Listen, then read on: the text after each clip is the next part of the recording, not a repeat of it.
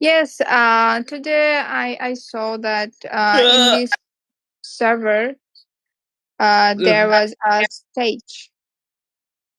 Lots of people are speaking English, and there was a sir who was questioning us. It was event, I guess. All right. Yeah, I was just curious, because I assume you believe that you live on that the Earth is a ball, right? Big sphere. Yeah. Yeah, do you understand what I'm saying? No, tell me again. They they taught you that the Earth, it was like a ball, right? In space with planets and stuff. Yeah. So you think that the ground you're standing on, you think it's a ball,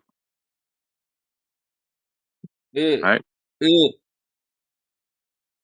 Banana, can you put yourself on mute? You're kind of Oh, sorry. hot. What the? Banana kimchi milk. It's funny, bro. Yeah. Kimchi is a dish from South Korea, I guess. They love it. They love it, and I guess kimchi is their national food. I don't know, but I'm guessing. Did you have any questions, Kimchi, about the topic of the room? Yeah. Go ahead. Earth is a globe. That's a statement, but sure. Why do you believe this? Because Earth is a globe. Yeah, I'm asking why. Why do you think the Earth is a globe? Because it is a globe. Yeah, but why do you think this? What makes you think this? Do you see the globe anywhere? Yeah. Where? I see the curvature. You see the curvature? Oh wow, I've never seen it. Yo. Where did you see it? Whenever I drink banana kimchi milk, I feel the curvature. Okay. Try not You cannot adding feel it? alcohol to it. You cannot feel the So curvature? No, I think the default experience for everyone is a flat and stationary plane, and right, that's what our senses tells us, right? Then No there is a curvature. story that tells us what? Yeah, You feel no nobody sees curvature. curvature. Yeah, I see no Really? curvature and I feel no motion. I never seen it. That's why I'm asking, what makes you believe that you're on a globe? Because it's a globe. You know that, right? You also know that. I know that the surface is measurably flat and it can't be a globe. So that's You don't think it's a globe? That's in line. That's in line with what my senses also tells me. So that's what I'm asking you. What makes you think that this ground you're standing on is curving in all directions? I understand you probably never thought about it before. Because it's a globe. You know that, right? You also know that. It got electrolytes. No, yeah, that's not how it works. Do Yeah, you have that's any right. justification for believing that it is a globe? And if so, what is it? Why do you think like this?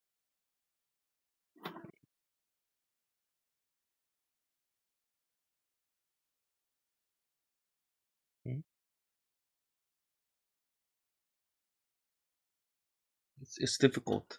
Take your time. I Do you can guys like understand. sushi?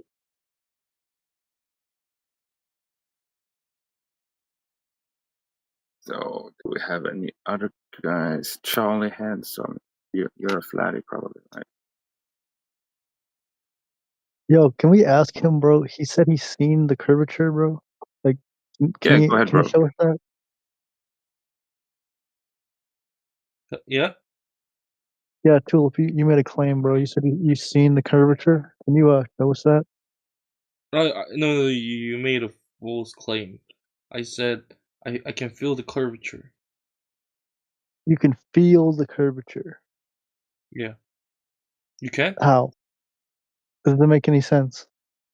I can feel it, bro. I can feel it. You don't feel it in your daily life. No, man. I look at the floor and, like, I genuinely, you cannot feel any curvature. This Really? makes no sense. I think mm,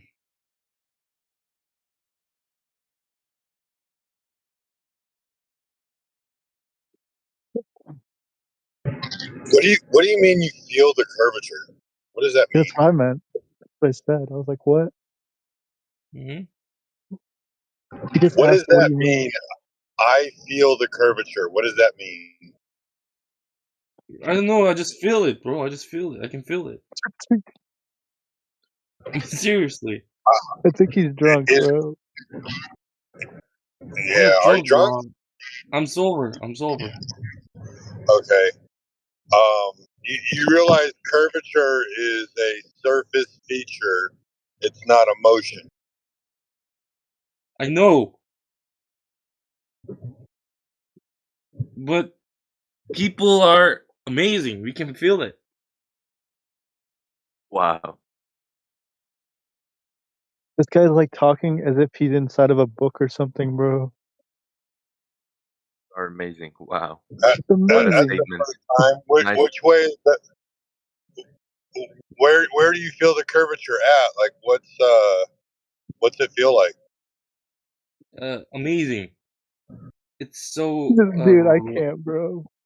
it feels amazing.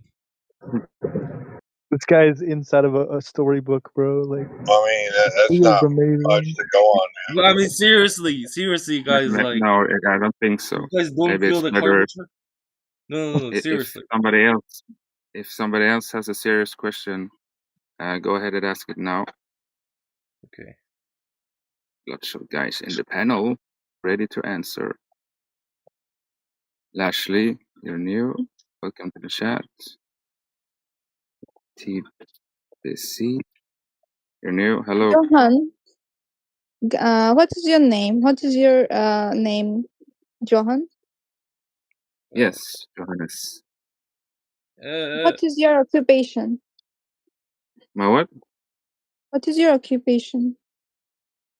My What do you do for a occupation. living? Right now, I'm doing a couple of Chocolate. things. I'm a chef, among other. Are you chef? Okay. Yes. What's the best You food you chef. can make? You can cook. Yeah. You can I make don't a know. flat I cake, don't. flat cheesecake. Yeah. Don't really like to talk about work right now. I would like to talk about the shape of the ground. What do you Seems to think? be a confusion here about what it is. So it would be Okay, nice to clear it up, maybe. If anyone What's has your a- opinion? First of all, what's your opinion? My opinion is besides the point and the fact that we can all go out and measure the surface and conclude that it is measurably flat. So it can't be a globe. That's my stance, per se. So what makes you believe that you are on a globe spinning Okay, so around in so space? if there's a fact that actually I'm not gonna call that a fact because you believe something else and I believe it's a globe. So if the world, the Earth was flat and you just got on the top of Eiffel Tower, you would see the those Egyptian things. I don't remember the name, and then some that Khalifa Tower. You would see that too. If the Earth was flat, if Really? it was flat, you would All right. Yeah. Is somebody else talking? I can barely hear you, Autonomy. Sorry, I would just like to address Aban here. Your voice is not clear, Yeah, it Thomas. was Yes, me. It was me. It was Yeah. me talking about the towers and that stuff. Yeah. So flat, let's say it's now, Don't can you just stop sorry, it. Okay, Autonomy, guys, one by one, please. yeah, if you just Please. put yourself Thank you. on mute, Autonomy, you can hold your question and we'll get back to you. See what Aban, does anybody want to give Aban a response? Sorry, it's Alban. Aban, sorry. Yeah. Sheepdog, I know you're sitting on it. Maybe you're busy. Yeah, so the atmosphere dictates how far we can see. And I think if you would try to like Google it, you would agree that the atmosphere would prevent it, and also the Earth curvature, that you could see this far, regardless of the curvature. The atmosphere would prohibit seeing that distance. Nah, it actually depends on your seeing capability, the hardware in Yeah, your yeah. eyes. We get to that point. So I mean, yeah, clouds can definitely blur our sight, of course, but yeah. Did you there's a understand? limitation that the distance you can Can see you? with your eyes. Yeah, there's a limitation, right? Yeah, Obviously, due to the atmosphere, the weather, the whatever. but we can like minimize the distance problem, right? We have a pretty powerful A telescope. telescope. Yeah. But then we'll be able to see the Burj Khalifa or the Eiffel Tower or the whatever Yeah, pyramids. the Yeah, telescope is just it's just a lensing. You know, it's a zooming effect. It doesn't remove the no, atmosphere. bro, it's not a zooming effect. It's physical You're still looking through all magnification. the atmosphere. All right, It's it doesn't physical matter if you have a. magnification. Okay, Yeah, tell me exactly. And the atmosphere if dictates how. atmosphere was the issue. If atmosphere It was is the the issue, issue. then It is what How could is determining how could we far we can. picture the moon? How could you picture the moon from the ground with powerful cameras and Exactly. If it lenses? was 250,000 miles away, it doesn't make sense. I agree. So let's stick to the ground now. All right. Sure. Yeah. So, according to Google, if you're standing on the beach watching the horizon, and you're about 6 feet tall, the horizon should be approximately 3 miles away from you, and that's the physical edge of the ball. So we went out and tested it, and there is no deviation. There is no curvature. The Earth is not curving anywhere, so it can't be a ball. Right? Have you watched a football pitch way above from the ground, like from a helicopter? What? Have you saw or watched a football pitch or a really big ground from a helicopter from above? I'm not sure what you asked. I've been in the airplane. Football sorry. pitches are not flat. They're actually they're canted and sloped from the middle of the field, so that way the water can run off when it rains. So that's a bad argument. I didn't even get the Every argument. pitch has the same drainage systems. If you think about Santiago Bernabeu, they have four-layered pitches. You know, one stays on top of another, and they have internal drainage system that flows the water out of the ground, not the slope you are talking about, which makes it look like it's not a straight line or it's curved. Not all the football field or any kind of field use the same Look, drainage system, right? astronauts from the ISS say the Earth looks flat. So even if you're in a helicopter and a plane, You're not going to Can you see. bring an astronaut who's actually working at the NASA right now into this discussion? I wanna hear from his mouth. That would be awesome, man. Bring him Well, here. Yeah, so that would be right. so because I'm like putting you in your place, you don't want me to talk to you anymore. No, sorry, come again. Your voice is too low. Let me increase your. Yeah, you heard what I said. No. Could you repeat again? I said because I'm putting Wow, you in not your that. place, Huh? you don't like what I have to say, so you want to talk to somebody else. Oh, absolutely. Do you have any sort of certification about um, the works they do at NASA? The certificates about physics, maths, and any sort of similar field? Do you have that? Do I have a certification, or does the astronaut that No, says I'm the Earth talking is about flat? you. No, the astronaut definitely has his necessary certifications. I'm talking about you. Do you have those certifications, Yeah, or do you have any kind of knowledge or yeah. any work I have experience? I have 5 PhDs. Oh my God, bro! I know, right? You must be so. What does a certification have to do with anything? You know, people can be It has to do self-taught, with right? everything, bro. You Trust know, me. people can be self-taught, right? Trust me, bro. You don't want to be you don't want to ride a plane that which I'm piloting. Okay, or Brother.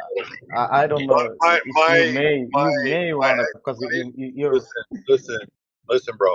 My Mm, ex-wife is not a pilot, but he mhm. builds planes.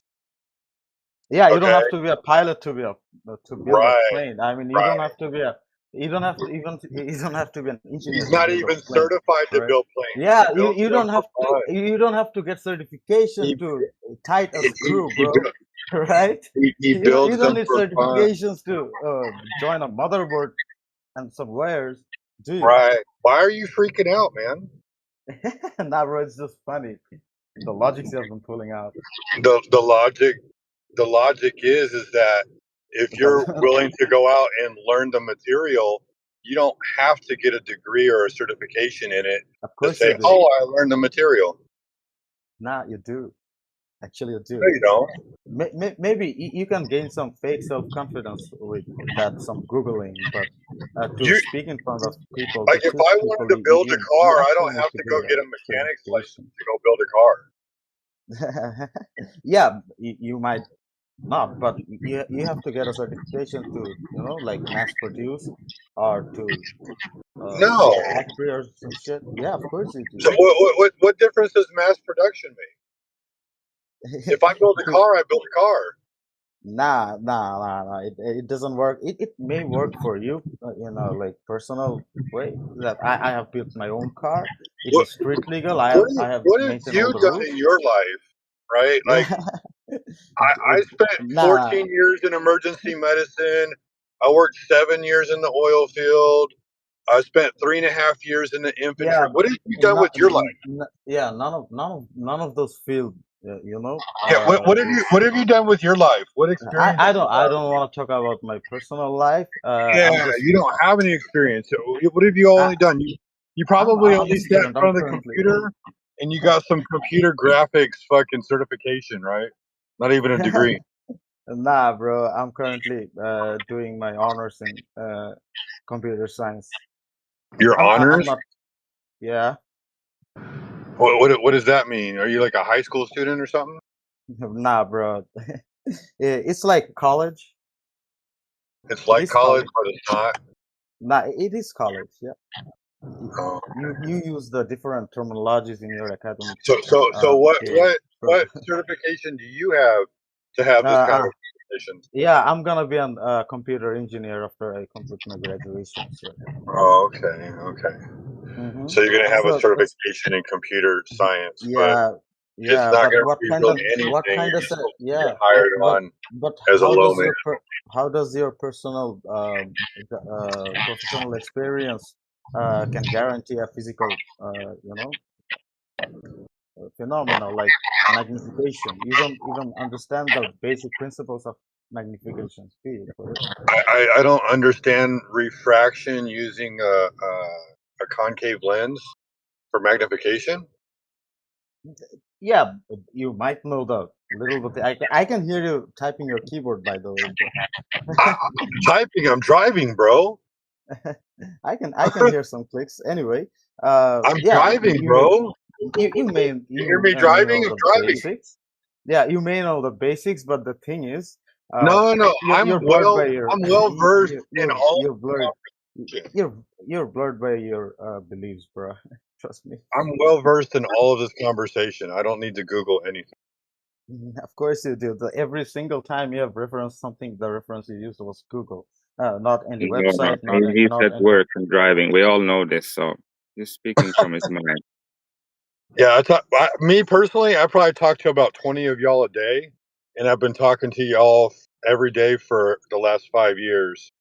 So if you do 20 times 360, that's 7,200, and times 5, that's like 35,000 people, 35,000 conversations I've had on this.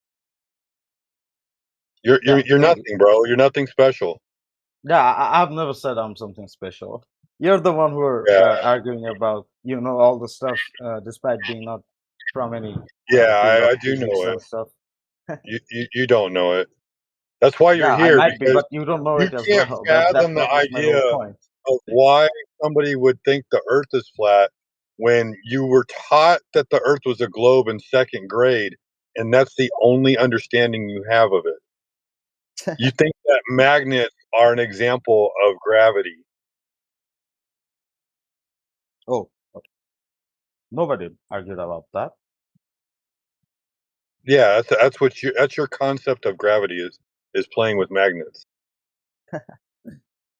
Yeah, that's the only thing probably And, are still on and the the Earth road is and a not globe. flying You know, the around. Earth is a globe because it's too big to see curvature, so it looks flat. But smarter people have figured it out.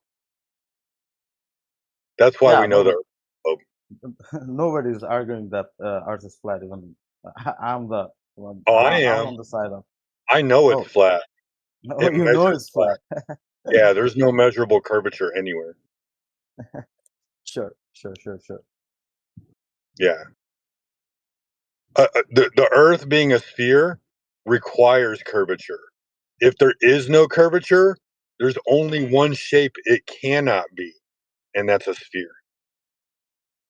Then, could you explain why the other planets are in a spherical shape? Well, the Earth's not a planet, so you can't say other planets. So Earth's not even a planet right now, right? No, we're the floor, Oh, bro.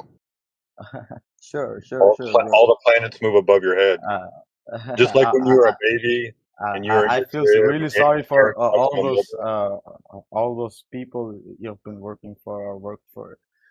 I wonder what kind of service you did provide, what quality of service you did provide. Oh, I provide the best quality. Yeah, Yeah. you provide the best quality ganja, maybe. Sure, No, I don't do drugs. Ad hominem sure. is You not an sell them. argument, so maybe you can stick to the point. Yeah, Yeah. to be honest, we're getting way too much It, personal. So, yeah, you went way off on a tangent trying to attack me. my bad. I can be sometimes, No, you're just immature. That's all. You haven't Nah, grown Yo, up. hey, you can Globe, look call at me this. whatever you want. So, do you Because have any proof that the globe, like the one who actual proof? believes Why the don't Earth you is teach me? flat, Why don't you teach me the Earth as a globe? Since I'm stupid and never learned it. bro, you're not even looking outside the world. Come on, you gotta look around I'm you. outside every day. I Nah, told you, bro. bro. I was in You, emergency medicine. I was a paramedic for 14 years. I was yeah, outside every day.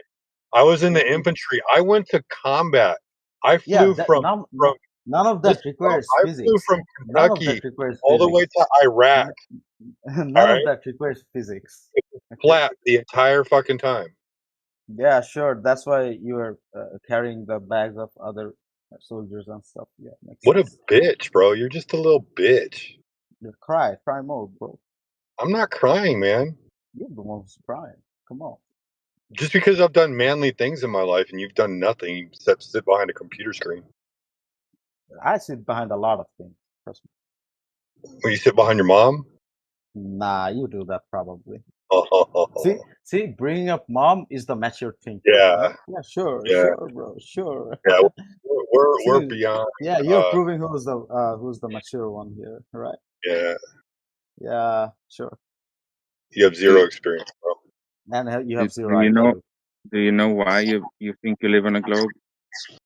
You don't know What's your why. justification? Could you His explain why you believe it?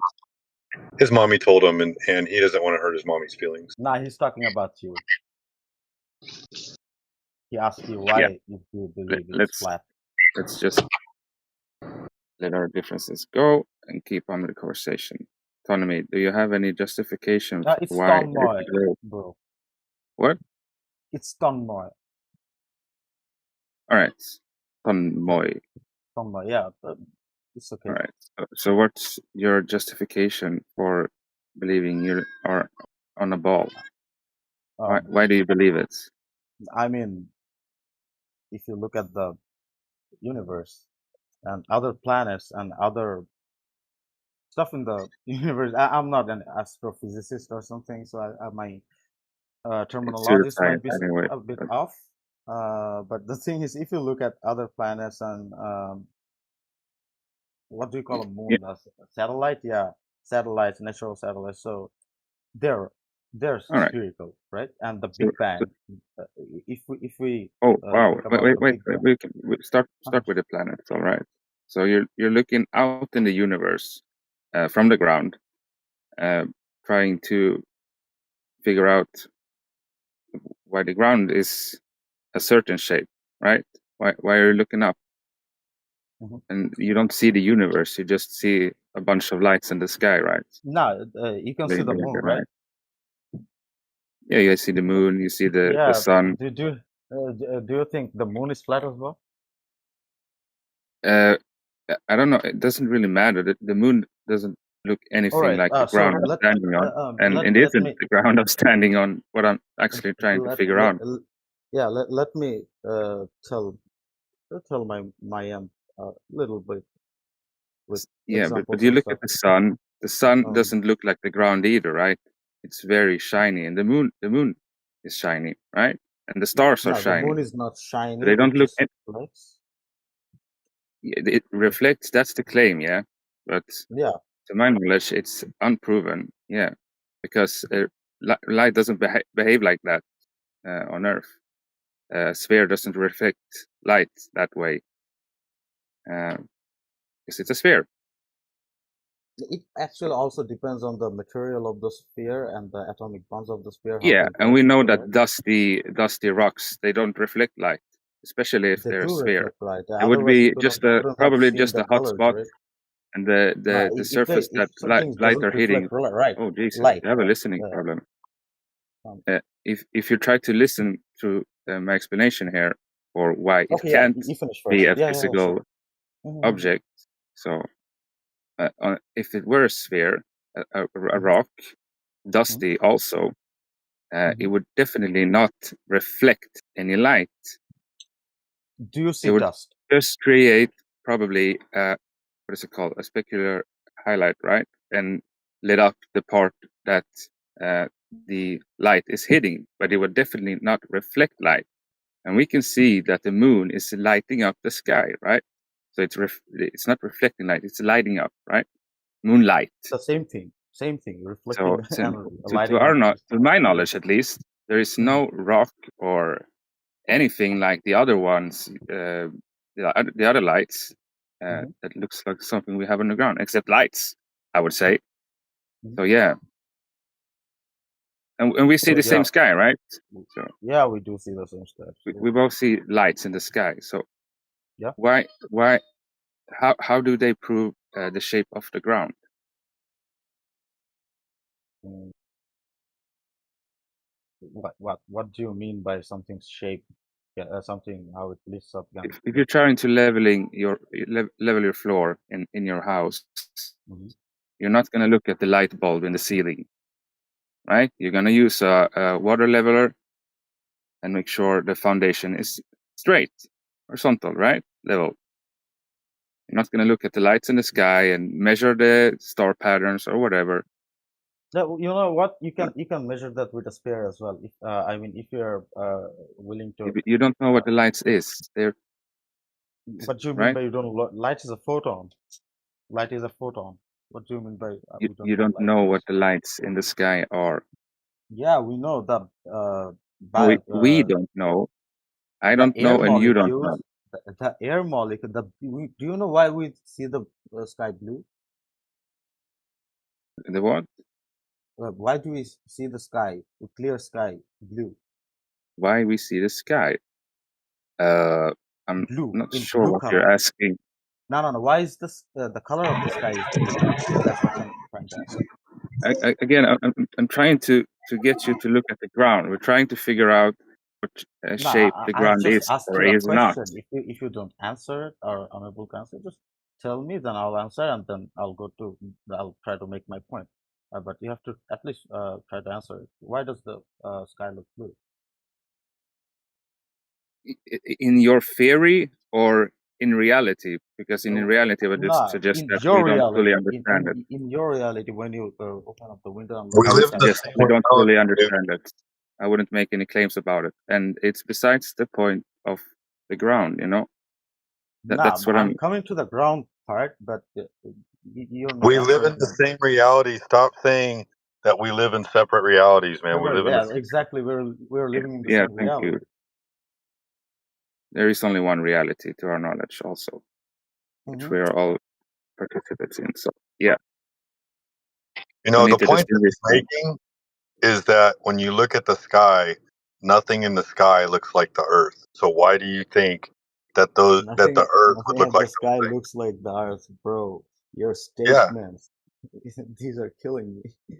Come on. nothing in the sky looks like the Earth. Do you see mountains up in the sky? See water up in Yeah. the sky? What? Yeah, there Huh? is water up in the sky. In What, rain cloud? So the Earth vapor, is a cloud? vapors. No, not all the clouds. The vapor in the No, air no, no. molecule. I'm talking about the planets. Do the planets have water on them? Do they have mountains on them? Yeah, of course they do. Huh? Do they have animals on them? Do they have plants on them? No, to animal is different subject, bro. You're a student of medicine. Right. How could you? There is What could? nothing Why in the could you? Why could sky. you? How could you bring up There's life? nothing How in the could you bring up the sky. topic life against a There is mountain? nothing in the sky that matches Earth. Nothing. Oh my God. Okay, I have to take a pause. I gotta go outside. Um, yeah, you can discuss things with somebody else, I guess. You're a sore loser. Yeah, you're the one who turned off his mic. I turned off my mic. Yeah, No, I mute when I'm not you swear talking, about my mom and turned off your mic like a sore loser. like a sore loser. Bro, I'm just Yeah, trying to have a conversation I about the was shape I of the was Earth, I and was you trying to started have a attacking conversation. everything about me. So I have a right to Yeah, defend myself. of course, but not using slang. I didn't use a slang. I questioned your Sure you intellect. did. Of course I Yeah. did. But Yeah, of course you did. in a respectful manner, I asked Yeah. you about your professional career because I wanted to know if you have any knowledge in the fields of physics or mathematics. That's the I reason. do, but you think I'm a I, dumb flat nah, earther. So nah, bro, you don't need to learn maths or those kind of maths that NASA scientists do or solve. You, oh, you know you those? no, I don't know them as well. I'm not claiming Oh, those. I'm you're not not a claiming rocket that. scientist. Nah, bro. But you wanted to Oh. believe, make me believe something that just only came out of I your don't want to mouth. make you believe anything. Nah, of course you did. You said, "Trust me, bro." I said it. My Trust me, reference. bro, on what? Uh, you said that a NASA scientist claimed that flat is Earth, right? No, I have video evidence of a NASA ISS astronaut saying that when he was in the ISS, Yeah. one of the So the amazing moment, things. listen. The Listen, moment listen, the listen. moment I You told don't you even that want to if you hear what could I have to bring that say. if you could bring him in Discord, that would be amazing, right? I told that ironically, If absolutely. I can bring right? him, he did it in Yeah, an that interview. in that exact moment, you could have mentioned talked about that video, right? I can send you the link or some shit, or there's evidence and stuff. Nah, bro, you don't trust me. Where's that arrogance came from, bro? Well, you never asked for the video. Nah, why should I? Why should I? I Why just made should a joke. you? Yeah, I just made a joke about him being in the Discord. At that moment, you could have just said, "There is a video, bro. Check it out on the YouTube." Well, I So told that you he was in an interview saying nah, that. you not even mentioned the word interview. I You just did. said a NASA scientist said, "Listen, We there should actually be." record this also.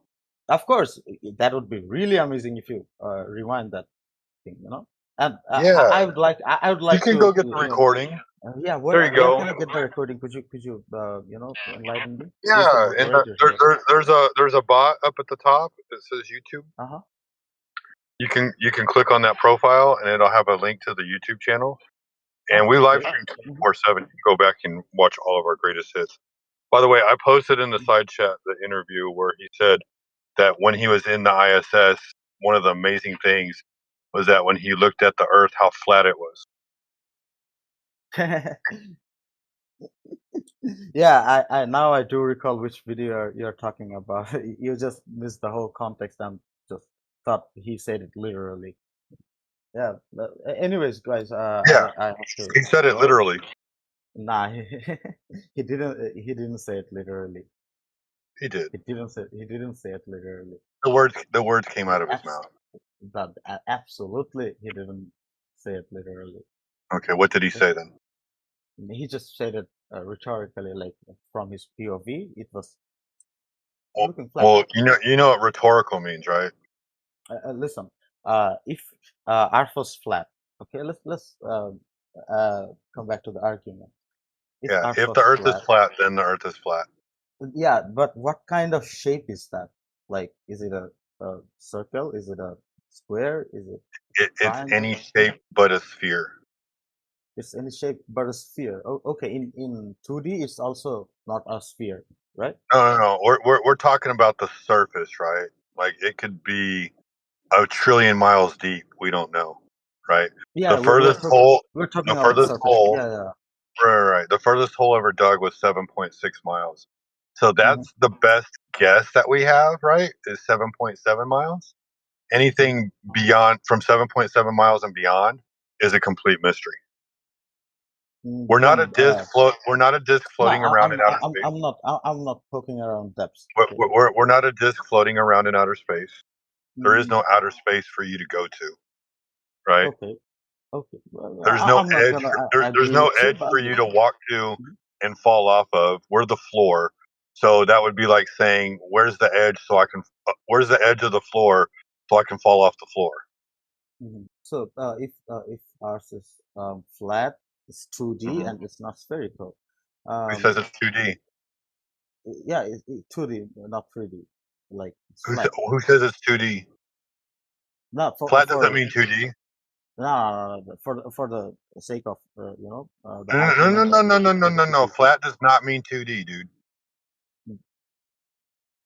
If you're looking from the top, it's 2D. Flat does not mean 2D.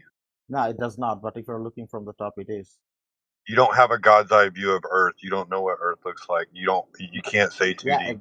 Yeah, exactly. That's what I'm asking. If let's say it's flat.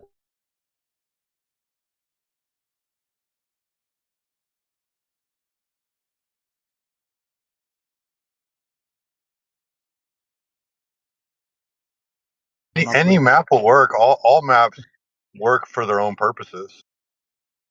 They all have problems. They all have problems too. How does the sea work then? There should be a point blank spot where the sea should be stopped and it should be discontinued, right? Why? What do you mean? I mean, let's think about a country that. Where in your mind, where is the end of the ocean at? Yeah, how would you define? exactly. What would you do? What That's would the you exact define? thing I was about to ask you, as I wanted to hear it from right. you. Yeah. The beach is the end of the ocean. The beach is the end of the ocean. Yeah, but if we go straight, let's say straight, No, nobody's ever line. done that. Nobody's ever done that. Why? The people I don't are so know. curious. No. I You know, have but been nobody's ever talking. done that. You have been talking about this topic. I don't know how many I'm years or telling you, months. man, nobody has ever gone straight. Yeah, why? I mean, I don't know. That's a good people question. doesn't people want to know that where the sea ends? I know. I would think so too, but nobody's ever done it. Why don't you do that? You're a soldier. You're a brave person. Why Oh, don't you? Why don't golly. you? I tell you what, I'll do it when you pay for it. So you couldn't convince a single soul to fund that stuff rather than asking It- a third world country is kid about money is that the only to thing that would convince you is fund going your straight? illegal asks, unscientific asks to fund. Oh my God, bro! To be Why honest, do I need to go do it? Because you're the one who's claiming it that strongly. Nobody's. No, Look at the the server. water There, measures flat. I'm okay there with are that. about 10-15 peoples up The here, surface of and water measures flat. I'm okay with that. and nobody's even backing you up, man. The surface Does that of water concern measures you? flat, and I'm Does okay with that. but where does it end? Where I does the don't sea care. end? Why do you Yeah, care? Why yeah. do you Because care? I live in a thing called reality, and you're living Oh, in a then you should bubble. go do it, bro. You should go do Yeah, it. nah. You should go do it. Go In straight. my theory, Go walk outside your front door and just start no going no no straight, no bro. no no no. In my theory, in spherical shape, the You have world no is theory. working perfectly. If I go straight You have from no a theory. sea beach, I'll end up in another sea beach. Smarter people have You know, figured it out for you. You're not smart enough to figure it out. you're not the one to judge either. I've measured the Earth. Have you? You measured the Earth, but you haven't. Yeah. You don't know where the sea ends. Come on, I bro. don't need to. I don't need to. Such a crybaby, bro. Just I don't. What are you admit. talking about, Just bro? admit, bro. Just admit. You're Just coping, admit it's man. not flat. You're Just coping. You're admit. mad because I've measured something and you haven't. Yeah, you go measure it yourself, bro. And by the I way, this is a did good measure talk. it. It's Nah, you fucking didn't. flat, bro. Why are you swearing, bro? Where It's are you flat. swearing? Where is swearing? Anyways, I don't have the time to I know you don't have it. argue with brain-dead people You who have came in to. here thinking that it was the most Yeah. ridiculous thing ever, and then now that thing kind of makes sense. You're like, oh my god, they've actually done Nah, something, I'm and you're leaving the freaking out, argument where man. you couldn't Even the answer me. astronauts agree that the I'm Earth is leaving the flat. argument where you couldn't answer my question, and I'm Even done the with you because astronauts you're agree. They rotating say the the Earth is same thing flat and too. again and again and again and again and The again, and I'm ISS, bored. To be they honest, tell I'm you it's bored. flat. I'm so bored, bro. I Please, know you come on, are. Why are you here? If you're bored, have a life, bro. Have a life, oh my okay? god, Have a good one. go do your life. Yeah, yeah. Yeah. Goodbye. Why?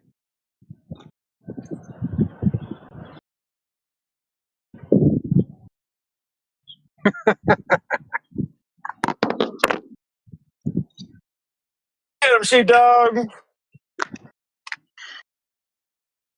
He's like, nobody's backing you up. I'm like, yeah, bro, we're here. Hey, sorry about that, Ganja Rambo. I didn't like him walking all over you like that. That was so disrespectful. I thought you were doing a fantastic job. I didn't want him to walk all over you like that.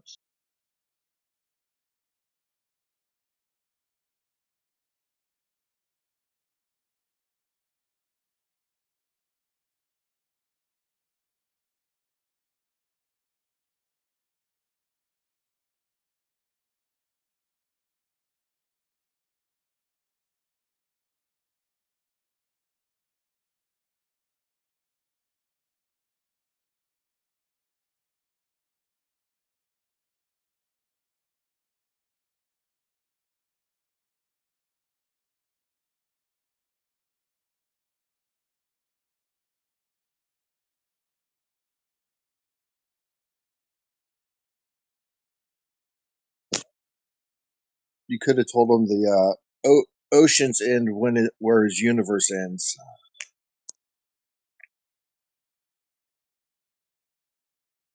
I could have, but it's just more simple to say that the ocean ends where the beach begins.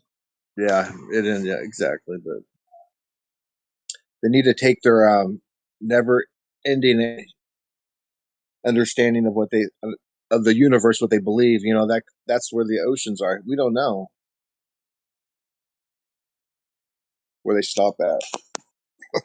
I mean, it's they're just mad because we took their shape away. Yeah, took everything away. Yeah, pretty much. Like their entire story, fucking bye bye.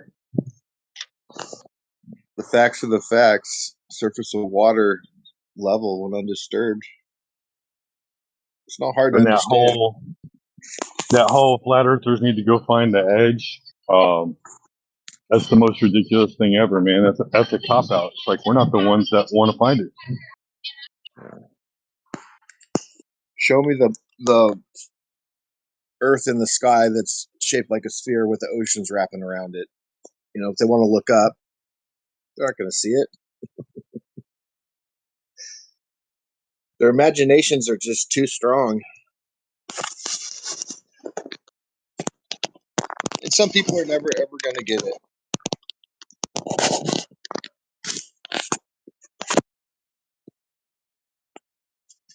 Well, it's not for everybody. Like you could literally show them the truth, and they'd still be like, "No, it's not it."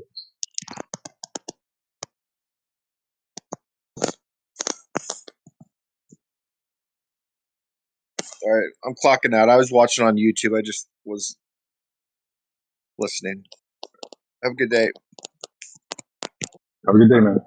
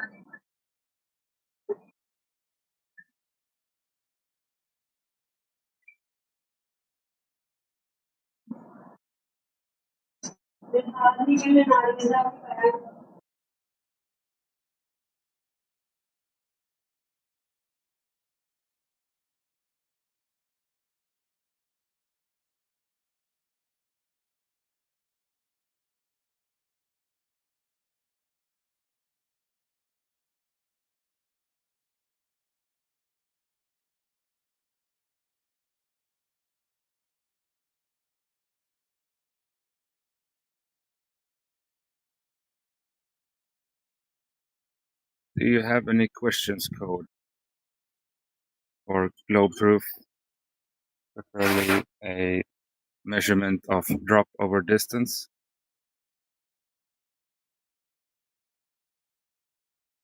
Don't unmute him. Ah, he's a troll? Yes, he's disturbed his son. Alright, okay. Yeah, sorry, didn't know. Alright. You just have to type in the chat until you learn to behave. No other Globers in here.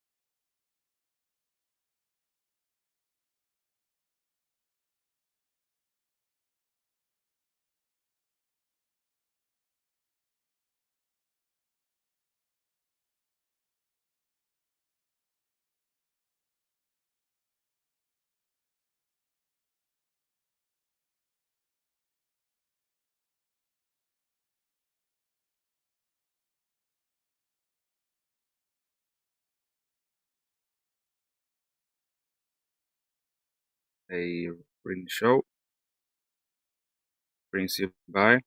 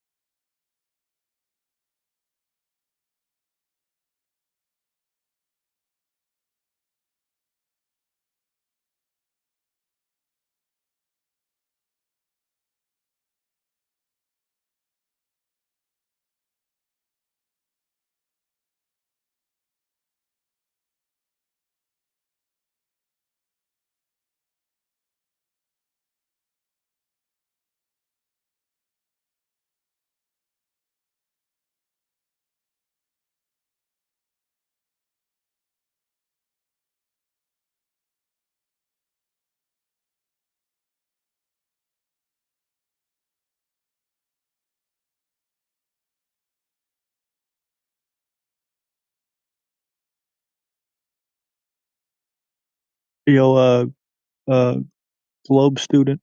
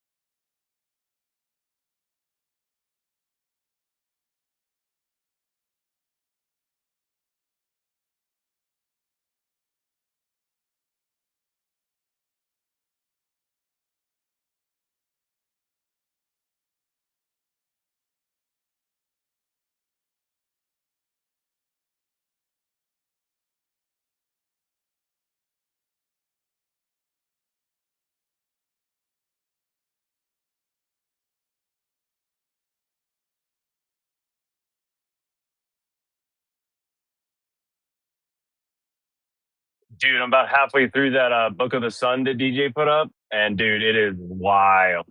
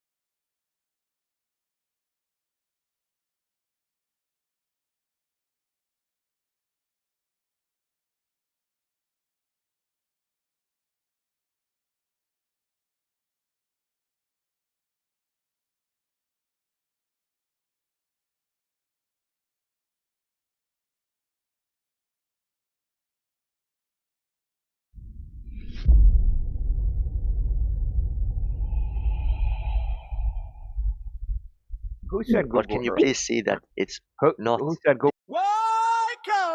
They told me to see the globe. I gotta get high. Hey, I stared at that schoolroom map and just rolled my eyes. Instead, I measured the earth because it's a lie. And I'm not that blind because it's a lie. Because it's a lie. Because they got high. So high. Because it's a lie. Because it's a lie. They're just floating in the sky. They said, trust the TV, trust the blue and the white. I stepped out my front door, watched the flat sunset line. They told me I'm crazy. I said, maybe you're right. But I still measured the earth cause it didn't feel right. Because it's a lie. Because it's a lie. Because they got high. Oh my. Because it's a lie. Because it's a lie. Because they got high.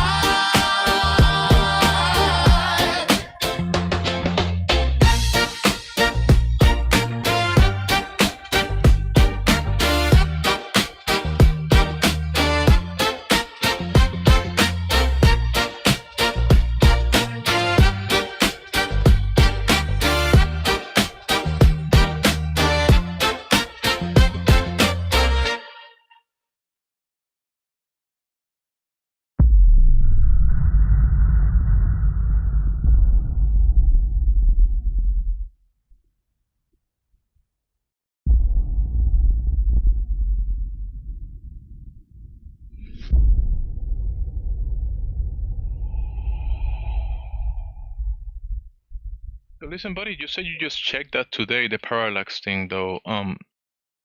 Can we maybe bring you back to a more fundamental question, like, you know, what we were speaking about, the surface of the Earth, right? The surface of it.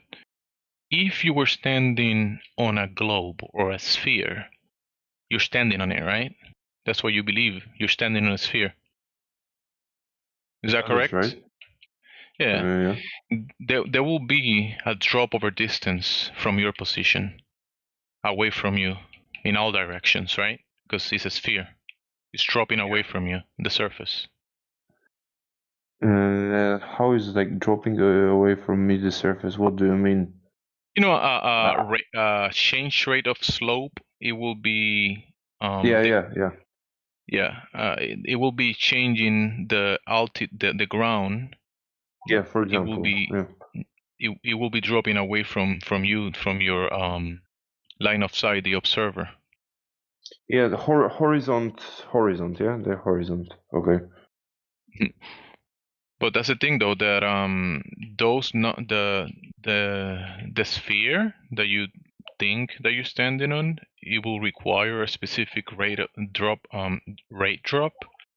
and that can be tested. It has been tested to check if it's there. Like people, you can go outside, you can go to a body of water, you can do either measurements or long distance observation. There's even laser tests that have been used. And you can come to the conclusion that there is no curvature because there is no drop over the distance that will conform to the drop of the sphere, the globe, the globe Earth that they claim. It's not dropping, it's not curving. So how can it be a sphere if it's not curving, though? You see? You see the issue there? Not really, because it's a giant sphere. So this like phenomenon is not that like, you know. So it's a giant sphere, so it's not curving. That's what you're saying? I'm saying that it's like slowly curving. Okay, it's curving, right? So it is curving. Exactly what I told you. So you're agreeing with me. It has to be curving. But it's not curving. Do you get that? No, I don't get that. But it is curving on a very long distance. You're saying it is curving. Yeah, so the argument Do you is have the that method? Do you know who measured that curvature? Do you have that available? You said it's curving, so you probably have like some type of method that was used to determine that, right? Like I it's have curving. just like That's why you're saying it. my own logic. That's my method. So who measured this? You know Your this? own logic. Can you describe that? Your own logic. What was the logic that you followed to come to the conclusion that the Earth is curving? What was that? Okay, can you tell me, answer me this question? Who measured this curvature of Earth? No one has measured the curvature of the Earth because it doesn't exist. Okay. That's if that's the answer, then Yeah, but that's why you're saying no one has done it. No one okay. has What? measured the Okay. curvature, but Okay. it has to be. Let's. You're saying it has to be there, even though nobody has discovered it or measured it or seen it or showed it. You're saying it's still Okay. there, even though Okay. I have nobody one more question. has measured it. What about gravity? What about gravity? How do you Bro, respond to this? bro, come to a bring. Remember, you mentioned logic. Dude, just try to come to a logical conclusion about this one, because if you can't figure out the ground that you're standing on or the waters across the surface of the Earth, how you gonna figure out gravity, dude? I don't know. So let's maybe find out this one Yeah, let's find about out. Yeah, so let's do a Okay. long distance observation, right? We can look at many examples in the chat. You know, I'm gonna jump in the text. Maybe people, if you look in the chat though, there might be people posting things now or before our conversation. There's probably people posting different observations from the surface of the Earth, and by you just looking at this stuff, you can safely come to a conclusion that there is no curvature, the no curve that is attached to that globe that you're thinking, the globe Earth, 3,959 miles in radius. Because remember, it has a specific variation, specific variables, and that stuff can be tested for, and it has been tested for, and the test shows that it's not there. So it's not that, because if it was that, if it was a sphere, that the curvature will be there, and we will be able to test for it, but it's not there after the test.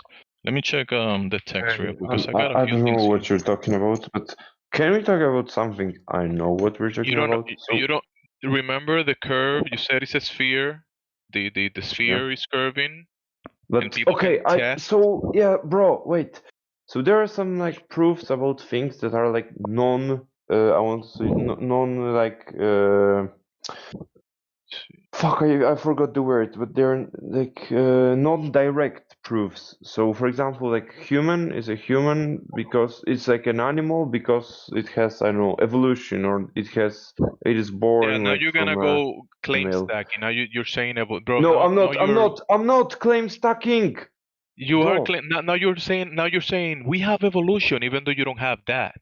You don't know what that is. You don't know what that word means, and now you're gonna use it like it means something. To the conversation that we were having before. You want to move away from the No, curvature bro, but and I talk about didn't. something. Wait, you're a fucking idiot from what I think right now, because I haven't done anything, and you're like preventing me from doing like haven't done anything, bro. So shut up and let me finish. So You just said yeah. let's move away from the measurements of the curvature, the thing in question, the elephant in the room, and let's talk about something else. And you said yourself, indirect. So let's go away from the direct evidence and go to something else. And I'm trying to keep you on your feet, down to the earth. You go into something else, la la land, imaginary, fantasy. And I'm trying to stop you from doing that. No, If you you're want to saying do it, some we can random try. shit. Okay, let's try, because you're okay. So the gravity. So why is What's there that? Tell me. gravity? Okay, gravity. What is that? Tell me. What is it? So this is the thing that Earth has some mass, like huge mass, and therefore it produces gravity that pulls object into the Earth, yeah, with its weight.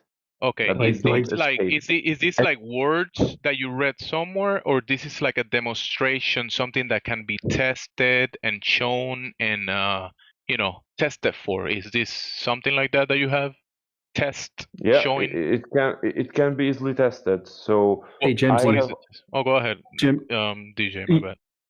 Oh, I was just going to say, like, okay, so it's pulling everything towards the center of the globe. So that would mean the water should be curving. Jemsy already debunked what your gravity claim, because if gravity was real, then the water would have to be curving at a certain rate. So Jemsy already debunked your. You just told me that you don't believe. You just told me that gravity is not real. No, we it's you that debunked it. believes in gravity. So what if you you've have got. gravity. Okay, go, DJ. Can Well, you just speak quickly, one at a right? time? If you have gravity, that means that the water has to be curving. Jemsy just showed you that the water's not curving over distance. If you had gravity, it would have to be curving over distance, but it's not. So.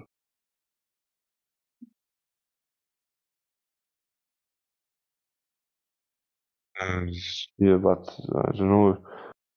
Is the water curving? Yeah, I mean, it is curving. It is curving, like slightly. Actually, no, it's not. Well, Why every time it's we go not and test curving? it, every time we go and test it, this has been done thousands of times. There's a zero curvature. Bless you.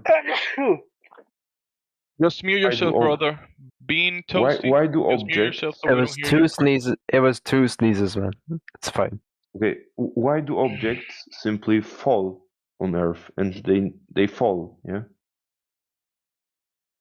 So an object gets dropped, it goes down, so therefore you've assumed we live on a sphere because of this action, this show.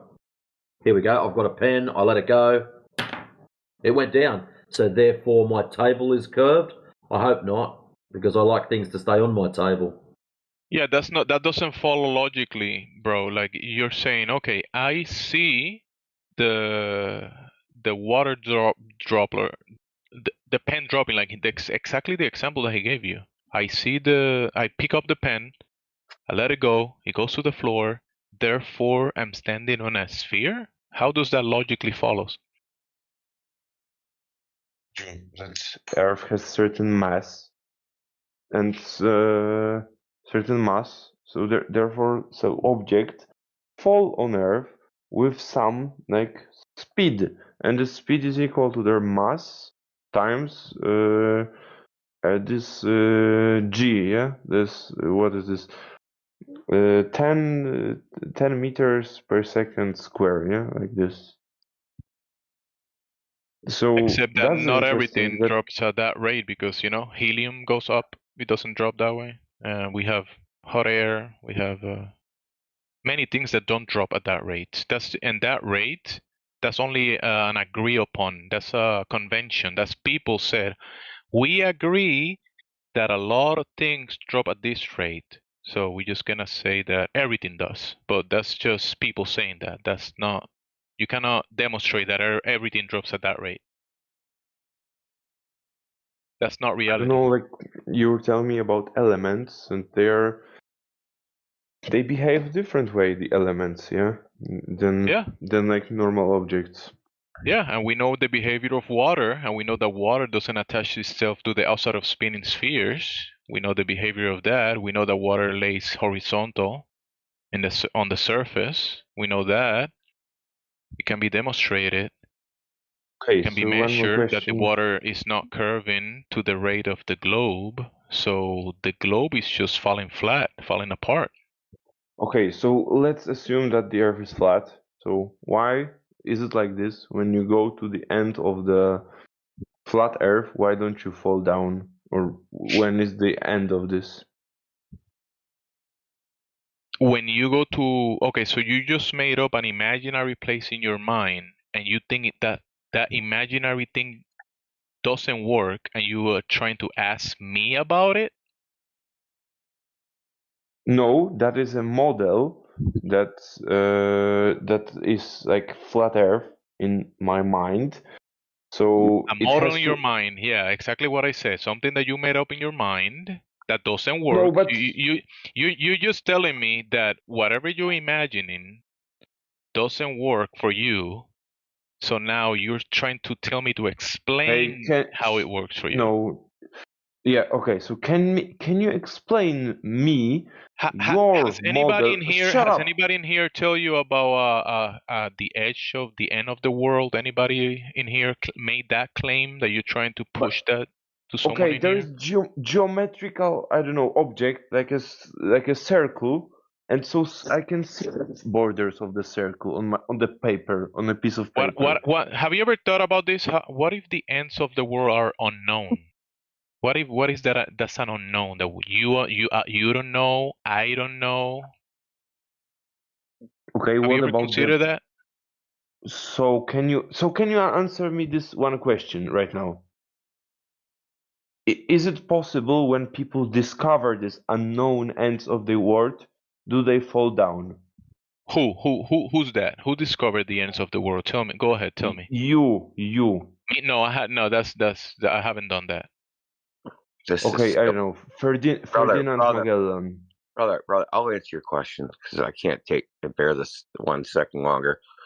Nobody thinks the edge of the world, there's an edge of the world. No one thinks the earth is an object that you can hold in your hand if you were a giant. Okay? And fall down, that doesn't even make sense. Why would it fall? Where would it fall to?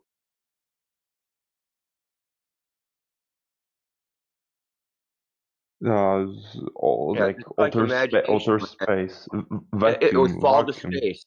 So I guess we could just push things off the edge to go to space. Dude, wasting our time with rockets, right? Okay, but but you're like contradicting yourself because he told that we Your haven't idea. discovered the edges according to him. Indio, he thinks that the this in the internet that people label flat Earth, that's us. Yeah, we don't think the Earth is a disk in space floating around. Does that help? So can you explain me what this is according to? Earth is not in outer space. It's not inside of something. It's just the Earth, and that's all there is. Above the Earth, we see stars, sun, and moon, and all the celestial objects. Phenomena. Yeah, phenomenon, whatever you want to call them. There is no outside the Earth. It's like a simulation. Just to give you it's like saying, hey, what's outside the universe? Right? Doesn't even make sense to even ask that question. There is no outside. It's all there is.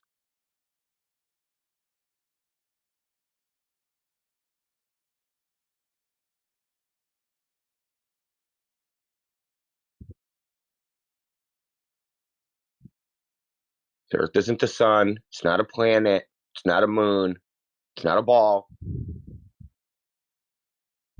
Did you understand all that, pal? Friend? No, because this is like very abstract from what I think. No. I mean, so they say that in modern cosmology, the universe is flat. Okay, this is what they say, that the universe itself is flat. Where's the edge? Can I fall off? Can I go outside of it? Wait, we don't. The cosmology doesn't say that. It says the Yeah, it does. universe. Yes, they It do. does? They say I've it's thought an since when? asymptotically flat space-time. That's news to me. Okay, Google it. Flat universe. No, I'll trust you on that. Honestly, I'll just trust you. No, don't trust him. Don't trust him.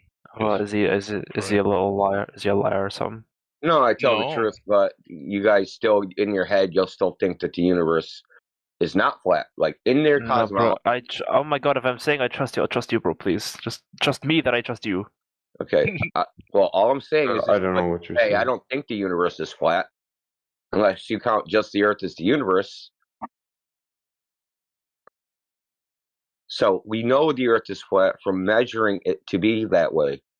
And I heard you mention gravity, like why things fall. No one knows why things fall. No experiment can be done to determine why things fall. I mean, if you know the experiment, just tell us. I'm all ears. I think that's the best answer for that, because he sounds fairly new, but that's straight to the point. No one knows. That's the truth. I Yeah. kind of want to bring up the whole thing of what was it, general relativity, that like you can't devise an experiment to tell the difference between acceleration and gravitation. I just kind of want to bring that up because I feel like it's related. Like, use Yeah, that maybe. there are this is actually something. It's just, I don't mean to just be a freaking contrarian, but the gravity acceleration equivalence has never been actually proven, and there is actually a physicist working on demonstrating that. Does have some data that the acceleration, the inertial mass and the gravitational mass are not actually the same thing. And he's been doing these experiments by dropping different elements in his, I guess you would call it theory, hypothesis is the number of neutrons within the nucleus of an atom determine its inertial mass. The guy's name is Sky Darnos. He's a physicist. You can check out his YouTube channel and watch all his experiments.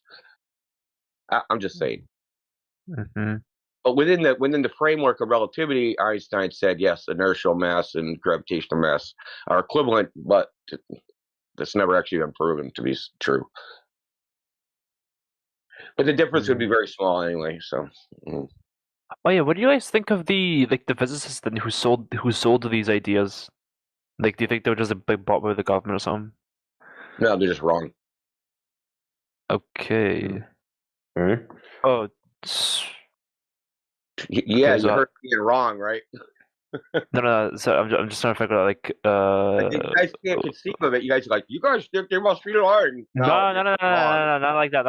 I'm just trying to figure out like what, like, okay, so but you do believe that it's been.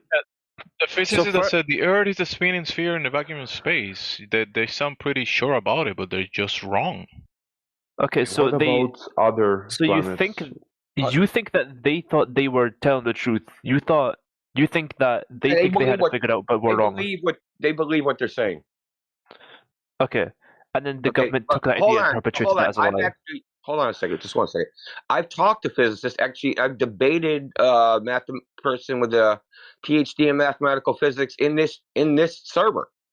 Okay, twice, 2 different ones. Okay, and when it comes down to it, when we ask them, they don't actually know the Earth is a globe. They just believe it. They've never done any experiments. They've never seen any experiments done. They've never done any measurements. They've never done anything. They just learned it when they were a kid and just continue to believe it. Okay, and so the government took the mistake of the scientists that the Earth is a globe. Oh, sorry, because that. What do you mean by the government? Like the city, like the lady. What do I mean by the government? Like the lady at the tax office. Like NASA and stuff. Oh, like NASA. Because NASA is like affiliated with them. Yeah. You guys are in trouble with the NASA thing. So a couple months ago, Donald Trump signed an executive order turning it into a spy agency. So I know.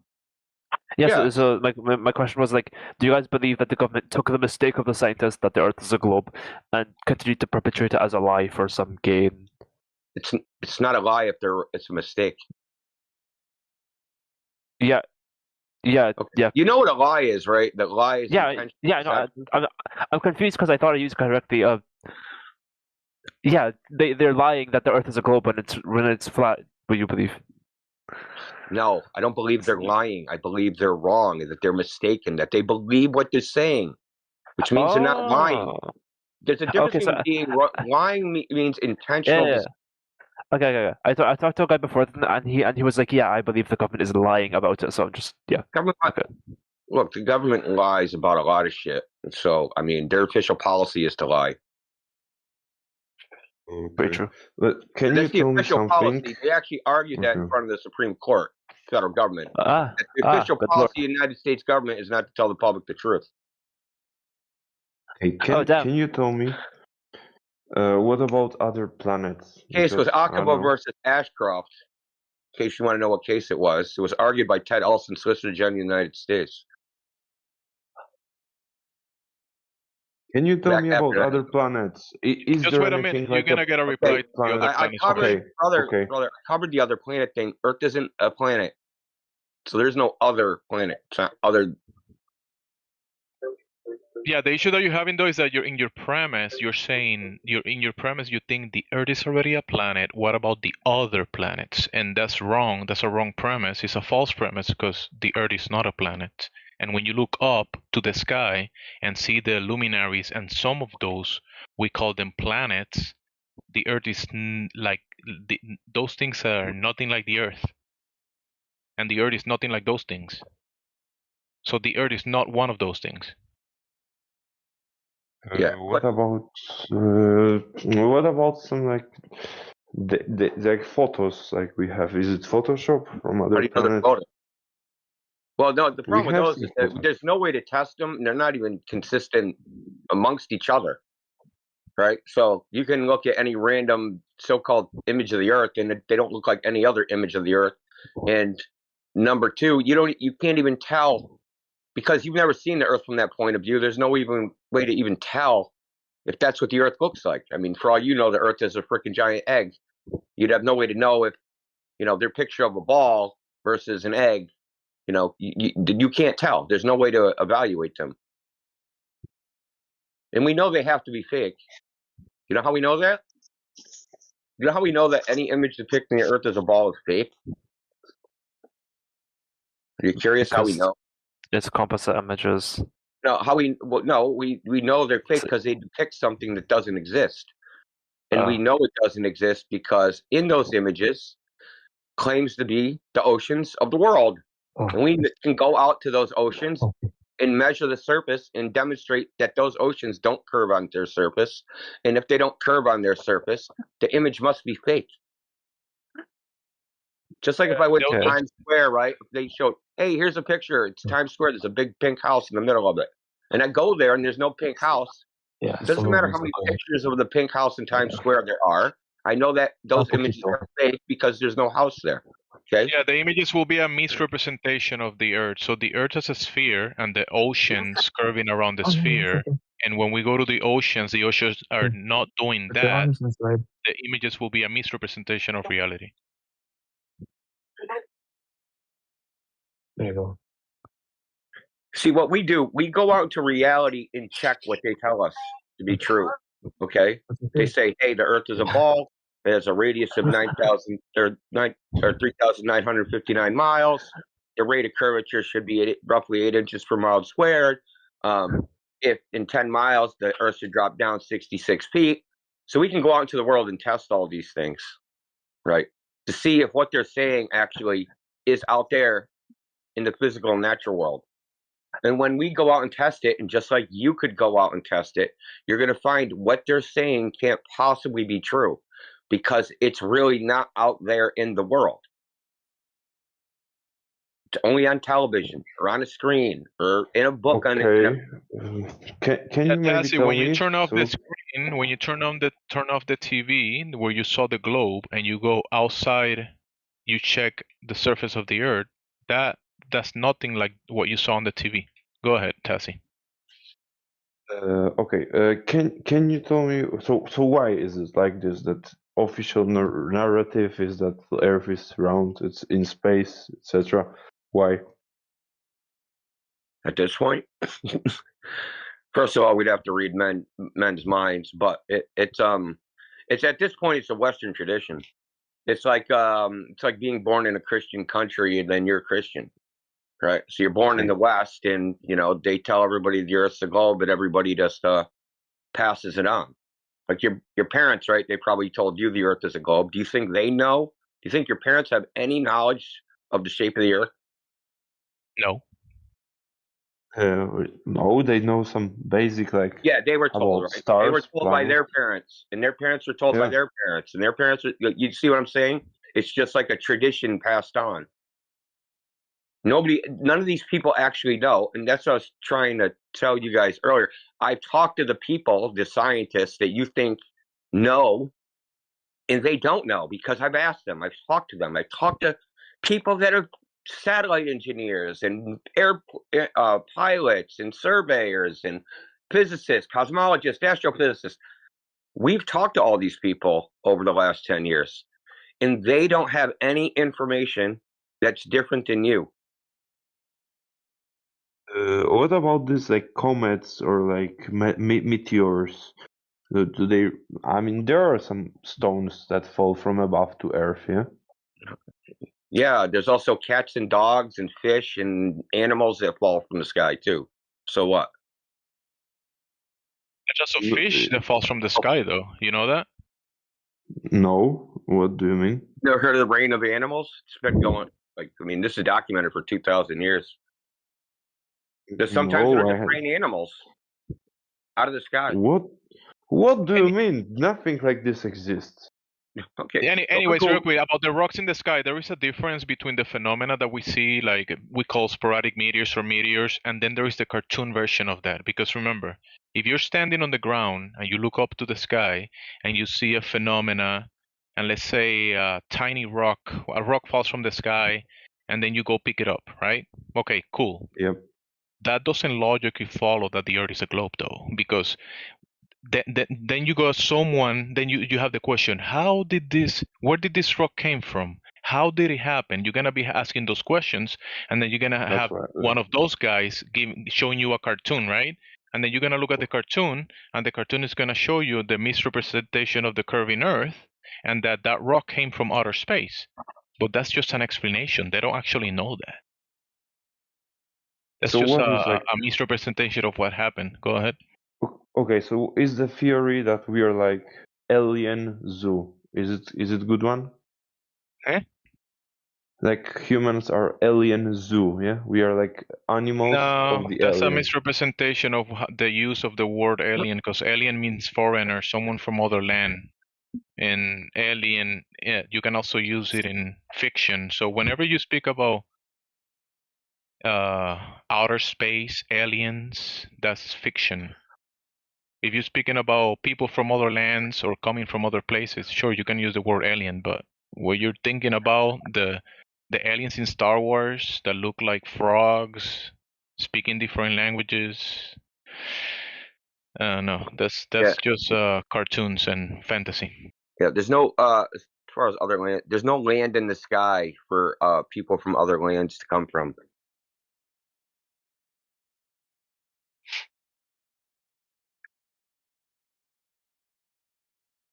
That we know of. That we know of. Have you noticed? Yeah, I just want to bring up. Have you noticed that we just keep talking about this subject and your mind keeps going back to outer space over and over and over again? Even though we're talking about the Earth, you keep thinking about like what's up in the sky instead of what's under your feet. Yes. And then you're wondering why is it that you even think this way? Because imagine we were talking about your house, right? And you just kept talking about your neighbor's house. I said, dude, but what's your house made out of? And you're like, man, my neighbor's house has got freaking vinyl siding. And I'm like, but what about your windows in your house? And then you said, well, my neighbor has gutters on. Like, this is what you're doing over and over again. It's like a mental thing. Like, bro, listen, I'm not like giving you shit. But it's like, but we observe this to happen all the time, is that when we talk about this topic, we end up talking about everything but the Earth and talk about everything else in the world. Because this claim is like, honestly, because this claim is like, I've never even heard anything like this, so that's why. Well, everybody he sounds really new to the topic, though. Go ahead. Yeah, I am really new to the topic. Yeah, so brother, now let's imagine nobody ever told you that the Earth was a giant ball. Would you have figured it out on your own without being told? No, I wouldn't, probably. And every single person I've ever asked has said that same thing. They said, I never would have figured it out. Okay, that means it's not obvious that the Earth is a ball. It's not obvious. It's not obvious from your daily experience. If you go up a mountain, go in an airplane, go to the ocean, anywhere you go, it's not obvious at all that the Earth would be a ball. It's like a mental construct that humanity is like constructed in our collective mind. And, but there's no evidence for it in the physical world. That's the problem. That really is the issue.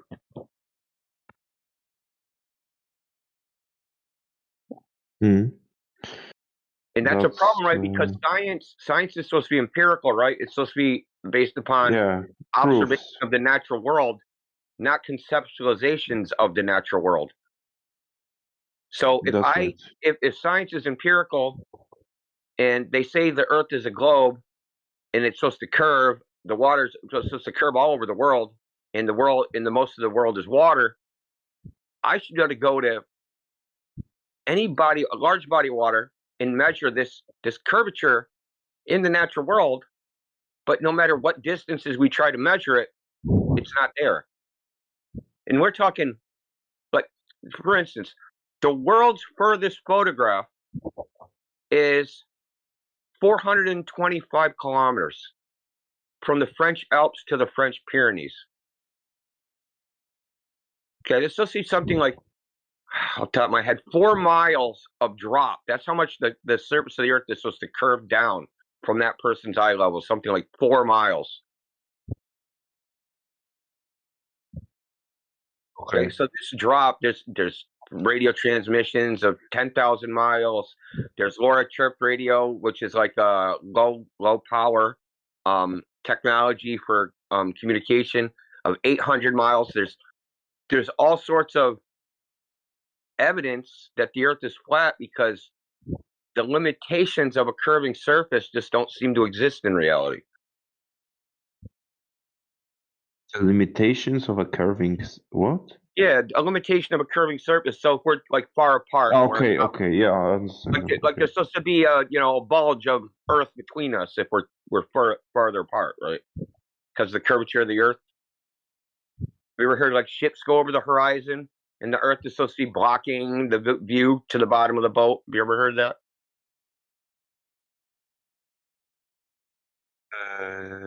No, can you repeat, because I didn't get anything. What you? Yeah. So if a ship sails away from you, this is what they say: if a ship sails away from you, it'll disappear bottom first, then the mast, right, in that order as it sails away.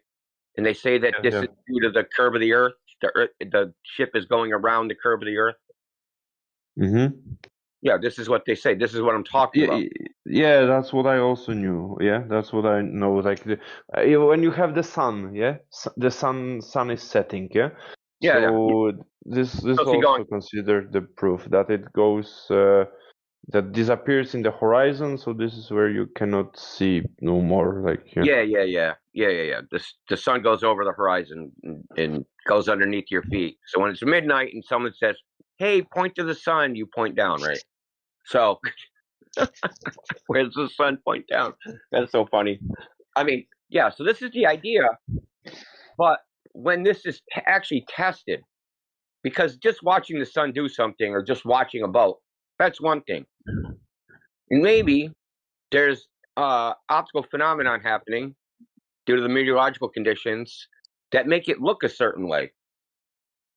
But can we actually test it from this subjective interpretation to find something objective and actually measure the surface of the Earth to actually see if it is actually curving? Okay. And all these tests show that it's not, all these measurements. So one thing you can do is, like, you can take a laser, you can shine it across a body of water, and you can measure its height, how high it is above the water along its length, to see if that height above the water increases, right? So let's say I start at 2 meters above the water, shine a laser 40 kilometers, and then go to the other end of the 40 kilometers and go and measure the laser height above the water. Well, that laser should be 127 meters in the air. Yeah.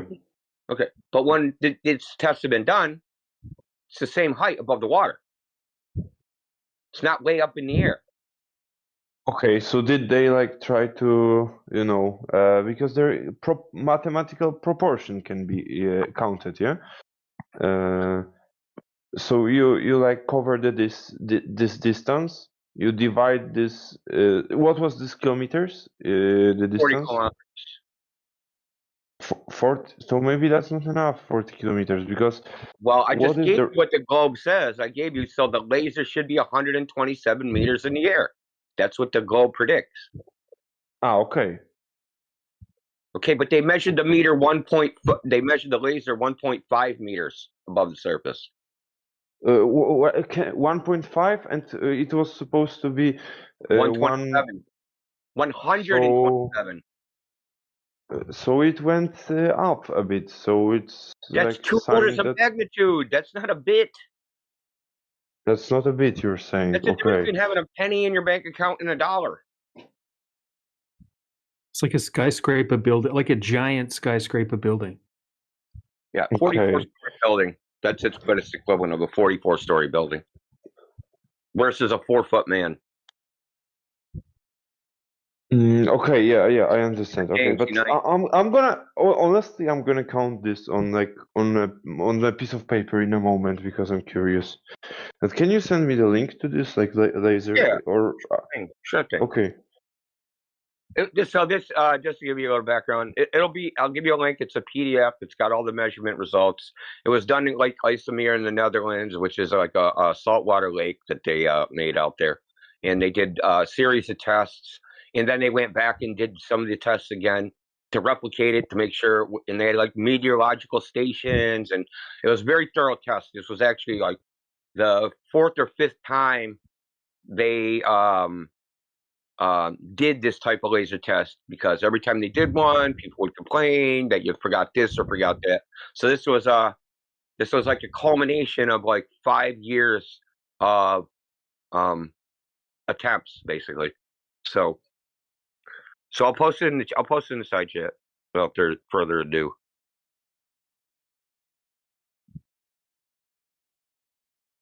Okay. So maybe like one more question. So like, well, how is it like with North Pole and South Pole? Why does this magnetism exist on Earth?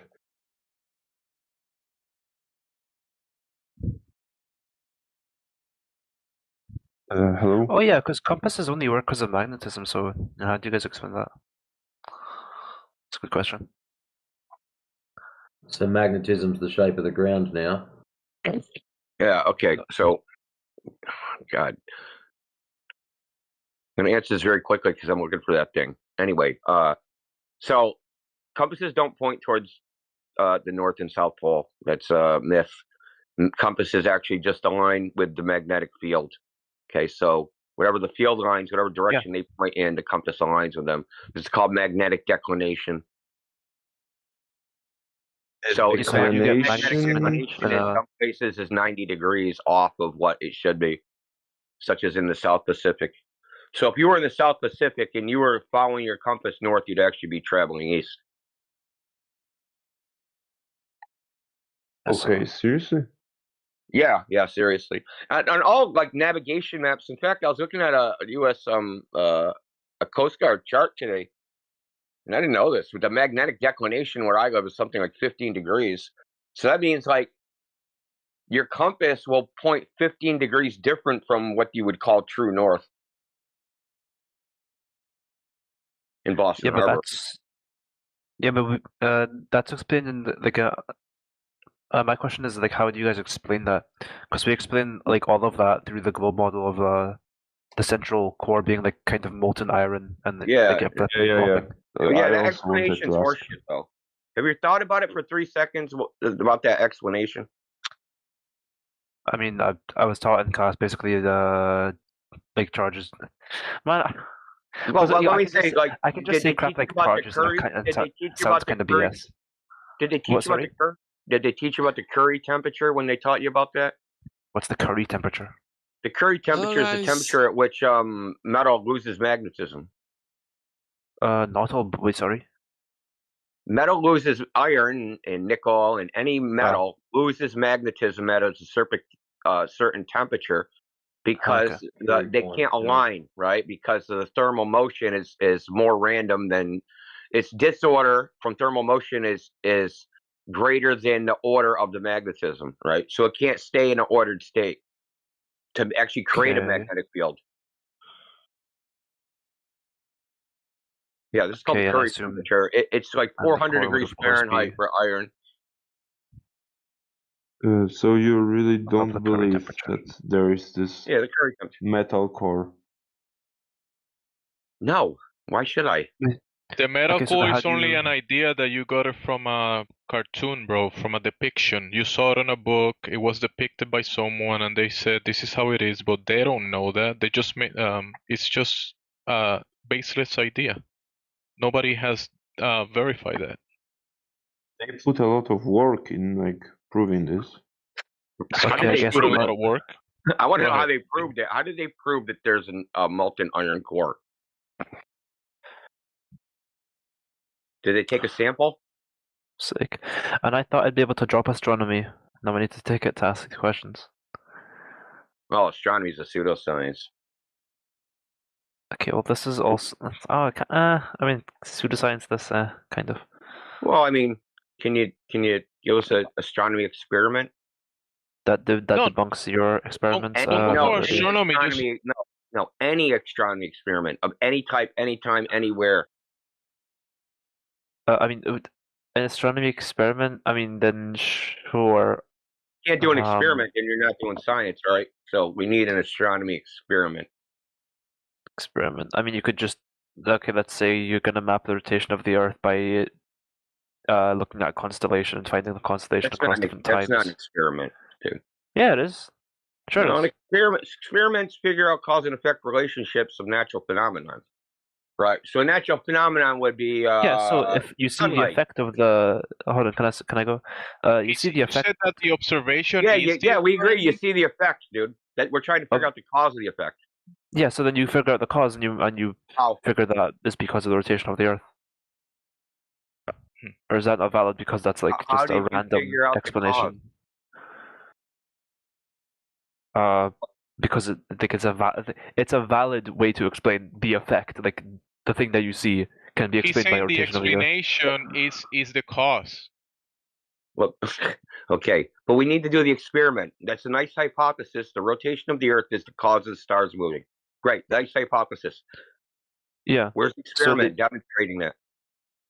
I mean, you use a telescope. You'd find the constellation. You'd try and find it again in like another time, and Yeah, and use that to know. that's the effect. We want to know the cause. Yeah. So you're looking at okay. So in the experiment, you have to have the cause first. In the experiment, is that a requirement? You have to have the cause first. No. No, you observe a natural No, you don't have to. Yeah, so I'm observing natural phenomenon of constellations like switching in and out in the sky. And that's the effect. That's the observable phenomena. That's the effect. Yeah. Yeah, then I explain it using a cause, which is the rotation of the Earth. Is that not valid? No, you don't explain it. You do an experiment. Yeah, just put it. Listen, bro. Just putting it in words, like you grab a pen and put it on paper, and you say, "This is my explanation why I see the luminaries doing what they do." Right? And you put it on paper. That explanation is not a demonstration. Just because you wrote it down, or you said it with your mouth. So there is an alternative explanation to that. That there's a celestial sphere that rotates around the Earth. How do you know that that's not it? Okay, fair enough. Okay, yeah, fair enough. You see what I'm saying is like when you do this, if you don't do the experiment, then you can have all sorts of alternative hypotheses about what the cause could possibly be. And this is why astronomy isn't a science, because like all they can ever really do are get correlations of phenomenon, but they can never get like cause and effect relationships because they can't do experiments on, astronomical objects, right? Just drop astronomy. Just go for astrobiology. Astrobiology. The hell is that? Exobiology, bro. Aliens from dirt in the sky. I don't think my university offers that. I'll get you that. Hold on, let me get that. So, someone else talking while I find that link. Unless someone else posts. I think my university offered that. So yeah, we can fill the air with maybe more questions or more comments. Okay, I have a question. Another one. What about these like rockets? Do they really fly somewhere? Yeah, they go away from your view. Most of them. What about like the movie? Like I don't know that they are 25,000. Like this is like the first cosmic speed, and this like 25,000 kilometers per hour. No, sorry, this is like You see the how they distance. show you a cartoon when they say, "Look, it's going 24,000 miles per hour, the rocket or whatever," right? You see how Yeah, the you see when cartoons are you're to looking at that, explain the cartoons are to visualize and to explain to make it easier to digest. They're not easier to like digest. Yeah. they're not like I forgot they're not like a ruse or like a mask to hide some sort of Yeah, but this is the thing, lie. though. Rockets do work in reality. We do have Why do rockets they in gotta help us reality. digest it? Yeah, rockets Because work. not everyone. So Yeah. Because We do have rockets, but rockets pictures are good. Because the it's rockets work. bullshit, bro. It's literally propaganda. Like, Yeah. Wait, yeah, but okay, they fly somewhere. They fly somewhere, rockets. So like, why? Where do they fly? Yeah. Don't They they fly retrieve them upstairs. in the rocket graveyard in the Antarctic, in the Atlantic Ocean? Don't they have like they retrieve them over there? Okay, but I don't know. I don't know. So, but is like is flying possible? Like flying a plane? Yeah, the plane requires they have to assume a motionless flat Earth to be able to make the airplane practical and safe to the engineer to get on it and for them to put their families in it and transport them from point A to point B. They have to drop the globe whenever they decide to build the airplane, and then the pilot as well has to do the same thing, basically throw the globe in the trash bin to operate the airplane. Okay. You know, the pilot never takes into account any curvature of the ground, any movement of the ground below him. Okay, I don't know. It maybe makes some sense. Maybe. Do you think it's gonna be like in the future? It's gonna be like I don't know, popular with you? What you're Well, in the representing? past, it was popular, right? All of your ancestors, all civilizations across the world knew that the Earth Yeah. wasn't this globe. It's just today's biggest religion in the world at the moment. Maybe in the future, people will just drop their religion and think about something else. Maybe acknowledge reality for a change. yeah, and you might think like, what's he saying? It's a religion. It really is a religion. It doesn't have a deity. No. Like, I understand the thing with religion that this is like the shared belief that people like gather around. Yeah. That well, they. also, it supports a bunch of other ideas, right? That a Big Bang, Yeah. Okay. which is like a creation story, which creation of the universe story, same as like the Lord said, "Let there be light," and then there's like the creation of man, right? That came from evolution, according to them, which came from naturalistic reasons. A man evolved from random processes of this Big Bang random universe, and Wait. So which like is just well, I mean, what I'm you saying is don't. that the You things also that don't believe religion in is. evolution? Why would I? No, you Yeah, believe in why? evolution, yeah? No, I do not. Why not? Yeah, why should I? But so what do you believe in? Do you believe in creationism, that God created humans? Yes. Uh, Oh, so sorry, so are you this is Christian? your religion. You're Christian, yeah? Yeah, Or do you I'm a just Christian, but that's independent than this. interesting? The Yeah, Bible so says are the there Bible like says flat prove Earth? all things, bro. Okay, but I are can there prove like the earth is flat flat Earth based guys? upon what I've gone out and done myself. Okay, are there any flat Earth guys who believe in evolution? Probably. I don't know. Okay. Come in all Why shapes do and you colors. believe in evolution? I mean, to be honest, you probably couldn't even define what evolution actually is in the first place. I think I can. So this is the State adaptation. the theory of evolution. State what it is. Okay, so Exactly what it is. for me, this is the Not for not you. exactly for No, not for you. The Definition. actual theory of evolution, what it is. Yeah, the theory, not your okay, theory. The theory. okay. So the organisms change to fit the environment, and the organisms that aren't fit they die, and they change to adapt to the environment No, it died. It stopped right there. You stop. He said they died. genes. To pass their genes, and they die. Those who are not fit, they die. Yeah. Okay. If he You died, know, that's not evolution. Go ahead. okay, so let me there's a couple problems with that. Genes code for proteins. They don't code for body morphology, which means body shape and form, right? Yes. They know yes. this because of experiments done with these worms that don't die, that cutting them in half and then manipulating them so that the pieces regenerate, right? So these are called flatworms. Yeah. Flatworms. Yeah. Yeah, so you can cut them in half, Yeah, and then parasite. so what they stop, Chelsea, fucker.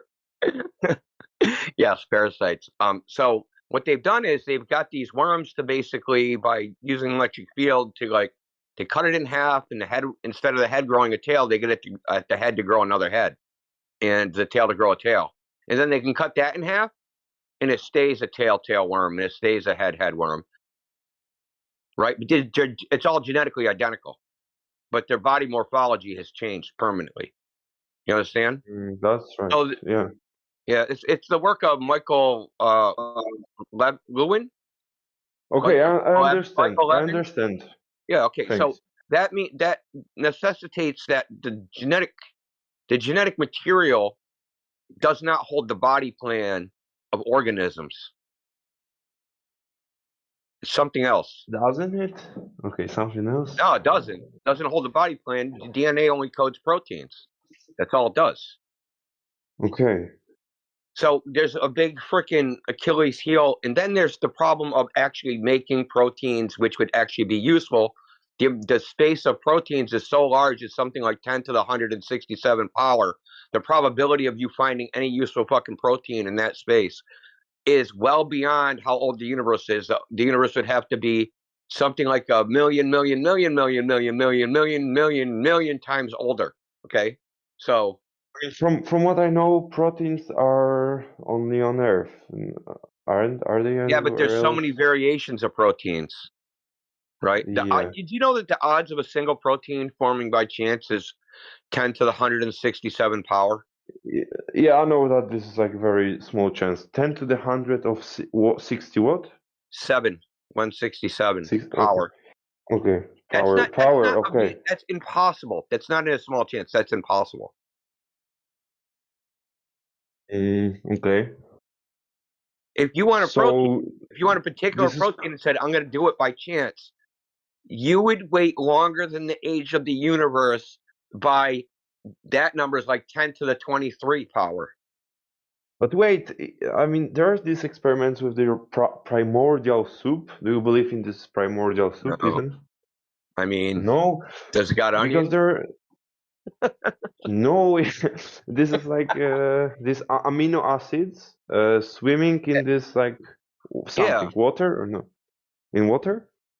No, it's not possible. What they saying happened isn't possible. Do you understand? Probabilistically, Yeah, not I possible. understand. Well, I mean, there's an open challenge. Therefore, it is an open challenge. Therefore, there is a God. Therefore, there is a God. No, I believe in God for completely different reasons than this. Oh, okay. My argument for God would be a logical argument that has nothing to do with evolution, or I don't have a naturalistic justification for God. Okay, I think I consider myself like thinker, like independent thinker, kind of. I would say so because I kind of think and I try different ideas, like your idea. I tried it for a moment. I don't have an idea. What is my idea exactly? My idea is I go out into the world. It looks flat because it is flat. That isn't much of a stretch of imagination. In fact, that involves no imagination. Yeah. It involves it's like simple observation. Yeah, okay. Yeah, and just take it for what it is and like stop adding shit to it. And other people have said that observation that we all see, everybody has seen, that's got eyes. They've told there's people that say that's an illusion, that you're just too small. That's actually a big ball, and you're just too small. You can't see it. You have to go to a special place, but you can't go there because you don't have the right stuff. Only these anointed people can go there and see the ball in its full glory, but not you. Everybody Why? else. So And then they also so say, why is like also hold on. They also say the Earth is spinning. You see the sun and stars move, but that they're not moving. You're moving. They're basically telling you that your entire perception of reality is some sort of illusion. It's nonsensical. Your perception of reality is nonsensical because your senses are telling you something else, but reality is something else than what your senses tell okay? you. Yeah, So yeah. I agree, but reality is from what I nonsense, know, bro. from what I know, these theories are supposed to like enhance your senses in a way. That By this is ignoring something them? like yeah, I don't know, by like just scientific microscope and like telescope. Yeah, but no one's ever used a telescope to look at the Earth and see if it's a ball, and seeing that it is a ball. Not with a telescope, that's for sure. Actually, when you use the telescope and you look at long distance observations, you see that it's not a globe. If you see far enough, right? Okay, well, so would you maybe Look, bro, we're not trying to listen. Let's just go. We're not trying to convince you on anything. There's no way we're ever going to convince you. We're not that good where we're going to like overcome, basically the indoctrination and you've grown up in Western society and you've been bombarded with this idea. We aren't going to overcome that because it's Okay, like kind of like it. Regardless of what you think, it's integrated into your identity, and that's how it is with most people. yeah. Yeah, Okay. so we aren't going to defeat that. The only thing that will ever defeat that will be you testing it yourself. That's the only way. That's the only way. It's not the only way. That usually the other way is having some crazy anti-flat earther try to defend the globe and see how shit their arguments are. That turns people into flat earthers. But the only way to We can really also prove send him something to somebody. to Oh, the go ahead. clinic where they send where the rich people goes and they do the brainwashing. Yeah, we can send you there too. Probably that might work. Just kidding. Go ahead. Yeah, yeah, we could do that. Yeah. So why? Oh, hold Okay, on. but I was going to make one more point. Okay. The only way to prove something to somebody is to demonstrate it, right? Because if you get them and you say, hey, if I do this, this will happen, and then you actually do that, that's proving it. That's proving it in a way that's undeniable. So what I'm telling you is, if you want to prove what the Earth is, you have to demonstrate it. It's not here on the internet. It's not in a book. It's out there in the world. You have to actually go test it. So what about other like? That's actually what the about difficult other? part for a lot of people to go test it. That's where a lot of people just don't go and do it.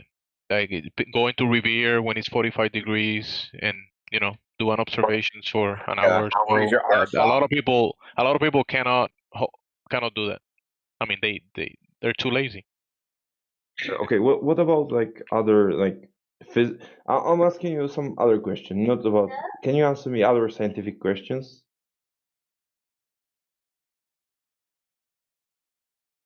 Hello.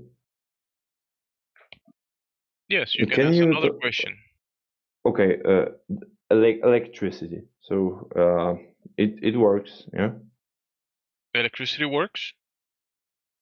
Yeah. I thought it was unemployed. What unemployed? Just kidding. Go ahead. What works? What was that? I missed it. Electricity, he said. Yeah. About it. Yeah. I mean, I can switch the light bulb on and it lights. Okay. So I have electricity, and that's like great phenomenon. So it works. Okay. Is there more to this? Yeah, there's some scientific theories about that, and the other way it's about like the Earth is round and. See, now this is a good example.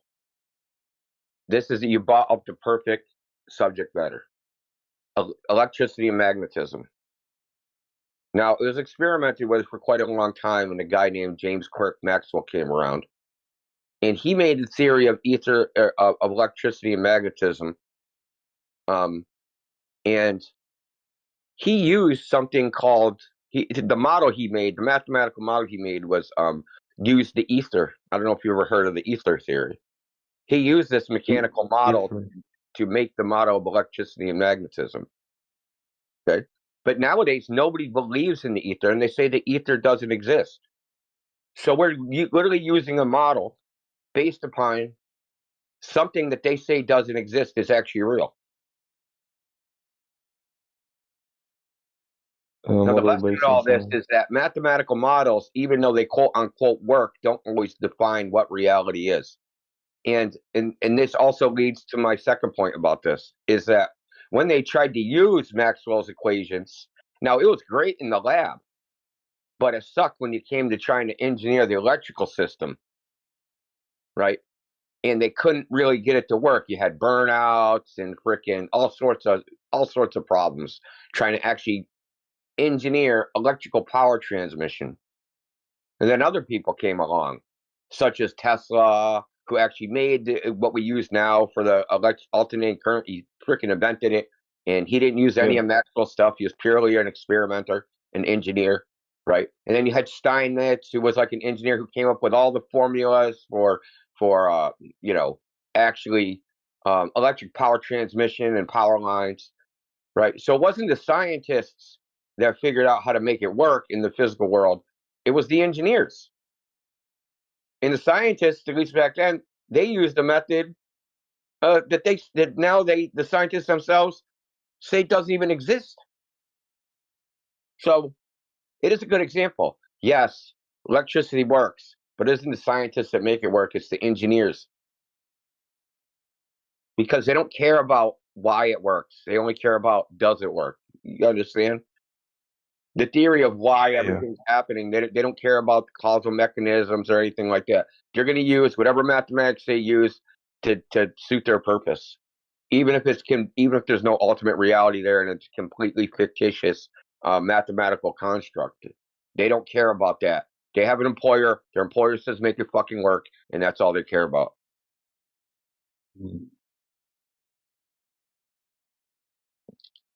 And the reason their employer says make it work because you say make it work, right? My electricity's Yeah. out. I want electricity. I want electricity in my house. Yeah. I'm trying to cook. I'm trying to heat my house. I'm trying to look at porn, and my computer won't work. So turn that shit on. Or I try to whatever cook. Run my computer. Or something. Okay. Yeah. Computers are without electricity are nothing but a giant paperweight.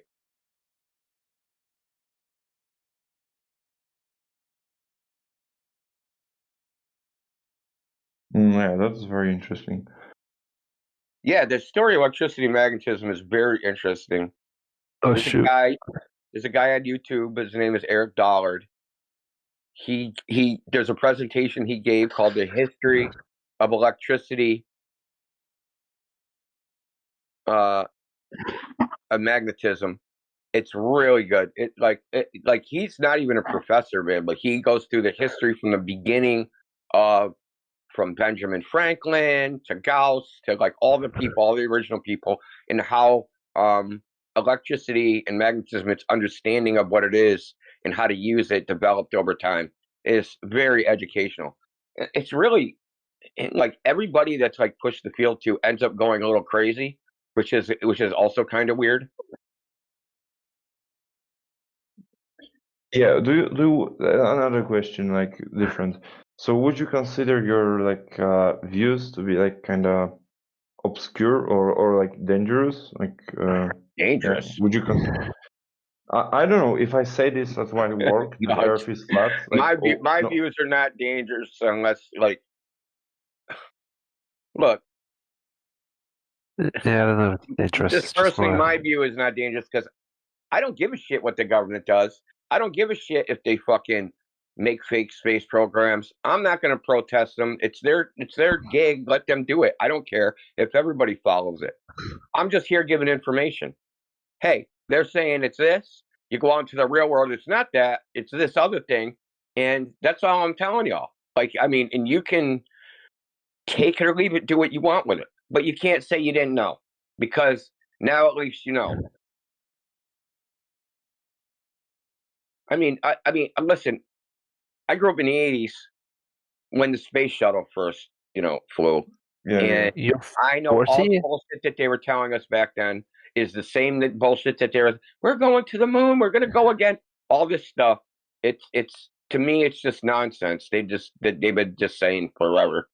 Like, I mean, we were actually talking about this in here last night. How long is it going to be when people because they keep saying, so they keep saying like, hey, we're going to go back to the moon. We're going to go back to the moon. How many more years of not going back to the moon before people start being suspicious? Right. I mean, it's Another already 80? suspicious. Yeah, I agree. I know. But I mean, I for the agree that normal it's people. suspicious. I Yeah, I agree mean, that it is suspicious because there was only like one successful moon landing, and it was in the 70s. Yeah, it was in the 70s. Yeah. What I'm saying is, So for the it normal is people that suspicious believe it. that it's been like 50 years and the technology has improved. I mean, computers have improved, and they have this like Actually, the only rockets. technology that has gone backwards is space technology. Moon landing technology has been going backwards compared to everything else. Yeah, they can't even make space. Okay. I honestly believe that moon landing could be fake. Because I've seen a lot of like analysis on YouTube that prove that it is a fake. Yeah, and I was more convinced that it is fake, this moon landing. So I believe in this for sure. That it You was were fake. fighting me earlier, but that's good that you kind of like Hold on. conclude But that. Go ahead, man. I really want to. I'm talking about the whole space thing. I was just using a moon landing as an example. They've also said there's going to be space tourism, and just like random people can just like buy a ticket to space. When none of this stuff happens, like, is it going to be like 50 years from now, 100 years from now, 200 years? We're like, hold on, dude. It's been 200 years. You're still not doing space tourism. Like, you must be lying. Like, how long is it going to take before the normal people go, these guys must be lying?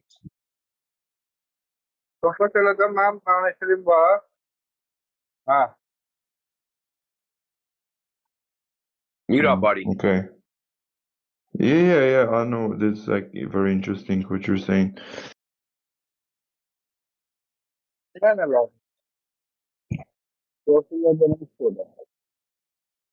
Okay, so that may be a lie, but apart from this, do you have any other like beliefs that are counter what generally people believe in like this? Do you have any other beliefs like this? I mean, I don't know how many people believe the freaking official 9/11 conspiracy. Do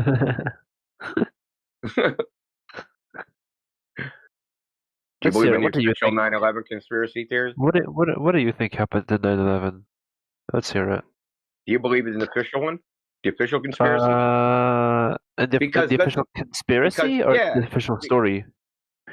The official story is a conspiracy.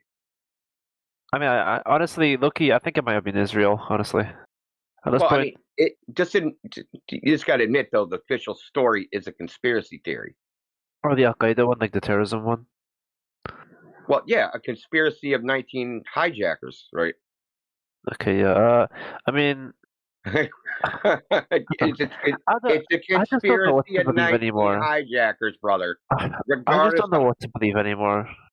Well, all I'm saying is, even the official story is a conspiracy theory. So when they say 9/11 conspiracy theory, they're talking about any theory. Because no one thinks one person did it, right? Because your thing is conspiracy or solo. Nobody thinks 9/11 was a solo job, like the lone gunman on the grassy knoll. No one thinks there was a lone pilot. Okay, so there's no lone pilot. It's conspiracy theory. We're just quibbling about what the conspiracy actually was. So yeah, what do you think happened? Look, I know what didn't happen. Okay. Because it's really simple, just from the laws of physics. In like simple things, dudes demonstrate there was not planes. smashing into that building and frickin' exploding. That could not have possibly been happened for a I've never bunch of known a building. I've Number never known a one, building to fall down. Sorry, Indio. I've never known a building to fall down because the ones next to it apparently got hit by planes. That doesn't happen. Yeah, that is. For sake, that Billy is awful. Seven. Billy Awfully Seven was like, suspect. I'm lonely and just committed suicide. Did Building 7 get lonely and commit suicide, bro? What's Yeah. the official explanation for why Building 7 fell? Fire. External Fire. damage. Good lord. That's Fire. the official story. But it fell in the same way that the other two did. All right. Interesting thing about those buildings that have fallen down is that event, fires knocking down concrete, steel girder buildings, has only happened 3 times in history. And you wouldn't believe it, all 3 of them happened within a very short amount of time. Yeah.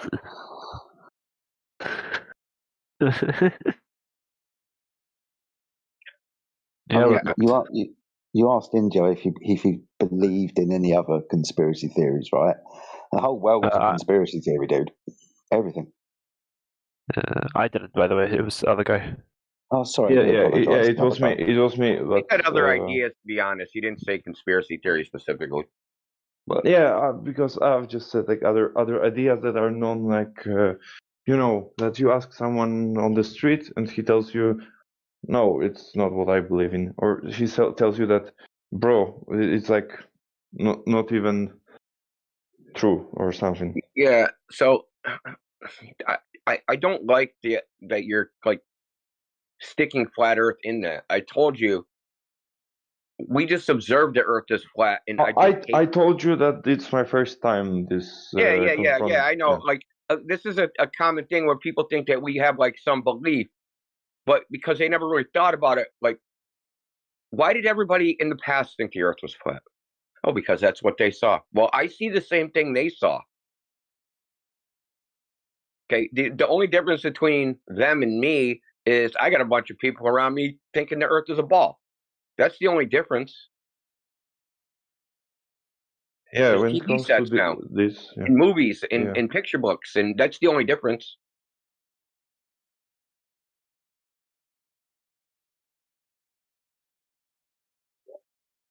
But like, I just observe the Earth the way it is, and like I said before, there's people that say, "Hey, you can't just naively look at the Earth and go, hey, it looks flat, therefore it is flat." We have looked into the sky with our telescopes, and we figured out that though it looks flat, we're actually on a giant ball. That's fucking idiotic. I'm just sorry to get like upset about it. It's just dumb. That's it's kind of funny. Well, that's the thing. I mean, we've been debating this topic for like 10 years. It always comes down to like, oh, you flat earth, to buy a telescope. Okay, I bought a telescope. Now what? Can you see the moon? Yeah, that is actually the number one. In 10 years, it will be the number one. The number one evidence of the globe is looking away from the Earth. Earth is a globe when you look away from it. Like you gotta look in the TV, not to the Earth. Just don't look at the Earth. Look at something else. That's the best. Yeah, evidence. because it's weird because like you're internal on the Earth. So how are you gonna like judge the object when you're on the object? You have to look at the object's effect on other things, which is, for example, the moon. Like the moon, the Earth, the spherical Earth has an effect on the shadow of the moon. No, which is why. No. Even if you're going to say that the Earth is like the moon, you still have to prove that the Earth is like the moon. You can't just say that the Earth is like the moon because the moon exists. I meant like you have to look at the objects. You have to look if you're on the object. How do you know Earth is an object in the first place? You look at the Earth, don't you? Because if you want to know what the Earth is, you definitely look at the thing that you want to know about. Because I can touch it, that's why. Yeah, cool. So we look at the Earth to figure out what the Earth is. We can look at the moon to maybe figure out what the moon is. Okay, but another valid way of looking at it is to look at the moon and see spherical shadows. That's one of the, I think, one of the simplest observations of why So the moon's flat then? the moon's flat. What? No. Yeah, because if you're going to have perfect shadows created by objects and you get the true representation of that object, let's say a sphere, it's going to have a perfectly rounded shadow. You're only going to cast that shadow on a flat surface. If the surface is distorted like a sphere, then so will the shadow be. So for your example to work, the moon must be flat. We gotta. Oh, we gotta. Ever created shadow puppets before? I have. They're fun. Cool. Try and do that on a distorted surface and note how your shadow is distorted by consequence of the surface. You know, eclipses make the moon turn red. How do you know that's a shadow? Shadows aren't red. I don't know how eclipses work, or that the blood moon. I don't know how the blood moon works. Yeah, but you Okay, see, I don't think you need to think. You need to think about your shadow example. Is the moon the only you need a flat moon for that, dude. I don't think the GIF on shadows is fair because we're looking at the moon substitute at an angle, which would make the shadow look not proper. What? It's a curved surface. It's a sphere. Like, As I mean, the like, shadow passes over that curved surface. I can see a curved. I can see a curved shadow on the He's moon. going to talk through me because he's getting upset about his moon shadow. Oh wait, my bad. I was talking to you. That's my bad. That's fine. As I was saying, as the shadow passes over the curved surface, you'll notice how it continually distorts, i.e., you can't have a true representation of a object shadow on a curved surface. It won't be a true representation because the surface will distort it, right? Not so like insanely that you wouldn't be able to not so insanely. There could be a slight distortion, but it wouldn't be like an insane. It's really. I ask you to go and do this. Go and get a flashlight and some balls. See what shadows you create. Okay, what you will create, I'll give it away for you. As you make the shadow move across the object, you'll create what's known as a sine wave. That looks like an S. As the Earth an S. I know this. Okay, I see. That was I kind of see. rude, Jed. I asked him the guy to get some balls. Come on, bro. Like, I see. So we can tell you the reason it makes an S is because what'll happen is the shadow, the edge of the shadow will cross the center of the sphere, right? The center, like say the dividing line of which way the shadow is being projected, and one side of that curves one way down, and the other side of it curves the other way down. So as the shadow crosses this, its orientation of the curve changes. It'll look like an S, basically. Okay. Word salad objections. Blue Jumper, how about you mic up, and how about you try and review or talk? Good Mic word. up, like better Yes. microphone, you mean? No, mic up as in get on the mic, bro. Start talking. Yeah. Instead of typing. He's getting upset. Instead of going clack clack clack on your keyboard, go talk on the mic. well, listen, he's allowed to type. Just mute yourself so we don't hear the background noise, and that's it. You're allowed to type whatever you're gonna type, and then speak to us in the VC if you want. It's okay. Never mind. Okay.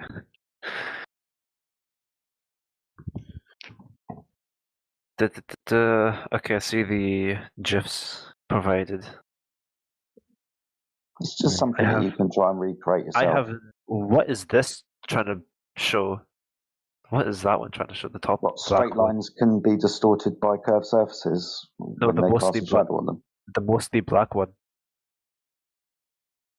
What do you think that's trying to represent, dude? Have a You look know at the that you shadow can on the little concede. white ball in the background. My bad. But what they told you, you can concede that seeing this phenomena of the moon being opaque, that doesn't prove the globe. You can concede that, though. The point that he's giving you that if it was a sphere, you wouldn't see this round shadow like you're saying. What do you think about that? If There was Earth a is a sphere, direct reply to you saying we see a shadow on the moon that looks round, therefore Yeah, the Earth is yeah, round. yeah. why isn't why isn't like flat Earth popular? Wait. We still hold that question. Okay. Let the other guy reply to what Jada told him about what will happen on the surface, depending on the surface orientation, if it was flat or a sphere. What do you say about that? What will happen to the shadow? Pretty much. I actually can't think of anything to say because I think I'm getting tired. It's like 10:15. Quarter to So 10. you're gonna go to sleep? Go ahead. To be fair, It's this topic. it's Friday. My bedtime's in like an hour. Okay, so this topic is very thick. It covers like actually a lot of different things. It covers history, sociology, psychology, science, measurement. It covers parasites, brain worms. It covers everything. It covers a lot of things. So it will mentally exhaust you in the beginning because a lot of these things they're hard. They're not hard to comprehend. They are in a way, especially when you're just talking about it. If we had like whiteboards and diagrams, it'd be easier to show you. But don't feel bad. It is mentally exhausting to deal with this topic. We're just used to it. So I mean, me it's hard because you guys are throwing out literally everything I've been taught. Yeah, me too. Yeah, I mean, you've been taught the wrong thing. I mean, the people. To be fair, the people that taught you, they didn't know either. Yeah, probably. Yeah. They got the textbook. They said, teach the kids this. And they're like, okay, just give me money. They weren't even given enough money. Have you seen teacher salaries? Oh, yeah. It's a living. Have you seen teachers? Yeah. Have you seen teachers? It's a living. It pays bills. People just go to it as a job of work. People like this think Honestly, they're benefiting the community. I am a teacher, by the way. And of course. Oh, yeah. So you think that you're benefiting your community, educating the younger and next generation, right? I'm educating them about English. I don't have anything in common with science. Whatever the subject, it's beneficial. You have some kind of pride in your work. I would hope. I would hope some teachers at least do. Right? There's no. Yeah, I mean, I do like. I teach them like necessary stuff, like how to speak English, how to write English. That's it. Yeah, that's fine. In a public school, or just like? Yeah, in a public school. Yeah. Can you just teach them whatever you want? No, I have like a textbook, and there's like present simple, present continuous, past simple, past continuous. Now, it's like say you open the textbook one day and it said, "Teach the kids the Earth is a globe." Would you do that? No, I wouldn't. But they don't tell me to do this. Yeah, look, you're an English teacher, of course not. But the science teachers or the other classes, they're told, teach the kids the Earth is a globe, and they just do that. They don't know that. They don't fact check the textbook and say, I refuse to teach this. The textbook's wrong. They don't do that, right? So, like they just believe it. Everybody believes it. It's just like a collective thing, like believing in Santa Claus or something. Everyone just believes it because they think everybody else believes it.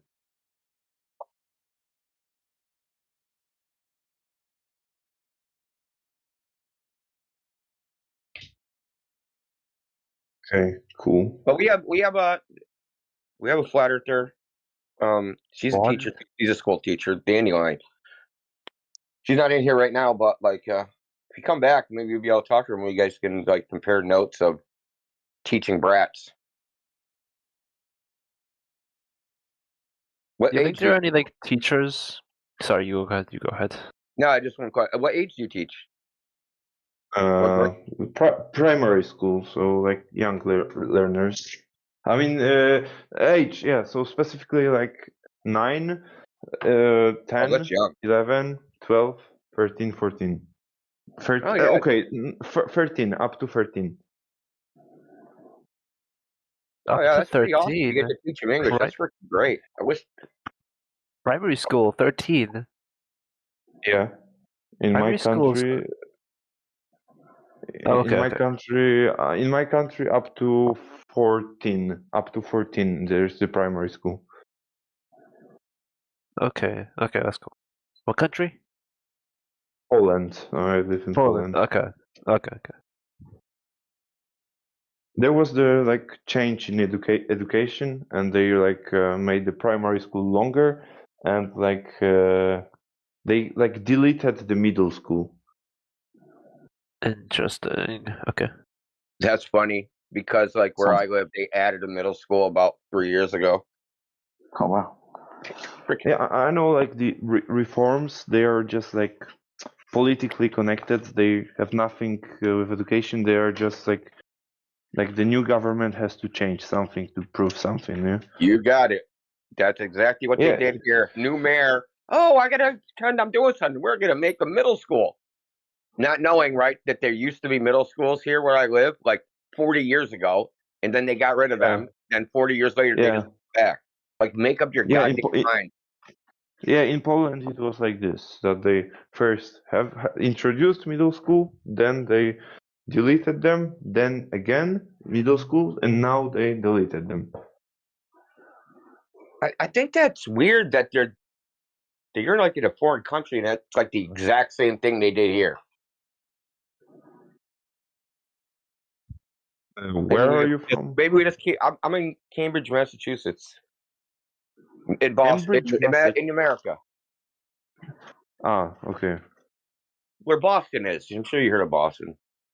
Yeah, I heard of Boston Tea, yeah? That they sank the ship with... Have you heard of Harvard? Have you heard of Harvard University? Yeah, I know. That's that's one of the best universities. Yeah, that's where I'm at. In Cambridge. Okay. So all the Harvard kids are right down the street being idiots because they're dumb as... Don't ever let anybody convince you that Harvard kids are smart. They're as fucking dumb as rocks, bro. But Mark Zuckerberg is Harvard student from... No, he quit Harvard because he was smart. Okay. And did he get kicked out? I don't know. He either got kicked out or he quit.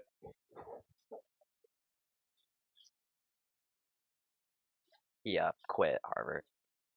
She quit.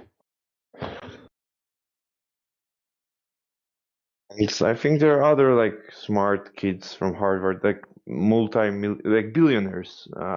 There's Harvard, one other billionaire from Harvard. Harvard Is kind of a place to do networking, really. So you get an education, you meet people, and you have this Harvard degree network of people that get into places of political power and on boards of directors and an industry, and you're basically forming I don't know what type of network you would call it, a social network, not in the sense of social media, but it's basically a boys club, social network. That's kind of what people go to Harvard for. It's not really for the education. It's more it's not what you know, it's who you know type deal. That's what you know, not who you know. Okay, I get this. But Facebook is real, and they programmed it. So yeah. It involved a lot of work, probably, to program this. Zuckerberg didn't do the work. I mean, I don't want to get in the controversy of Zuckerberg. I'm just saying there aren't smart people at Harvard. There are, but they're not. They're pretty fucking dumb too, man. There's a lot of dumbass ones. Take my word for it. You got to live here and see it for yourself. I mean, I can tell you, but you just got to see it for yourself. The people that live here make fun of them because they're so intellectual, yet they're idiots, right? Intellectual, yet they're idiots. So you mean that they know the theories, but they don't trust their senses, as you said, yeah? More like they can't walk and chew bubble gum. They know their theories, but have trouble tying their sneakers. Okay, yeah, you mean this. Okay, yeah, okay.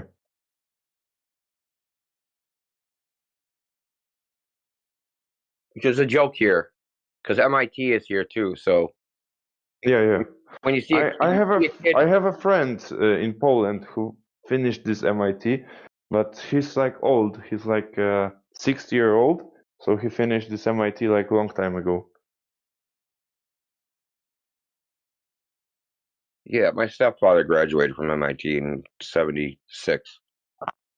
Anyway, this is a joke here. It goes like this. If you go to the grocery store, right, and you got 10 items or less in line, and you see someone with 20 items in it, you say, are you from MIT and can't count, or are you from Harvard and can't read?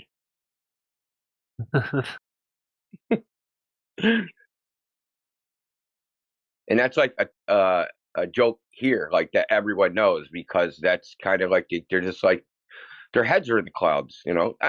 Obviously, they're young kids and they don't have a lot of life experience. But I've met some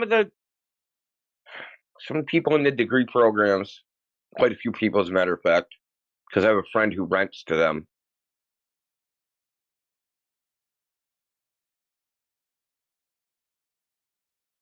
So I've met some like economists, mathematicians, I think there's computer science, one astronomer. Because people come here to get their graduate degree, PhD, they do postdocs here. Just occasionally you meet some of them.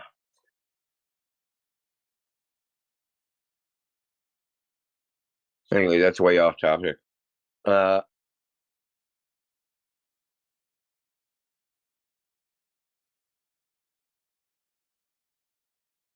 DJ, you live in here? It's Sunday Yeah, somewhere in the sorry. world, India.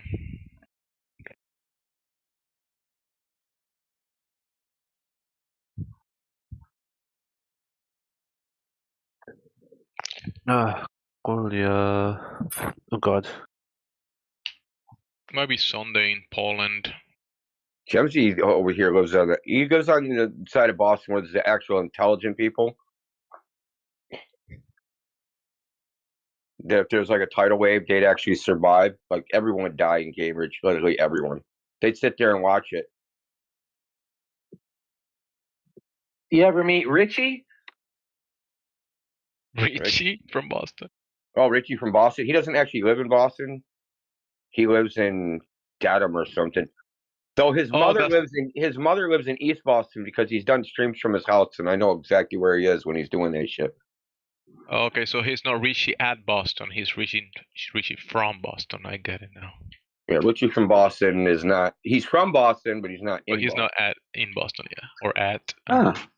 But his mother's in Boston. So I'm gonna have to go dig some of his videos to see if I see him in East Boston. Then. You mentioned something about people in Cambridge that they all died. I'm sorry, India, I couldn't get the no, joke. if there was a tidal wave, they would all die. All the MIT kids would be like, "Well, there's no tectonic plate out there in the Atlantic Ocean. That can't be a tidal wave. That's an illusion."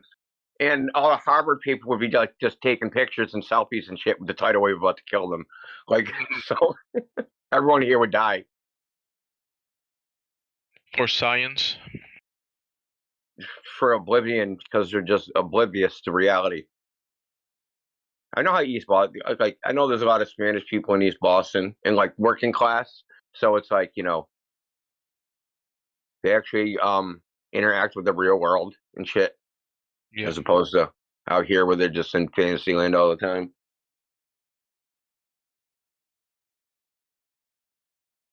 Earth, where is your proof everywhere? What else was it? Oh yeah, Brian Cox has something not so friendly to say about you. He says to disprove a flat earther, he would hit you over the head with with Newton's Principia. Well, obviously he did. What? Obviously he didn't read it. Yeah.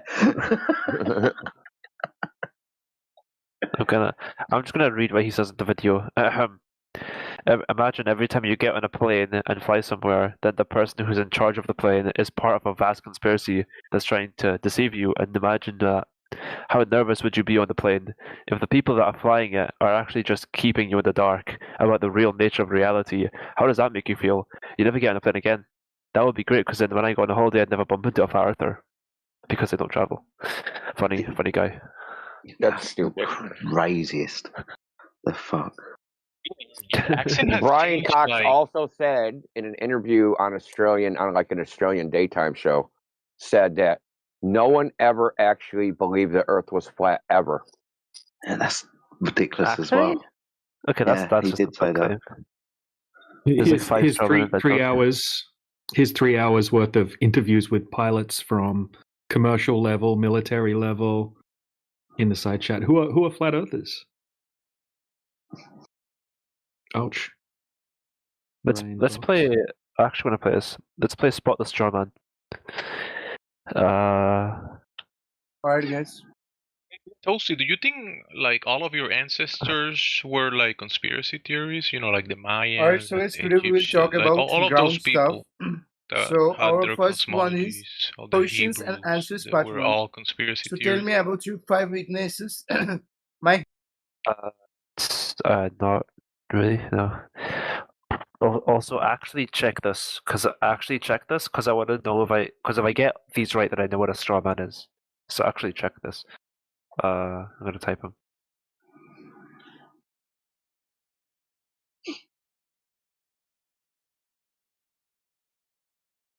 Globers just discard all of the other civilizations of the past. They just call them dumb. That's how I grew up. They were telling me, "Yeah, your ancestors are dumb." That's why they didn't know. Didn't Christopher Columbus's crew fear that they were going to sail off the edge of the Earth? There you go. More dumb. But I think Brian Cox needs to study history. Start with that bit of bullshit as well. Christopher Columbus was dumb as well, but he just got lucky. He was actually a tiny earther. He thought it was a much smaller globe. Smaller, true. yeah, that's a good one. It's a Tina Turner tiny earther. Tiny earther. Yeah. It's a tiny earther. I only got 3. I can't spot 5. Look, you've done a mini Jedi. I'm just starting to think, tiny earther, refraction for me. Yeah, refraction for money. Refraction for Earth curve. You can be what I want you to be. I won't sing again this year, don't worry. Does it I'm not anybody promising take that. Hollow Earth? The pilots Does being anybody- part of the conspiracy theory. Globe Earth is meant to deceive us. Flat Earthers wouldn't fly. These are all ad hominems. Those are the 3. Pilots being part of the conspiracy. That's fucking stupid. I mean, you could say that's a straw. I don't think you could. It's bad argumentation anyway. He's strawmanning pilots. Yeah. What the hell do they know? They fly over a flat plane, man. Never trust address. Look, even globe earthers, even people that oppose say pilots don't have to adjust their airplane for the curvature of the Earth because it curves at such a slow rate. So how would they know if the Earth is a globe or not? You can't see the curve from an airplane, so it can't be that. So how would they know? Well, just follow the globe logic. You know they know because they don't know. You know it's curving because it's not curving. You know it's moving because it's not moving. That's the globe. You know it's real because it looks so fake. Yeah. Legends of Islam series. What is this? You can tell it makes sense because it's complete nonsense.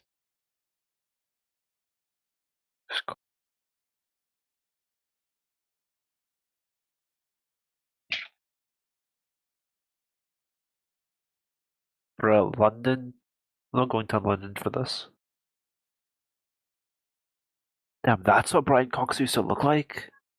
It's majestic. He used to be in a pop group in the early 90s in England or Great Britain called D-Ream.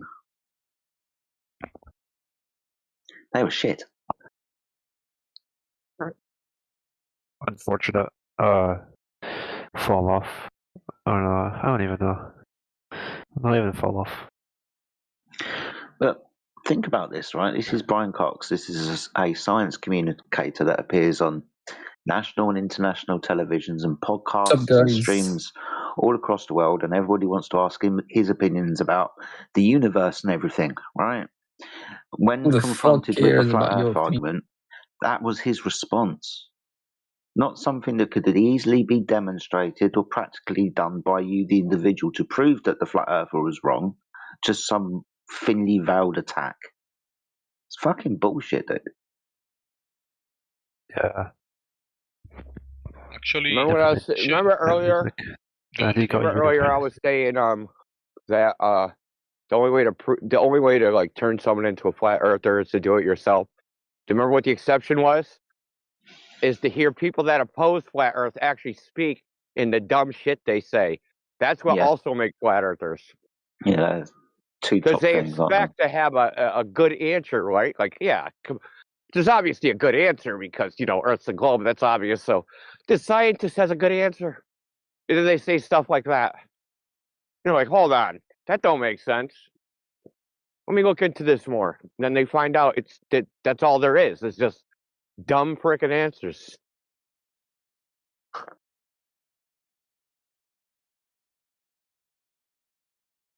First degree's actually fake. I swear, man. Why can't people just like stop being fake for a second? Well, you ever heard the magic speed? What? The magic speed. What's the magic speed? The magic speed is why all the craters on the moon are round. The magic, Yeah. bro. What? Yeah, this is what PhD astrophysicist Neil deGrasse Tyson said when asked, why are all the craters on the moon round and why aren't some like oblong because the meteor hit it at an angle or something? Oh, right, He okay. said it's because there's a magic speed, that's his words, that the meteors travel at, which always make a perfect circle. Okay, that could just be easily explained as him trying to do like some sort of just like easy to digest analogy. So he just calls it magic speed, like as a substitute, you know. Well, there's another thing he said for 4 decades that if you weigh something on the North Pole and then go to the equator, it weighs less. Yeah, because the Earth bulges out at the equator, which means like slightly less gravity, like slightly, but it would weigh Because less the because of that, rotation of wouldn't it? the Earth, right, and there's a centrifugal force throwing the thing off, right? Yeah. So it weighs Yeah. less than the equator. Well, Yeah. he's recently recanted that and said, well, because there's a bulge, there's more mass at the equator, so then there's more gravity, and it exactly cancels out the rotational centrifugal force. So after fucking saying bullshit for 4 decades, he's retracted it. So people will still parrot this nonsense. Things way west at the equator than at the poles. Well, they've updated and revised the lore. That's what we call it. We call it like space lore. It's like they download the DLC and then they update it. And the shit they were saying before is now not true. And the stuff they're saying now is true. Yeah, I can see how that's frustrating. Yeah, we can point like there's example after example after example. We can run through all the things that we've noticed of things they've changed, right? That like were true. Sorry, there you go. Start listing them off. The atmosphere used to be just around the Earth. Now the atmosphere encompasses the moon also. That changed about 7 years. There's loads of them. Yeah, did you know the moon is now inside Earth's atmosphere? No, what did someone say that? Who said this? ESA, European Space Agency. Why would they say this? Because the moon's inside. Why would they say it? Because that's what they get paid to do, is say stupid shit. Yeah, it's People, called oh my God. ads and click. You know, they just say stuff and people click on it, and you know that kind of stuff. Just making stuff up. People eat it up. Atmosphere stretches out to the moon and beyond. Okay, that's kind of stupid. Makes perfect sense. Technically, yeah, see, space is fake. No one could have possibly gone to space because they were always inside the Earth's atmosphere. It makes perfect nonsense. I mean, I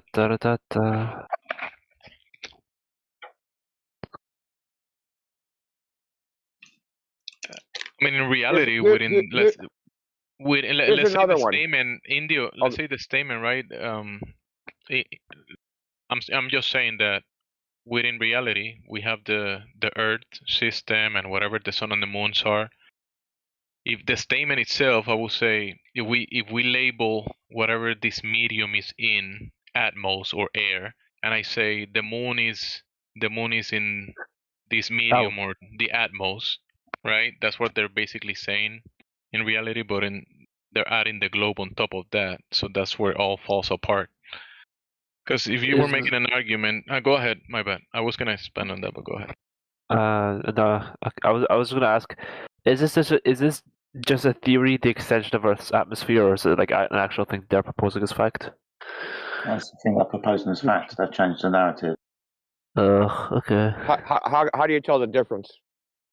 How do you tell the difference? I mean, they would say something like I theorize or something. I don't know.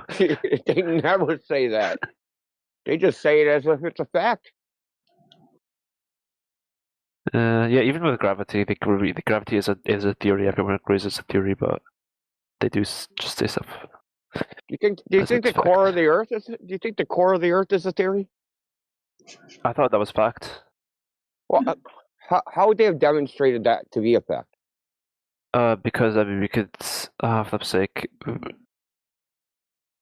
Go there. No, I'm just saying, like I'm not asking. Listen, I could ask you how they did it, but I'm not asking like how could you do it, even hypothetically. Even hypothetically, I mean.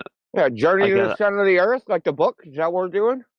Again, I'd say like because of the effects of it, like the magnetic, the magnetism and other stuff.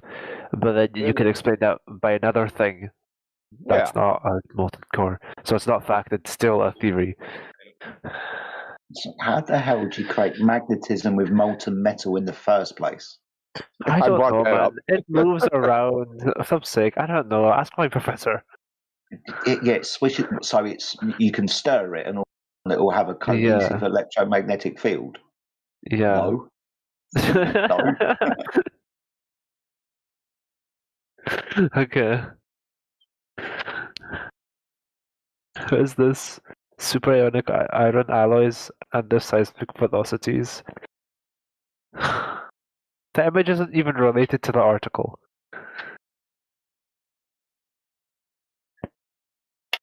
Who is this? PubMed? Why is PubMed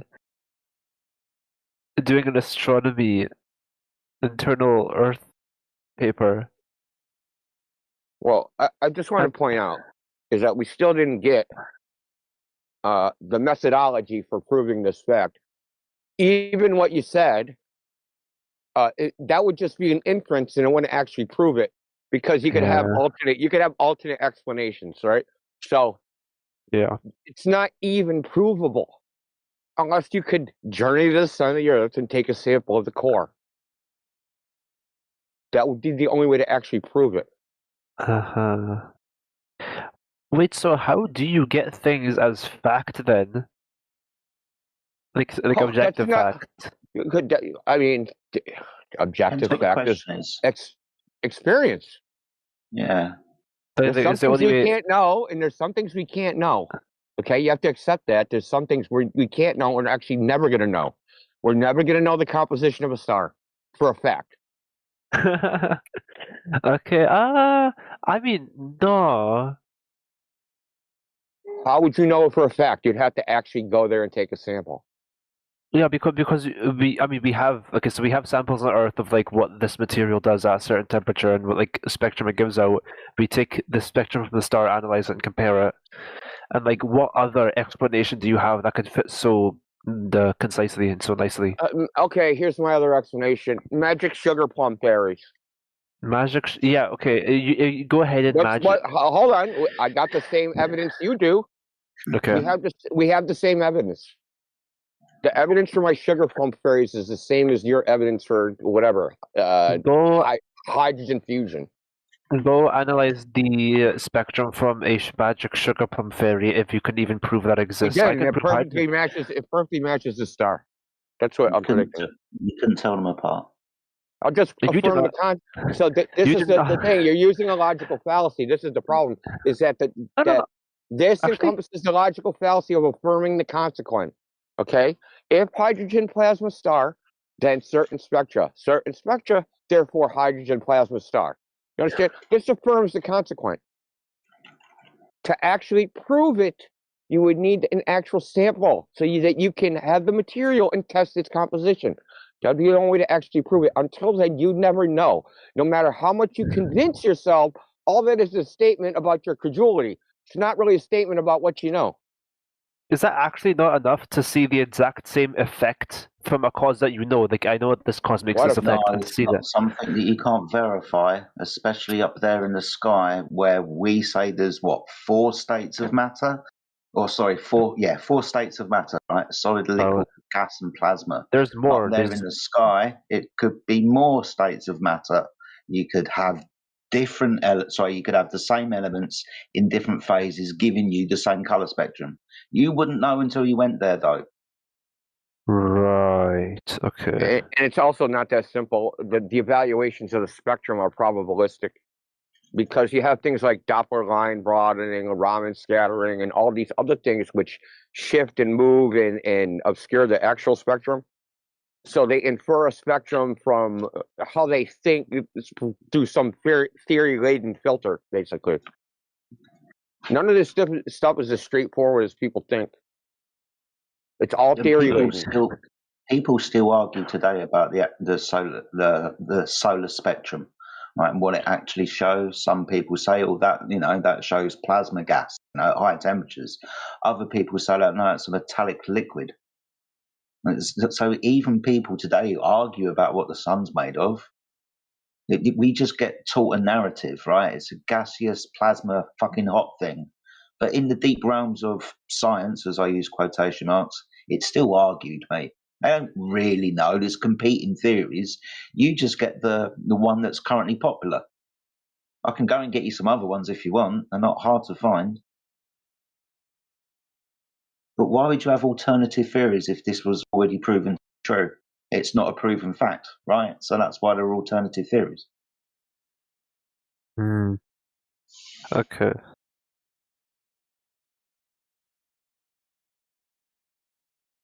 I also because I just want to mention this, there is another state of matter. I think it's called a Bose-Einstein condensate. It comes after plasma. There's different phases depending on temperature and pressure differentials and all types of stuff. Even like I said, like metallic liquids and so on, like really like dense hydrogen that's so hot it's turned into a metallic liquid. I can go and find you stuff on that, like research papers and shit. There's loads of them, dude. That's why I said there are for us here on Earth primarily 4 states of matter. Really, when you really start fiddling around with stuff and change the variables to the nth degree, and stuff starts changing. It's not straightforward, dude. But yeah, like Injo said, you'd have to go there anyway. Whatever your idea is, fanciful or not, with all the evidence that you think you can get, can't prove it till you go there. That's why they want to send rockets and stuff to Mars and shit, right? Because we can look at it, but until we go and send a rocket there with a control robot that's going to go and dig up the soil and we can bring it back, then we'll have a better understanding when we can bring the Mars rocks back, like we did with the moon rocks, right? We needed the rocks to confirm our theories. That's how the narrative goes, dude.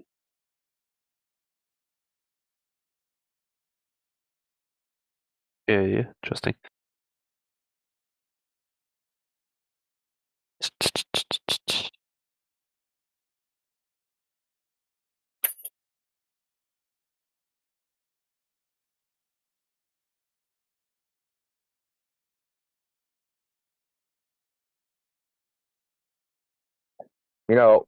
I mean, the moral of the story is there's a lot of stuff we're told people know that they actually don't know. And, it's hard to sell, I don't know. As far as like grant money or getting a job, like, hey, dude, what's this? Oh, I don't know. Oh, you're hired. It doesn't work that way. So you got to claim knowledge when you don't actually know anything. And people feel better when they think, that the so-called authorities or the people that they think are in the know something. They don't know. They just say they Yeah. know, and they don't know.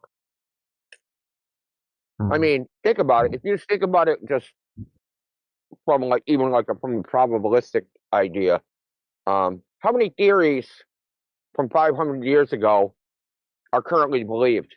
Not very many. I would say only the globe theory and Archimedes' principle are probably the only two left. And in 500 years from now, how many of the theories that people think we know are actually going to hold as true in 500 years? Probably none. How about those galaxies that spin in the opposite direction of rotation? What do you mean? What relative to us? What do you mean No, backwards? you see the dust trailing off of those outer arms. Yes. That dust is leading the direction of the rotation. So it's Okay. like water going down a whirlpool. Going down a sink, a little whirlpool, but but draining like it's going outwards almost. It's just the opposite direction of what you would expect. Expect because of what? Like assumption. Do you see that those outer trailing arms and the dust that's trailing off of them? That dust is leading the direction of the rotation. Yeah. Okay. And it's spinning opposite from the dust. The direction would indicate. Right. Yeah, Is that what you're saying? because that circle, right, that has a longer arc length, right? So it should trail. If it's all going at the same velocity, right, the outer edge should trail.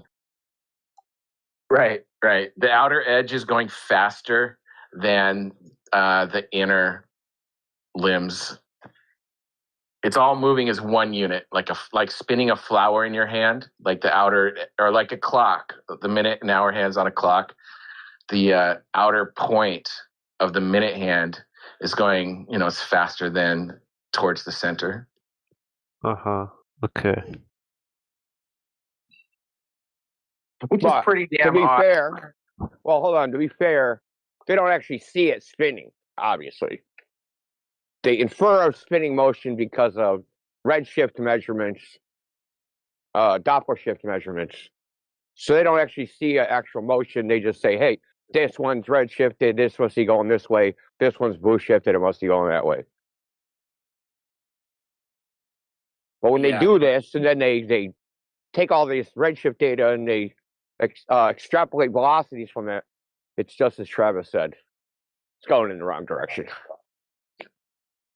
And then you have the anomalous redshift, where you have two galaxies next to each other that have connecting arms. And then the redshift on one galaxy will show that it is like hundreds of light years further away than the galaxy it is connected to, which is another impossible nonsense.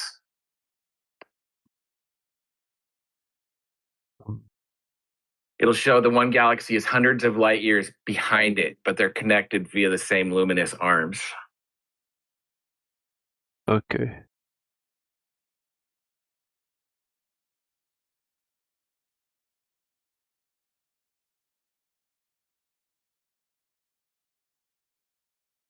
So to tie this back into like this topic,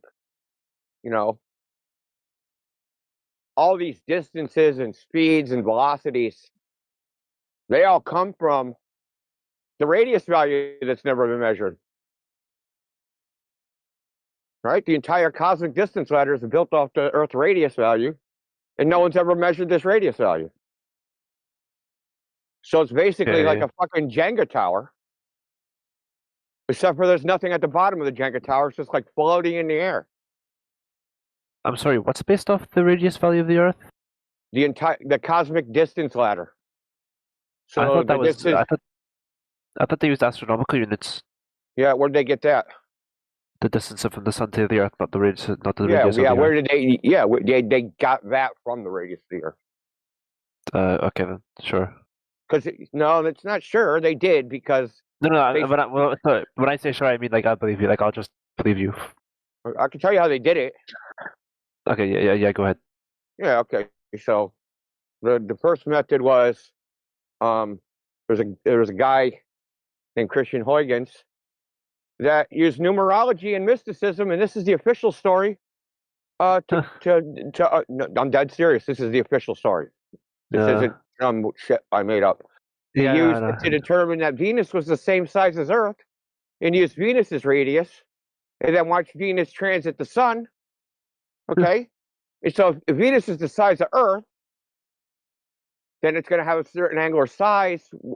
With this angular size, you can calculate the distance, and from that distance, time the transit of the sun, time the transit of Venus across the sun, and then now you have the sun's angular size from that point, right? And then you can calculate its distance based upon the timing.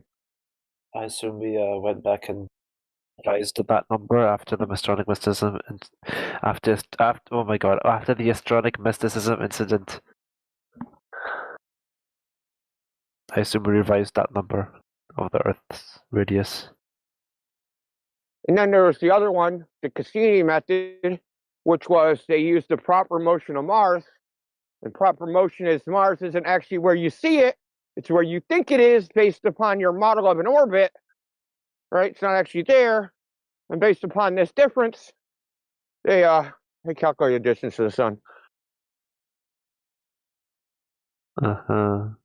So and then there's the other method where you watch Venus transit the sun from two different locations, presuppose the radius, calculate the distance between the 2 points, then calculate a chord distance, and then triangulate the sun using this method of how high Venus is, the difference in height from one observation point and another, based upon what you think the distance is. And then there's the other method. So now, the distance of the sun, what you might not have known, has changed something like 20 times in the last 150 years. So you sound fed up with this, man. So what the whole point is that they've never measured the radius of the Earth. The entire cosmic distance ladder is based upon the first rung, which has never been actually demonstrated. It's a Jenga tower floating in the air. It's not resting on anything.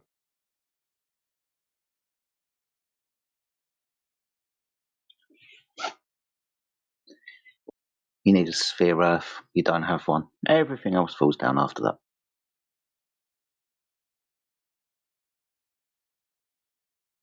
You don't believe in gravity, Jedi? Nothing falls.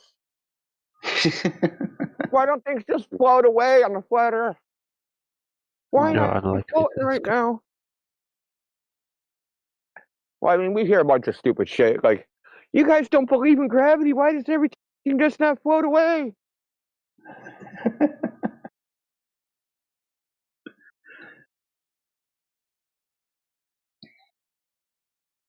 We hear this from people that think they golfed on the moon and rode around in a dune buggy. No curve, no rotation, no planet, no Big Bang. Here's a question. How long was Voyager 1 and Voyager 2 supposed to have lasted? Was it like maybe 20 years? Okay. They're not long. Yeah. And the fact that that thing's still going is just magnificent masterminds of human construction and engineering, right? I mean, it's lesser than power than the Game Boy has managed to last this long in regions we're told are extremely dangerous.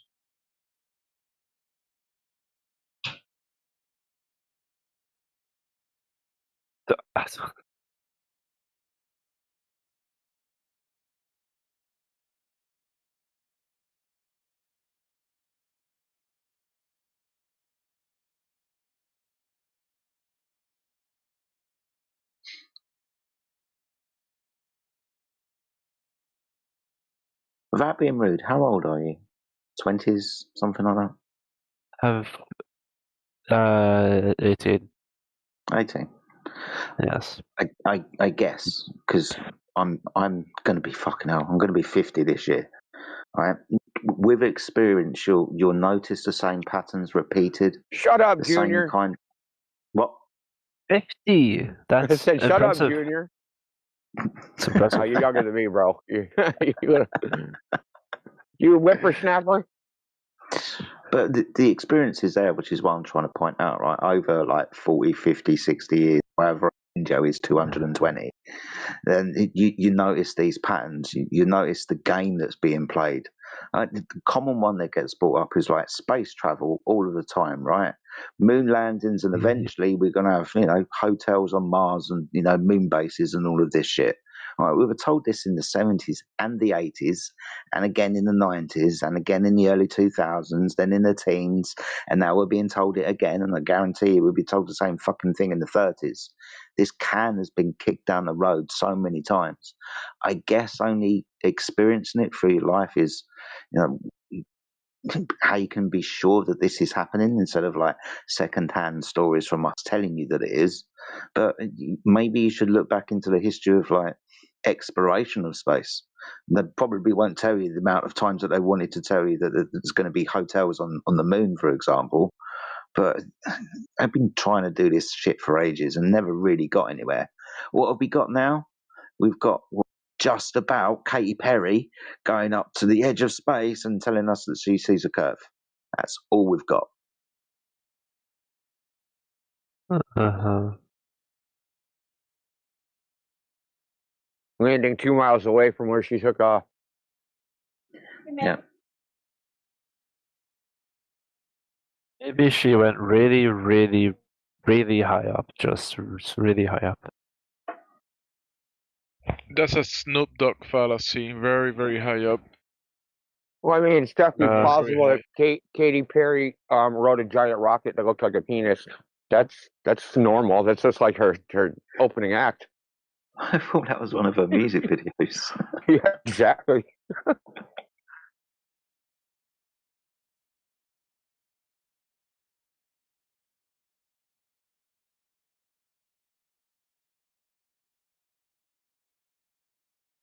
You're 18 years old, dude. You got, without being disrespectful to you, but you should probably know this yourself. You've got a lot to learn. I figured out about 10 years ago that most of the stuff that I thought that I knew, I definitely didn't. I've got more questions now than I had, say, 10 years ago. Right? So you're not going to know everything at the moment, but I would suggest, and we would suggest, that at least critically think about the information that you're fed, especially if it's repeated over and over and over again. Propaganda exists, mate. You must be aware of that, right? Okay, fair enough. Yep. Yeah. Sales techniques, right? Yep. Advertising. It's all the same fucking game, dude. And do you know how they sell you something you don't want? Are you familiar with Edward Bernays? Nope. Not you, Jedi, the other guy. He's the father of modern advertising. He's a grandson of Sigmund Freud. They make you think you need. They make you think you need it, or they give you like a certain time. Yeah, but, you only have 10 hours. You only have 10 hours to take the deal, and they put like a fake counter, fake time. No, fake timer. what they do is they sell an identity. So this is how they So I'll give you an example. This is a good example I heard. If I said Nike sneakers is going to start a hotel, it's easy to imagine what that hotel would look like, right? Yeah, MX. Yeah. Okay. If I said Hilton Hotels is going to start a sneaker company, you have no idea what those sneakers are going to look like. Yep. Because Nike sells an identity. It's a brand identity, and that's what they sell. They want you to identify with their advertising, right? They typically advertise runners wearing running sneakers, or maybe basketball players, right? They want you to identify with the brand. So like when he helped advertise cigarettes, Torches of Freedom, they wanted women to identify with being liberated from the yoke of the patriarchy, etc. Right? So the globe Earth is also an identity. Believing in the globe Earth, and people identify with it, which is so hard for us when we talk to them because it's integrated into their personality as part of their identity. Global warming, global village. I'm a global citizen. Fly around the globe. Global weather. The whole space idea that we're an technologically advanced civilization, and we can solve all these problems because we're so freaking smart, right? And You are this smarter than your ancestors. way smarter. They were a bunch of knuckle draggers. Thought they would fall off the edge of the earth, man. That's how stupid they were. When you just go around a big ball, you flip upside down like it's nothing. Upside down people. They don't believe in upside down people. What's wrong with those flat earthers? No, I don't believe in upside down people. Okay, so the point is the globe is more than just like a scientific, because some scientific idea that's been proven by science. It is an identity at this point. And one of the first things, and this is the last thing I'll say, one of the first things I noticed when I realized the Earth was flat was the amount of times that I would see a globe in a day, right? The actual space propaganda, globe propaganda that's everywhere. And when you think about those people that put those signs up or advertising or made a company or made some TV show where they showed the Earth as a globe, they've never seen the Earth from that point of view. They have no idea if the Earth looks like that, but they're sticking it everywhere, right? I mean, there's going to be a plumbing company called Global Plumbing with a big globe on the side of their vans. Like, why? Well, what the fuck does that got to do with plumbing? Oh, why? Because they would just want to sell like, oh, we're for everybody, and we can fix any problem. Yeah, an like identity. around the Earth. It's identity. That's right. It's an identity. No, people see you're technologically advanced. That's what they see. Yeah, as in like we can fix any problem anywhere, like on Earth. Like it's not identity about the globe; it's identity about being good at plumbing. Yeah, but just what you should be caring about was whether they're good at plumbing, not whether they are good at advertising. Right? What I'm saying is they're tuning into a primal identity that people have, right? What do they call a worldview? People have a worldview, right? I'm just and this is where the globe gets into its evil part, right? There's a big bang, there's evolution, there's men, but if I think about my life, it can never have any meaning because the Earth is just one planet in trillions of planets of trillions of stars, and I'm a meaningless speck of dust in an uncaring, naturalistic universe. So it really doesn't matter what I do to some degree. Just don't get in trouble and arrested, and everything's fine. I can be a degenerate. I can do whatever. There's no God to tell me what I'm doing wrong. This is where it leads to. This is like the dominoes, how the dominoes fall. You got to believe the globe, and then believe to the Big Bang, and then believe the evolution, and then believe the solipsism, right? It's an evolution of human thought that's founded on the identity that people think the Earth is a globe. Okay.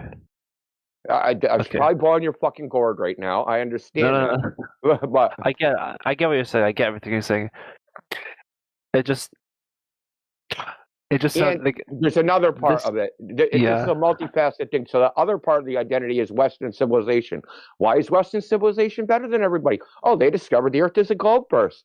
Eratosthenes stuck some sticks to the ground. They discovered the Earth was a globe. Everybody believed the Earth was a globe. Then we sailed the seven seas, and then we colonized the world, and we made the world a better place, and ended hunger, and ended slavery. And we only did that because we're smarter than everybody else. And why? Because we are discovered better the Earth than is a the globe Russians first. and the Chinese because we made it to the moon first. Yeah.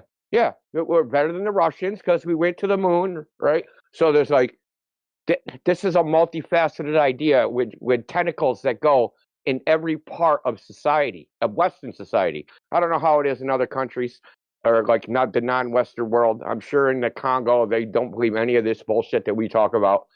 But it has permeated Western thought because it's really our claim to fame. Who's the smartest people? Oh, it's Newton. It's Galileo. It's Copernicus. Oh, what did they do?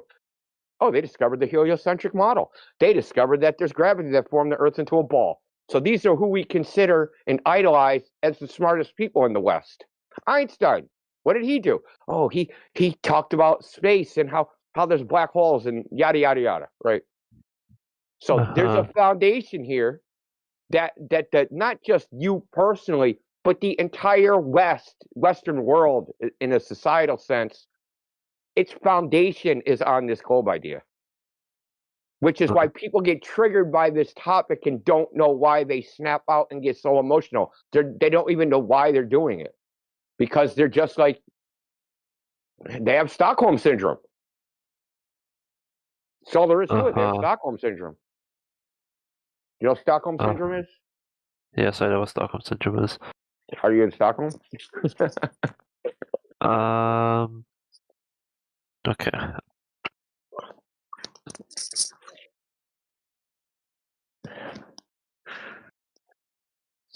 Sorry about the rant, dude, but like we talk about this other shit, and like yeah, we know the Earth is flat. We can demonstrate that. That's what the reality is outside. But like we beat around the bush of what the real problem is. The real problem is it's an idea that's like a fucking cancer, right? It's a cancer because you have to believe that all of your reality is an illusion, that you can't detect the world as it actually is, and you have to defer to other people that claim, for some reason, that they're smarter than you. Okay, though they may or may not be smarter than you, but you have to defer to them of what reality is. That right there is a fundamental problem, that you're deferring away from your own experience of the world to what other people claim they experienced, and somehow their experience is superior to yours.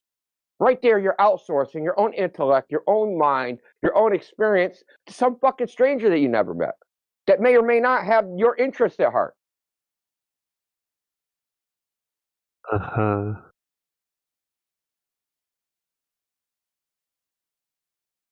Okay. You know, flat Earth, it's obviously flat. I mean, we don't even have to, at this point, we don't even consider this a debate.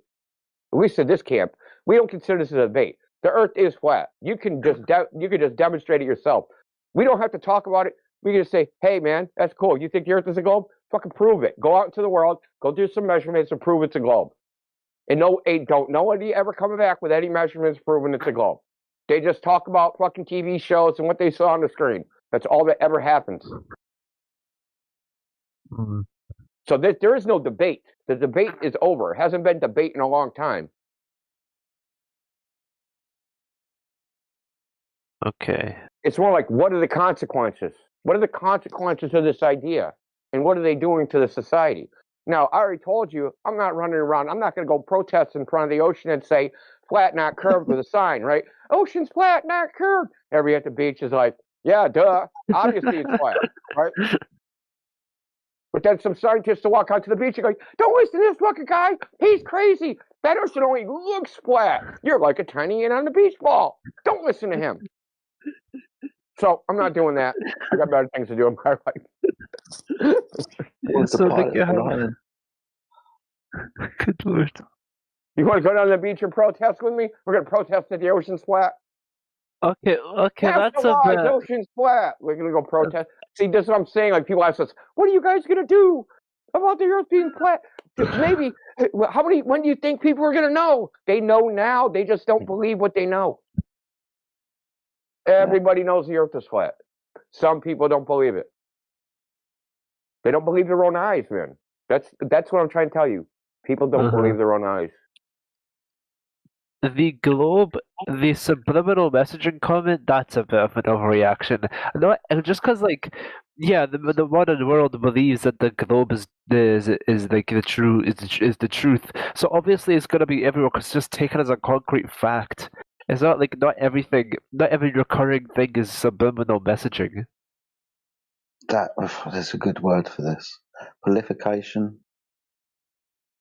So it's an idea that grows, right? So when a child goes to school and the teacher asks them to paint the universe or do a little picture, and they're going to draw what the idea that's already in their head from the previous class where they were talking about geography and the Earth being a ball.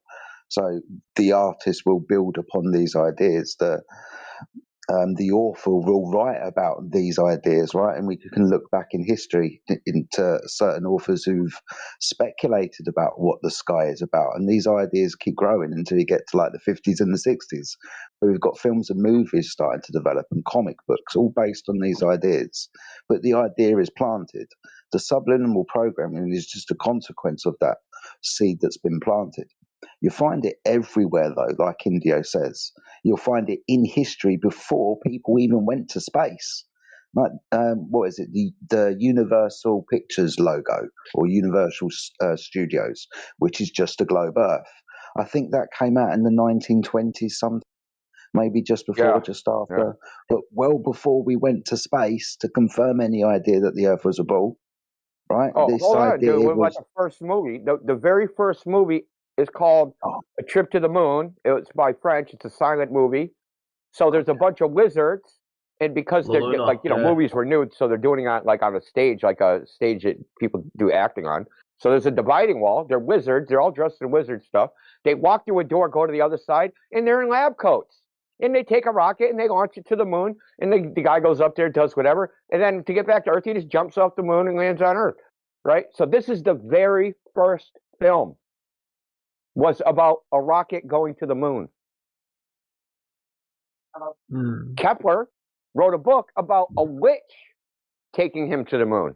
Well, not him personally, because that would be heresy. So associate a work of fiction. There's also another guy. I think I don't know if it's Trajan, in 100 AD wrote a book called A True Story about someone going to the moon and like this they considered the sun a planet. They didn't consider it like, you know, a burning ball of gas. So the whole story is about a war between the moon people and the sun people. What is the moon? A ball of cheese. Observable phenomena. the point to this though is the programming runs like really deep. You don't notice it. You will actually proliferate this idea yourself, right? But you know. Know what? Know that you it's know everywhere? That you know that you're being programmed.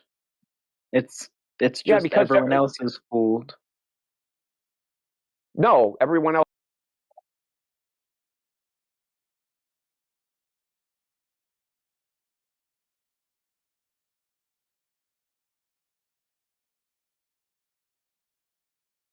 Welcome, everybody. If anyone has any questions, let me know. Welcome to the channel, I Sure Beat. What's up? What's up, man? Have you been here before? Many times. Oh, okay, cool. How did that go? I prove the earth is round every time. Oh, yeah? What was the best one? What was the best proof that you used? I'm not really in everything that I talk in this channel like flat earthers. I'm more like following the logic that they talking. I'm just showing them the flaws in their logic. Oh, okay. So when you said you proved the Earth is a globe many times. Of course, if I memorize everything that I talk about, especially in this channel, I'm not gonna. Also, you can't remember anything. You can't remember anything that you spoke about. Not specifically. A lot of stuff every day. All right, so you can't prove the Earth is a globe, but back when you had some knowledge, which you've now forgot about, you used to be able to do it, but you can't remember that. What I said. Right, Maybe you said that you well, the first thing that you said was that you proved that the Earth's a globe. Everything I talk about. Okay, so is there anything that you have memorized that you're able to talk about? Well, if you want, I could just start talking. Well, you were supposed to, right? So you said that you every time you come in here, you prove the Earth's a globe. And I'm just gonna and I asked you to show us what you've presented, and then you said you forgot. You forgot it all. I didn't. And then you actually said what you tried to do was point out holes in our logic. Yep. You're not being consistent, my friend. What do you call consistency? Consistent, because you changed your thing, right? You said that every time you come in, you prove the globe, and then you said you don't try to prove the globe. Yeah, you said you instead of proving the globe, you try to point out holes in our logic. Right, so I'll lay out some logic I'll lay out a basic argument. Okay, if the Earth's a globe, then any 10-mile body of water should have about 66 feet of curvature over it. Do you agree with that?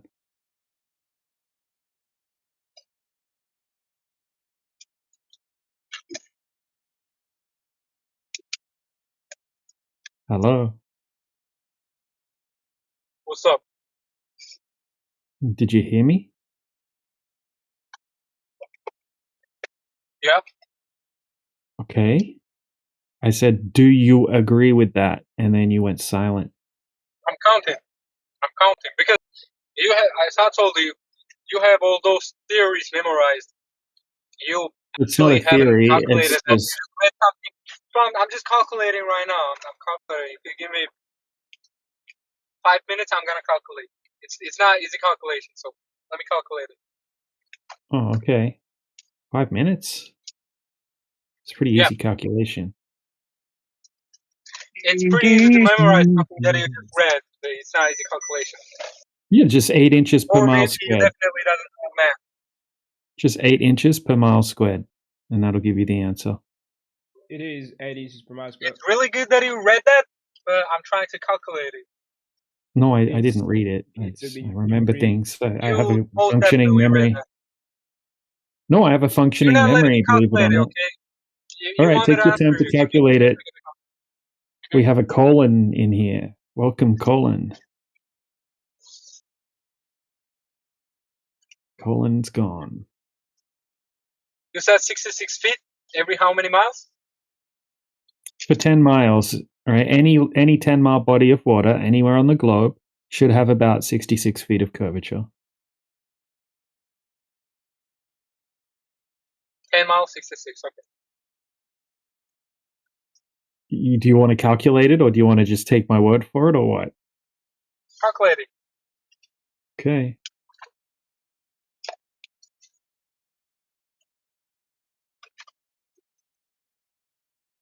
Electro Bob, welcome.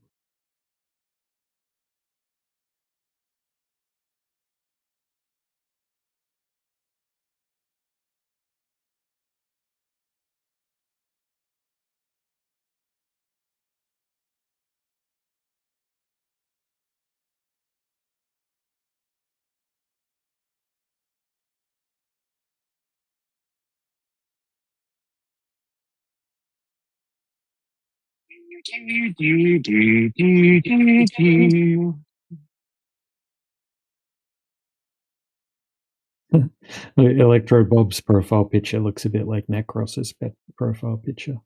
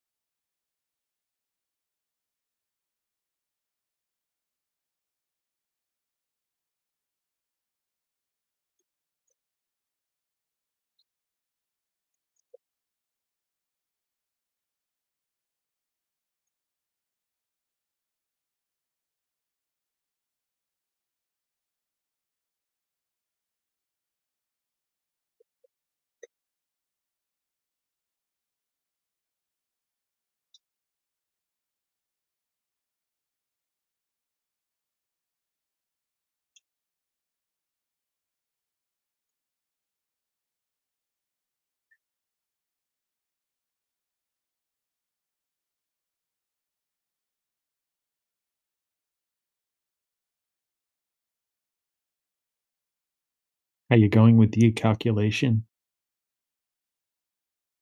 Yeah, it's 66.7. Right. So if that isn't there, then the Earth can't be a globe, right? Or wrong? Wrong. Really? So you don't think you don't believe in gravity? Yep. That's why it's wrong, exactly. So you don't believe in gravity? I believe in gravity. That's why I exactly think that Earth is round. Not that. Right. So if you believe in gravity, that means that 66.6 feet of curvature would have to be there over any 10-mile body of water on the globe. It doesn't mean the ocean has like 66-foot step or slope every 10 miles. I mean, It does.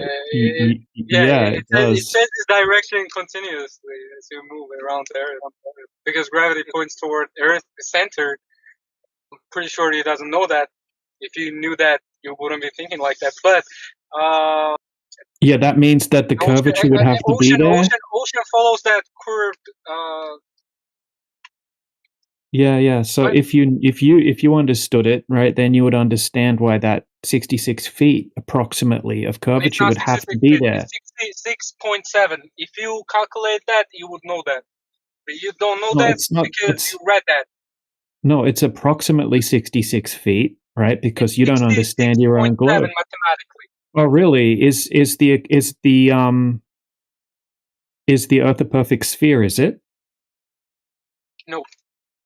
Oh, really? So how could it be 66.67 feet everywhere on the Earth if it's not a perfect sphere? If you knew at least mathematics to calculate that, you would know why. Really? So it has a different radius value. It has a different It's circumference. 66.7 everywhere. I'm not No, talking it's about not. mountains. It isn't. It actually isn't. It actually isn't. Because it has a different circumference if you do a circle around the poles, right? Or if you do a circle around the equator, it has a different circumference. It has a different circumference. How do you know that? How do you know that? How do you believe Earth is plate? What are you talking about? Well, I'm teaching you about. I have to teach you about your own globe model before I can debunk it, because I'll just be debunking something that you don't even understand. You don't even know yours. How are you gonna teach me mine? No, I know mine. There's zero curvature per mile. He doesn't know none, Zero. man. It's 66.7 in 20 miles. Okay, so right. In 20 miles, it's gonna be in 20 miles. It's gonna be 267, and in 30 miles, it's gonna be 600 feet approximately. Yeah. Okay. If you're Right, talking but about when we that, check, yeah. I already know, right? But the problem is when we go out and test for it, there's zero curvature over 20 miles. There's zero curvature over 10 miles. It's been tested thousands of times. Okay, using right, going out using high-powered laser beams, using radio wave transmission, using high-end optics, infrared optics, all sorts of different ways. It's been tested, it's been documented, it's been recorded in high definition, and it can be presented to anyone that wants to see it, and it can be repeated by anyone that wants to become somebody who knows. So you specifically haven't, right? What's that? So you specifically have not tested those, right? Like, let's talk about laser tests. You haven't tested the laser, No, right? I haven't done a laser test, but you don't have to do a laser test. There are many other ways that you can test it. Because on a, like, if we talk about like water test and laser, I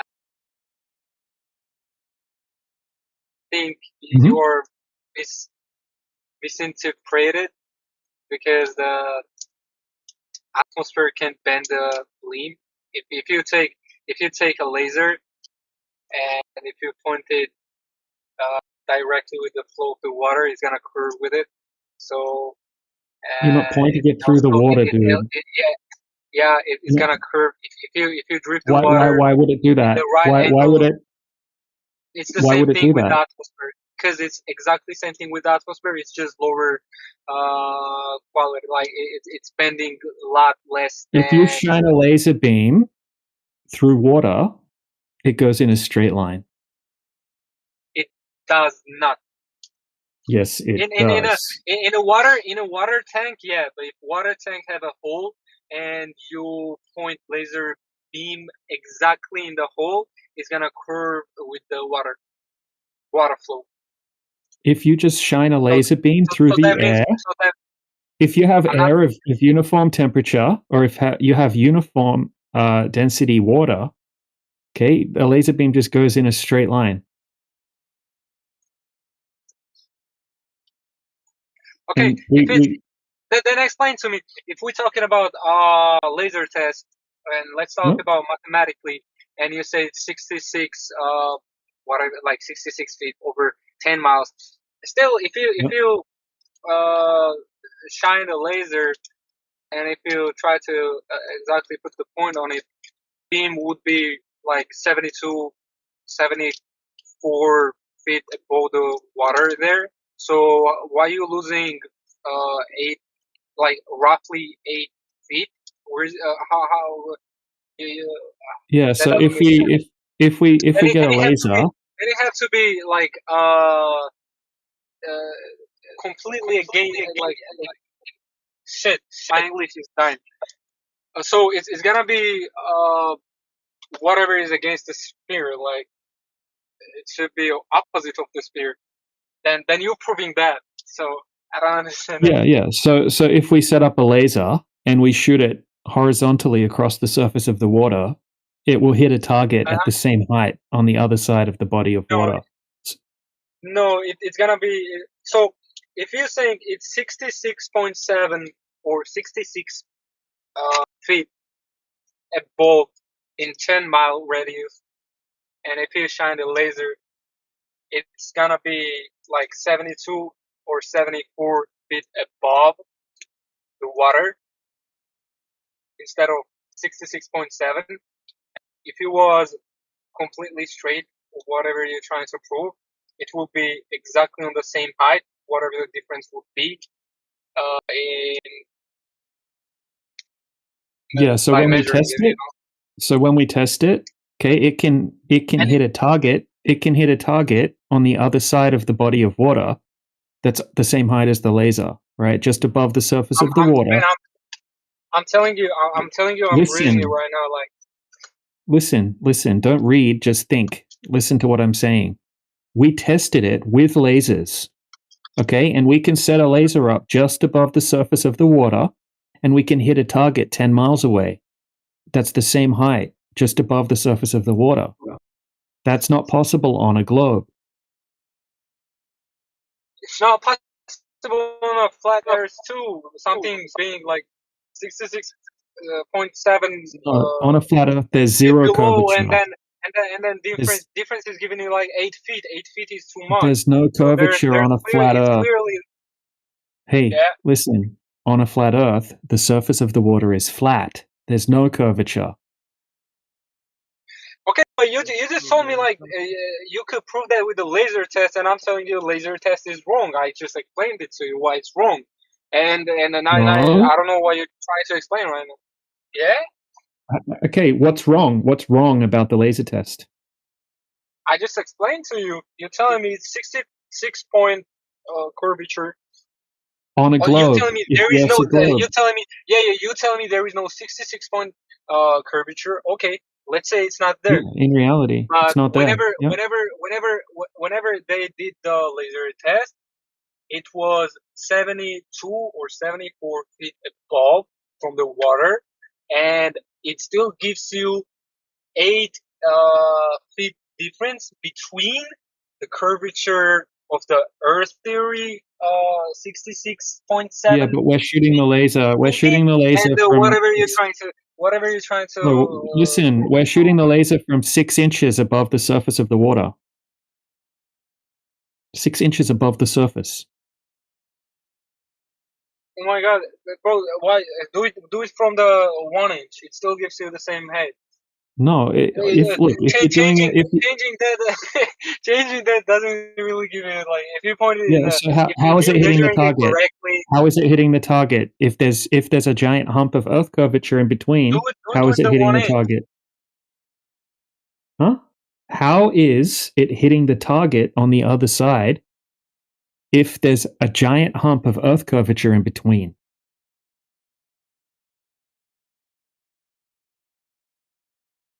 He didn't understand it. He still thinks that the laser, when you do the test, the laser goes 66 feet high above the target. Not 66, 72 or 74. No, zero, right? The laser hits the target. But It that shoots. only tells you like, hey, the laser is not the direction, bro. Like, What? if You're the test shooting the was laser over at. roughly like 10 miles and the Dude, laser if was like listen, 6 feet above how? the Look, water. No, why? You telling me something? I want to explain what you just said. If you don't let me speak, then I'm gonna leave. You want me to leave? Okay. If you want me to leave, tell me and I'm gonna I leave. don't look. I want you to understand that you're being I understand, illogical at and the moment. No, I'm you don't telling you because I understand. understand. Okay, what If height is the you don't let laser? me, What What height? What height is the laser above the water? Okay, let's say it's 6 feet above. You just told me 6 feet above, so I'm 6 just trying inches. to I explain. said 6 inches. Yes. 6 inches. Even if it was Inches. 6 feet above, it doesn't matter. Inches. You're not listening. And so 6 how inches. does 6 inches give you how does 6 inches give you 8 feet difference?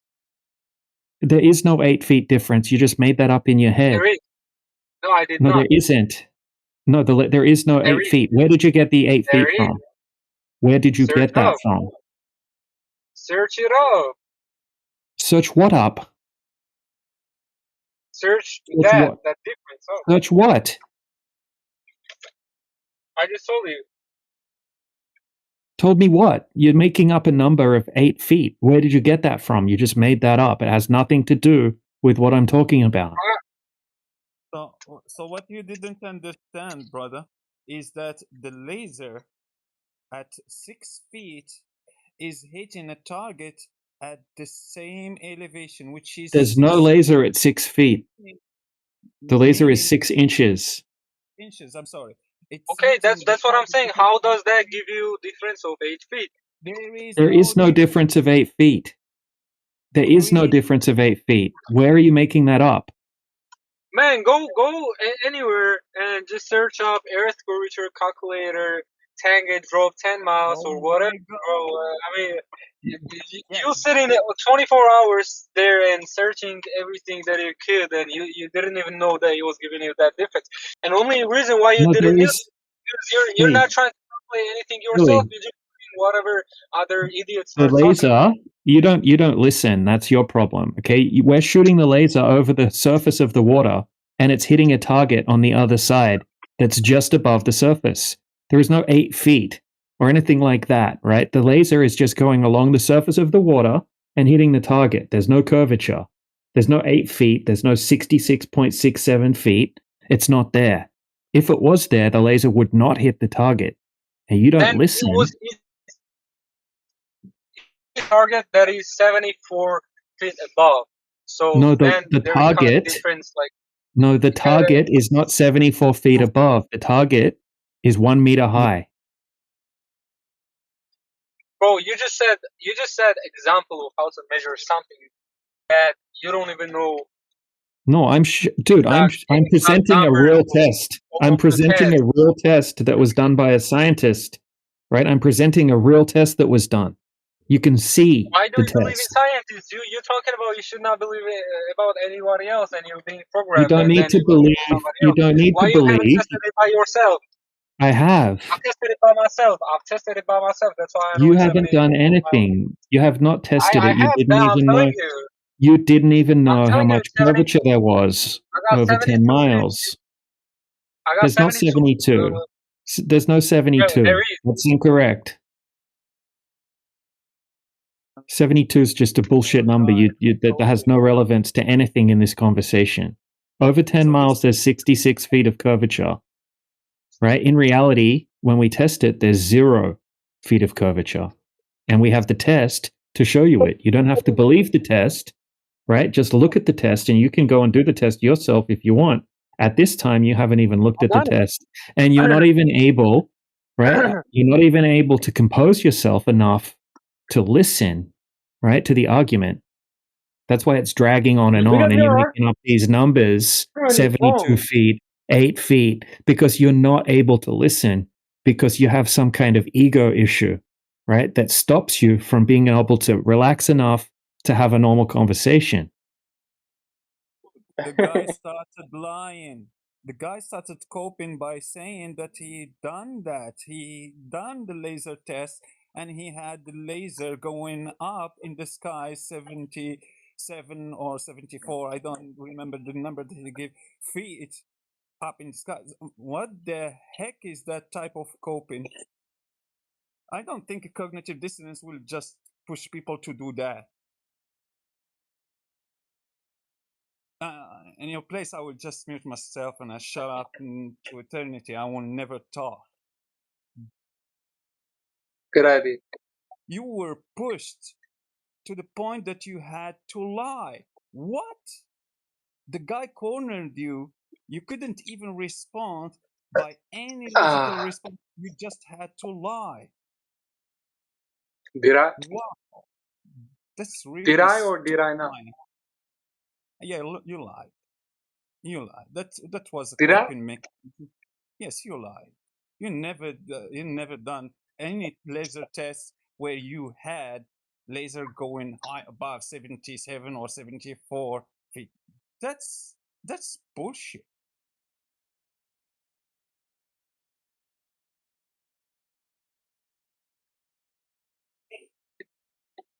You sure? Yeah, I'm sure. You can continue coping. I know that you lied. We all know that you lied. You know that you lied. So you What can about that? continue coping. It's What just about this one? completely understandable. The guy What cornered are you you. gonna say about this one? I don't have anything to like debate or exchange with you. I'm just showing what you've done. It's live on YouTube, by the way. You didn't know. The thing that is next to me, left, that's a YouTube bot. You've been live, recorded live on YouTube. I would put memes. You have exact same proof as I, so you have exact same kind of proof as I. Somebody said that. Memes about you.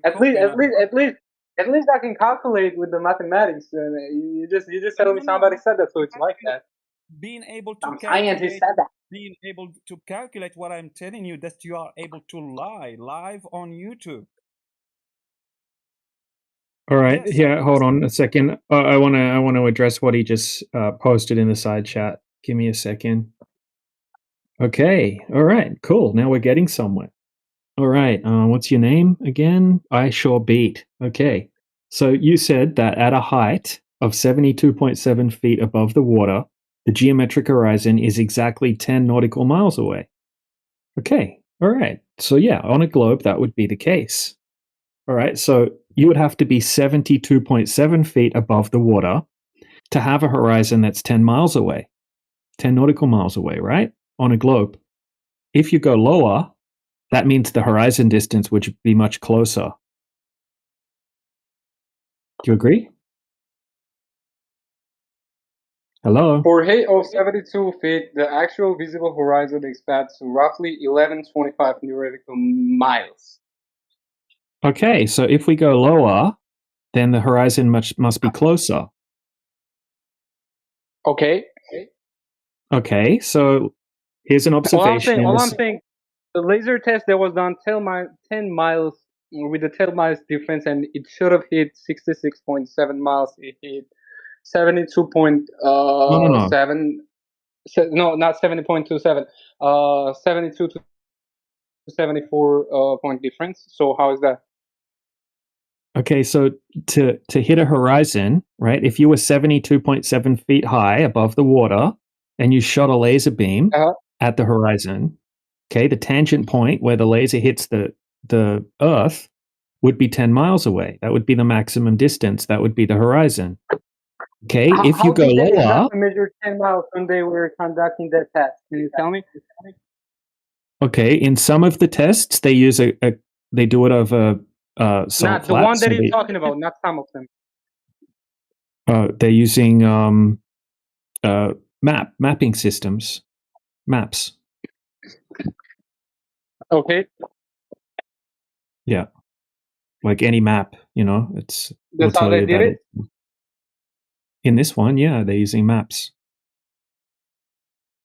And you're for sure sure that the scientist who measured it wasn't wrong in measuring it, because I'm showing you a measurement that was done by the scientists, and not only one scientist, many scientists, and it's just it's 72.7. So I No, don't you know. didn't Like, show it. if we talk This about isn't a if we this talk isn't a about test. This isn't a test that you showed. This is an AI overview calculating how far the horizon should be, right? If you're 72.7 feet above the water. Okay, how far should the horizon be if you are 6 inches above the water? Well, let's make it easy. Let's make it 3.5 feet, 1 meter. How far away should the horizon be? You can ask your AI, I don't mind. 3.5 3.5 feet. Yep, 3.5 feet. How far away should the horizon be?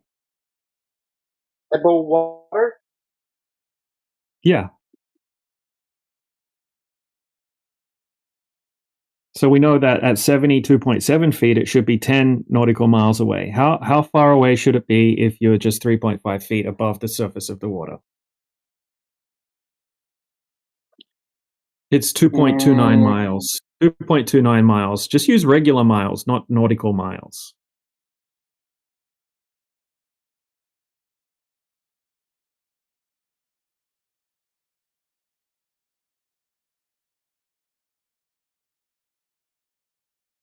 Wait in a sec. It's 2.29 is the answer. 2.29.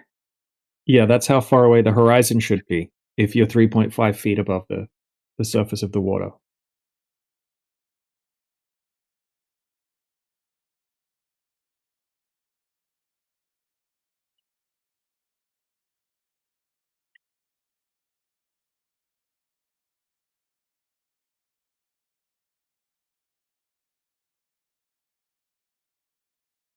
How much will be the difference in feet between the laser beam and the water if you were looking from 3.5 feet, right? Yep. Is that what you're asking me? 70.2. Huh? 70.2. I'm asking how far away the horizon would be. 70. The geometric 70.2 what?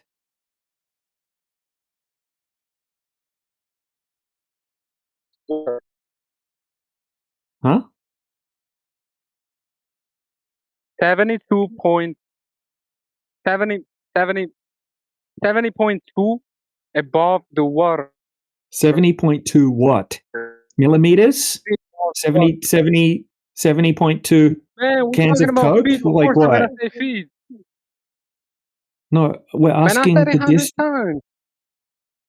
What's 72 point feet? 72 point kilometers. The Why are fuck you you mean jumping with me what? between? Feet, man. Why are you jumping between the metric system and imperial? Because I told you feet and you don't understand, or you don't So want do to you want to understand. do it in meters? What do you want to do it in? Meters and kilometers, or do you want to do it in feet and miles? I don't. Which one are you more comfortable with? Hello. Would you prefer metric system or would you prefer imperial?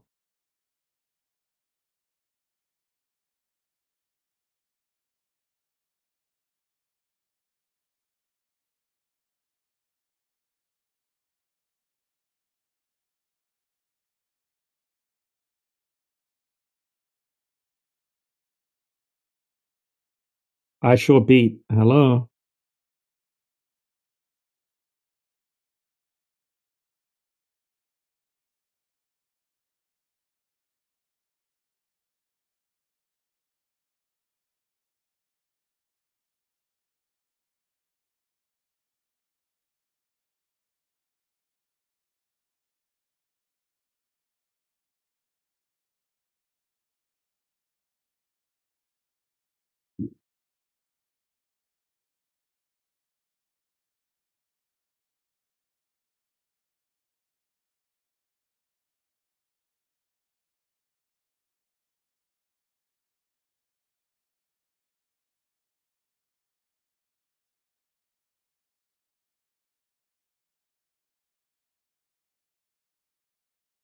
Hey, I sure got beat. Are you there?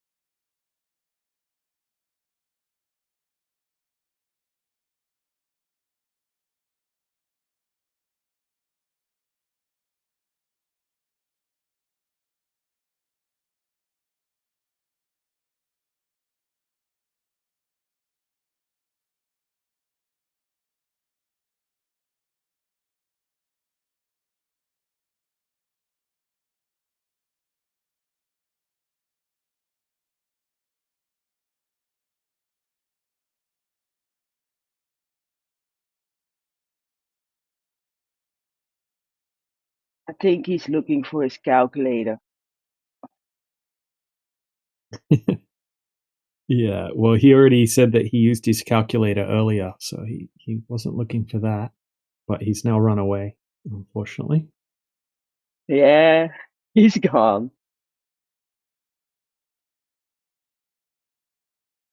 Man, it's painful to have just a basic conversation with some of these people. Crazy.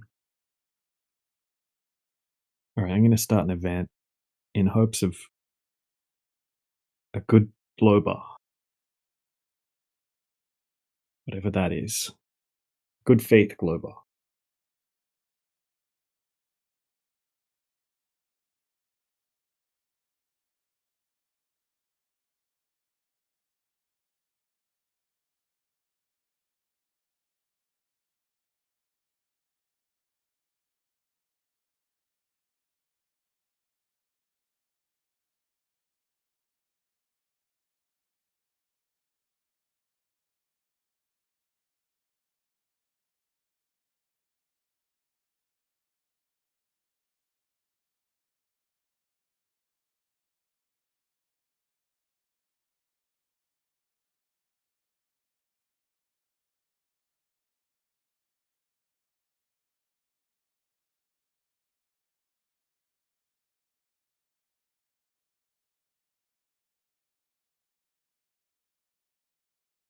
So somebody mentioned Robert Utah in the chat. Chris was bouncing his head off the flat earth earlier this morning.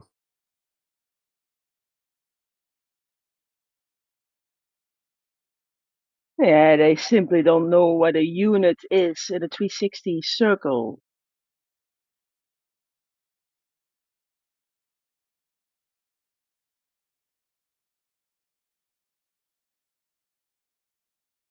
His assumption that we should see the sun go north. I was like, what?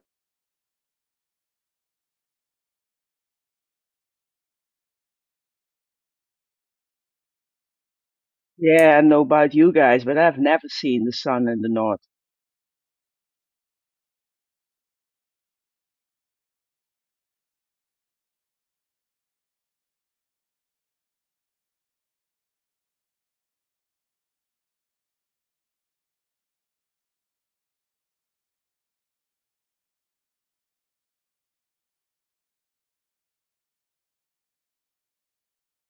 But when you got a globe model where we're falling into making a full revolution in one day, we should see that sun in all corners of the world.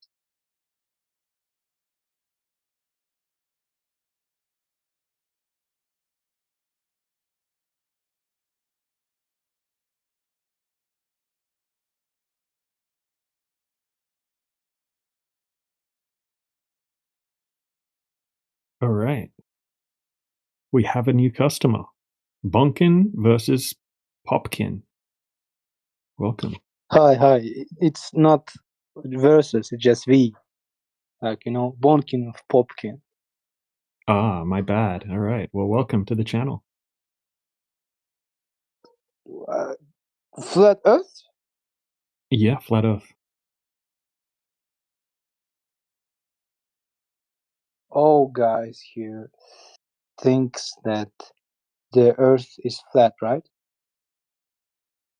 Well, we tested the Earth for curvature, and we can't find any. And we were hoping that someone could come in here and show us the tests where the curvature was measured.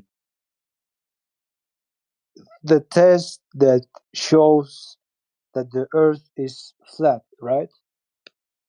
No, we already experienced the Earth as flat, and we already tested the Earth to confirm it's not a globe. But people still think it's a globe, right? And we were just wondering if they have any tests or if it's just a belief that they have because that's what they got taught when they were growing up. What about Galileo Galilei? The what? Sorry, say that again. Galileo Galilei. Did you heard about this guy? Yeah, what do you think Galileo Galilei did to prove that the Earth's a globe?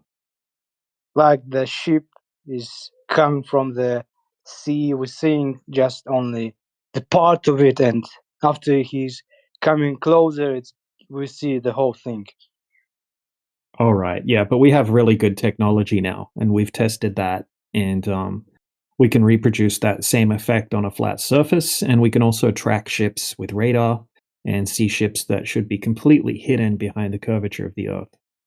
We can see ships that are more than 20 kilometers out into the ocean that should be completely hidden behind the curvature. So Galileo, with his primitive technology and knowledge on optics, sure, fair enough, I can get why he might think that.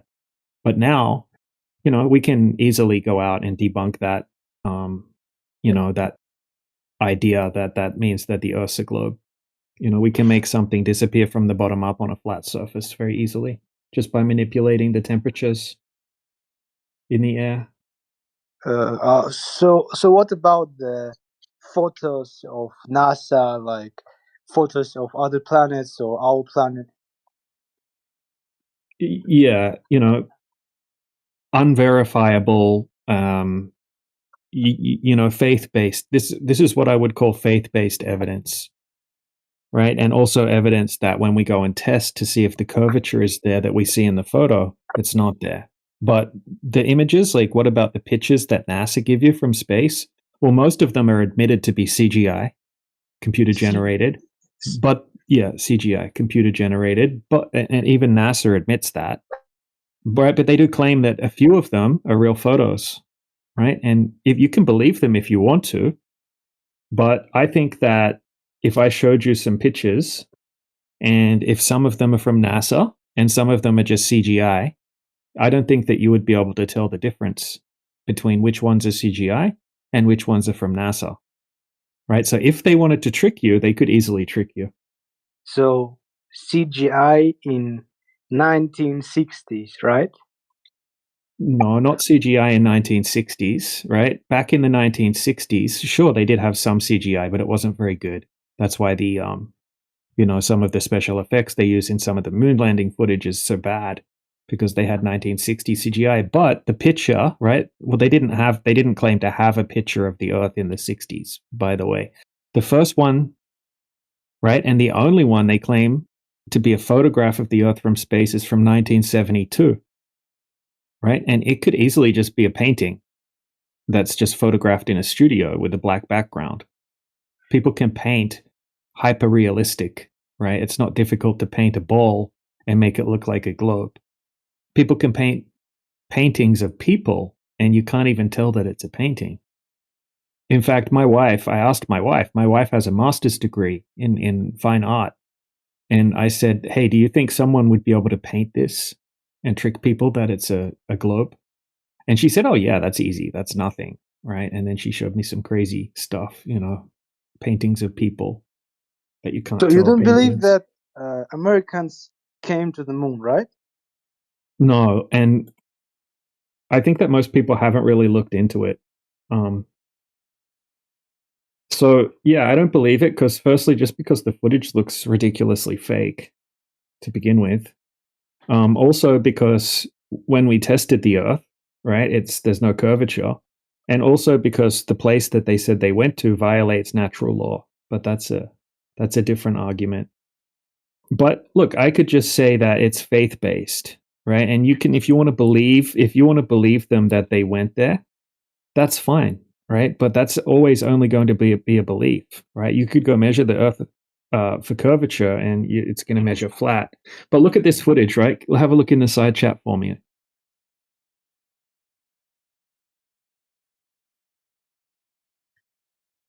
I don't know if it came up, right? Can you see this footage? Wait a second. Where can I see this?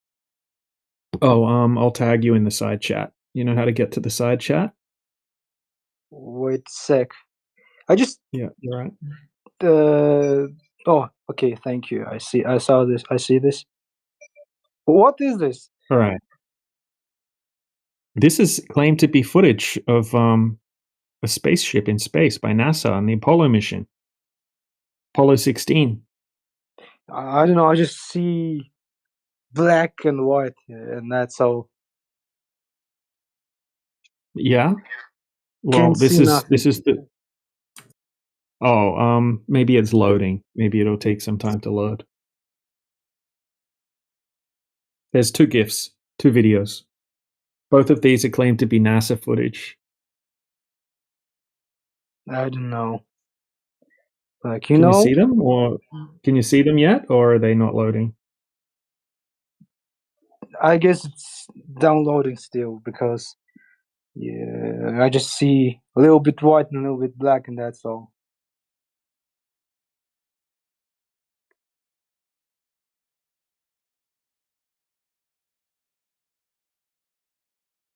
Wait a minute.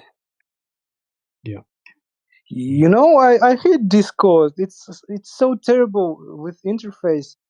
I love Telegram. Yeah, Telegram's pretty good. Yeah, So, look, my main point with the NASA footage is that it could easily be faked. And if they wanted to trick you with it, they could easily trick you. So it's one of those things that you have to have faith in them. You have to have trust in them that they're telling you the truth.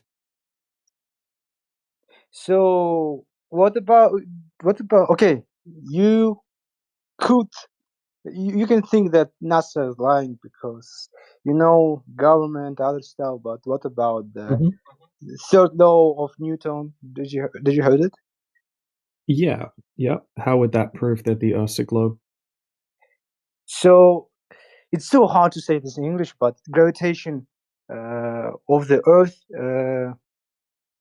coming from the center and from all how to say this, all around of this, Yeah, but what evidence do you have that the Earth is moving? We just experience the Earth as stationary, and there's no test that proves that the Earth is in motion. You just get told it's in motion. We could just use the formula, Right, but if we wanted to test the formula, I'm sorry. I'm really sorry. I'm on the Long Island. My internet just caught up. But about motion, I mean, I don't know if you ever driven a vehicle. I'm driving a vehicle every day. So when you accelerate, you can't really feel the motion if the road is not bumpy and stuff. So you can't really experience the motion whenever you're going as fast as whatever you're on. Like if you sit in the vehicle and going 60 miles an hour, you don't feel that 60 miles an hour. Yeah, You're just but going with the flow. everybody that drives a car knows that they're moving in the car, and they also get out of the car at a different location, right? So it's very easy to prove that the car was in motion. Because you have but if we're talking about feeling, I mean that's the thing. You're not gonna be able to feel. About There is feeling. nothing else. We're not There is talking. nothing else to We didn't talk compare. about. Hey, stop talking. Nobody said it's about feeling it. You just made that up.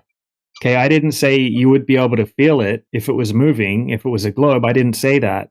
So what you're trying to do now is straw man Maybe I me. misinterrupted. Okay, I'm sorry. Maybe I got it wrong.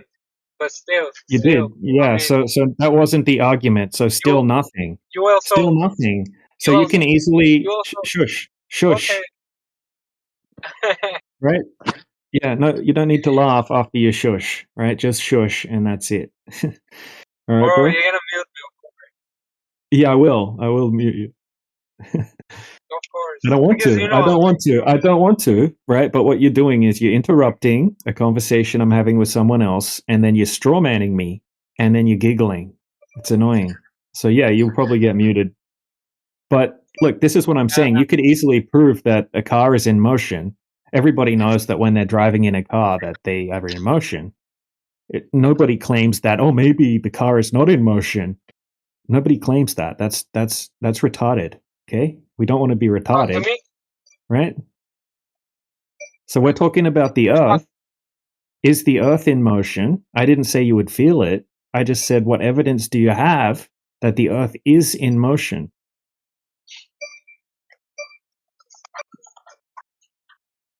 So I just saw what GIF you sent, and Oh yeah. I don't know. NASA have so much footages, and yeah, I heard about the CGI things and Photoshop things, and all this just was about. I don't remember exactly what it was, but just redacted, not fully, not the whole photo.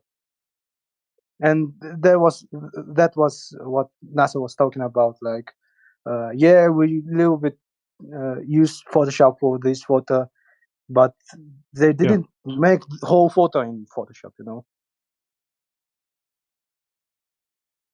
Yeah, look, the thing is, they could easily trick you and show you CGI, and you wouldn't know the difference. So it's Okay. just fake based. So about Newton, I'm gonna try to translate this one because it's old memories from my 8th grade. So just a sec. Once body gains enough mass, it owns gravity. The structural strength of its rocks, and it pulls everything inward, naturally smoothing out any large bulges. Yeah, okay. How could be the whole thing with the flat things, because they don't have they can't make any gravity because it doesn't have a center that could bring gravity. Well, we don't think that the Earth is a flat planet in space. Can you repeat, Right, please? I didn't hear it right. Yeah. Have a look in the side chat again. Look at this picture. Okay, people think that this is what flat earthers think. Okay, we don't know flat earthers claim that this is flat Earth. If this is what you sent, it's flat Earth, right? Yeah. No. Read it. Read it. Okay, It says okay, this okay. is Yeah, not sorry. this is not flat Earth. All right. This So is how this it is what. look? How does it look? It looks exactly like when you go outside. Okay, and we can only get up high enough to see a certain portion of the Earth. We can't see the whole Earth. Right? We can't go up high enough to see the whole Earth. So we're not claiming to know what shape the Earth is. We're claiming that when we measure for curvature, it's not there. It's flat. Listen, they tell us that 72% of the globe is covered in water, right? So 72% of the surface of the globe is made up of oceans and seas and this kind of thing. Okay? And if gravity exists, if gravity is pulling everything towards the center of the ball, that means that the water should be curving, right? Just like we see in the pictures, the water is curving. But when we go and test the surface of the water over large distances, it's not curving. There's no curvature. But because it's pulled in the center, because of the mass of the water. Yeah, but it means that the water should be curving at a specific rate.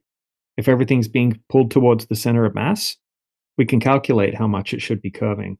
I'll show you a diagram in the side chat in just a second.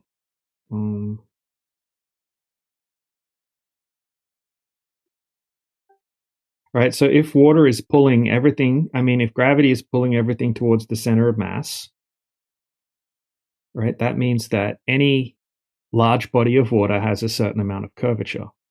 Okay, and here is a chart and a diagram explaining how it would work if the Earth is a globe. Right, so if you have a look at the side chart, if the Earth were a globe, gravity would pull everything towards the center of mass, including the water that covers 72% of the surface. Gravity acts towards the center of mass. Everything on the surface, including the oceans, is pulled inward. Right, so we can tell that, say, over 10 miles distance, there should be a certain amount of curvature over the water. So over 10 miles, there should be. What do you probably prefer metric system, like kilometers? Yeah. All right. So over 16 kilometers, there should be 20 meters of curvature. Over 32 kilometers, there should be 81 meters of curvature. Over 64 kilometers, there should be 321 meters of curvature, and so on. Right. Over 160 kilometers, there should be 2,000 meters of curvature. So we can go out, right, and we can say, okay, we're at a lake or a section of the ocean, and it's 10 miles. Okay, we could have something out in the ocean that's 10 miles away, and we can say, okay, we can see this thing that's 10 miles away. How much of that should be hidden behind the horizon? How much of that should be hidden behind the curvature of the Earth because of the curvature, right? Because of gravity, because of the size that they tell us that the globe is. So we can go and test that. We can use various different methods, even just observation, right? Using zoom cameras or telescopes or something like that. Okay. And we've done that. And when we go and test it, there's zero curvature. Zero. Every single time. This has been tested hundreds and hundreds of times. So how you see the other planets with?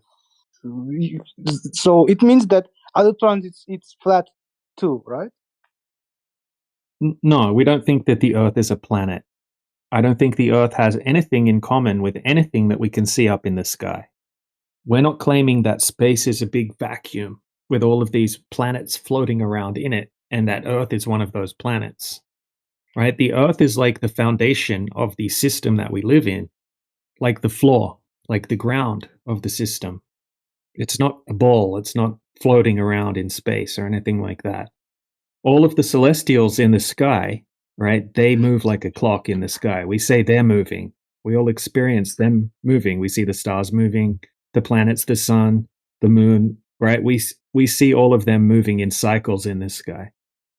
The Earth, right, there's no evidence that the Earth is in motion.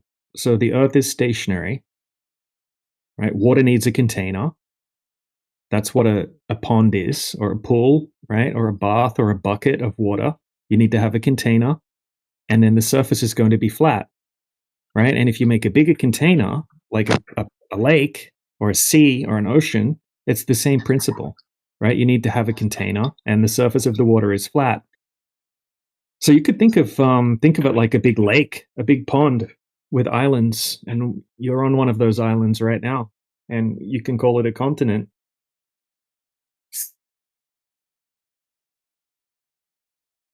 So yeah, while there may be something up in the sky that looks a certain way, that doesn't mean that the Earth would also have to be the same as that thing that you're looking at. It's not like you go out into the forest and you see trees everywhere, and then you think something that's not a tree is it must be a tree because there's trees everywhere. So you want to say that there's no galaxies or something like this, other planets or what? Because we can see even without any telescopes or something like this, sometimes we can see the other planets like Mars, Saturn, and ATC. Yeah, so let's say there's some things that look round up in the sky. Okay, fine. That doesn't mean that the Earth has to be something like that, right? The Earth doesn't have anything in common with anything that you can see in the sky. if I asked you, what does the Earth have in common with anything that you see up in the sky? Right? The answer would be nothing. Nothing at all. So, in the endless galaxy, we are the only place that is flat, and other planets are the circle, right? Yeah, when you say other planets, you're still insinuating that Earth is like a planet. So we don't think the Earth is a planet. Okay, so maybe there's some lights up in the sky that look round. Okay, that's fine. But the Earth doesn't have anything in common with those. We call them planets. But the Earth is the Earth, right? The Earth is not a planet. The Earth is a the place that we live, the ground, the foundation of the system that we live in. It doesn't have any characteristics of a planet. But we are just lucky guys, Other planets have a lot of chance to become the place that similar with us, but usually because of meteorites or other stuff, or because it's too close to the sun, it becomes a dead planet, like Mars. There's a lot of scientists that learning the Mars and saying that a lot of years, billion years ago, it was the green planet, Yeah, well, there's no empirical evidence at all of that. That's all based on assumptions, and it's based on pseudoscience, and it's based on conceptual mathematics, essentially. So you're still trying to think of the Earth inside this heliocentric model, right? Where you've got this big giant space vacuum and you've got all of these things orbiting around inside of it. Try not to incorporate the flat Earth inside of the heliocentric concept. And I would say that's what it is. It's like a mathematical concept, the heliocentric model. It doesn't match reality. It's just based off theories. It's just based off conceptual mathematics. It's based off assumptions and guesswork and that kind of thing. In fact, most of the universe, they say, is made up of a completely unknown thing called dark matter and dark energy, which they have no empirical evidence for whatsoever. But look, this is the thing, right? This is the basic logic. If the surface of the water is not curving, right, then the Earth can't be a globe. Most definitely can't be a globe the size that they're telling us. And all of the sizes of the planets and the distance to the planets and the size of the sun and all of these things, they're all based off the Earth being a globe with a certain size, with a certain radius, right? It's the first rung of the cosmic distance ladder is the radius of the Earth. So if the radius of the Earth is incorrect, the entire model is incorrect. And when we go out and test the surface of the Earth, the radius is debunked. The radius is not matching up with reality. And we can show the tests. The tests have been recorded. They've been published in high definition. There's been hundreds of them. And anyone can go and retest themselves. They can go and do it themselves and say, all right, now I know also that the Earth is not a globe. So if you go and find a 10-mile body of water, you're not going to be able to detect any curvature over it. Things that should be hidden behind the curvature are not going to be hidden behind the curvature. But I also wanted to ask that in what reason when sun going from the east to the west, why it's not going straight? It's going like the H form,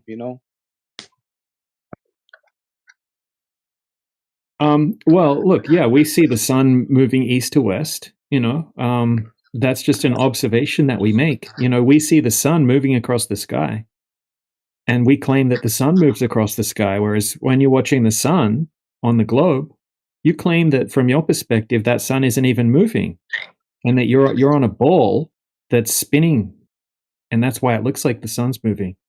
We just say the sun's moving. What's the sun? You know, we get told a story about what the sun is, but we can't verify exactly what the sun is.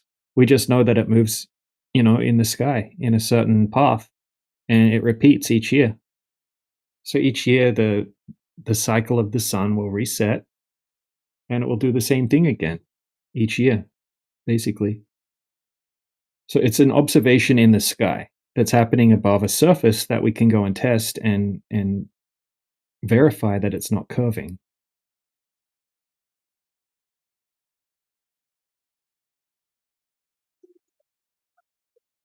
So, you know, if we can continuously test and consistently test the surface of the Earth and it's not curving, then it can't be a globe, because that curvature would have to be there.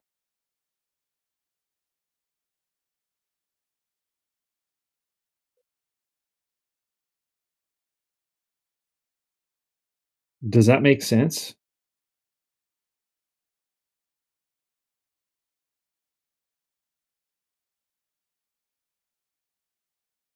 So look, here we go, right? At any 10-mile body of water, 10 miles is 16 kilometers. Right? So any 16-kilometer body of water has to have about 20 meters of curvature.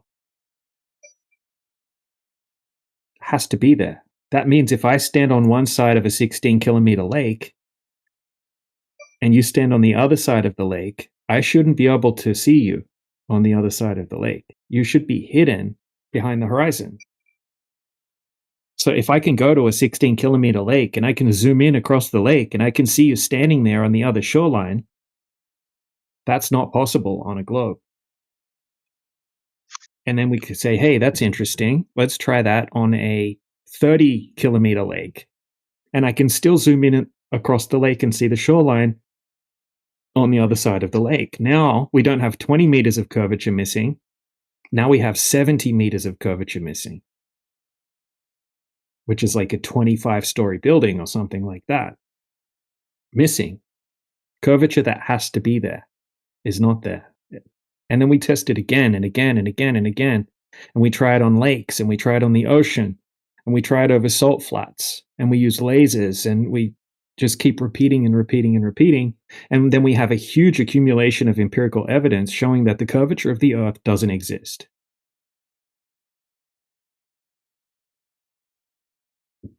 And that's what we have.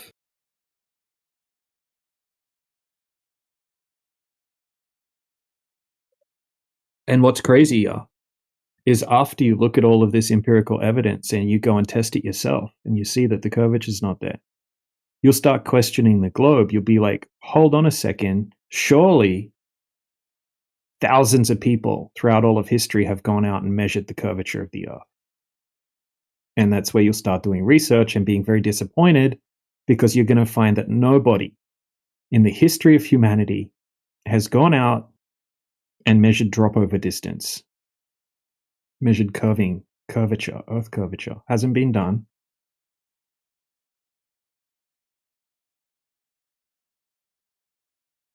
What you will find is people making assumptions and then doing calculations based off the assumptions that they made.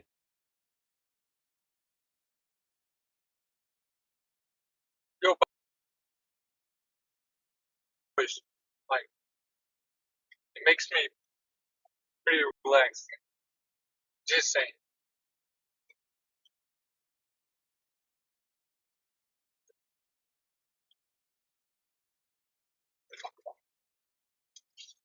Also, I had troubles with Wi-Fi.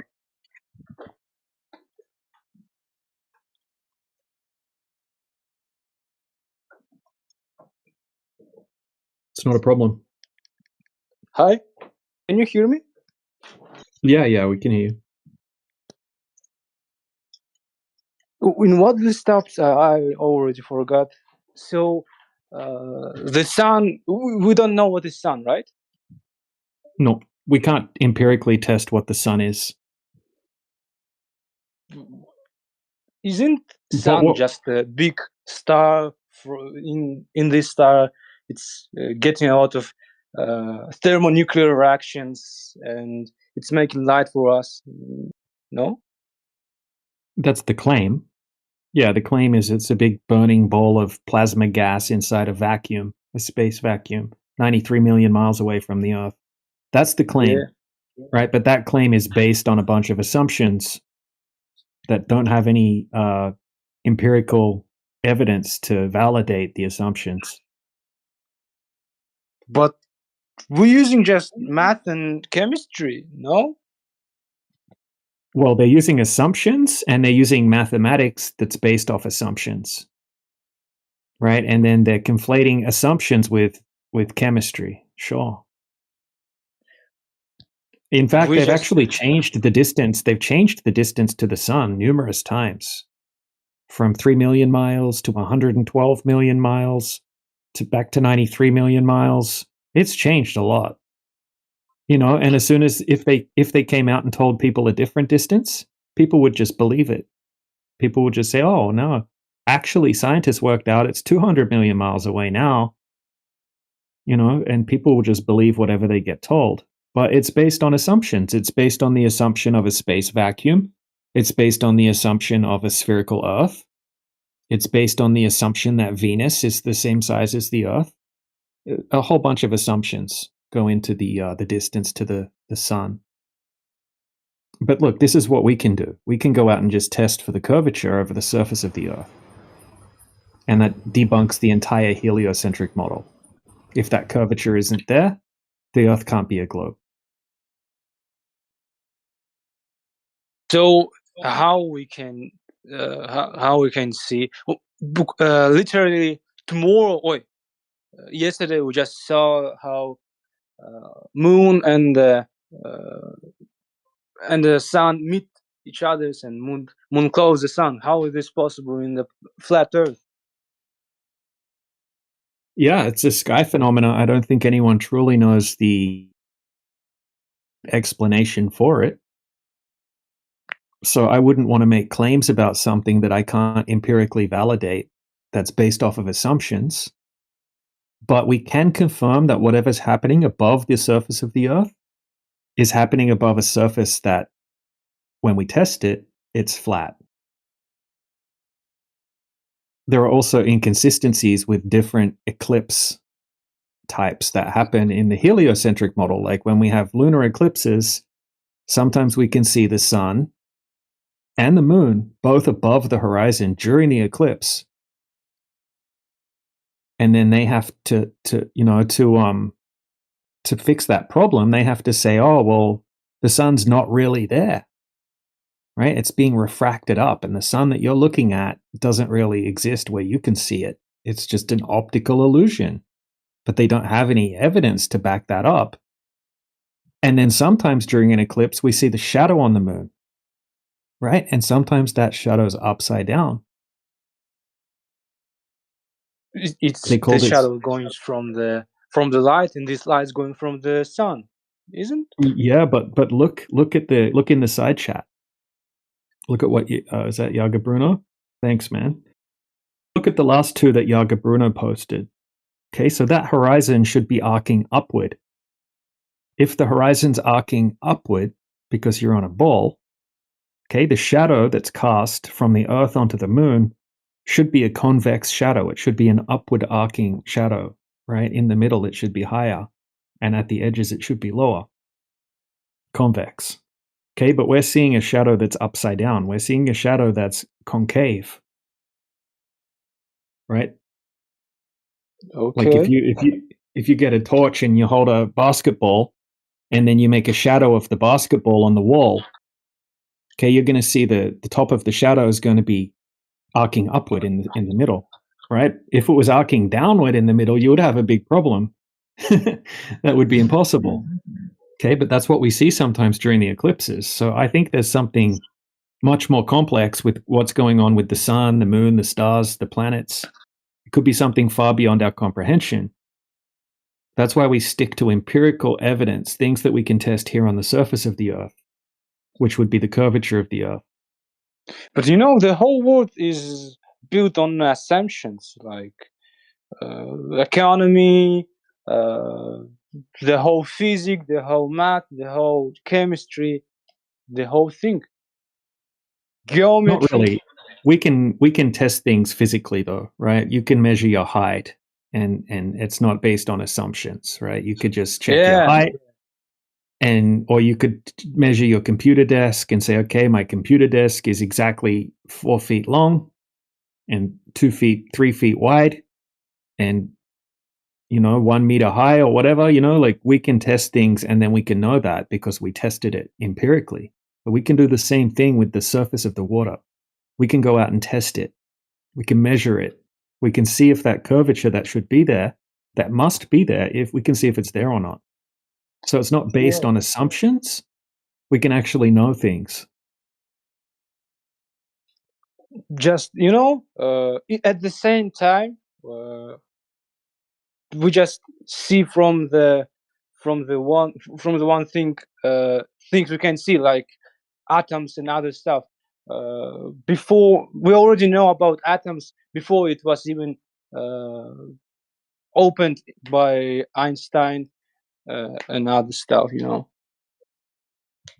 Yeah, but this is the thing, right? That's like a false analogy.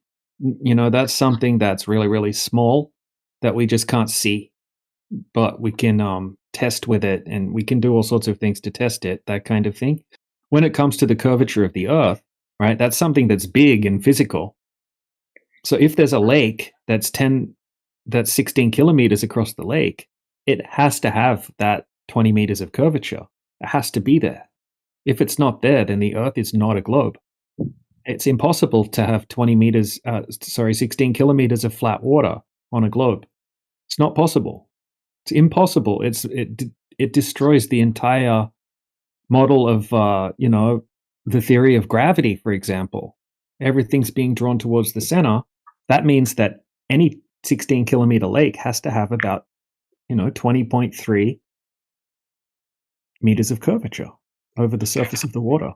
And every single time we test it, it has zero curvature.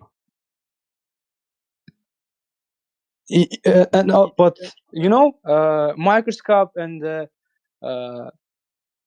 как сказать, я забыл. Telescope. Telescope, right. Microscope and telescope are pretty same. We're just looking on the things that we can see, and we just believe in this. But with the microscope, we open the atom, and with these things, we open the nuclear bomb and other stuff, the nuclear electricians, And why Yeah, we and with the can why we can telescope, trust the telescope? with the telescope, we can debunk the globe lie. What? We can improve on our knowledge of where we live by using this technology and testing this theoretical mathematical concept, which is the globe, the heliocentric model. We can use technology that we have now available to everybody, and we can debunk the the globe misconception, I'll call it. I can show you an example. I have arguments, but most of these arguments I can just say because the language barrier. I understand. Yeah. You got good English, by the way. It's very good. But I understand that more complicated arguments are more difficult to articulate.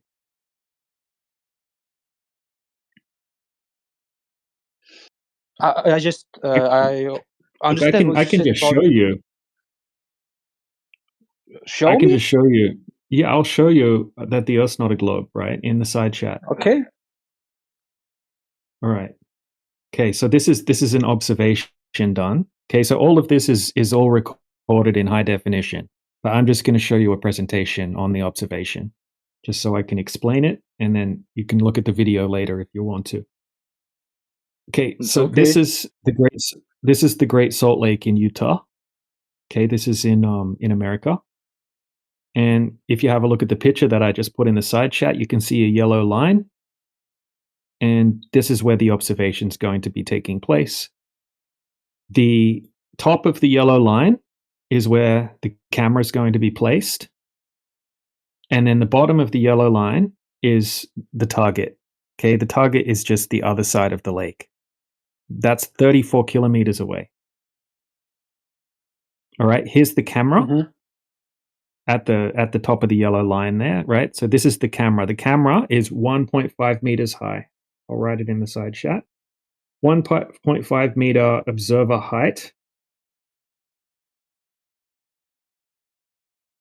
All right, now the bottom of the yellow line, that's the distant shoreline.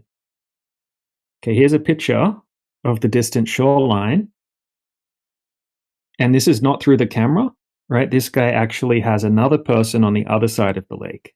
So he's taking a picture here to show you what it looks like from close up. Okay, so this is 34 kilometers away from where that camera is. All right, so take notice of the shoreline. And then behind the shoreline, we can see a big giant white tower. Okay, now, if we go over some really basic mathematics now, right, we know the height of the camera is 1.5 meters high. And then we know the distance is 34 kilometers. So what I'm going to do is I'm going to go to an Earth curvature calculator, and I'm going to post the link in the side chat. So you can check it if you want to. Oh, all right, awesome. Hold on a second, right? So Globe Student SD has just done that for me, right? So in metric system, he's posted an Earth curvature calculation. So you could go to Google and type in Earth curvature calculator, pick any one. It's just going to calculate, right? So if you have a look at what Globe Student just put in the side chat, right? Can you have a look at that? Yeah, I'm Earth already look curvature at this. calculator. Yeah. All right. So look, this is how it works. Okay, so this app calculates how much a distant object is obscured behind the Earth's curvature. All right, so first thing we put in is the eye height, 1.5 meters. And he's put that in, right? Then we put in the target distance, 34 kilometers. And then we hit calculate, and we can see that the distance to the horizon is 4.37 kilometers. Right, that's the distance where the horizon should be if the Earth's a globe. Okay, so that's the maximum distance that you should be able to see the water on the lake. All of the water beyond that distance should be physically hidden behind the curvature of the Earth. Now, after the horizon distance, you can see that it says target hidden height. So target hidden height is 68 meters. So that means that the shoreline that you could see, that should be hidden behind the horizon. And the hidden height is 68 meters. 68 meters is about a 23-story building. 23-story building, if you picture that in your head. That's a big, giant building. Okay, so if there was a 23-story building on the shoreline on the other side of the lake, it would be completely hidden by the curvature of the Earth. But we're Following? looking at this with now not looking at the atmosphere refraction, you know. Right, but the okay, so wait till you see the footage, because the amount of atmospheric refraction that you would need for this to be possible on a globe, right? There's no evidence of that in this observation.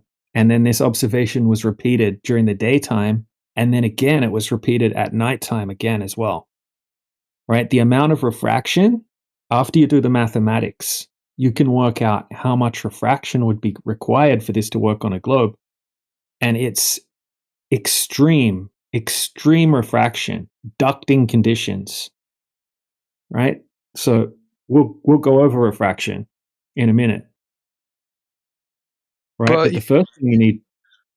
Mm-hmm. But we're looking at the Earth not in an ideal circle, you know. It's have very specific form. All right, we'll go over that in just a second. Yeah, right? I promise. I won't forget. I'll go over that, right? Just let me just quickly finish the observation, and then we can go over the Earth's not a perfect sphere, and what about refraction? Right, we'll go over both of those questions. Okay, so first thing I'm going to show you is the zoom footage. So just give me a second. Right, here it is. Okay, so this is not high definition, but in the original video, it is high definition. Right, we had to shrink it down a bit so it can be uploaded in Discord, but you can still see it just fine. Okay, so the first thing he's going to do is he's zooming in from that camera that you could see, right? And he's zooming in over to the distant shoreline. So when he zooms right in, you can see the shoreline, and you can also see the big tower. Yeah. Here's a right, and then he does it again. He waits till it gets dark because you have even less refraction at nighttime. So he waits till it gets dark and he does the observation again. Right, so at nighttime you can see it's even clearer. Right, so this is from the same camera, the same position at nighttime, and he's zooming in. He can see, right, the water going all the way across the lake. We don't see any horizon or anything like that. But And, you know, it's okay. Sorry, I interrupt you. Yeah, you're right. I'm almost finished, and then you can ask questions about it, and we'll go over those questions that you asked. Right, so just quickly, I mean, just comparing those two images with the close-up. So here's the close-up again. All right, we can see that none of the tower is hidden behind the horizon. Right, we can see the shoreline. We can even see the light reflecting off the water on the other side from the lights. Right, here's another close-up of the shoreline. Okay, so we can see the tower, we can see the bottom of the tower, and then we can see a bank, a black bank, where the shoreline sort of goes up. Right, so we can so here's a close up from this is from the 34 kilometers away. Right, we can see the same thing. We can see the bank at the bottom of the tower. We can see the bottom of the tower, and then here's a slightly color adjusted with the contrast higher, so we can see it even clearer. Right, we don't see curvature, or we don't see the obstruction that should be there. Now you've got to remember that bank, that shoreline, should be 223 foot, which is about, what was it, 68 meters obstructed. 68 meters, that should be hidden behind the horizon. Right, and this is where the horizon should be, by the way. On a globe, this is where the physical geometric horizon must be. This black line here. That's the maximum distance that you should be able to see the water. That should be where the horizon line is. All of the water should be hidden behind the horizon. And then the shoreline should be hidden behind the horizon by 68 meters. But you know, we are taking such a little place for us in the whole. If we're taking the whole площадь, how to say this in English? The whole thing, portion. Square, yeah, square. The whole square of the Earth is gonna be such a little place for this, and you know, it's like taking the ruler and trying to compare the football ball and saying if we can't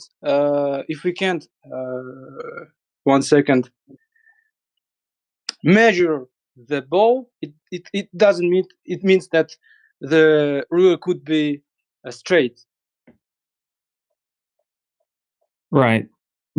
But look, this is the thing, right? We're doing this over the surface of water. Okay, water is level. So that means that if the Earth's a globe, that curvature must be there. So there's 293 feet of curvature. Right, so let me check what 293 feet is. 293 feet in meters is right? 90 meters. 90 meters of curvature must be there over that 34-kilometer lake. Now, you said maybe because the Earth isn't a perfect sphere. Was that something that you wanted to bring up, right? Because it's not quite a perfect sphere. Mm-hmm. But it's so close to being a perfect sphere that it's still it's still 90 meters of curvature, right? So instead of being 89.9, it might be 90.2 or something like that, depending on the latitude, depending on the elevation. Okay, it's still going to be approximately 90 meters of curvature over 34 kilometers of water anywhere on the globe. Doesn't matter if it's on a mountain, in a lake, or on the ocean at sea level. Okay, it's going to be approximately 90 meters of curvature over any 34-kilometer distance. So that curvature has to be there if the Earth's a globe. So it doesn't matter where you do it on the globe, you're going to have that curvature. And then the other thing that you mentioned was, what about the refraction? Right. So firstly, it got repeated during the daytime and during the nighttime. And the amount of refraction that you would need for this to work on a globe is extreme. Unrealistic amounts of refraction, essentially, to the point where it would be ducting conditions. And when you have ducting conditions of visible light, you get crazy miraging effects. Okay, we don't see any miraging effects. We don't see any inferior or superior mirage. We don't see any Fata Morgana mirage or anything like that. We just see it looks very similar to the close-up photograph. We don't see much distortion. It's everything looks normal, basically. Considering we're looking through 34 kilometers of air, it looks pretty clean. Mm-hmm. So they didn't just do the observation, right? After they did the observation, they actually did a laser test as well. So they actually shot a laser beam from the same height. They shot a laser beam all the way over and hit a target on the distant shoreline as well. So they did 2 observations, daytime, nighttime. Then they did a laser test as well. And all of them showed that there's no curvature. But we are looking for this from the local horizon, you know. This is the reason why we looking at this, and we're seeing it as straight. It is straight, but we are in the local horizon, and the Earth also it's unperfect form. We're already on the how to say this in English? Crooked, on the crooked. How to say this? Поверхность. Surface. Yeah, we are already in crooked surface.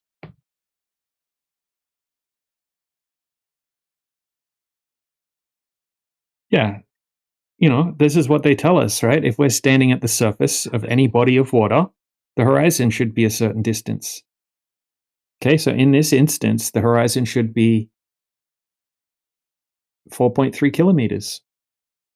That's where the physical geometry... Yes, it is, but we seeing this, and we can't see the whole thing because it's local horizon. Yeah, so the local horizon should be a byproduct of the curvature of the Earth. And then things that go beyond the horizon should become hidden behind the horizon. But it's so many lights from the sun, we still can see the things. If there was no sun, we literally couldn't see anything.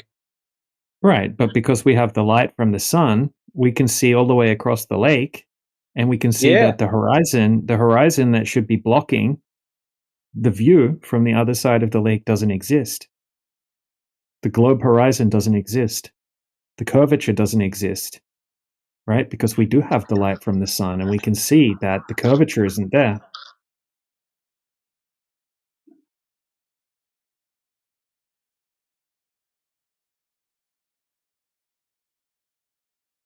If the Earth was a globe, all of the water that's past 4.3 kilometers should be hidden behind the curvature of the Earth. It should be blocked.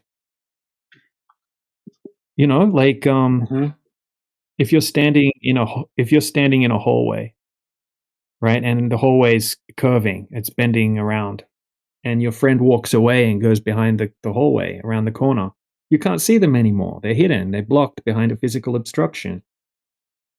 Same thing. Same thing as this. All of the water past 4.3 kilometers has to be hidden behind the curvature of the Earth. Has to be. But the horizon exists only because it's a result of the place where is the observer. Yeah, the height of the observer. The height. Not the height, the place where he is. It's not like right. So it's not like wait a second. How to say this in English? This one.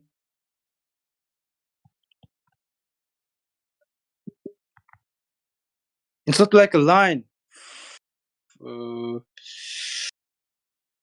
It's not line on pictured on the globes, you know. Yeah, this is what it is. Here, I'll show you in the side chat. This is what the horizon is on a globe. Right? It's a byproduct of the curvature of the Earth. Hey brother, can you hear me, brother? Brother, can you hear me?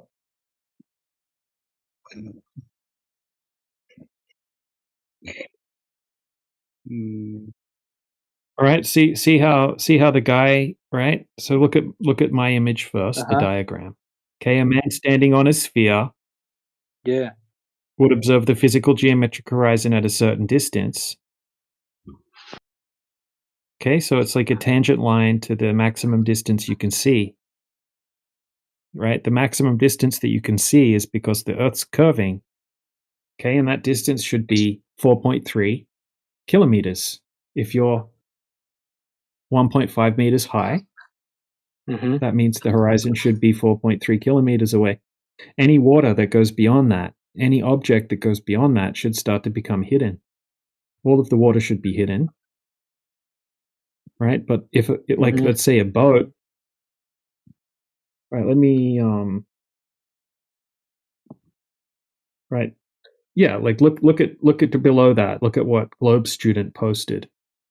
Okay, this is a football field, right? And football fields have a slight amount of curvature to them because they need to drain the water off. Okay, so he put the camera on the ground, and then when he walks away down the football field, the curvature of the football field is physically obstructing the bottom of the person.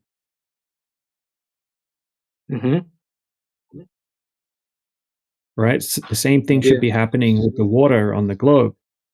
Right? As something moves beyond the physical horizon, beyond the curvature, it should start to become hidden. Okay, but in the observations that we make, where that curvature should exist, it's not. Right? We could zoom in and we could see the shoreline on the other side that should be hidden behind 60 meters of curvature on the other side of the lake. So the curvature's not there. Right? We can see the curvatures there on the football field because we can see the person becoming hidden behind the curvature.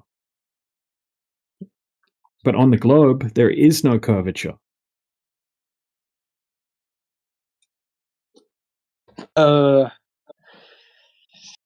You know, it's the whole thing of this. I can't really very nicely answer to these questions because I'm not physicist. I'm literally a humanitarian. Look, honestly, we have conversations with physicists, right? We can show you conversations we've had recorded with physicists. They don't I have need an the answer to you conversation. either. I trust you about this one. So what was The physicist's what not was going to the help you conversation? either. So what was the conversation? With who? With the physicists? Yeah. Yeah, you know, they come in here, they don't understand anything about flat Earth, and we explain it all to them. And they're like, wow, that actually makes a lot of sense. I didn't think about it like that. I didn't understand where you guys are coming from, but now I understand why you believe that the Earth is flat, or why you know that the Earth is flat, because you have these observations. They say, well, I can't explain the observations. I'm not an expert in that particular field, right? But I will go and do research and come back another time. That's the kind of things we get with the physicists, right? They're more honest because I'm not saying you're not honest, but they're very honest because they understand what they do and they don't know. But if you have a look in the side chat, right, this test that is in the side chat right here now, right, this was done by a scientist. This was done by a guy named Dr. John D, who actually holds a PhD, and he's an expert in the field of optics, right? And he goes out and he became a flat earther. He didn't want to become a flat earther, but he went out to try to debunk the flat earthers, and he became a flat earther in the process, right? And in this observation, he has his camera set up at just 1 meter height at the shoreline, and he can see those windmills, and those windmills are 11 miles out into the ocean, 18 kilometers. 18 kilometers. All of the bottoms of those windmills should be hidden behind the horizon. And you can see a boat in the distance. That boat should be hidden behind 28 meters of Earth curvature. 28 meters. That boat should be completely missing and hidden. The horizon should be at 3.4 kilometers. And all of the bottoms of those windmills should be hidden. So anytime anyone goes out to test for the curvature of the Earth, we don't find it.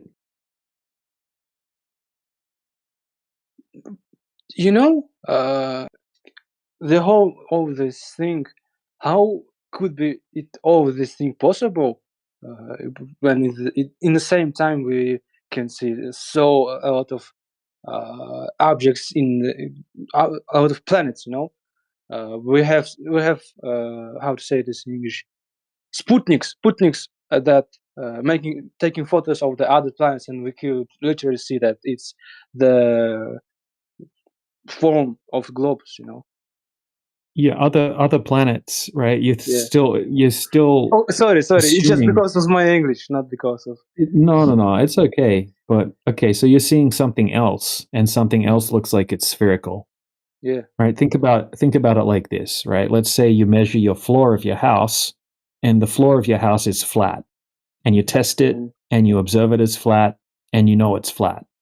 Okay, it doesn't matter what shape your lights are. It doesn't matter what happens up in the sky above that surface, because you've empirically tested that the Earth is flat, or that the floor is flat. Okay, so whatever happens above the surface of that floor, it's happening above the surface of a flat floor. So you can say, oh wow, look, this light bulb on the ceiling is round. Okay, cool, right? There's something that looks round up in the sky. Okay, that doesn't mean the Earth is anything like that. That's something different. It's a sky phenomena. But the whole things that we see in the sky is literally the circle form. Okay, all right. So look, most of the things we see in the sky are stars. Not only the stars. Mostly, though. Most of the things. Also. No, I know. That's why I said most and not all, right? Okay. Not all of them are stars, but most of them are stars. Okay, stars are just little lights in the sky from our perspective. And you can't tell what shape they are because you can't see them. Okay, any light from a distance looks like a round light. Any light. So even if you see a car in the distance and it has 4 headlights on the front of the car, okay, from a distance, that just looks like one big round light because that's the way our eyes work. Lights just look like round lights. That doesn't matter what shape they are, right? It could be a long tube light, and from a distance, it's just going to look like a circle because that's the way our eyes perceive the light. It's not until you go and check, say, oh wow, that's actually the front of a car or the front of a train or something like that. Okay, so most of the lights we see in the sky, you can't determine what shape they are. Okay, they look like round lights because all lights at a distance look like round lights. If you look at some of the lights, which is just like less than like 99.9% of the lights we see in the sky, we can't confirm what they are, stars, right? There's a couple of little things that you can zoom in on that kind of look like they're round, like the moon, like Mars, like Saturn, the planets. So Yeah. out of the billions and billions of lights that you see in the sky, there's a very small handful that kind of look like they're round. Okay, that doesn't mean that the Earth is like these little things that you see up in the sky. That doesn't.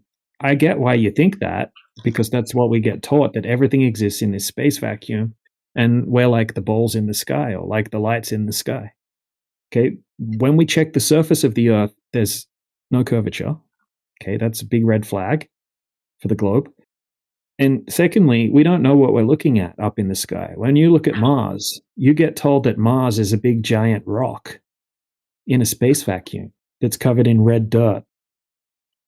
And it's a certain size and it's a certain distance away. This is all based off the cosmic distance ladder, which we've debunked.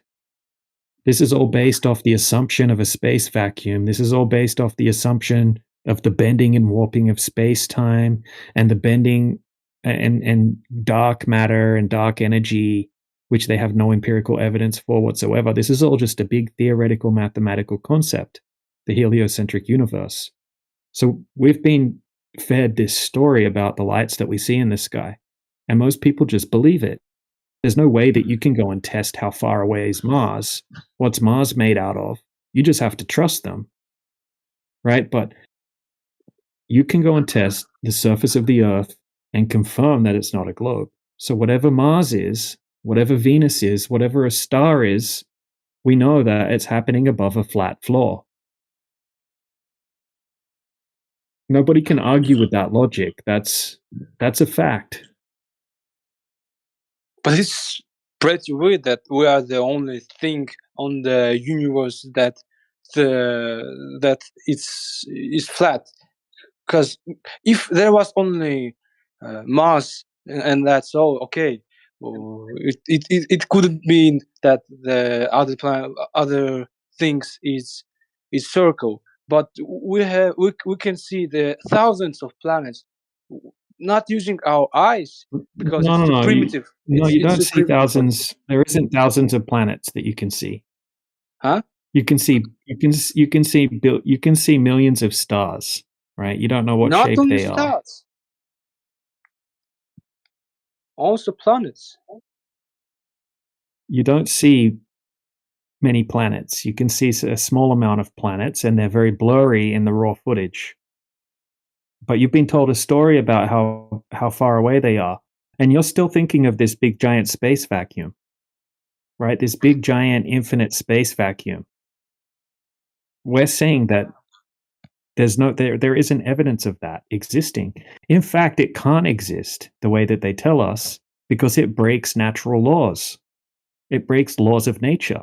You can't have a gas pressure system, right? So they tell us. Retarded, stupid man.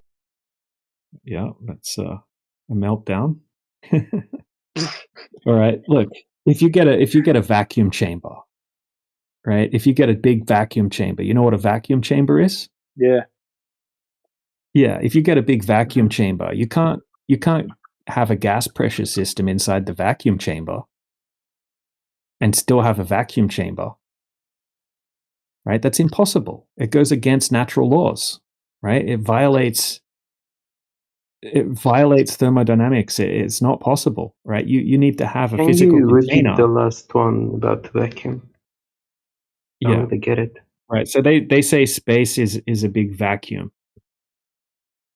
right? 10 to the negative 17 torr. That's what they tell us, right? It's more powerful than any vacuum chamber that we can create here on the Earth, and they're telling us that we are on a ball that's covered in water and gas, right? Nazi. All right, Hugo, unfortunately, you have lost your permission to listen to anything in the entire server from now on. He gets dropped. So, this natural laws, we literally made up these ones because we have a lot of things that we can't understand because we too primitive for this, like the dark holes and other stuff, because it's so many pressure in the dark hole that it couldn't be. We can't literally understand this how this works. Did I understand correctly? You're saying that vacuum isn't possible because if you do the same experiment on Earth, you have to keep the pressure, pump the air out of to make a vacuum. This way.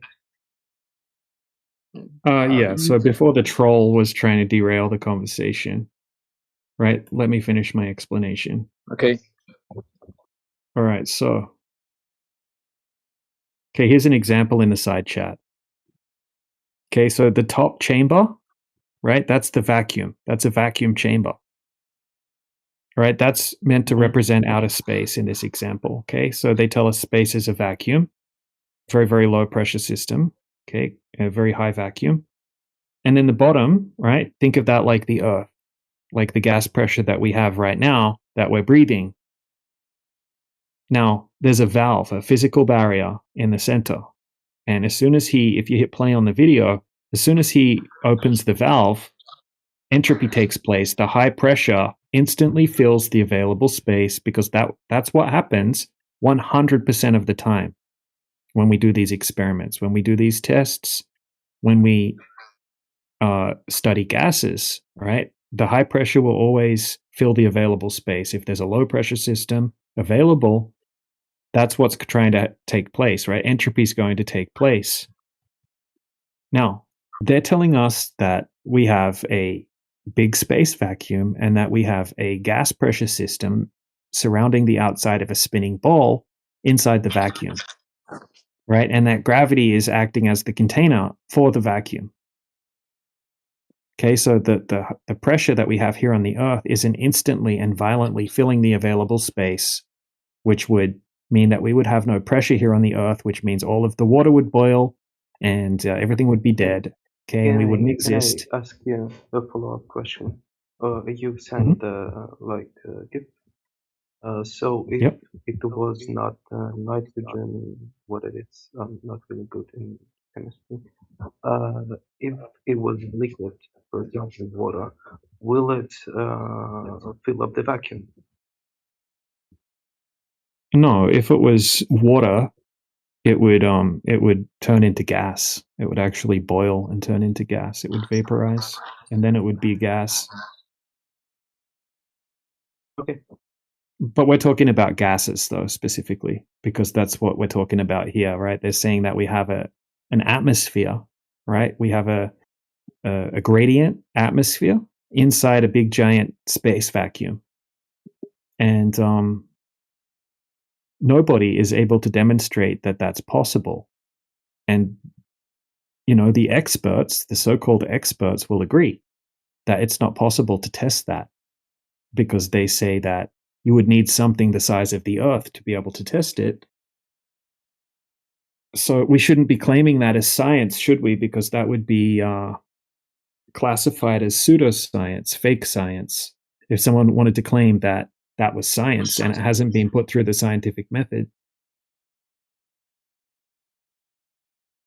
Right, so we're not interested in pseudoscience. We're interested in real science. We're interested in empirical evidence, in physical testing, in things that we can validate, and things that don't require faith. Because the more you look into this, the more you realize that the heliocentric model is faith-based. It's a conceptual, faith-based mathematical concept that people generally don't know that much about. And most people just believe it's a globe because they've never had anything else presented to them, and they got taught from a young age that it's a globe. When we go and test the globe in the real world, because now we have good technology that we can get our hands on very cheaply, and we can actually go and test to see if it's a globe. When we test it in the real world, there's no curvature. It doesn't exist. And we've been talking about this for 10 years, right? 24/7 Flat Earth Discord. We've had conversations with all sorts of satellite engineers and anyone from any qualification that you can think of, and none of them have been able to present empirical evidence of being able to have gas pressure adjacent to a vacuum without a container, motion of the Earth, right? Validation that the Earth is moving, and measurements of Earth curvature. Nobody has been able to present any of those three things because it's impossible. So what about human going to the space? So it's all faith-based. The only people that have gone high enough to see the Earth as a globe were the Apollo astronauts. Most of them are dead now, and the footage looks ridiculous, right? The footage could easily be faked. I don't have to say that I can prove it's fake. I don't even need to do that, right? Because I can just say, right, you can't go there. You can't go and check the footage, right? You just have to believe them. So if you want to believe NASA, then go ahead, but we can still test that there's no curvature here on the actual Earth. Hello. I just wanted to say that physics doesn't say that the galaxy is a perfect empty vacuum. Between Earth and other objects, there's a lot of rarefied matters, solar winds, and other stuff. Right, but I didn't say it was a perfect vacuum. There's no such thing We're as a looking perfect for this vacuum. like it's a container of the ideal vacuum, but it's not. No, I didn't say that. I said it's a 10 to the negative 17 Torr deep space vacuum. There's no such thing as a perfect vacuum. Sup, Jedi? Yeah, but we looking at this without the gravitation potential. You know, the whole thing it's have very little. It's a very little mass. Yeah, I'm gonna hand it over to Jedi if Jedi's available, because I've been talking for so long and I need to Bless get you. some work done. So Thank are you. you able to jump in? Yeah, Awesome. yeah, I've got 10 minutes, man. Yeah. Okay, cool. All right, I'm gonna go on listen mode. Hey, Bonkin, it was good chatting with you, man. Yeah, me too. It was a really good practice, you know. But hey, have a chat to Jedi. Have a chat to Jedi now. He knows a lot about this particular point of the argument with the gas pressure and that kind of thing. So I'll definitely hand it over to. Hello, my friend. Nice to meet you. Have you got any more questions? Yeah, the example that GG showed, it was about the gases and the vacuum, but we don't look at this without the gravitation potential. You know, we don't look at the mass of the mashtab. How to say this in English? The scale, you know. Mm-hmm. You understand that DJ's talking about a law of nature that's universal and without exception in both open and closed systems, this being entropy. Now, these natural laws are natural. They happen everywhere. So when we say that gas expands into a vacuum, that's without exception. The only way that you can stop gas from expanding into a vacuum is by physically blocking it with a physical barrier. Now, I understand what you mean about scale and mass, but what we observe with gas behavior is expansion. You're saying that gas doesn't expand, it forms balls. And gas attracts itself. Gas doesn't do that. So I appreciate what you're saying about gravity, but you couldn't show me anywhere on Earth gravity affecting gas. You couldn't.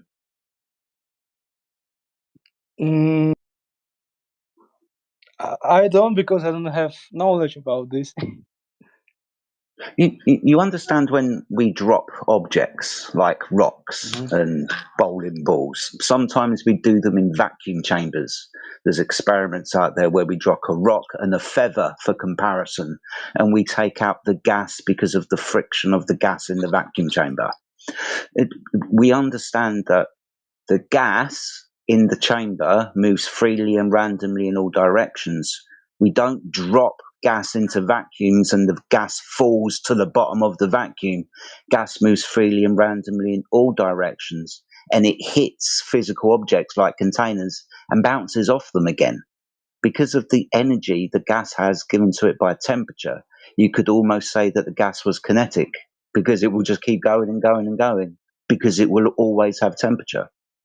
So I understand your story about gravity stopping the gas go away, but naturally that's never observed.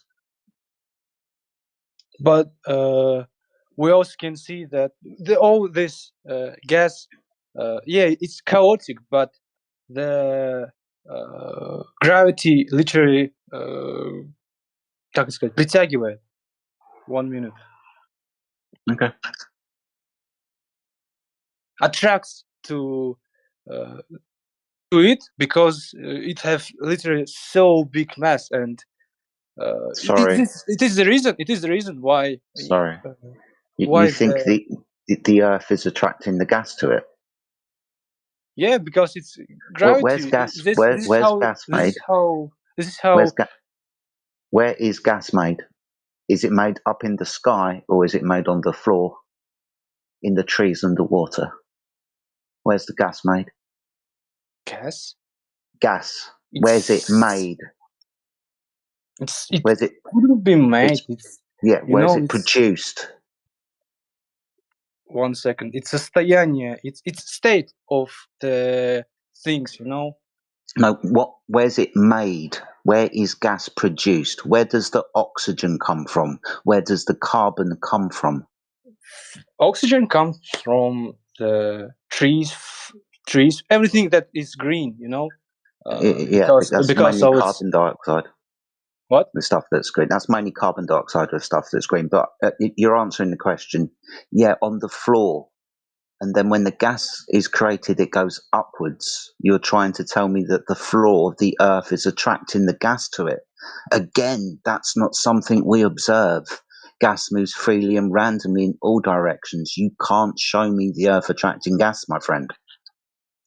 So in what reason in the mountains we have so little air?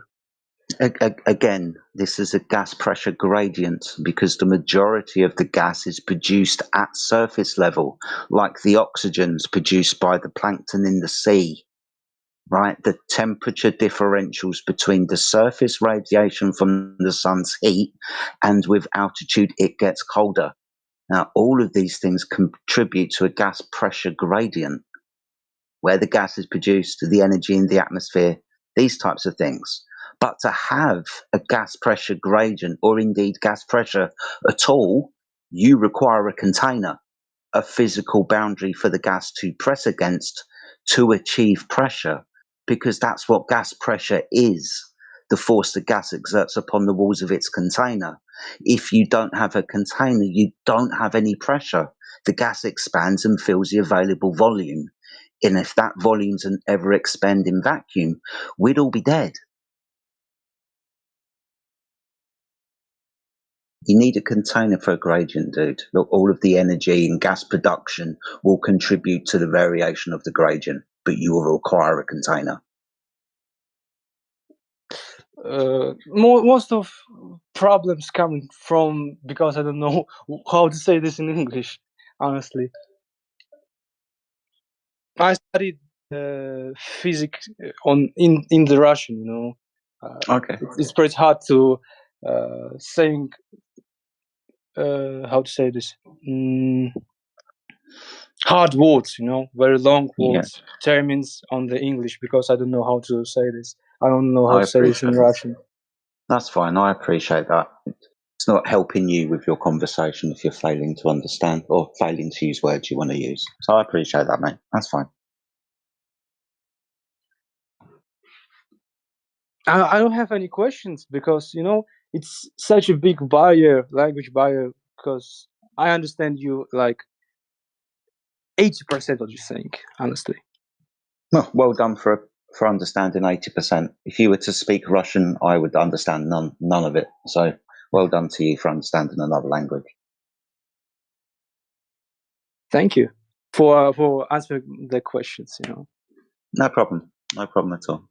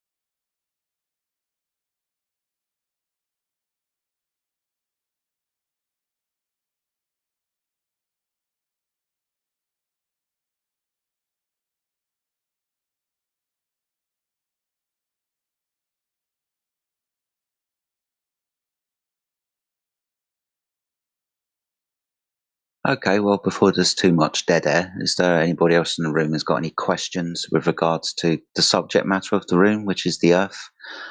We say it's flat. You probably think that that's ridiculous and want to ask questions. So please don't be shy. If you want to unmute yourself and you've got any questions or a topic that you'd like to discuss with some of the flat earthers on the panel, then please unmute yourselves and say hello. Lovely conversation with DJ earlier and our Russian friend. If anybody else wants to contribute to that conversation, and like I said, please say hello. Hello. Hello, my friend. How are you? Great. Excellent. Good stuff. How can we help?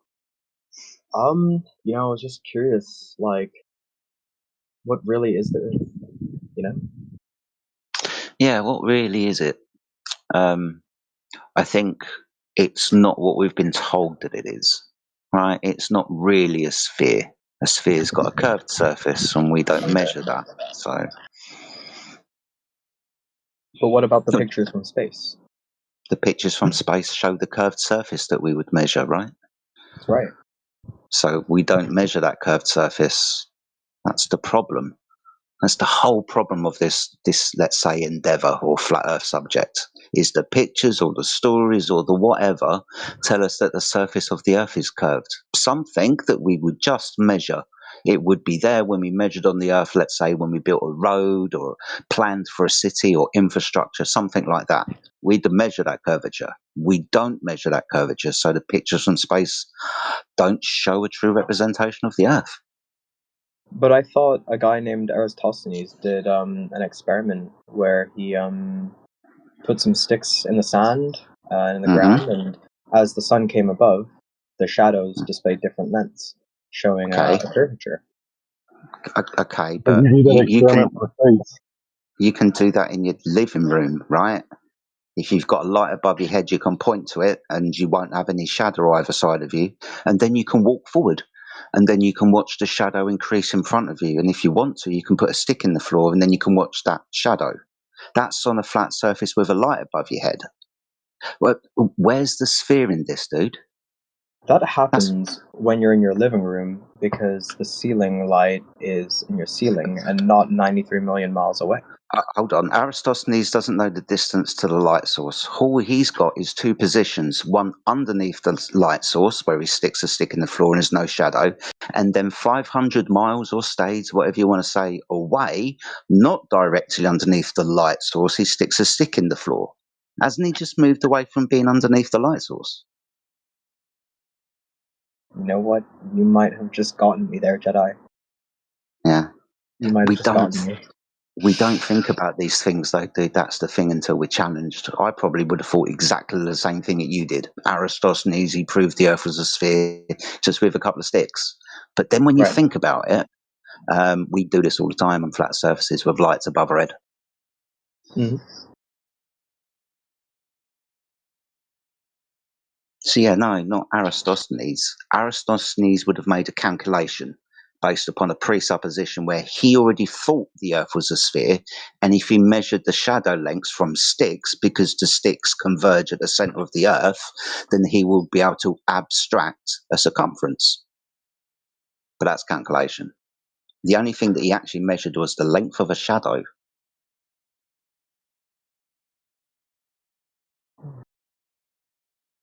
Anything else? What about gravity? What, down? What, down? Seriously, down. Well, let's talk about Newtonian gravity. Okay, so the Earth is a sphere because mass attracts mass. So we would measure curvature on the surface then.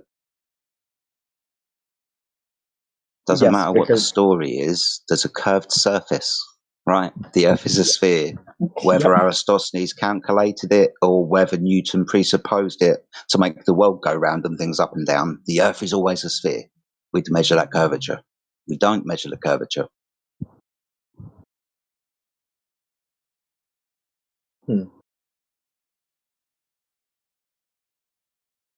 What about space? Everything. What about space? Is space fake? Well, it has to be because the Earth is in space and the Earth is a ball in space. So if that part of the story is true, dude, then what do you want me to do? The whole point of this is, yes, the story about space and our place in it, because the Earth is a sphere in orbit, motion through it around the sun, and the Earth isn't moving. Yeah, that's all fake. Wow. What about the universe? It's flat.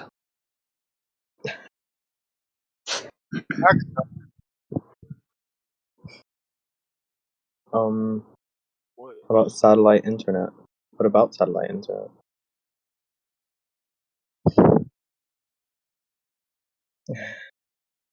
Oh yeah, Sorry. what about refraction? Isn't that why we don't see curvature, Jedi? No. It's We because understand. We the light is understand that light. bending. Yeah, we understand that light deviates through the medium of the air, but the air needs to be under very specific conditions. It's going to need moisture in it. There's going to need to be temperature and a pressure value to make the light do whatever it needs to do. So we can't just say that light refracts, and every time we take an observation, whatever we see is being magically refracted around the curvature of the Earth. What we see is refraction. What we don't see is the curvature of the Earth. We need that to be measured to then backwards engineer any observations to it. So But we I need see the curvature. But I Go see on. curvature from an airplane. What? From an airplane When you window. turn around. You understand the horizon is equidistant from you, as in you are at the point of radius of that circle of vision around you. So, all right, in an airplane, you're just looking out of one window, and okay, you've got quite a good view, and around the edges of your view, you might see curvature, but that's the horizon curving back around you. So turn around and understand the horizon is a horizontal view around the observer. There's no curvature there, dude. It's a horizon. It's around you. Oh. We don't think about these things, dude. Wow. I know that I thought the same, especially when I was a young kid, going on holiday with my parents, looking out the horizon and asking my dad if that was the curvature of the Earth, telling him I could see the curvature of the Earth. But no, the horizon's optical, equidistant from your point of view. You're like the middle of a circle, so when you turn round, the horizon is a circle around you. It's not curvature up or down. It's around you, dude. Whoa. You might have just blown my mind, Jedi. What about the edge? What about the edge? What about the turtle?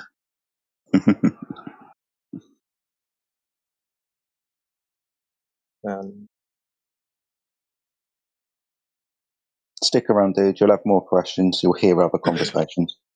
Thank you, Jedi. No problem. What about precipitation?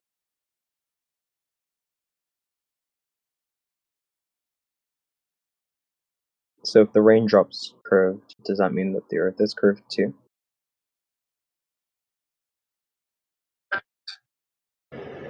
What about photosynthesis?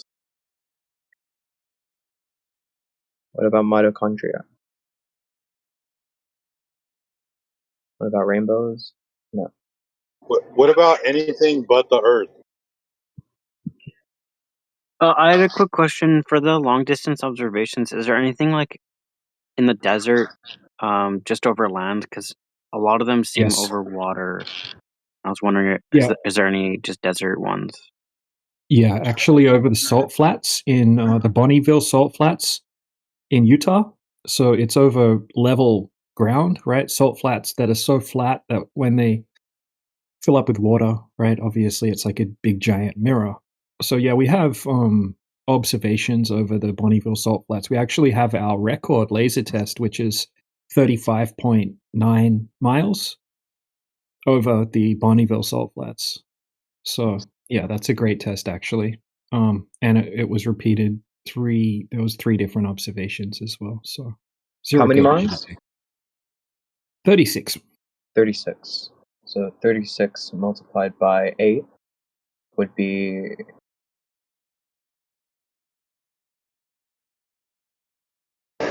No, over, it was 300 inches, right? 36 squared. Over 300 inches, which is how many feet? It's not 300 inches. Look, yeah, I made you a progressive chart in the side chat. What? I'm Has asking globe how many globe inches. colors incorporated into it. Okay. 8 inches per mile squared, not 8 Yes. inches per mile. So basically, Right. the target, right, should have been 760 feet below the curvature of the Earth, behind the curvature of the Earth. 760 feet. Right. Okay. Right, I see that. Just a little bit. Okay.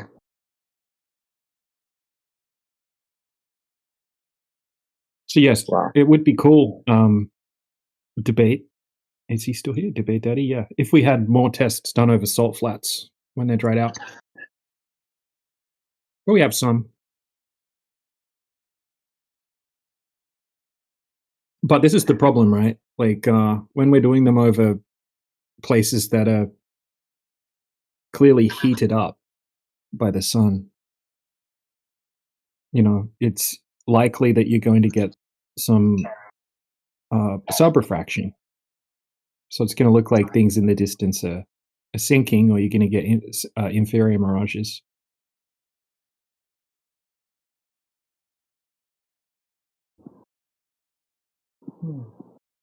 Dr. John Dee's test is my favorite one, the peer-to-peer, because we have 7-degree water, 7-degree air, and 72% humidity, and that was vertically measured from the surface of the water all the way up to 2 meters height at different locations along the path, and it was like really super uniform. So for someone to claim that we could have extreme refraction, which would be what would be required over that test, that would be we don't have the conditions for any extreme refraction, that's for sure, if any refraction.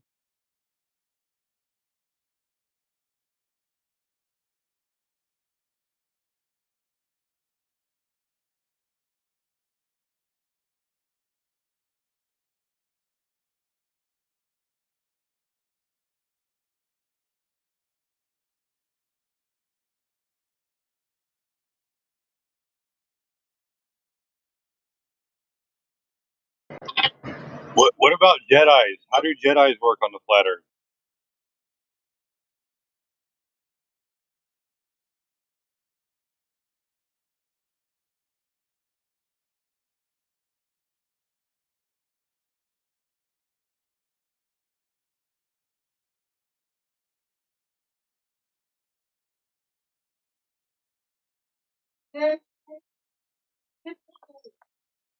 Mindless? Hey,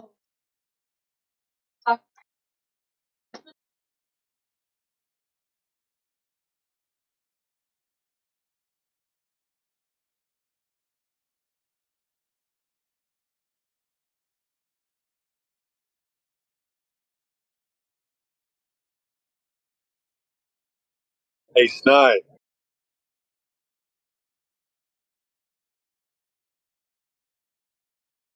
Hello, Bradley Snyder here. If the Earth is a globe, how does the Red Hot Chili Peppers work? I don't know, you know. I mean, they've got a song called Around the World,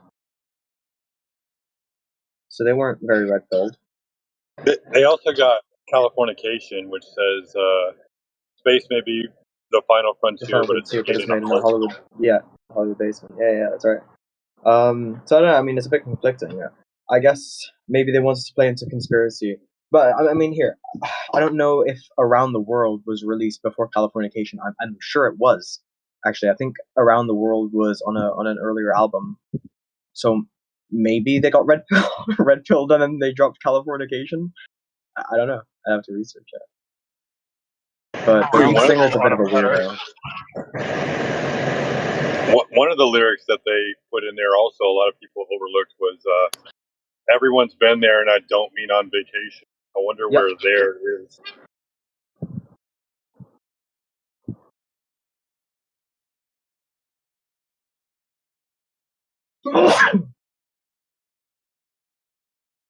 I could speculate.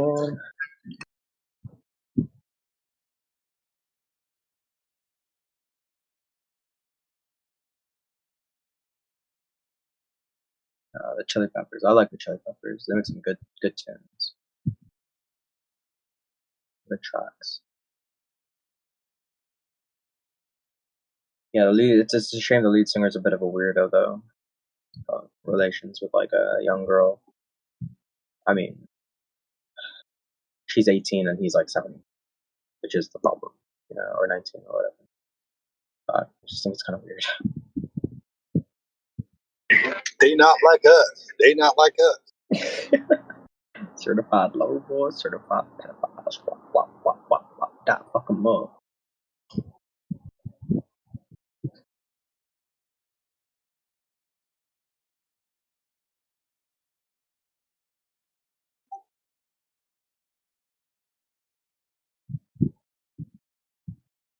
Welcome to the 24/7 Flat Earth Discord in the English Hub. If you have any questions about the shape of the Earth, please speak now.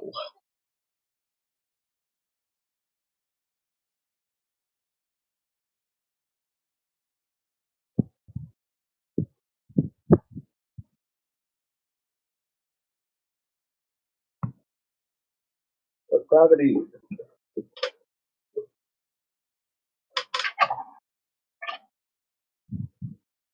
Anybody else in the UK get the alert today on their phone, like an hour ago or so? Yeah, got a fire alert about an hour ago. Yeah. Apparently, people in Wales got it in Cymraeg, in Welsh, and you know there are some people who are just there, you know, either visiting or they haven't lived there for a while. So if it was a real emergency, I mean, let's say, God forbid, war breaks out or whatever in the UK, and they're in Wales, they don't understand a word of it. They'll be dead before they can translate it. So they're saying on Twitter. Oh, fucking hell. Yeah, I got a wildfires alert about an hour ago. I got 3 wildfires within 10-mile vicinity of my property, so we're all on kind of high alert at the moment. Gotta be careful. Yeah, It's man. crazy Smoke's in the air. That's for sure. Wait, is it rising up because of gravity? Up because of gravity. What's pulling it upwards? Yeah. Heat rises, Space dude. fairies. What, sparking Jedi?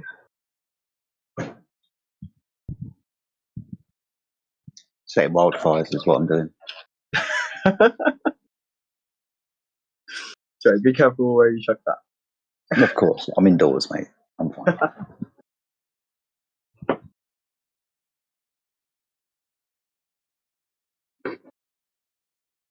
Get my shoes a little clean.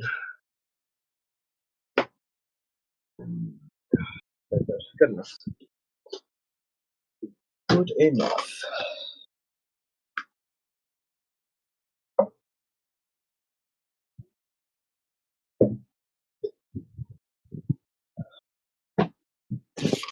Black bandana, sweet Louisiana.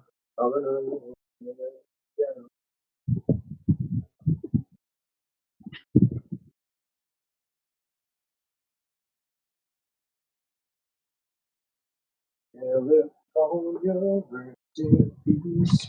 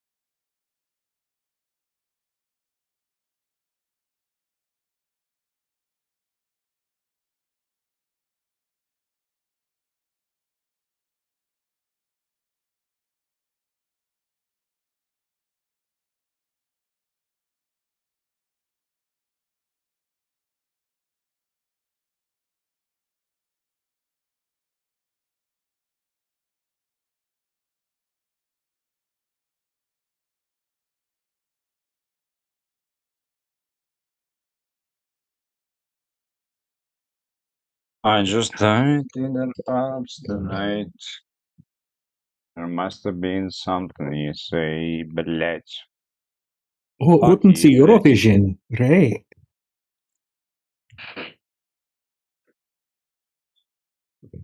What's the story? What's the story? Hello. Flat Earth people, what's the story here?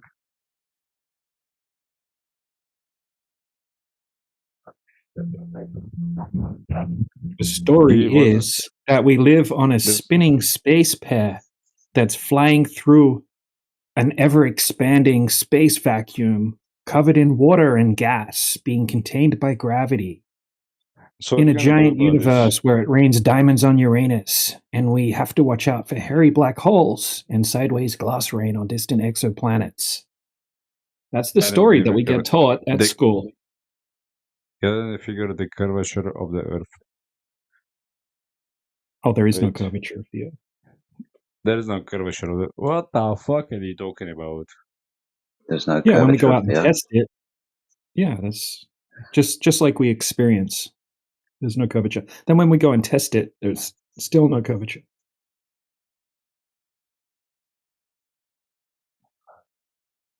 Why? Why elites would psyop you? Why? Fluid Yeah, why dynamics. there would be fluid dynamics? Why would elites psychologically damage you in this? Did you say elites? Yeah, why would they make this story? Well, the fact that you said elites means that you already know that power. Sure, somebody has the benefit. Yeah, of course. So they have to have benefits, right? You asked why would the elites do this, and for psychological damage to control our paradigm and our reality, and whatever benefits that they get out of it. If you come from the idea that there's an elite.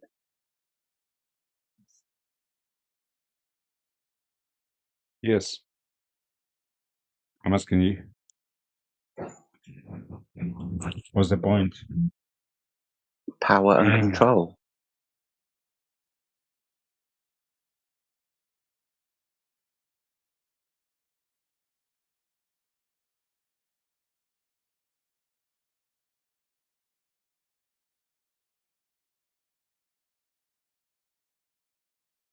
Yep. Well, he took his information and fled. He can have that for free. Yep.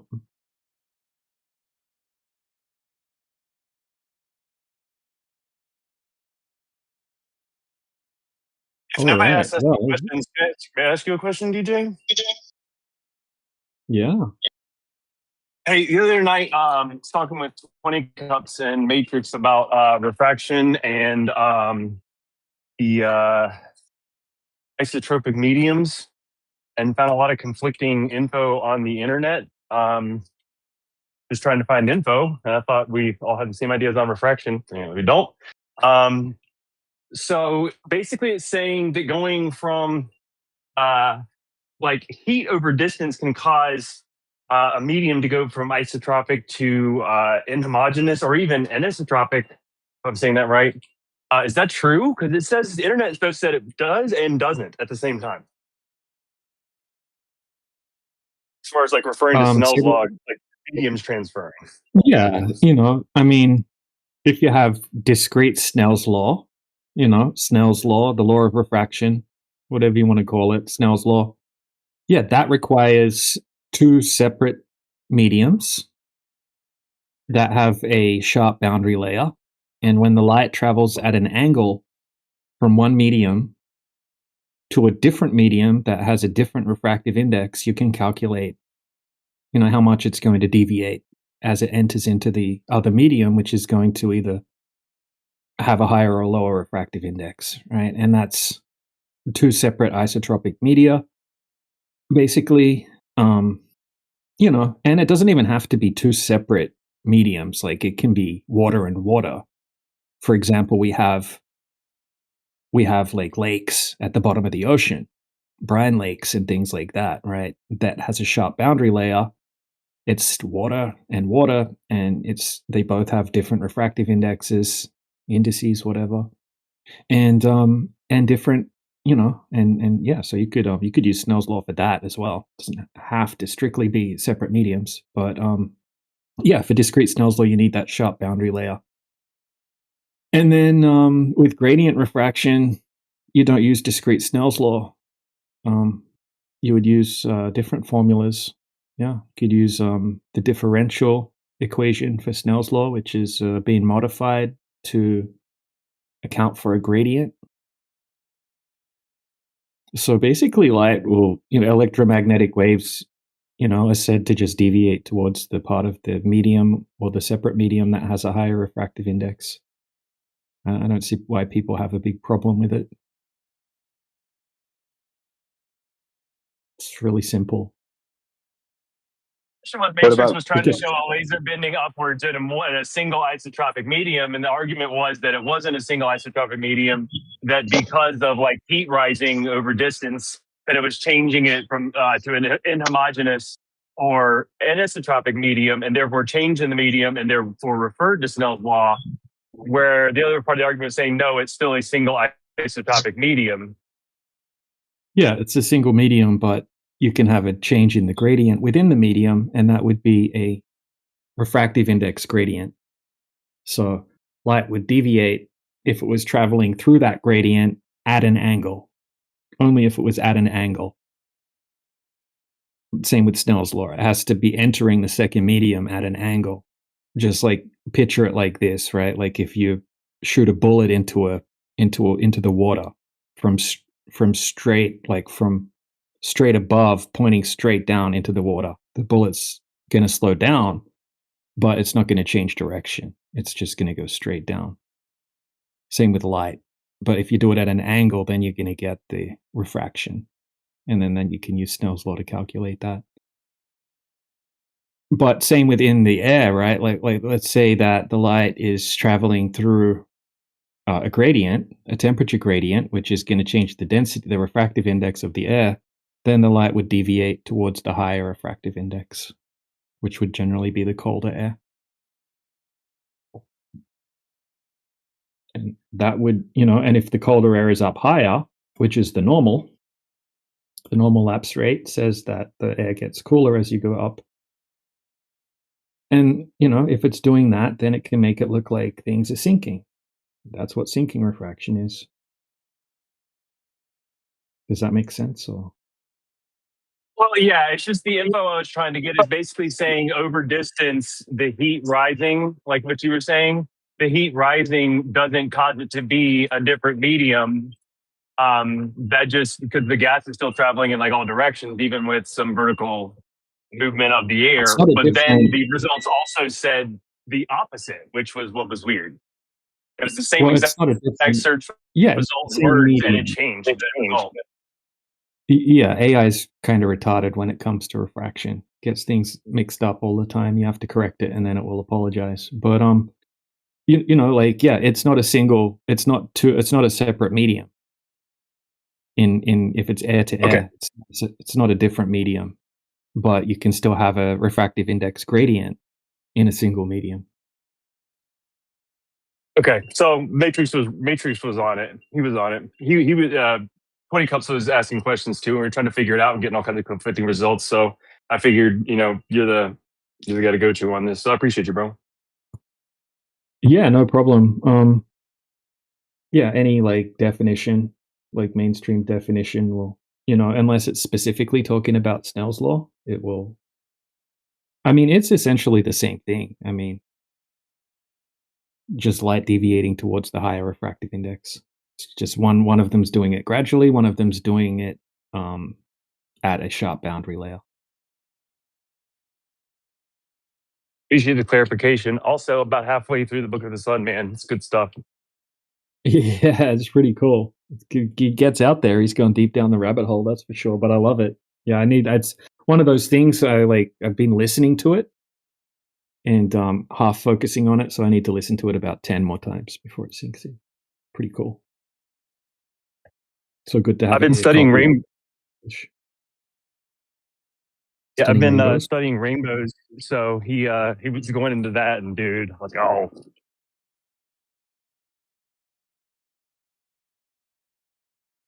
Yeah, it's interesting stuff. I want to learn more about his map. I find it very interesting. Jedi, are you there?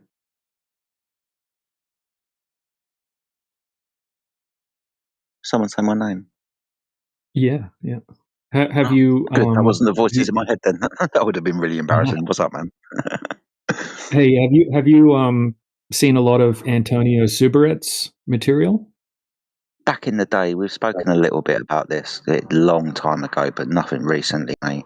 Nothing at all. We were speaking about his maps the other day, weren't we? Yeah. It's really good stuff. Like he was way ahead.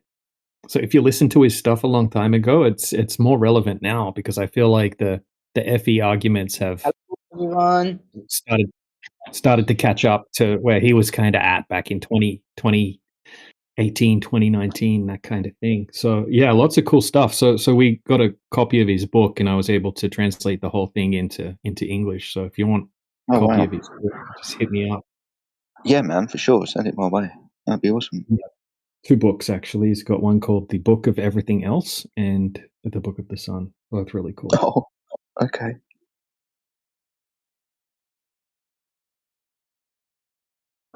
So how was he ahead of his time? What was he saying back in the day Oh, that we weren't? Yeah, he was calling out all of the shit arguments, right? He was calling out globebusters and everyone, and just debunking the AE map, and just going deep into technical stuff about magnetic declination and the sun, and all sorts of different things. Yeah, I haven't listened to enough of his stuff to break it down properly, but so many things. It's not like usually when you listen to old stuff, like old content, you're like, oh yeah, being well, chucked in the bin, and that kind of thing. You don't get that with him, right? It's all like groundbreaking sort of stuff. It's all interesting stuff.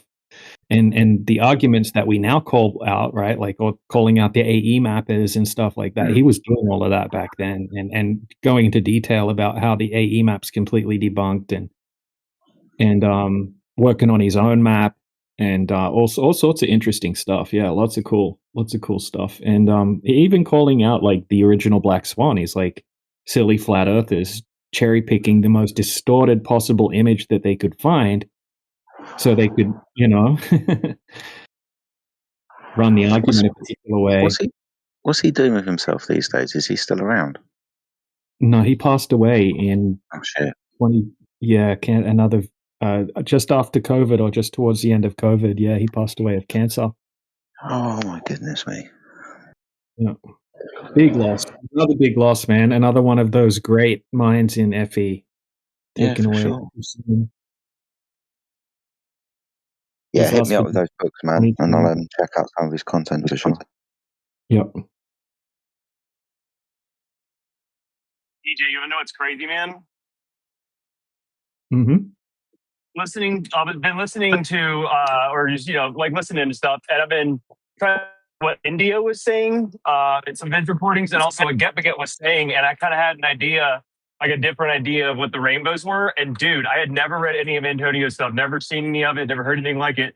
But I was just kind of guessing. But when my guesses were like what he's thinking, so a little more crazy and more in depth than what I was thinking. But I was like on the right track for what he was thinking. I didn't even know. Yeah, it's really interesting stuff, what he's claiming about the sun. And yeah, I need to listen to it 20 more times to wrap my head around it. Very interesting.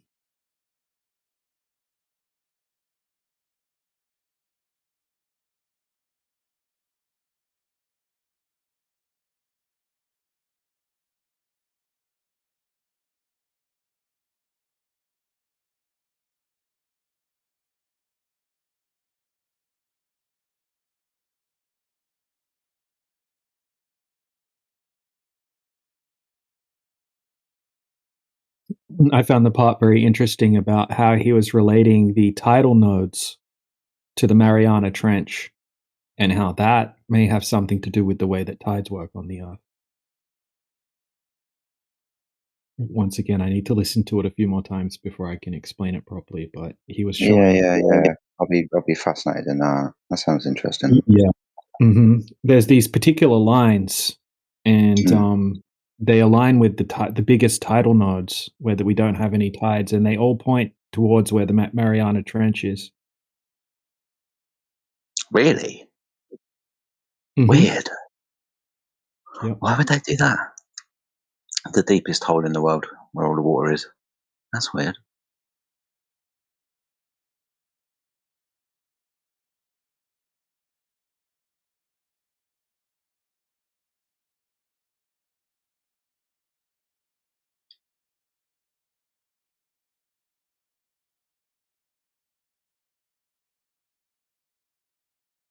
Yeah, I'll post a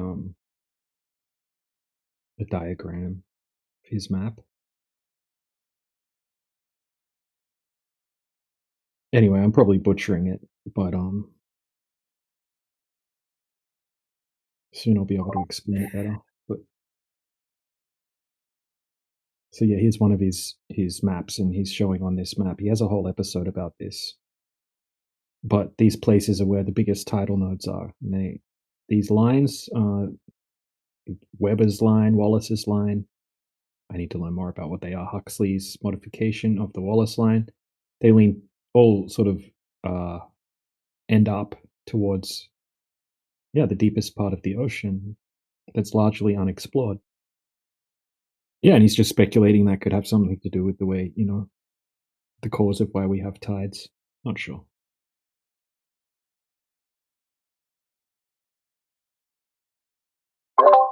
Another place where that submarine blew up like a year or two ago. Mm-hmm. Yeah.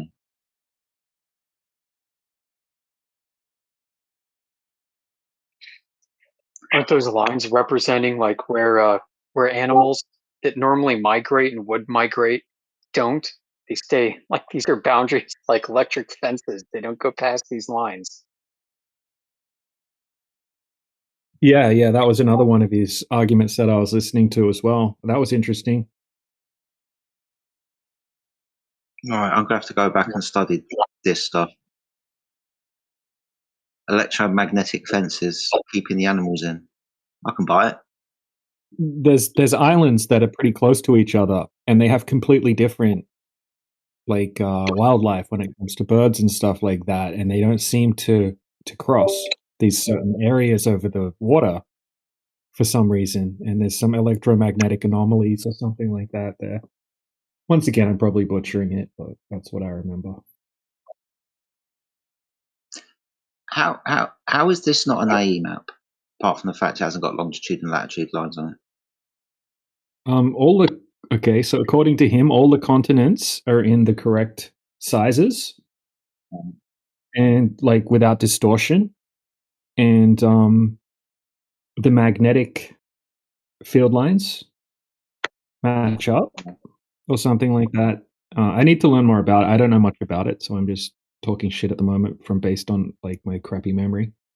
But it also matches up with shipping routes, and it matches up with the path of the sun, where we see the sun, and people have taken flights and taken compasses on the flight, and it matches up. It's like aligned with the magnetic declination and things like that. So it's quite different to the AE map if you're looking at the AE map.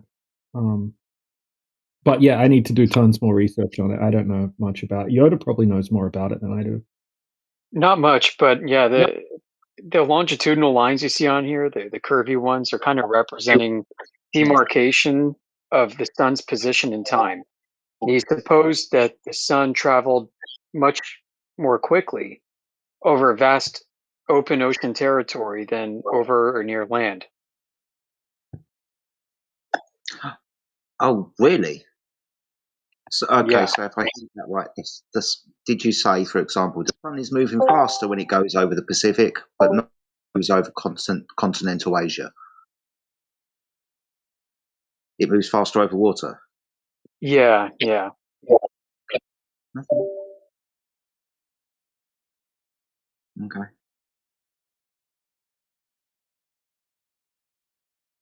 So far, I haven't seen anyone that's been able to debunk his map.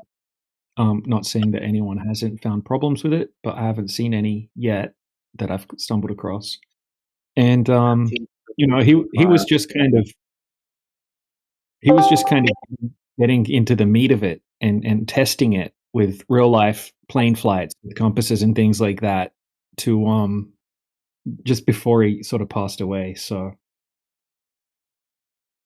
very inconvenient, very sucky timing.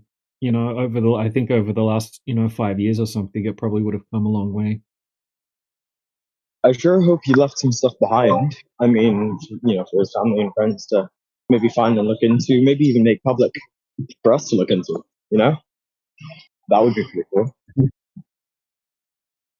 He seems like an intelligent man. Yeah. So in my server, there's a channel that we made called Antonio Subrates, something like that. Yeah. Snai, is that your crazy background noise? Oh, it might be. Hang on, I'm outside. You 1, 2. Are we fixed? Are we fixed? Yeah, that's better. Yeah, so yeah, in that channel, all of his maps are there. There's PDFs with all of his maps, and then there's the Book of the Sun and the Book of everything else. And Yoda's also gone through and he's summarized, right? Because a lot of his information is in his live streams, and his live streams were kind of all over the place, right? He would talk about this and that, and then he would have these sections about particular things that would be really, really amazing, but very difficult to find because he has so many live streams, and just knowing what's in each live stream, you'd have to sift through each live stream. So Yoda's gone through and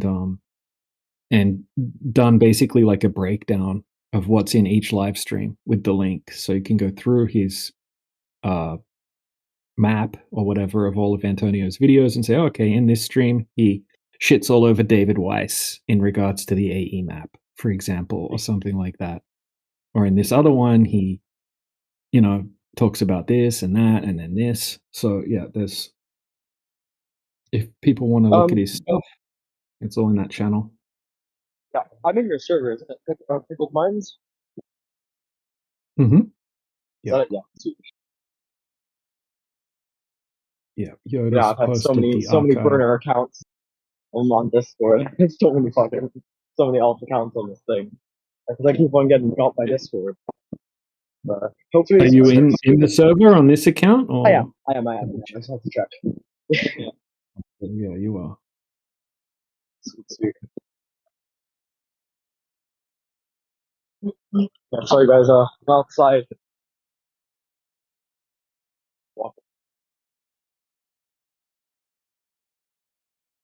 It's a nice conversation. Honestly, I mean, I was here yesterday, obviously, for a little while. It just brought me back. I brought me back to lockdown times, and how much time I'd spend in the rooms with guys. Right. It's good, man. You are cutting out quite a bit. Just letting you know. Yeah, it probably is my headphones. They're not very good with the microphone.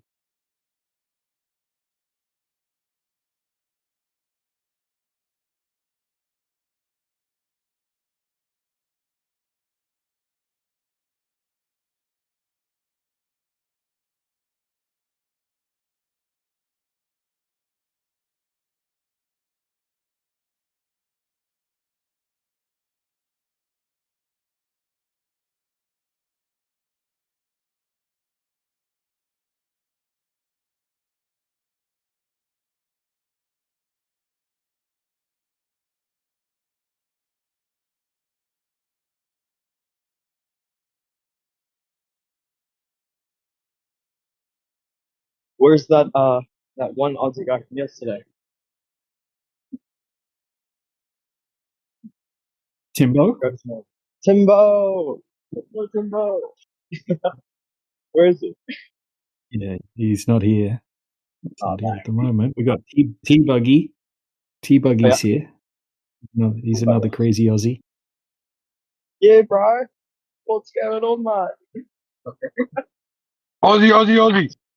Oi.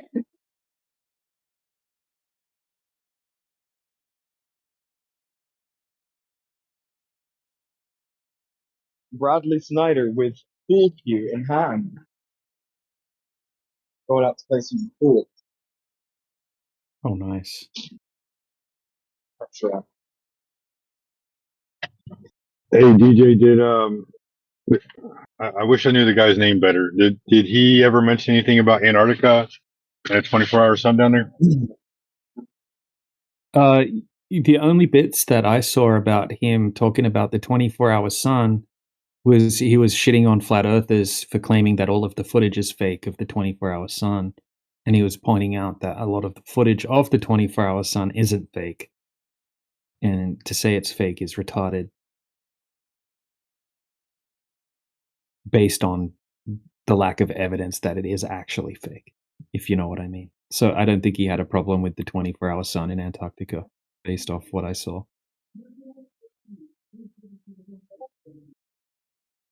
So he was debunking the flat earthers that were claiming that, look, this video is fake, and he would go through it and explain why there's no evidence that it's fake. It could very well be real. So I'm very interested, based on his map, which has ice all around the edges, what he thought Antarctica was and how that worked in relation with the sky and all of that kind of thing. But he goes super deep when it gets into what is the sun and that kind of thing. Very, very deep.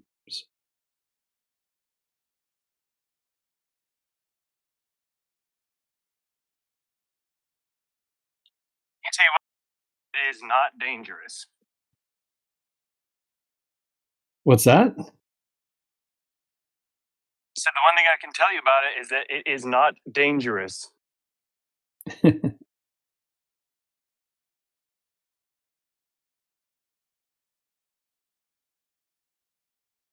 Yeah, so here's a color. Yeah, Whoa, he says that the sun is not producing radiation, but rather the result of radiation. I don't know how that works, but that's what I took away from that summary the other day.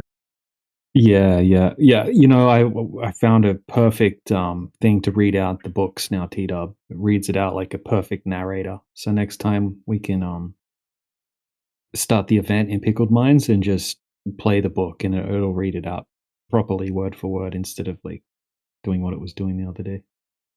Awesome. Yeah.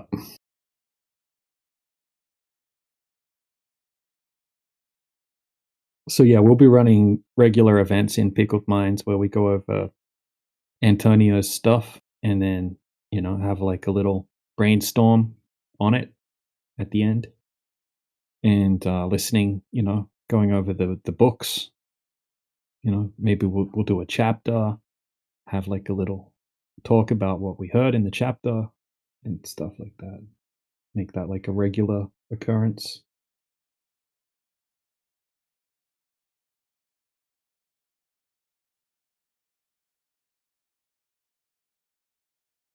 And I think we should start going over, you know, because we get a lot of dead air time, and we do fill a lot of the dead air time listening to awesome playbacks, which is really good. But I think we could, you know, because we're sitting here waiting for the, you know, the injured zebra to stumble through, right? The Glober. But when the Glober is not here, you know, it's just quiet generally because it's not an echo chamber. We don't sit here like an echo chamber like the Globers think. But what we could do is, you know, pick like a Danny Faulkner video or something like that, or Dave McKeegan or someone like that, and just debunk this bullshit. Just go over the video step by step. Yeah, and just debunk it.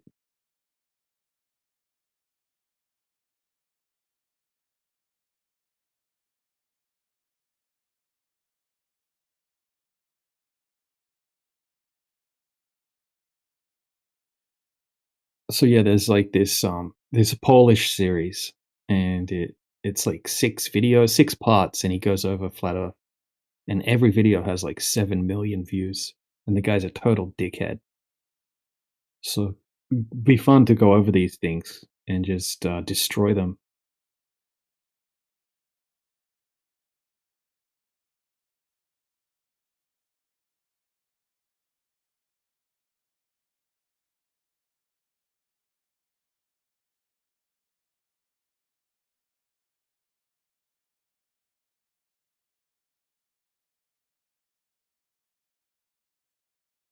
So Jedi, in regards to the AE map, yeah, he's saying that the continents are in the wrong locations on the globe,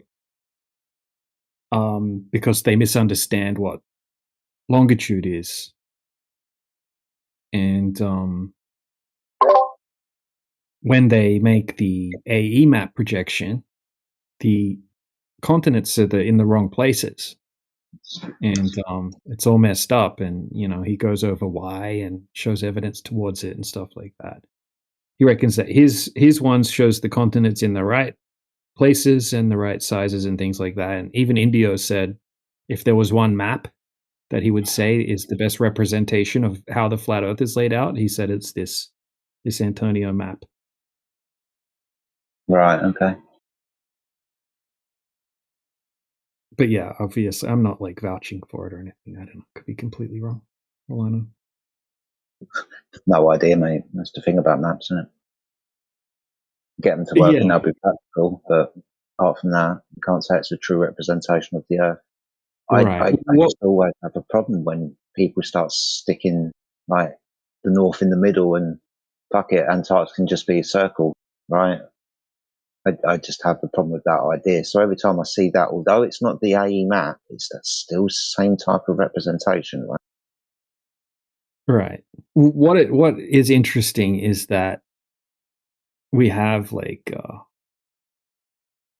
transportation between different locations, and you know, they go back and forth, they move at approximately, you know, detectable speed, and they take an approximate time, and we can calculate based on the speed and the time, and then averaging out, you know, how long it takes each time, how far it is from this place to that place, and then we can kind of plot out that, all right, it has to be somewhere around here, this other place has to be somewhere around here, and it's, I guess it's all based on a starting point or something like that. But you know, I mean, if he's basing it on real world navigation, that's kind of interesting. I find that interesting.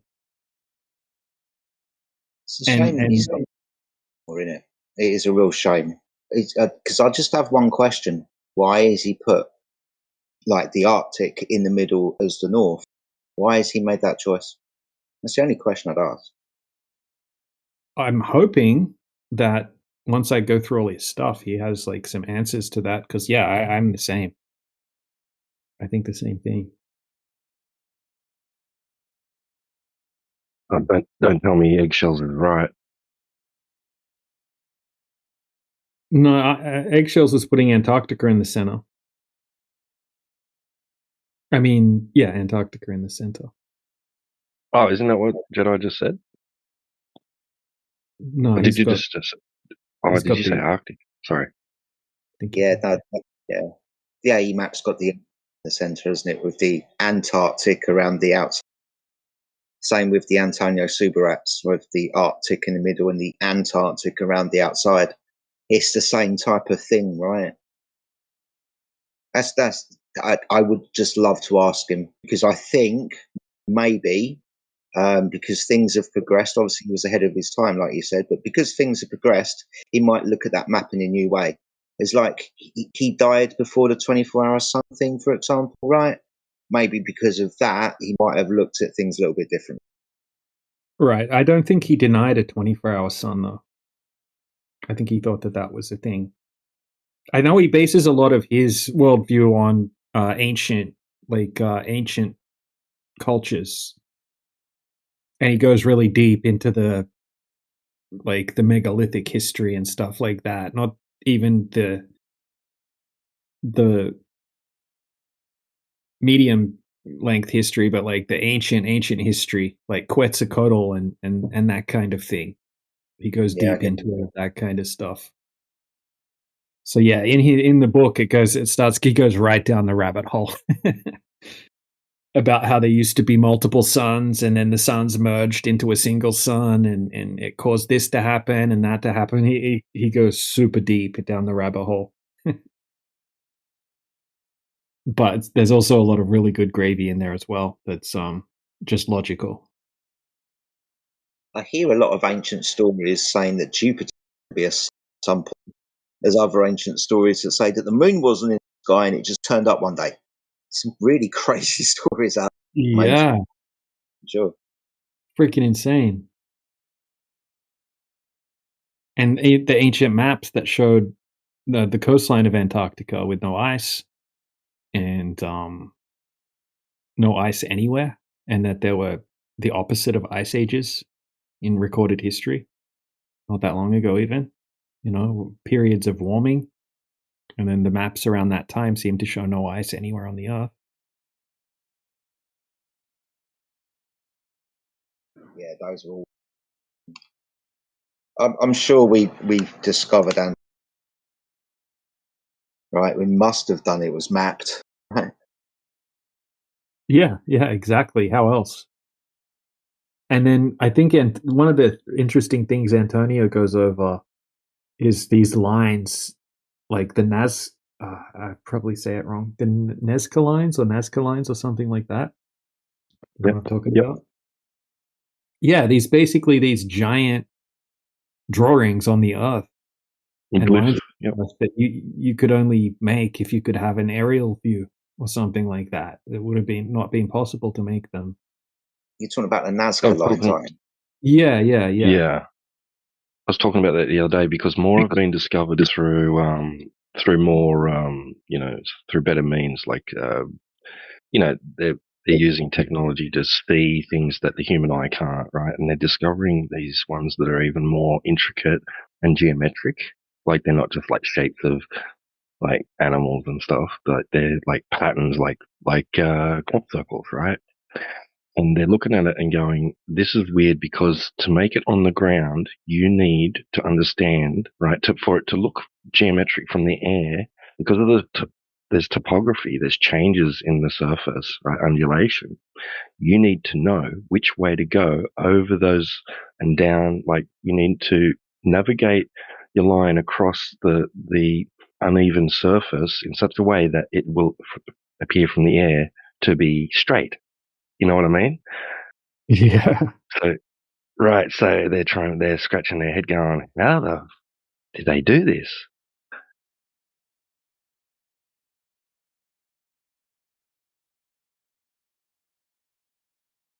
Dude, I may be spitballing a little extra, but on TFB, when they were talking about the green screen that popped up, and it was like, we don't use a green screen, I had it up on my stream and everything. Right after that, on his laptop, his location pops up and it shows them like south of Australia. And he's like, yeah, we're not there because this supposed to be on Union Glacier south of Chile, right? And he just like dismisses it and walks away from it. But if you look at Super Rat's map there, they showed this magnetic anomaly on that triangle pointing right towards Australia, where we know that magnetic declination map showed that big spot there. That's pretty interesting to me. I've got an interesting thing to bring up that's related to this. Worth talking about. It's a worthy challenge. All right, so don't take this the wrong way, but I'm going to be a devil's advocate. All right, so I just posted an observation. Well, this is a stellarium observation. Stellarium's supposed to track reasonably close, even though it's a toy, to astronomical observations based off of your location in certain times. Okay. So this is Stellarium's view, which is confirmed by one of our 24/7 members who lives in this general area. It's southern Tasmania, looking south, right? You're looking south when the sun is setting over to your right, which is in the west, right? And rises to the east, which would be to your left. I'm sure T-Dub can attest to this, but the Southern Cross would be visible below the Sigma Octantis region that's commonly associated with 90 degrees south. So if you're looking in a direction that goes 90 degrees south and you're looking at stars at a lower elevation that would be 60 degrees south, then, and if some of the principles behind celestial navigation hold true, then the implications behind this really reveal some exotic features going on with our world, doesn't it?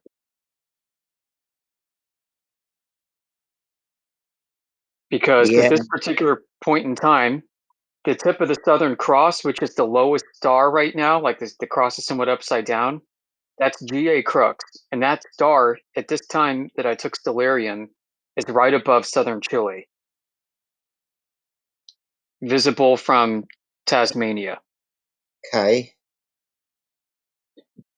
What? Yeah. Do you remember our conversation the other day about north and south always being 90 degrees for an observer, left or right on the equator? This is kind of they?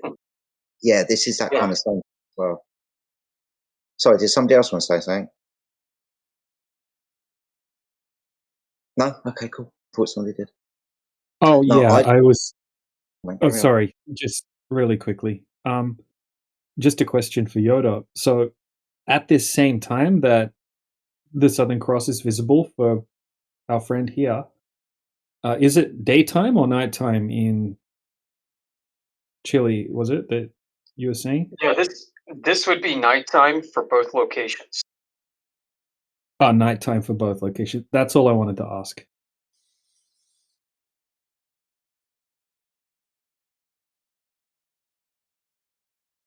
Now, imagine the same thing with an observer standing in South Africa, observing this. So the Southern Cross is over somebody else's head at 6 degrees south, over the other side of the South Pole. Who's there? There's just water around there, isn't there? Right. So these are some of the questions. Like, how many people exist that could independently verify if this is true? Yeah.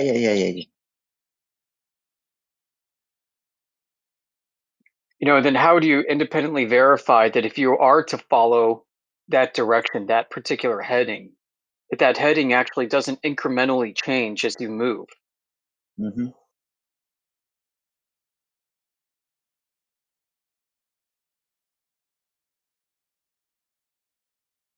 So yeah, there's still a lot of questions we can ask, especially if we're open about what we don't know regarding the sky. But if you hear people saying, well, just take an elevation angle and take that flat baseline across to the GP of that star, well, how does that work in this scenario? It's like I've been saying for the last year. If you're going to create elevation angles to stars, then you've got two celestial poles. Because there it is, circled, with that cross going around it. It's like the Big Dipper goes around the northern one, which we measure to go around it. Yeah, exactly. Like if I'm at 45 degrees north latitude, I see Polaris at 45 degrees, and then I see the Big Dipper underneath it, then it informs me that based on my conventional understanding of the world, if I head towards Polaris, it's going to start rising up in my field of view. And if I keep going, of course, the Big Dipper, suppose you freeze it in time, it's also going to rise in my field of view, which means I'm eventually going to pass under Polaris in order to get to going underneath the Big Dipper. And so here, applying similar conventional understanding and doing it in a consistent manner, if I continue walking underneath Sigma Octantis, I have to walk further in the same direction in a straight line to go underneath the Southern Cross.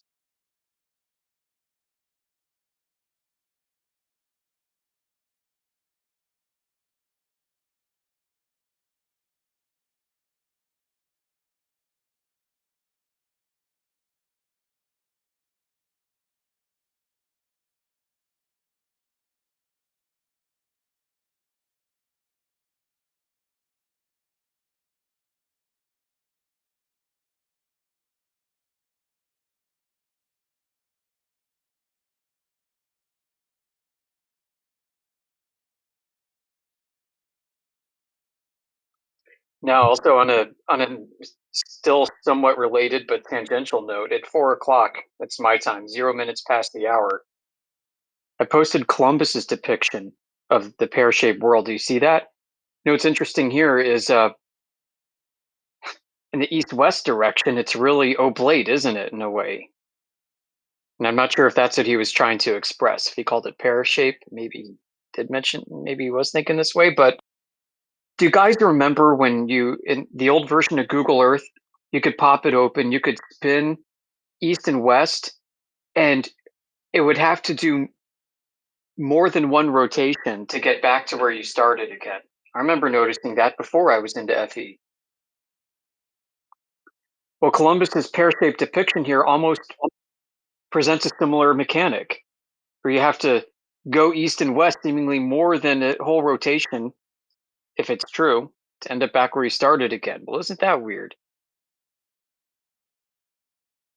That's interesting. I was looking the other day. I don't know how related it is, but I was looking the other day into the first globe, 1492, I think it was. Are you aware of that one? It's like the first globe model that existed, or model globe. No. Oh, okay. Just a second. I'm just making a Columbus channel in the history section on my server because I wanted to post that thing that you just posted.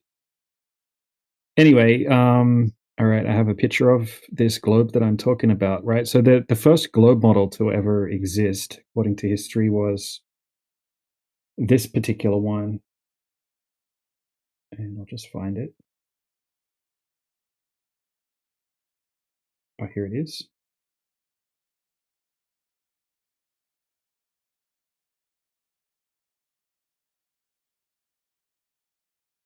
So you had problems with the sizes of the continents and the layout of the continents back then as well, right? They stretched Asia out like way too far to a certain direction. I don't know if it has any correlation to that Columbus thing you were talking about.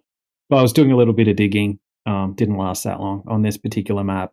So basically, there's a bunch of continents missing, but I guess someone thought that this was what the Earth was back then, and they had their own lat-long system, even though most of the continents are missing. So I was looking up like what percentage of the continents were missing off of this map. It's something like 50-something% of the known land area on the Earth is missing. Like it's missing Antarctica and Australia and America and all sorts of stuff like that.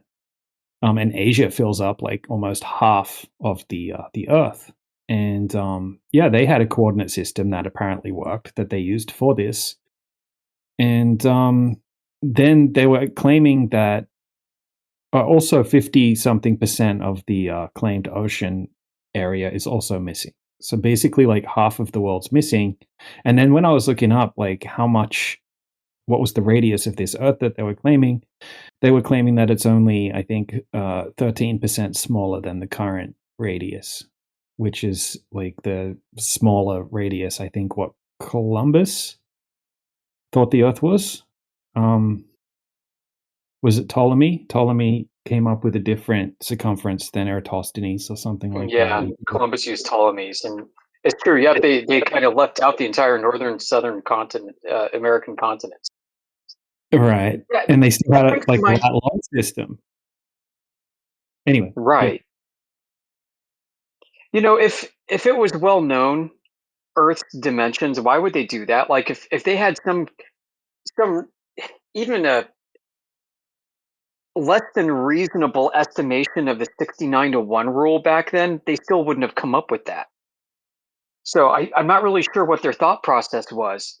I mean, you got to think like, let's say that you think Earth is a globe, and you think there's a 69-to-1 rule, and this goes back to antiquity potentially, and you've got observations at the equator, and you watch the sun rise in the east and set in the west, doing a complete arc directly overhead. I mean, you should be able to time this and kind of figure out, okay, I mean, based off of where the sun is and where it's seen at these distances and locations, its angular field of view and the travel time it takes, then I should have been able to work out the circumference of the Earth. Like, and if Eratosthenes worked out the circumference of the Earth in 300 BC or whenever, and it was well known then, and how come they didn't map that out this way on Columbus's globe? And all these other questions. Yeah, exactly. I mean, look at the coordinate locations, like the ground positions of these coordinates on this particular map, and did they think that the bottom was where they think Antarctica is now, but it was something completely different? So they had like a coordinate system, that was based on the celestial sphere that didn't match the current one in any way, shape, or form. And this was only like in the 1500s. It's not like it's that long ago. Dude, like some of this just makes me wonder, like this is crazy as crap, but I'm going to say it anyway. It's almost like we're living in an alternate dimension than everything that we have to go on from history. Like, this is a different universe. Yeah. And I was looking up, there are also projections of this globe here as well.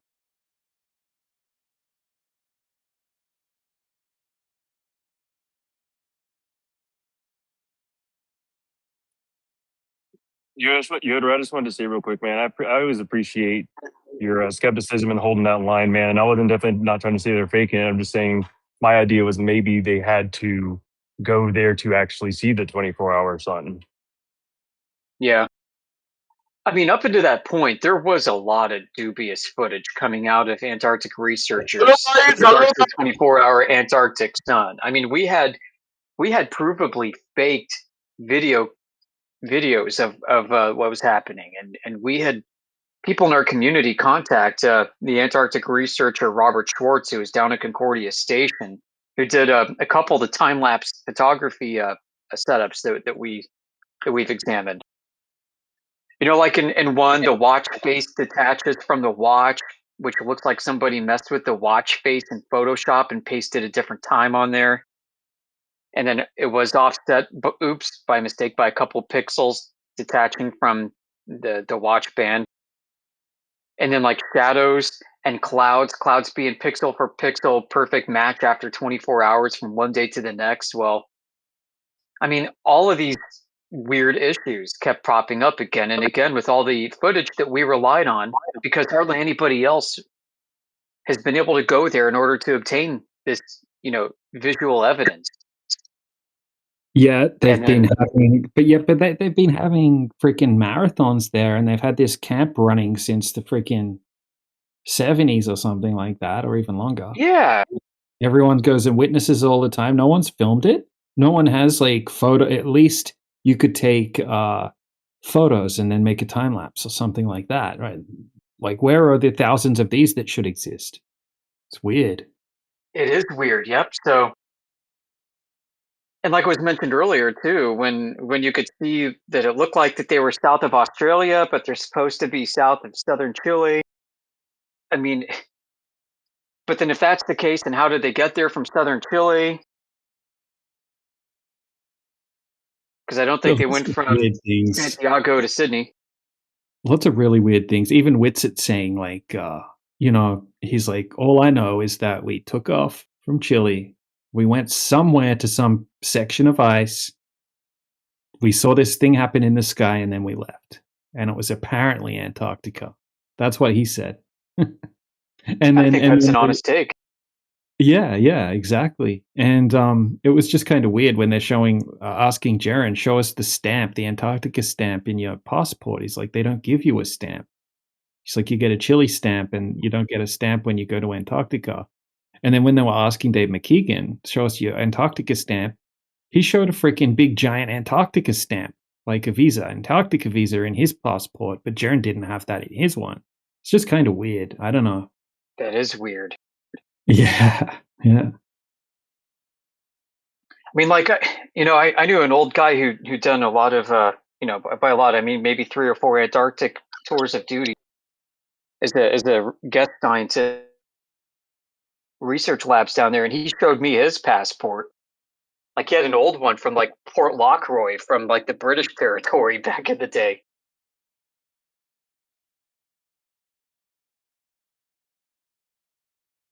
That's interesting. Yeah. Well, the other night, Witsit was telling Shiny Money that they had like independent GPSs they took with them, and when they took off from Chile and stuff like that, it showed a completely different direction than the one they were supposed to be going. Yep. Yeah, I heard that recently. Yep, they were saying that the tracking showed them going the opposite direction to where they should have been going.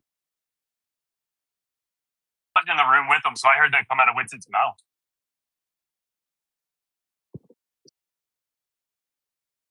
So here's some projections of this Behaim. I don't know how to say it. The Behaim globe. It's made by a German. Oops.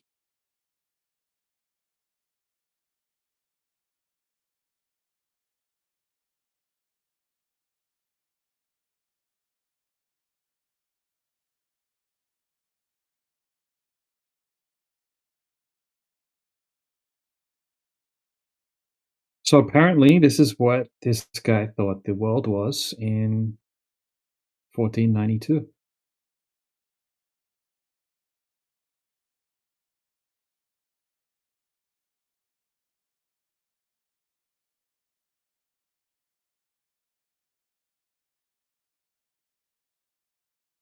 You know Hello? what would have been freaking hilarious is if you could get a globe from 2026 with the current globe, and then they're going to go back to 1492 and have an argument with a glober, 1492 glober, about which globe is the correct globe. Because they both have coordinate systems, they both have a globe, but the globes are completely different and conflicting. Yeah. That would have been, that would be funny. You know, or how during the days of the Rus, Ruthenia, and the Muscovites pushing eastward across Tartary, as it was conventionally known. You know, and even as the Mongols and Genghis Khan had spread out and conquered, I got to think it wouldn't have taken much for people to cross that Bering Strait in the 1000s, maybe in the 1200s or 1300s, 1500s. But nevertheless, like the first official mission to North America from Russia was in the 1700s. But regardless of when that actually took place and all that, Russians had a lot of territory and bases up and down the west coast of the United States, and it's a very fascinating part of history for me, especially since the Habsburg Empire controlled the American Southwest for a while before the French and the English started moving in. You know, so you have this confluence of what's happening out there. You got all these like Spanish Jesuit missions coinciding with like Russian Orthodox fur trading posts. And then a lot of this gets erased from modern history.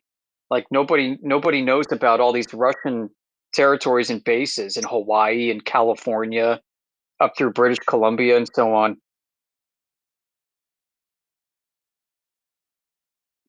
But if you were to compare like late 1700s maps by the English to the maps by the Russians, it's like the English Empire is like, oh, this is all completely unexplored. Nobody's gone up there. We're going to send Lewis and Clark up there, and then meanwhile, like the Russians have it all mapped out.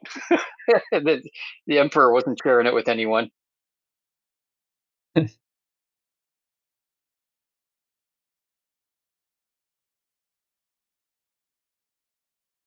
Check out all the images in the side chat, Yoda.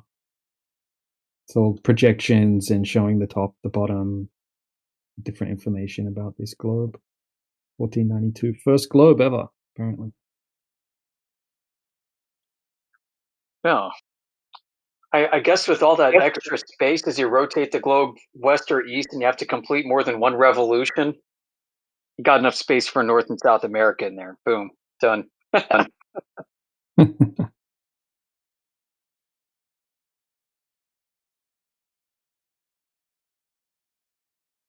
And then the weirdness with the international date line. Like, I get that it's drawn funny because of international treaties and territorial disputes and claims potentially. But I mean, come on, why can't something as arbitrary as like the anti-meridian, part of the prime meridian great circle in the celestial sphere, why can't we have that? Why does it get to be like, you know, in the west, why does the prime meridian get to be a nice straight line connecting, you know, both celestial poles, but in the south, boy, that international date line is just freaking goofy as all get out. Like, you know, they somehow made it work across like spanning Europe and Africa. No disputes there, but man, over the vast Pacific Ocean where there's like nothing, because there's a lot of disputes going on, a lot to consider territorially with all your international treaties to carve out that international date line, which is just for time zones. Like, it's so weird. Mm-hmm. Yeah, look at that. These small globes, tiny globes. Yeah, little mini Earthers. And does that look like land at the North Pole? It looks like broken bits of land. Sure does.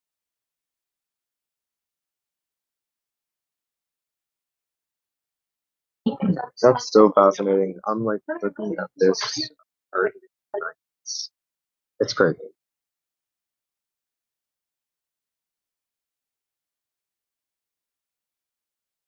Well, I really think there's land up there.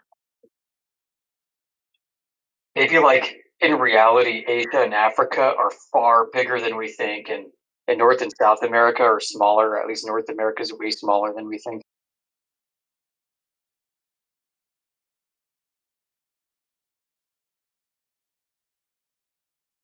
A lot of our history reminds me of a lot of the stuff that happened in 1984 in the book. How they, they just completely changed history, and they had the Ministry of Truth, where I think that's what it was, where the guy worked. And basically they instead of throwing away all the history books, they would rewrite them and just completely change them. And most of and what they did was they changed the maps, and they changed the shapes of the continents, or the locations of the continents, and the distances, and the world map was completely different to the actual layout. But the world population thought that that's how it was.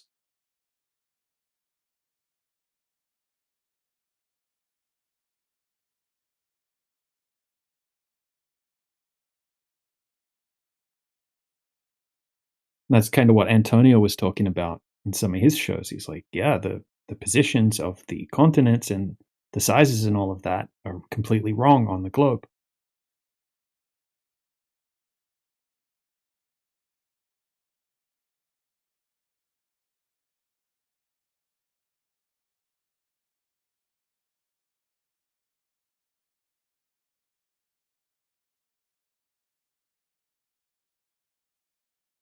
Yep, he who controls the past controls the future. He who controls the present controls the past. George Orwell. They even tricked people into thinking that they had invented airplanes. And some of them remembered that, hey, airplanes, they knew for a fact that airplanes already existed before the bombs went off or whatever. But yeah, they had tricked most of the population into thinking they had invented things that were already invented before the the quote unquote reset.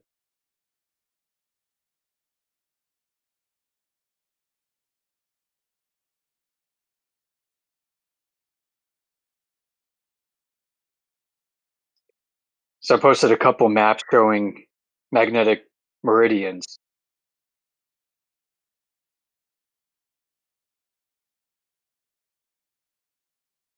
Now, the way to understand these, especially the second map, it says equally spaced magnetic meridians on the bottom. What they've done is they basically straightened out.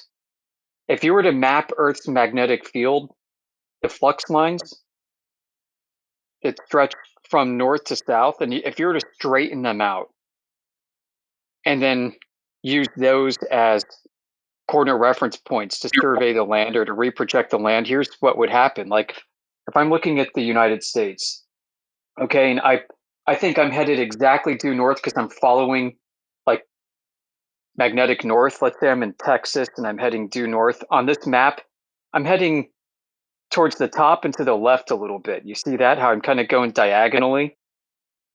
And this is because the magnetic declination for north is offset from celestial north. So if I were to travel celestial north, this means if I'm in this part of the world, I might need to adjust my heading towards the east or to the right a little bit so that I can head straight north. So this is kind of like how if north-south magnetic field lines, if you could see in magnetic fields what the Earth would look like, then this is it. Now, it is taking a globe projection already and reprojecting it, so it's still like a thermopyle projection. But it is interesting showing the difference. The picture just above it with the green border that says this map shows magnetic parallels and meridians, that's a straight up UTM map with the land projected into that UTM projection. but the wavy lines represent, and you see the cross hatches, the cross marks. You see like might call it magnetic latitude, making these horizontal curves, and then you see these vertical tick marks. Those are showing the meridional vectors of the magnetic field, but they haven't been straightened out yet. So if you were to take that top map and take all of those tick marks and then straighten them out so that they're parallel to each other, distorting the land features underneath it, then you'd get the second map that I posted. So that's kind of why I posted both of them there. And it is interesting too to like read in the field of surveying how much they use the magnetic field as in readings in the magnetic field as an approximation for Earth's gravitational field. Like what are you doing there? Yeah, they do. They use something that they call Poisson's theorem, which basically allows them to apply a mathematical formula to take magnetic readings, plug in the numbers, and get gravitational field harmonics out of it. Not even joking. And you find time and again where they're like, hey, look, we can take magnetic field readings and it works fine on flat projections, and flat coordinate system seems to suit, how we survey magnetic anomalies, magnetic field strength, and everything, the flux all over Earth. But when we pair that with a gravitational model of a globe, like WGS 84, there's a bit of a difference. And it doesn't work as accurately for magnetic field surveys. But it works great for globe gravity, right, guys? So, let me show you something. I'm going to pull this up real quick because I've actually got screenshots of this. Some documents I was reading a while back on that. Hang tight. Let's see. I've got this big unsorted folder that's been sitting unsorted for like a year. And I got to get going in a minute. Okay, this is it. That's the front page.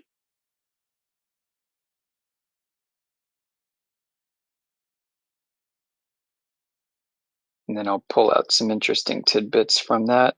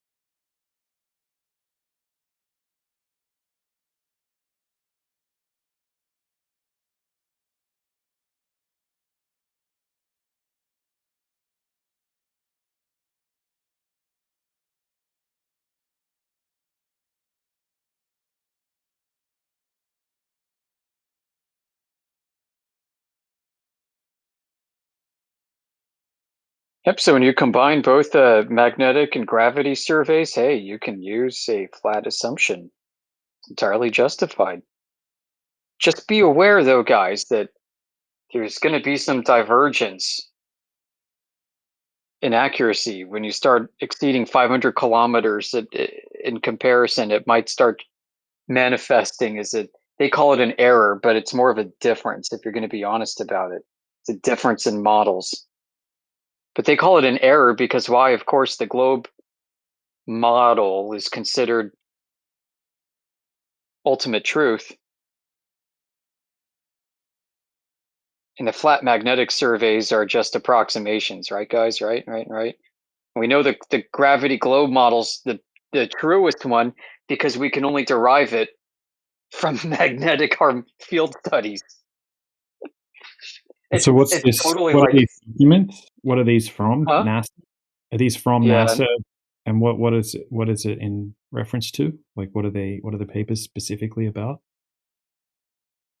the paper describes how they're using satellites to measure magnetic field as they fly through the air, and they're picking up magnetic field strength and direction. And when mated to their orientation to the stars, they find that as they're surveying the magnetic field, and they're doing it using Cartesian angles, and it's mapping out and being very consistent just fine. It's not exactly matching with where they think the satellite is in relation to a globe.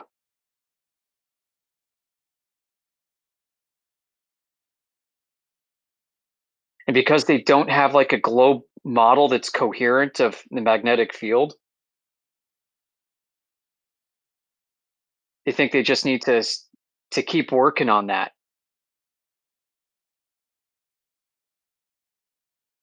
They need to keep working at the globe. They need to keep patching it.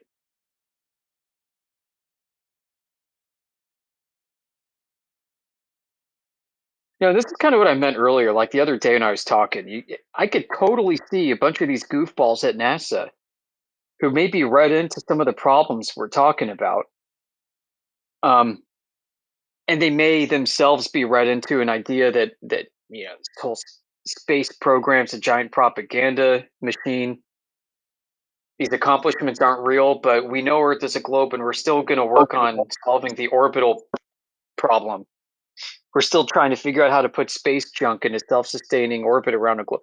I really believe there are a bunch of dorks working at NASA today on that problem,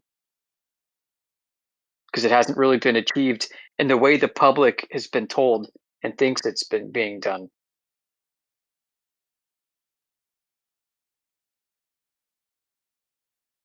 The way they write, like it over and over again, we can use the Cartesian model just fine, but we just have to know it doesn't match the globe, the non-Cartesian model after a certain distance. And then nobody's providing any evidence that the non-Cartesian version is actually the most accurate one. And instead, we get time and time again from surveyors saying that the flat horizontal reference plane provides greater accuracy to measure the Earth than it does using a spherical coordinate reference system instead.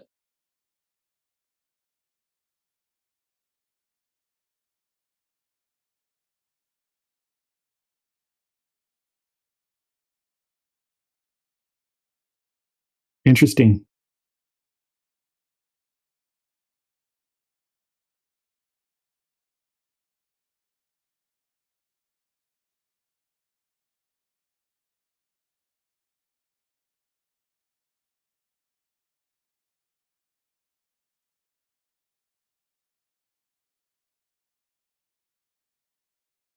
Yeah, they're like, hey, we're taking these magnetic field surveys with satellites, honk honk, and we're having a hard time cramming it into a globe model. We're just fine using the Cartesian model that we developed as a framework, but it doesn't match the globe, guys. You're going to find it's not going to match the globe within greater and greater statistical inaccuracy after 500 kilometers, guys. But since nobody can produce reliable distance measurements and orientation measurements in that range anyway, nobody's going to find out. Crazy.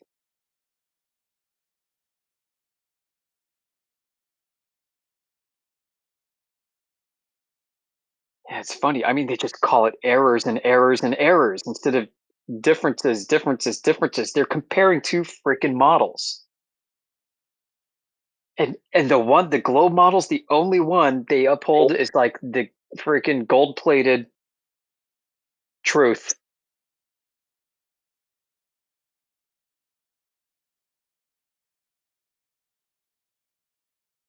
Somebody who wasn't facing this epistemic degradation like I was talking about yesterday, somebody who was a path A person, somebody who is kind of at the first order of simulacrum, they'd be completely comfortable calling this a difference of models. One model doesn't match the other. When I read this language, and I do often in these papers, it's a just complete model affliction because they're treating one of the models as truth. And this is a case study in that. They're absolutely reifying the globe. I mean, in the paper, they acknowledge WGS 84, GRS 80, or WGS 83 or something. One of the datums, maybe GRS 80, I think it might have been called. But they're referencing a globe and a datum at that, which is a mathematical model. And then they keep referring to it over and over again as like, this is reality, and we measure magnetic fields using flat methods, and it works fine as long as you don't treat Earth as a globe. And as soon as we introduce the globe, it doesn't work anymore. Well, that must be a gigantic mistake somehow. Like, we must be doing something wrong with our magnetic measurement.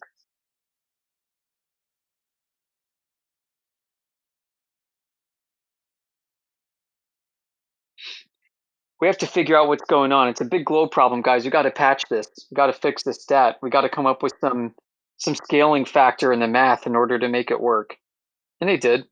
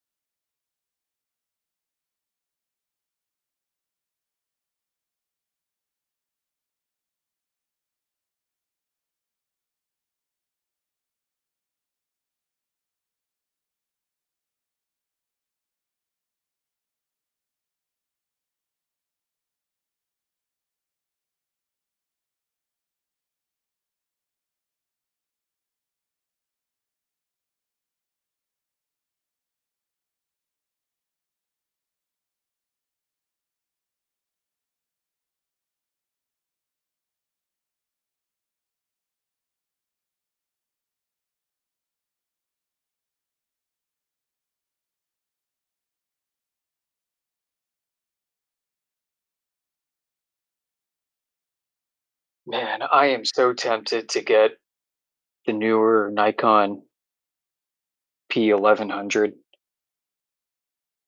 I know I got a good setup here, and my current setup rivals that with way more flexibility. But damn it, if it's not what I'm working with right now, is just way more complicated. If I want good super zoom reach, you know why you get a P1100? You get one of those because it's a telescope that takes pictures. Right? You don't get something that takes pictures with a good reach when you go get one of these. You get it's a telescope first. It's 125x telescope, and you can keep the pictures. So, and then having the power zoom is nice. I don't have any lenses that do that to that extent. So you can use it almost like a spotting scope. Take your Nikon P1100 out and scan the horizon, scan, find points of interest. And then once you find something, you want a good picture, go bring out the bad boys, the expensive non-bridge cameras with detachable lenses, and then off you go. But I know if I ordered it, I'd get my ass kicked. Can't be spending all my money on this stuff. Yeah, especially when you just spent so much on the last setup. Man, it's a great setup too. I'm super happy with everything. It's like I don't have the time right now like I thought I would this whole summer. I had planned out back in like January. I was planning all these outings and stuff. I was getting a new job that would afford more flexibility and a work from home schedule. And I mean, everything that was supposed to be. It ended up not being, and people at my work tell me that they're like, "Hey, we're sorry that this is happening, but I happened to arrive somewhere, so I was brought on board to basically fix a whole bunch of problems." And right when I arrived, a formal auditing team moved in, so now I'm fixing them. Instead of being the one to find them, I'm the one fixing them, and busier than a one-arm wallpaper hanger. So it's been tough, but maybe this fall things will settle down. I'll be able to get some good weather to head out and take this equipment.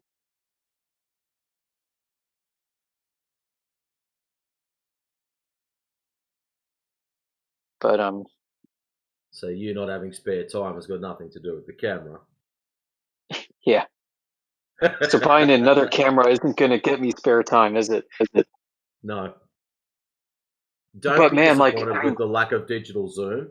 I know that is one of the big features, but digital zoom is quality degradation. So don't get upset if you don't have it. So when you have a look at the Nikon cameras, like I'm not dissing them in any way. They are, like you just said a minute ago, basically a telescope that takes photos. They're really cool. But if you have a look at their optical zoom and then have a look at your optical zoom, you could quite easily match that. That's it. Like I've done it on paper. Afterwards, when you've got the photograph and then you put it on your computer, you can then digital zoom it. So don't think that you don't have digital zoom. A lot of people lose track of that. You actually do your digital zoom when you scroll your mouse wheel forward and zoom in on the screen. That's your digital. Yeah, that's it, man. Like on paper, if I were to crop in my 26 megapixel image down to like 2.3 megapixels, it would equal the 16 megapixel image that's taken by a Nikon P900 or 1000 or whatever. Yeah. But which sounds worse. Like why are you fine with 2.3 mega versus 16? Well, the pixel quality is way higher. Like so the image is being produced by light being diffracted over a sensor. And you've got a lot of pixels with that diffraction being spread over it on the back of the Nikon cameras compared to a sharper focus per pixel on the Sony camera that I got. I'm sure yours is the same deal. I mean, does yours use like a crop sensor, like 3/4? Yeah, I'm inch. Yeah, was it 1.6 crop factor? Yeah. So it's still stacked the same as yours. Yeah. Like in all honesty, if I didn't already have Canon stuff, I probably would have got the same thing as you. The what is it, A6700? It seemed to be the good sweet spot for value for money and quality. I love it. So yeah, if you're to do a pixel by pixel comparison, it's like each pixel is sharper. We're like going to have better definition, more photon information embedded within it than you would per pixel on the Nikon. And that's where that makes up. And I think like what you're talking about. So I could have a sharper pixel for pixel 2.3 megapixel image than a 16 megapixel one. Less pixels, but it's going to have better definition. I mean, it means held at an arm's length, they may be about the same if you were to print them out. Well, if you want to test it, find someone that's got a P camera and just zoom, max it out at its optical. Don't go into its digital zoom and see what it's capable at there, and then do your comparison. With my my 400 millimeter lens that crops to 600 millimeter at the sensor, I can use digital zoom to achieve like somewhere around 143x, which is pretty freaking good. I mean, that's what people don't get, and that rivals these higher end Nikons. But see, that's what I use to focus. So when I've got my camera set up on your screen, you've probably got a little magnifying glass or something. I've got a magnifying glass. If I tap it the first time, it'll go 5 times. If I tap it the second time, it goes 10 times. And I use that to focus. So I will focus while it's at 10 times magnification. then hit the trigger and wait me 10 seconds, and hopefully I don't get a bird or a truck or a wind or something to wreck me shot.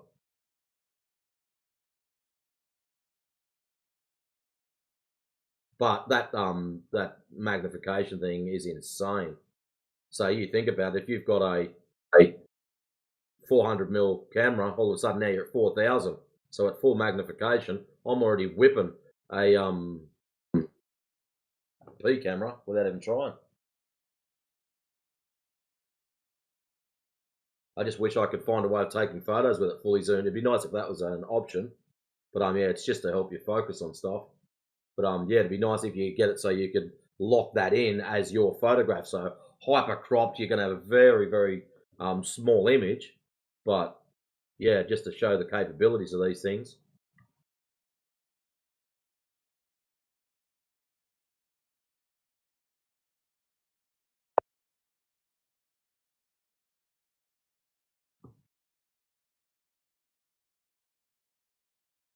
There she is. Here it is, fully extended. Yeah, baby. I don't know how much this thing weighs either. It's the other thing. It's a beast. the lens I'm looking at getting weighs 2 kilos by itself. Shoot, let me look up my yeah. It feels like that. I mean, I gotta use tripod with this. It kind of sort of works with stabilization up to a point, but yes, a lot of lenses, if you check the box, the stabilization will only work up to certain f-stops. So once you zoom a certain distance, you just kiss that goodbye. And they're all different, so I can't just say, oh yeah, it's a 400mm. Once you get to 350, that's when it's going to wig out. But yeah, it seems to be f-stops that they judge everything off.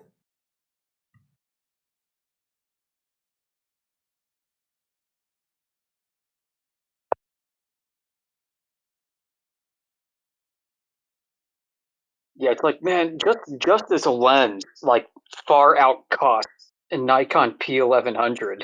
It's like I don't know. I don't know why I bought it. I should just but it looks so good though. All right, let's see how much this thing weighs. See, how much was yours? Is like 2 kilos. You were saying? The new one that I want to get, the 200 800, is 2.08 kilos. That's just the lens, and I've still got my teleconverter in front of that, and the camera is going to get it doesn't weigh hardly anything, but it's only tiny. But yeah, it's interesting. I just need to get a decent tripod to put it on so I can hold this thing still. Because once you start getting like 400 and up, hold the slightest movement, and you've already encountered this, just turns into a blur at the other end. Yeah, to provide some more detail on that. So like I bought a travel tripod. I'm like, you know what, I'll just get started with this. It's good enough.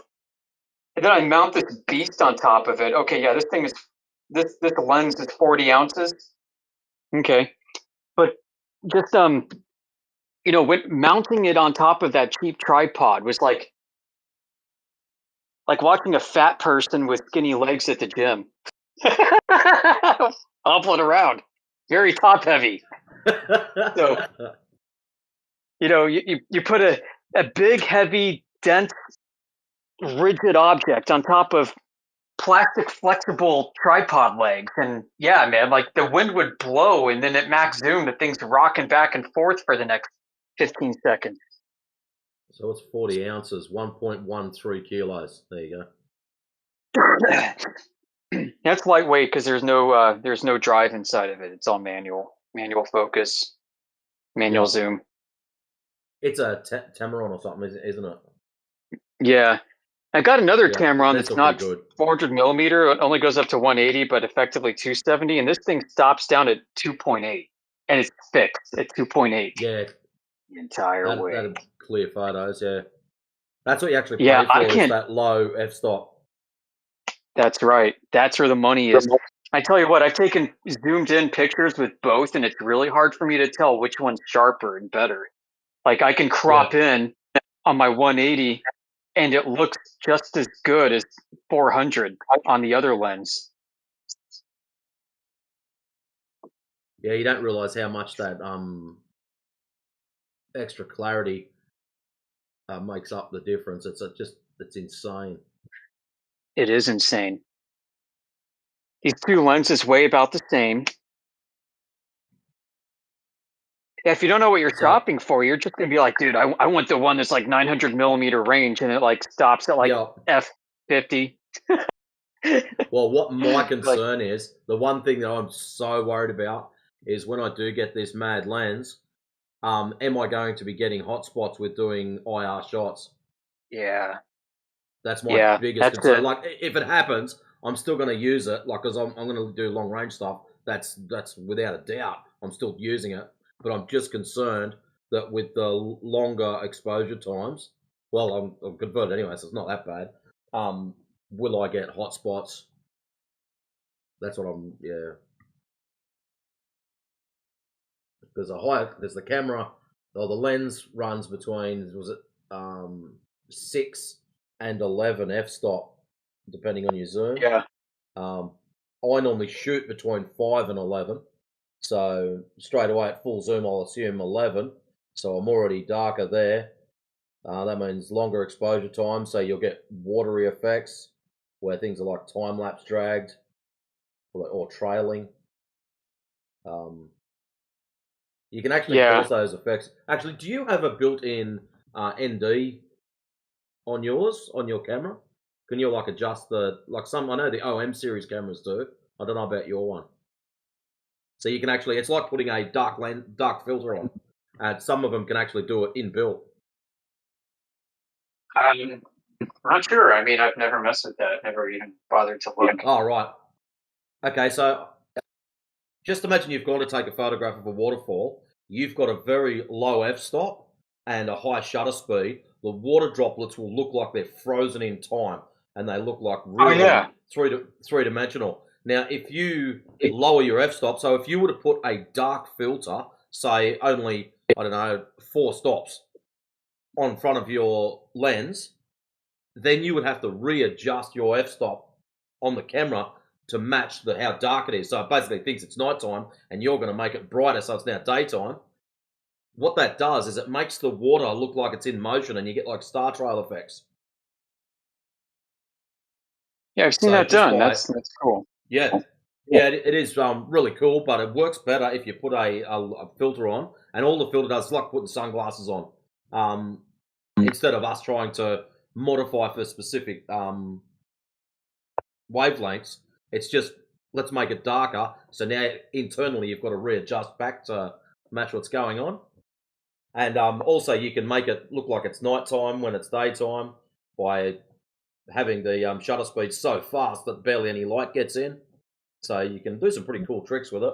And on the flip side, at nighttime, you can have a longer exposure time, which will make it look like daytime. DJ, you hot micing or you?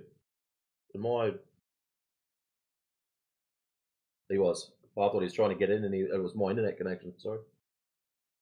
But no, you can do some really, really cool tricks with it. I'm just hanging out for this lens now. I've done my tax. I'm just waiting for it to come back. As soon as that comes back, so that could probably be 2 weeks, maybe 3. Then I'll order all my parts. I'm thinking one thing I did have a problem with is the lens I'm getting is a 95mm lens on the front of it. Whoa, dude. So it's getting up there now. The problem with that is the filters, as you get larger in size, they don't go up as high in wavelength. So a 95mm only goes up to, I think it's 780. I'm not sure if they do an 820 or 850. So yeah, I might have to actually start using the clip-in internal ones. They come with their own set of issues, but I might just spend the money and get the entire set so I can just mix and match and do what I want. If it doesn't work, worst case scenario, I can just buy one, stick on the front of it.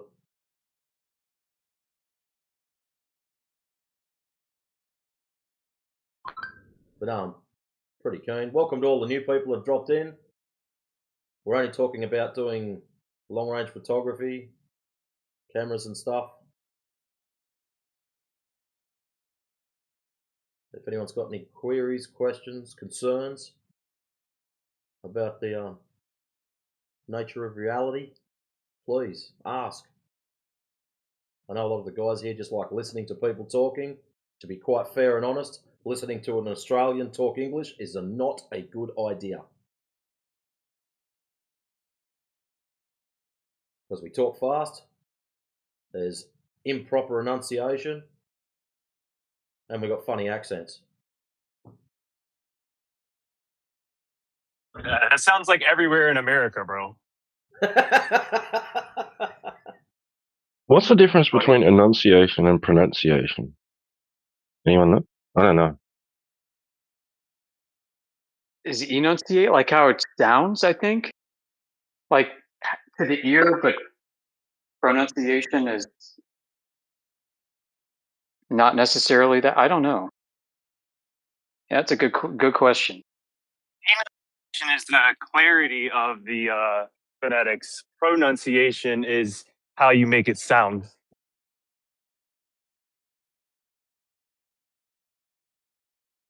Yeah, I'd agree with that. Not that I know any better. You know, on the camera thing, you know, like if you stop down, you can actually increase the sharpness of an image, which seems counterintuitive because it's going to darken it. Yes, but you can also adjust your ISO up to allow for that faster time, which is crazy, isn't it? So all the digital tools there are there to make it similar to running film. So years ago when you're running film, you put the high-speed film in because you're doing sports photos or whatever you're doing, and you just modify your shutter speed at that particular film. Whereas now we can just change what film we're using on the fly. It's really cool. But no, there's lots of little tricks in that.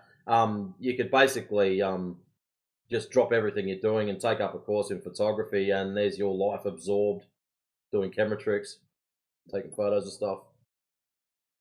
I think I'll just leave it as a hobby in my spare time when I'm not in here annoying people. I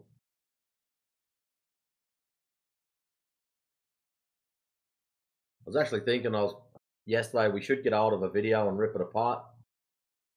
I know there's a few of you that would happily sit on a panel and help me destroy a video. Sounds fun. Simon Dan or some crap like that. We need to and be very selective too. Don't pick like 3-hour-long videos where we've got to do 8 episodes to crush it. Just get short ones where we can get in. He has his say. We rip it apart. Everyone feels better. Yeah, man. You know, it would be awesome if we could, if there was some kind of option to be able to play the video while we're tearing it apart. Yes, that's what the biggest thing I've been looking at is how do we play it and have it so the only way I know is if we do it back at home base where we've got the video option thing and we can all be sitting there watching it. But what I'd like to do to minimize problems is do it so it's a staged event. Wherever we do it so it's a staged event. So the only people that are going to rip the video apart are on stage, but everyone can see it, and that's what I want. So I want panel to see it, everyone, peanut gallery to see it, but only the panel to be able to rip it apart, and everyone else just in the side chat to add their 10 cents worth if they want to, or if we want to drag people up, we can, just to minimise those usual door knockers that come around and have to drop an N-bomb or something stupid like that. Or you know how they love to drop in here and say hello and greet everyone for some random reason? Yeah, they won't be able to do that. Exactly, they have to put their hand up. And then Helio said last night, anyone wanting to do anything like that, like to do a weekly podcast or anything, he's available, and I'm sure Flat Lloyd would be too. I mean, just hit him up and say, this is our plans, this is the time. He'll show up with the bot, he'll record it all, he'll post it as a podcast. He'll do it live and save it as a podcast or whatever. Like, so just tell him what you want and he's ready to go. Well, that's how to build an audience. I've already got the software. It's called OBS. It's actually free. So anyone that's got a computer, just download it and play around with it. Practice recording. Yeah, it's a very, very efficient program, and it's exceptional. I can see why everyone uses it. But yeah, it's not hard. It's just a matter of manipulating a few screens. There's only a couple of little issues I've got with it. But outside of that, it's not really that hard to use. It's actually really cool. But broadcasting a video at the same time where everyone's got access to be able to stop it, but tearing it apart live, that's not an issue. It's just a matter of who wants to sit and do it. The hard bit is broadcasting a video that we can all watch without stepping into another room. It seems to be the difficult thing at the moment. Unless someone goes live and broadcasts live, but then again, you're stepping off of this room into a video thing, and other people that aren't in it can't see it. So that's the hard bit.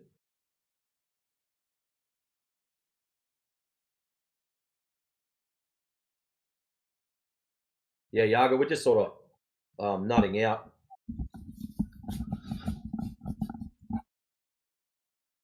Okay, your microphone's clean. Welcome. And he's gone. That's funny. He was just yeah, man. A good way to build an audience, guys, is to have like a regular pace, regular cadence of doing something, so that everybody can kind of clear their calendars and then go into the same schedule as you and be a part of your world, knowing that you're going to be tuning in at a certain time. They can tune in too and take part in it.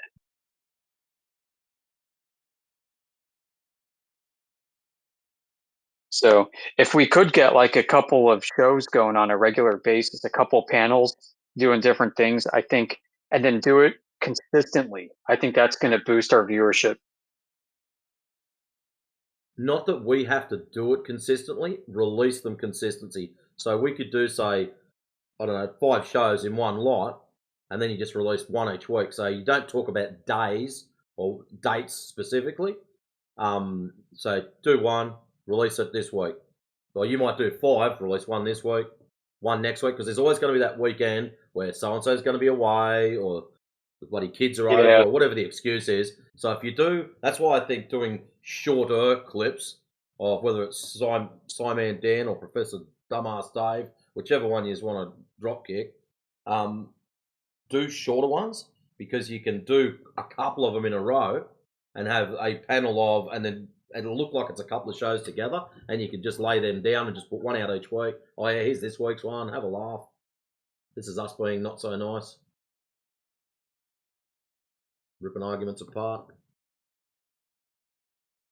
Burning down straw men.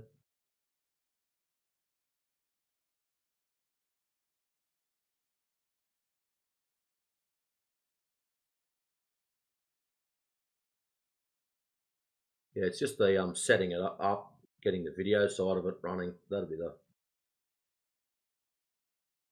Not so much the recording of the video, that's easy.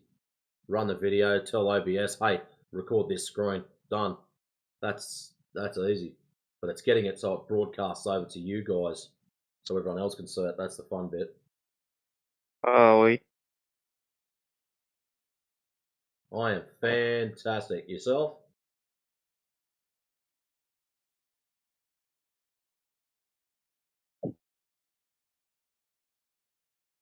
Welcome to the first day of the rest of your life. Did you know the Earth is flat? Can you show us the evidence? Nope. Show us the evidence. Are you bipolar? Is there 2 of you in there?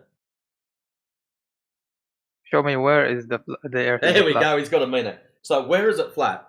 Well, let's have a look at the physical properties of water. It takes the shape of its container and has a flat level surface. Allegedly, there's supposed to be, of the known world, there is, what's it covered with? 72%? Somewhere around there? Let's just cap it at a nice even 70. 70% of it is water. So if this water is flat level, horizontal, how can you have a sphere?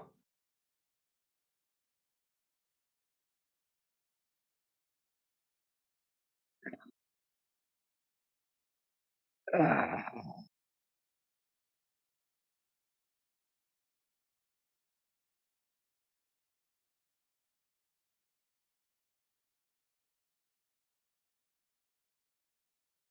you just love those uncomfortable silences?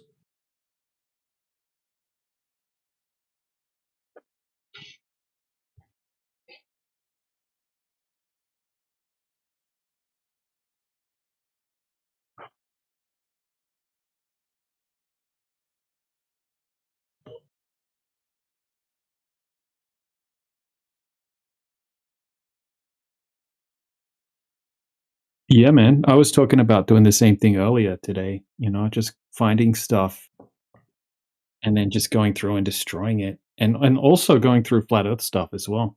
I think that's important. Yeah.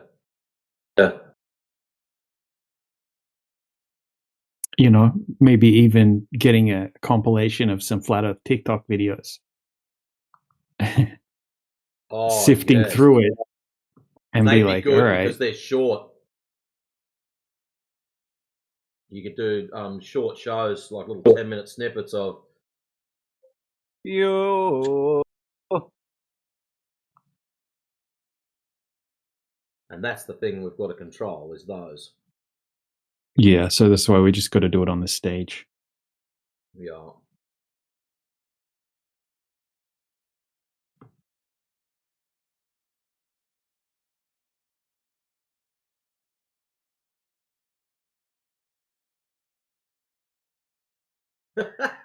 That's funny.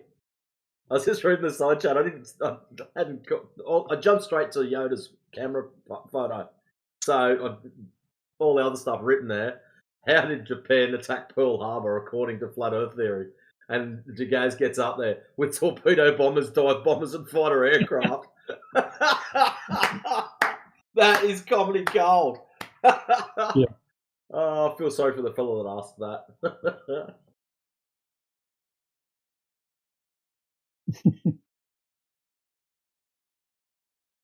That's mad.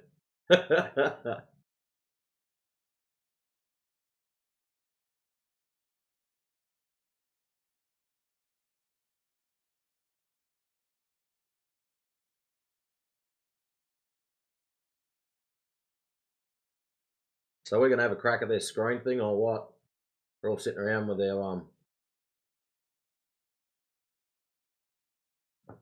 thumbnail bum doing nothing.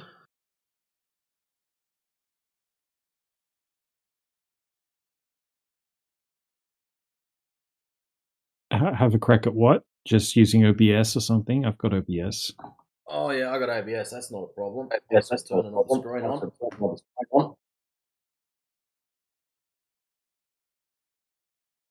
One thing I did learn about OBS is even with OBS running, I would have thought it would have picked up my voice through the through Discord, but it doesn't, which is really weird. My voice actually comes through on a separate channel. Oh, okay, yeah. Mm-hmm. I don't know why. There's absolutely no reason for it. Everything lights up on Discord. Sound goes through. You guys can obviously hear me because I get people bitching about how loud it is. I know they can hear me. This is not negotiable. So why does the program have to do weird stuff? I don't get that. But anyways.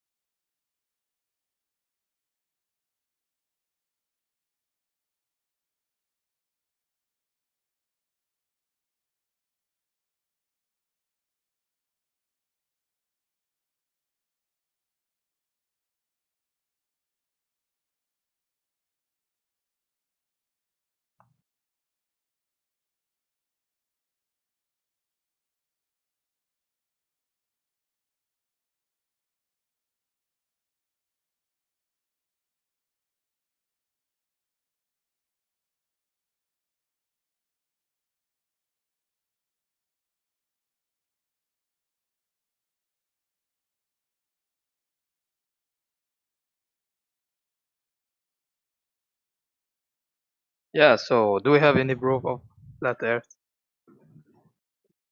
Really? Yeah. You've seen a lot. It's like you want to see it again. I just told him about it, and he chose not to listen. Yeah, don't tell me about the Hamoudi. water. Yeah, I don't Hamoudi. understand this. You Yeah. don't understand. So Yeah. if you go to your bathtub and you fill it halfway up with water, yeah. I need to know that you follow me, Brian. Show me a particle evidence. I want Show you a particle evidence. what? You want particle evidence? Yeah. What the hell is that? Practical evidence. Wants to see the laser tests again.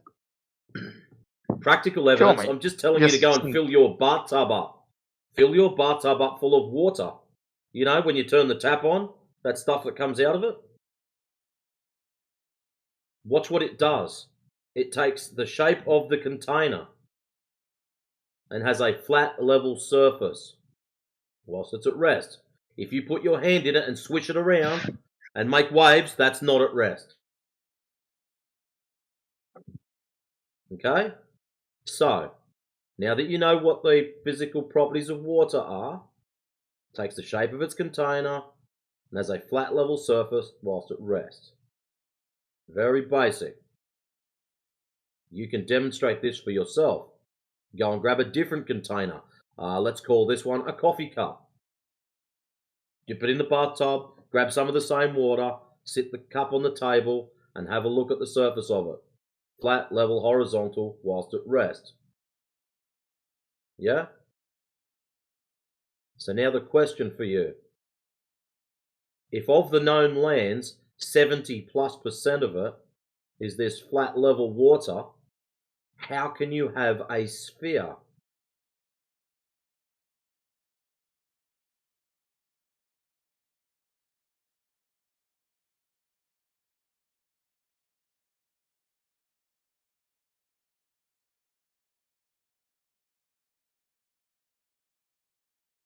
This is where you can test that the surface of the water is flat. Just a reminder. Sorry. Oh, wow. I love his photos. Ship in full view at the bottom. Ship with miraging appearing at the bottom. Ship with TIR and miraging. Ship hovering above. Oh, my God. Classic examples of miraging effects. Hamoudi, that is not curvature. That's miraging. The top one shows a thing called TIR, total internal reflection. So, sorry, what is mirage? Do you mean the waves? No, nothing to do with the waves. Light What bending. is mirage? The type of phenomena where you're in the desert, for example, and you see over there an oasis. Now, it's not actually an oasis where there's water, it just looks that way because the way that the heat is raising off the surface and deviating the light to you. These are like optical phenomena at distance. Miraging is kind of, it's within the word, it's kind of like mirroring effect. Sometimes you can get it above the horizon or below the object. It's just a different classification of the deviation of the light path. Yeah, I got it.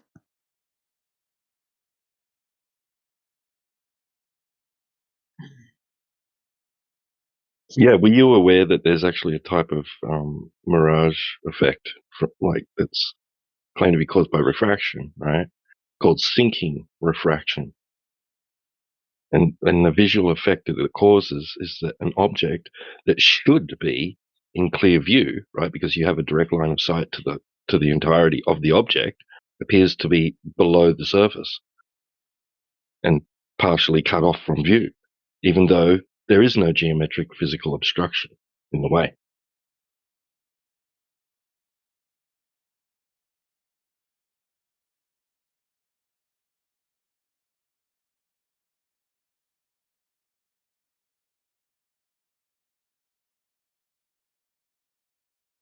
And reset.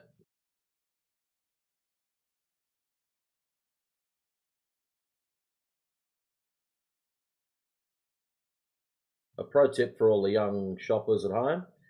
If you see down the bottom a Glober typing stuff whilst you're talking to him, you could probably say with about 100% certainty that they're not listening to you.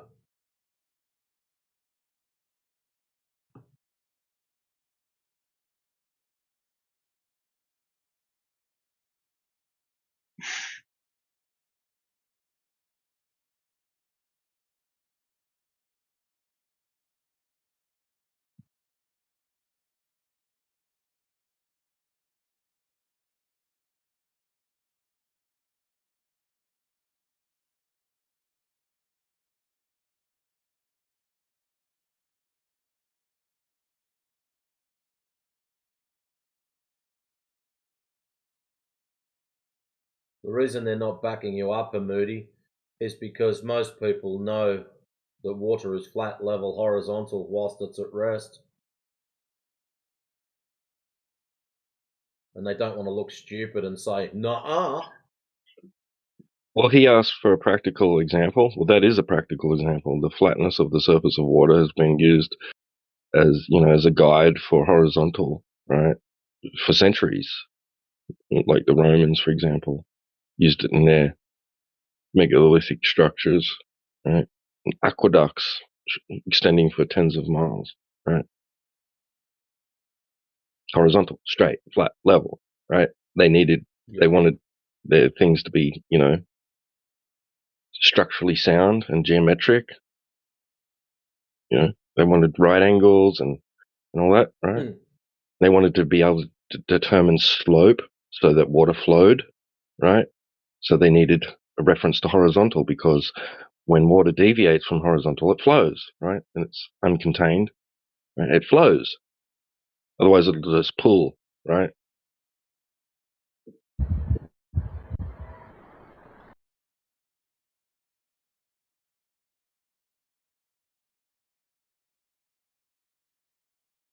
All right, Hamudi.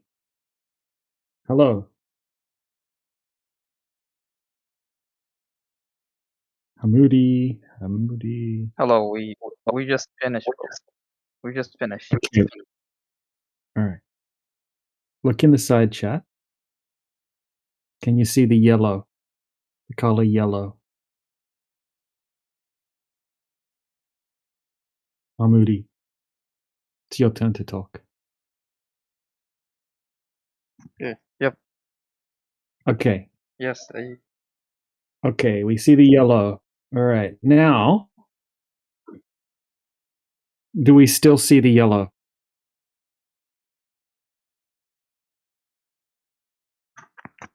Nope. Nope. All right. Nothing changed except for the temperature in the room. The only thing that changed is the temperature.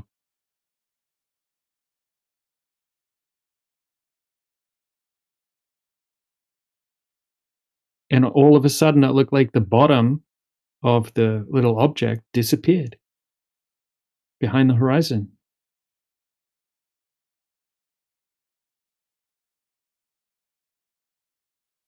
Not able to speak at the moment. Okay. It's fine.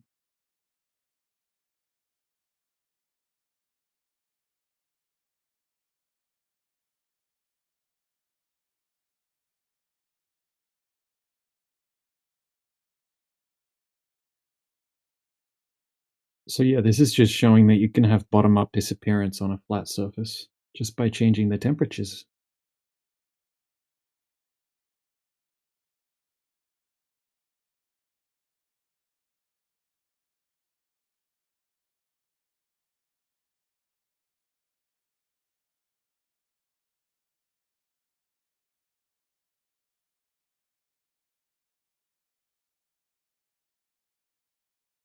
So basically, Hamudi, if in this particular situation, if the temperature is cooler up higher, then it can make it look like the bottom of things are missing. Very simple.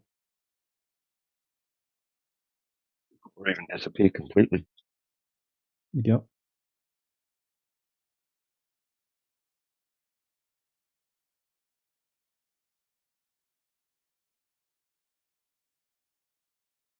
And that is the normal, right? lapse rate, the normal lapse rate, is that it gets cooler as you go upward.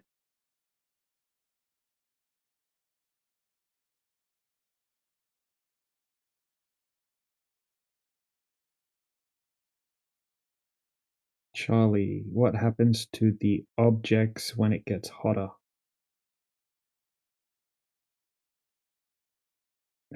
Moody says melted. Good answer. It'll burn you every time you touch it. Yeah. So when it gets hotter on the ground, then it makes it makes inferior mirages happen. If it's just a little bit hotter on the ground, then it's sinking, which is it's like a mild version of an inferior mirage without the total internal reflection.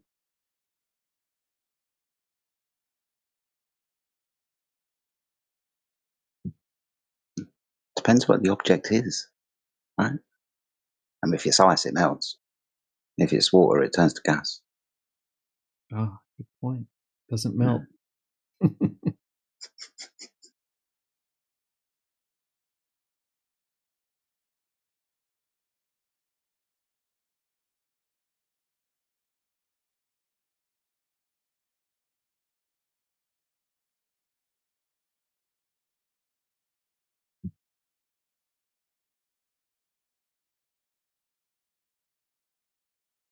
Yeah, so basically, like in that last example that I showed, if they were to heat the ground up even more, then yeah, you would get a miraging effect, an inferior mirage.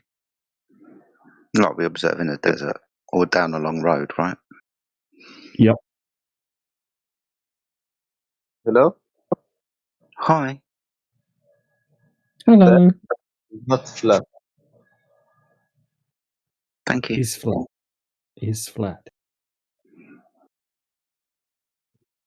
Look, when you see the seer from a wide, the seer will go like a ball. You will not see the boat. Yeah, we can see boats that should be hidden behind the curvature of the Earth. Just get out a telescope or high-powered zoom camera. Yeah. Jade, how can you use the same example with deserts on the water?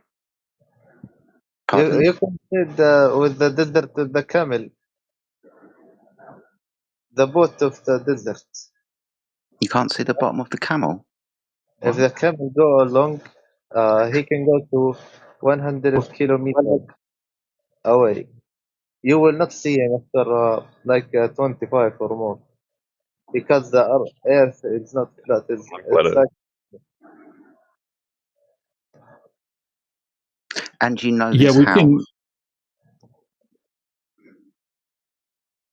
How do you know this? because I saw it.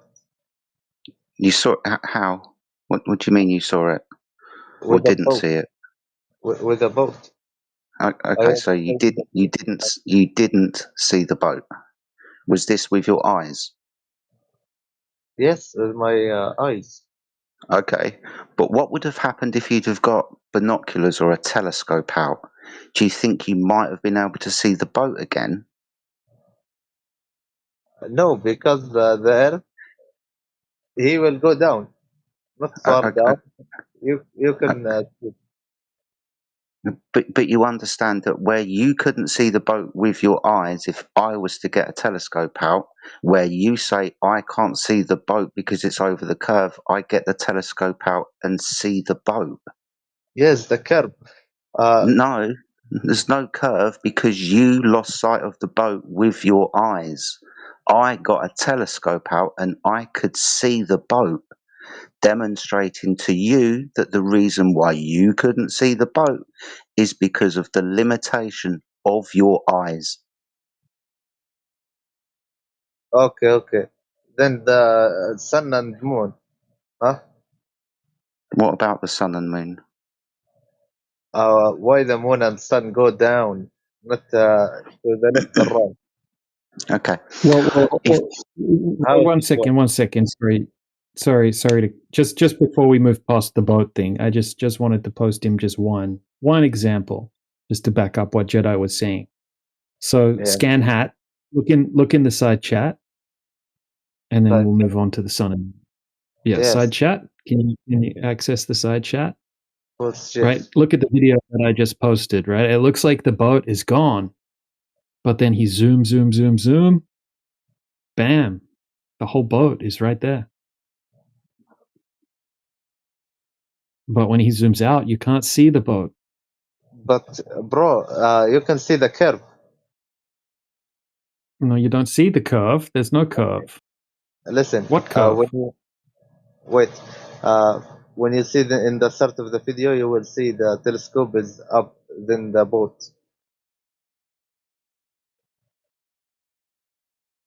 It's What? upper than like the boat is down and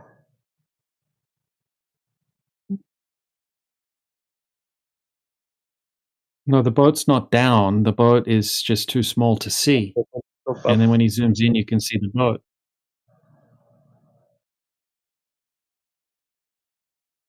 Anyway, back to you, Jedi. I just wanted to show that it didn't work out. All right, sun and moon. Make your argument about the sun and moon. yes, the sun goes down, not up, not to the left or right, and the moon is the same. Okay, are you still in the text chat? Do you see the images of the palm trees?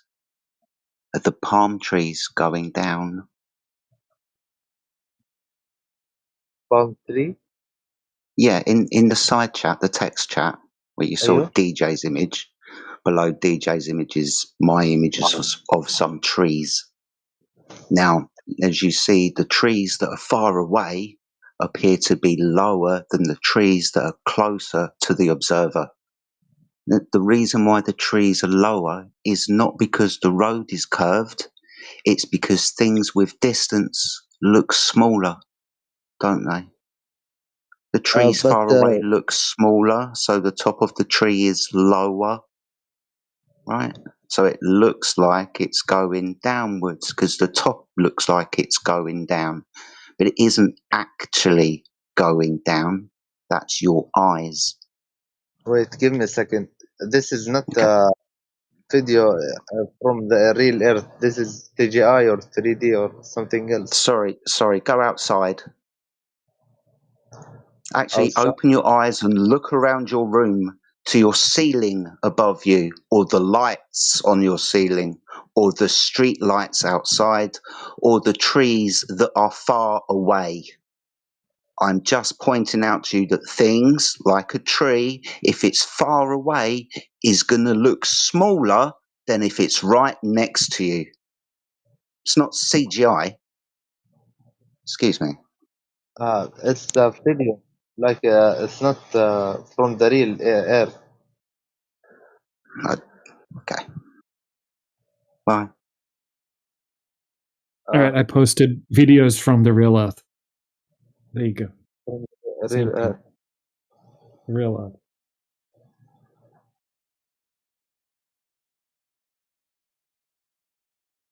Yes, this is prove my point.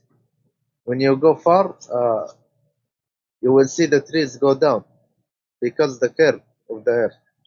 No, that's perspective. Your eyes. Right, okay. If you're standing on a long straight road, or even like a hallway or corridor, a long one in a hotel, if you're standing in a long corridor, the lights above your head appear to get closer to the floor with distance. The door at the end of the corridor looks smaller than the one that you just came out of. But you're not worried about fitting through that door at the end of the corridor, even though it looks small, because when you go and walk up to it and get closer, it'll look bigger. Is it my English that isn't getting through to you? I'm pointing out how your eyes work. You can look around you right now and see this. For example, go and stand really close to a wall and then walk away from it. You notice as you walk away from the wall, it appears to get smaller. As you leave your house and walk down the road, your house looks smaller. This isn't CGI. But I mean Here's the an picture. example. Wait, the picture this guy sent it. It's not from the earth. You can't see the curve because people who build it is not have a curve. It's flat. Like who will build a building with curve? Yeah, but it still looks like everything's going down, right? It looks like the ceiling's going. That image scanner is demonstrating perspective. And that's actually a real photo. I took that myself. Okay, what's your answer about the sun and the moon? They are above you, and as they move away, from example, above your head and go towards the horizon, they, like the street lights or the tops of the trees, will appear to go downwards towards the horizon. Like the surface, the floor that you're standing on, kind of ramps up to your eye level, and both surface and sky converge at distance, like within the pictures in the side chat. So the sun and moon appear to come up and go down just because of the way that your eyes work.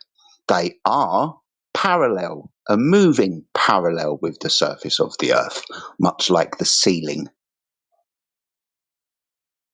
No. Wait a minute. Let me delete this one.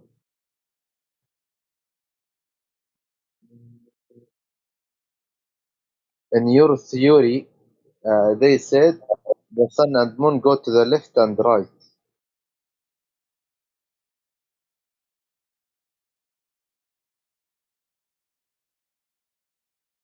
My theory. When you go outside at night time, Scanhat, do you see the moon move across the sky? When you see the sky right now, you will see the moon goes up and down like Minecraft. Does it move across the sky? Does it start on the eastern side of you and finish on the western side of you? Go to the up and down, not the west and right. Does it start on the eastern side of you and finish on the western side of you? Wait, I will send you a video like I don't this. know how you sending me a video is going to answer a very simple yes or no question. Does Do you it understand the start question? on the eastern side and finish on the western side? Wait, say the question slowly. Does the moon or the sun, pick your poison, does it start on the eastern side of you and finish on the western side of you? From up and down, not east and west. It doesn't matter, yes or no, bro. Bro, we don't need your extra bit. He's just asking you a simple question. Do you see the moon come from the east and go to the west? This is No, a fallacy. do you understand the question? Do you understand the question? Okay, so what's the answer? I don't have any answer, but yes and no, but I have. This is a What fallacy. the heck, bro? What the heck, bro? The answer's yes. Sorry. Everybody does. Oh, goodness gracious me. You're not going to be able to help him if he can't answer honestly that he sees the sun start in, or the moon, doesn't matter which one, start on the east and finish on the west. There's absolutely nothing you can do for this guy. Like, seriously, I don't know if it's a language barrier or I just don't want to learn barrier. There's nothing you can do for it. Listen, when you wake up in what is wrong with you, Scunhat? and see the sun rise, It rises. Yeah, that's sunrise. Does sunrise happen at east side? Yes, no. Wow, I'm gonna flip. It's not from sides. It's from up Okay, and down. stop. Listen carefully. You said sunrise. What direction does sunrise happen? Sunrise from down to up. Which Sunrise direction does it happens come from from? down. What fucking direction is that? North, south, east, or west? Yeah, right. North, south, east, or west. Which direction does the sunrise come from? It's the rise from down. From wait. Yep. Do you know what Oh, north, shit. south, east, and west is? Yes, up and down. Yep. Tag, you're it. I heard Timbo laughing. Get your shit in here, boy. Is there somebody who speaks his language in here, maybe? What the heck?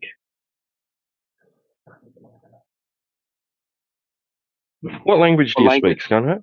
What's your native Look, language? I put it in the side chat, guys. He's right. It's up and down. Oh, no.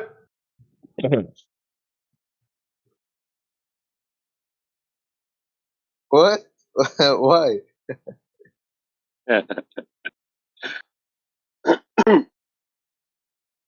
So do you understand my point? No. No. Okay. Listen carefully. Okay, you repeating it ain't really gonna help us. Okay. When we ask you which direction the sun rises from, and you say down, that's not good. Listen. Think of it like a multiple choice question. Like you've got 4 options, right? North, south, east, or west. You've got to pick one of those 4.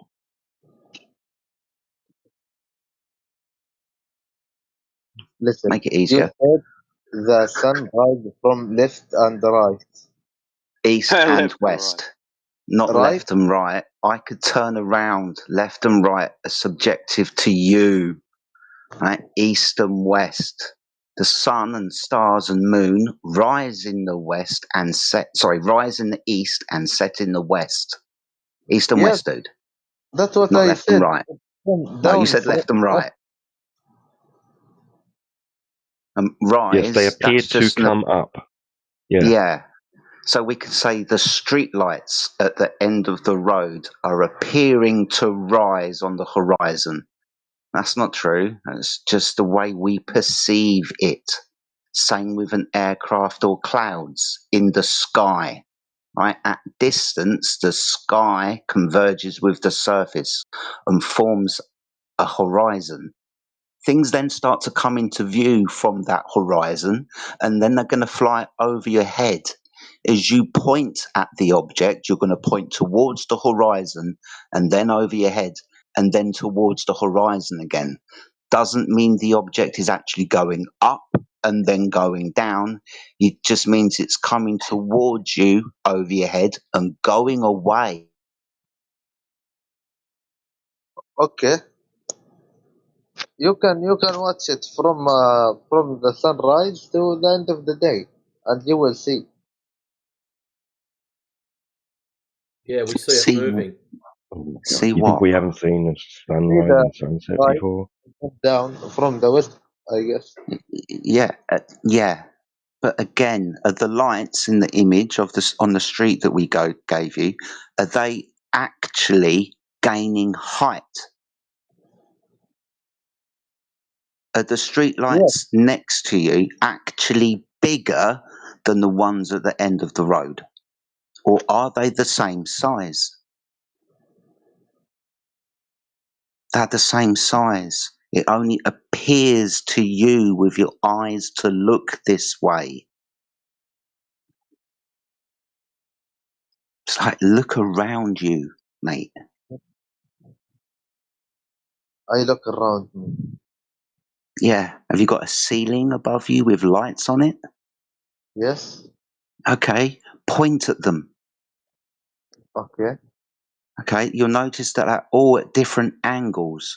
The one above your head, you have to point straight up to.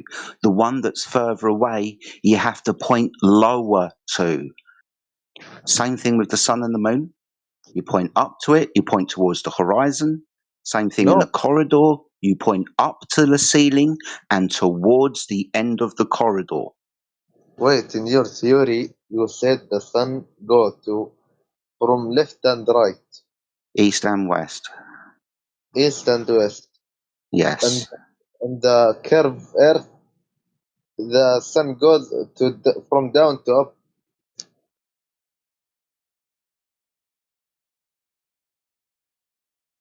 It's the language barrier. Okay, okay. I will not mirror it. Said it again. Repeat is not saluting. East and west are not down and up. The sun appears to go down your view, but it moves above your head east to west.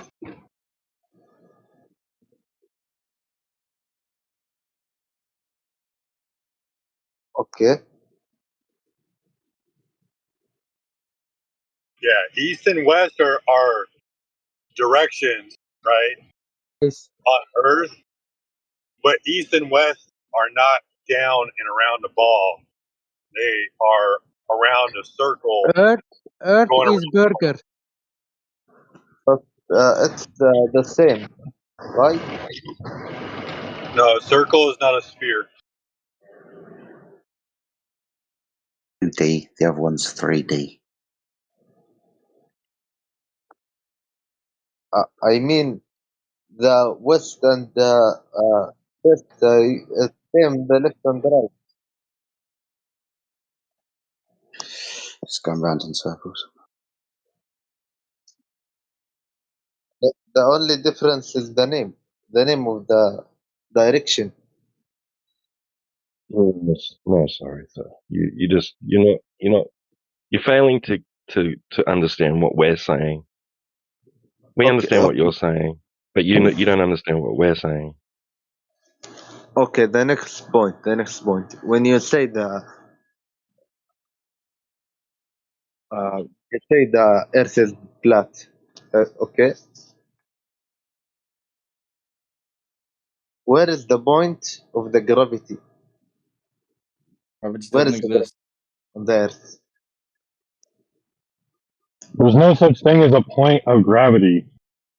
Yes, where You is can't prove that. if the Earth was flat?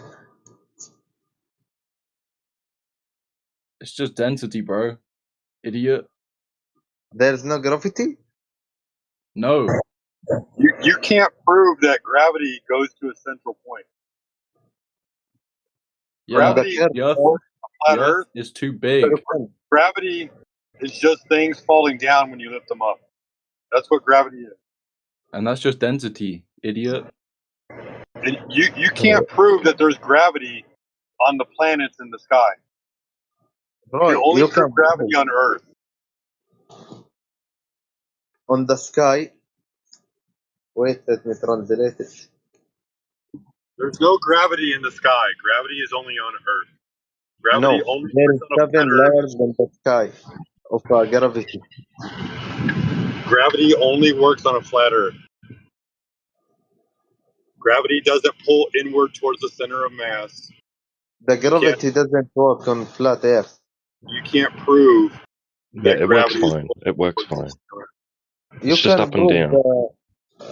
a flat Earth. You can prove the curved Earth by the gravity. Prove it. No, you can't.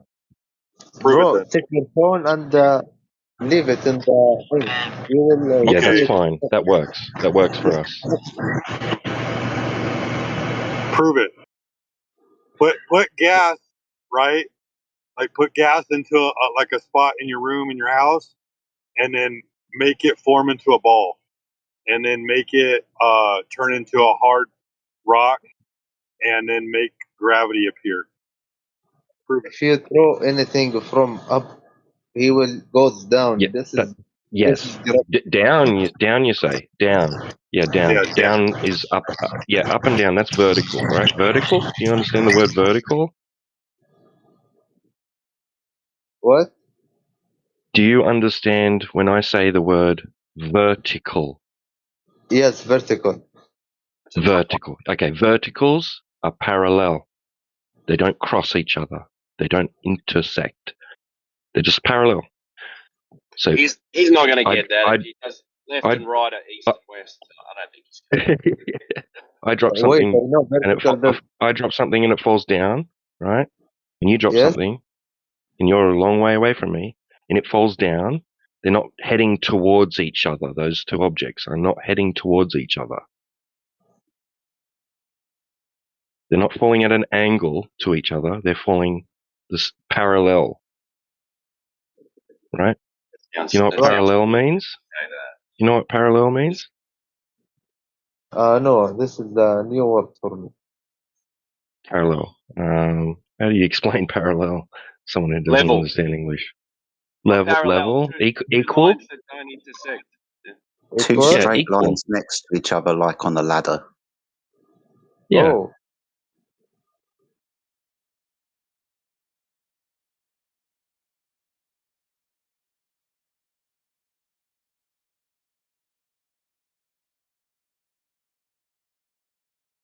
What was your point? It sounds funny when you say it like that, T-Dub. You drop What, something, they won't I'm meet? not dropping it. Not dropping it towards you, right? Like it. I know that is line, but up to down. It's line, but up to down. Simple explain to vertical. Up to down like the sunrise, right? No. Sunrise go to the that's like a different curve. up and down. Oh, okay. All right. Sorry. A vertical, just one line up, down. Is Adam here? Is Adam here? No, he's not. Damn it. Why do you need an Arabic speaker? I can do it. He's just Adam's got a good little meme that he made for gravity on flat Earth, where it just shows all the arrows pointing down in the same direction, right? Like and parallel to one another. Like that's gravity on flat Earth. No directions. West, left, right. Dude, you don't understand. Left is not left, bro. At this point, it's kind of futile, like trying to explain it. East, middle, left, right. I can understand it would be it's a language barrier. I'm not so sure anymore, right? Yeah, I don't think that's the problem. Yeah. It's a problem. It's comprehension. About in front or behind. If you're facing north, right, east will be to your right, right, and west will be to your left. But if you're facing south, that flips. So now east is to your left, and west is to your right. Sorry, if I'm facing east, north is like N north and is my left. right? Left is west. North is like GTA map. That N.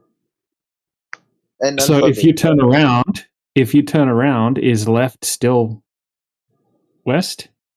No, left will be right. Hey. Left will be right when I turn around. Left will be right. That's why I always get confused in the mirror. Cheers, dude.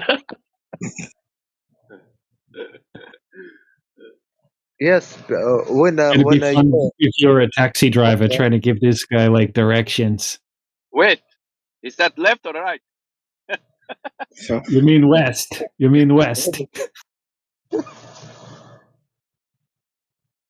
when a taxi direction, I will tell to him left, up. Yeah. What We about need to head north? north. Yeah, I know, my car does not float. I am not in a helicopter, my friend. Go south. Oh no, I'm not an excavator.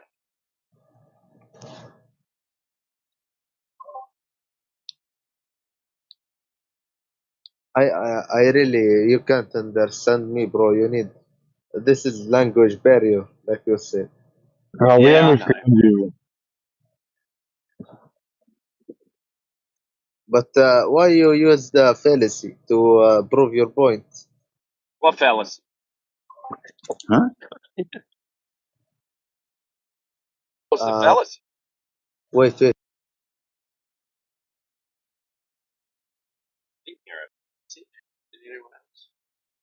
That must be the steel man fallacy. We haven't said we're correct because you can't understand. Right? We haven't said that. We haven't said you're wrong because you don't understand or we don't understand you. That's not what we're saying. I think the whole time we've been looking for you to say you understand what we're saying. You haven't done that. Fallacy of appealing to ignorance, I guess, something like that. Yeah, but we haven't said. Appealing to ignorance. We're not ignoring your evidence. You have no evidence. No, the Google Translate is bad. It's mean you don't know the thing and I don't know the thing, and you said the above that thing. That's not a fallacy. That's just you not knowing. What the fallacy? That does not make you or I incorrect or correct, right? Yes. Right. We're not using that as a reason why we're correct or that you're wrong. We're just identifying that there is an information barrier here because you don't understand us and we don't understand you. Partly. Sometimes we do, sometimes we don't. You all guys believe in the flat Earth, right? Yes. I don't believe it. I know it's flat. Okay. I've measured it flat.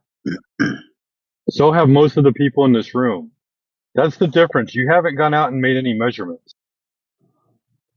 You're just talking about calculations that you believe somebody else has done, but you can't verify any of those things. And then you're expecting us to understand what you're saying as truth, but you can't validate anything that you're saying because there's no tangible data to have in this conversation. Everything you're saying is theoretical math. That's all you're saying. No. You are now because you all hand to hand with flat Earth. You are using the fallacy of appealing to authority, something like that. I'm just wanting to verify the authority. That's all. I have no problem appealing to authority. Yes. But I want to verify what the authority is doing.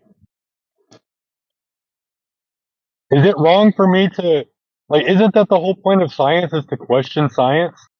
Let me ask you. One strong man or three man, like the numbers of guys or the how strong the What astronomer? All astronomers do is look at the stars. They don't do anything else. Yeah. I trust astrology more than astronomy. Use angles, right? To measure angles to celestial objects. I mean the numbers overcome courage. Huh? You see that? I don't understand what you're saying. That's a language barrier. 10 man weak or one man strong.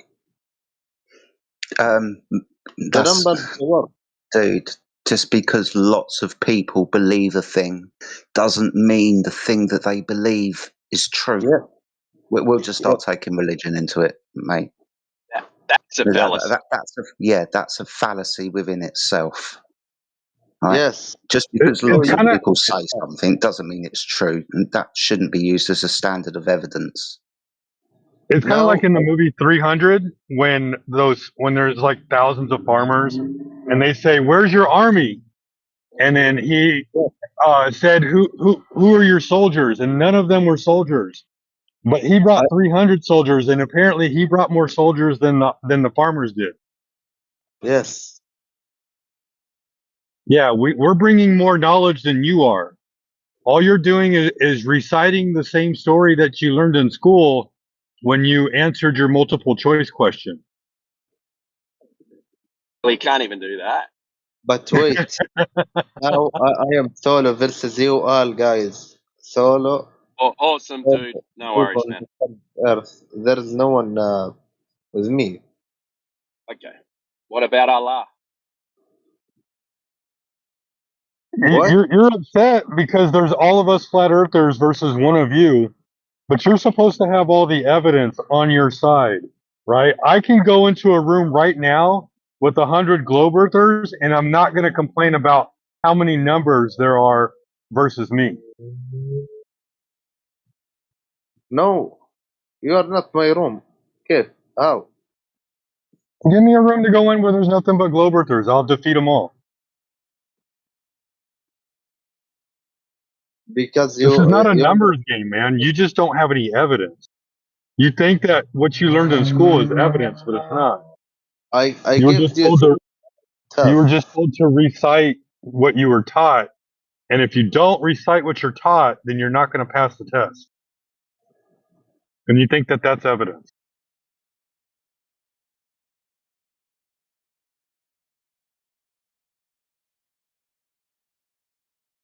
I gave you 3 evidence, but you didn't accept it. What evidence? There's no evidence.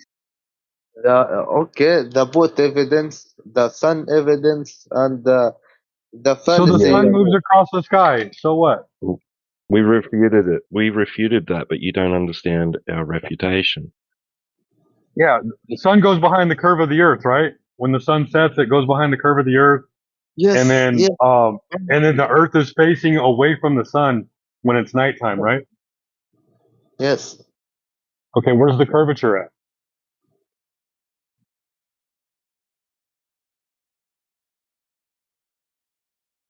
Where is That's what? the question. Where is the curvature at? If there is no curvature, then the reason why the sun doesn't light up the whole earth and that it only lights up part of the earth, there's another explanation for it. And it only works on a flat earth because the earth is measured flat. There's no curvature. You don't have any measurement. All you have is a belief. You believe because you can't see the sun anymore that the earth is facing away from the sun. That's a story. It's a belief. Matter of fact, that's a religion. No, it's not a Yeah. religion. It's true. You don't have to believe. You can say it with your eyes. No, you can't. I don't see the earth facing away from the sun. So you're curving it. You can say the sun goes down. Yeah, it goes appears to. It appears to, right? Yeah, it from the appears. northwest. Like when Not all the I'm standing in front of my house, my house is really tall and I can't see my roof. But if I walk like 1,000 meters away, it looks like the roof is below my eyes. It didn't go behind the curve. It just moved down in my field of view because of how perspective works, how my vision works, how 3D works. Okay, listen. If you go from 1,000 away to your house, you will not see your house. Yes, you will. Only a kilometer. Yes, Yeah, kilometer. only a kilometer. Yeah, it's not that, dude. I don't Oh, even have yes. to go to a kilometer. I can go I can go across the street and my Yes, I house said looks no. lower in view. You can go across the street from your house and you can see your whole roof. You don't even have to go a kilometer.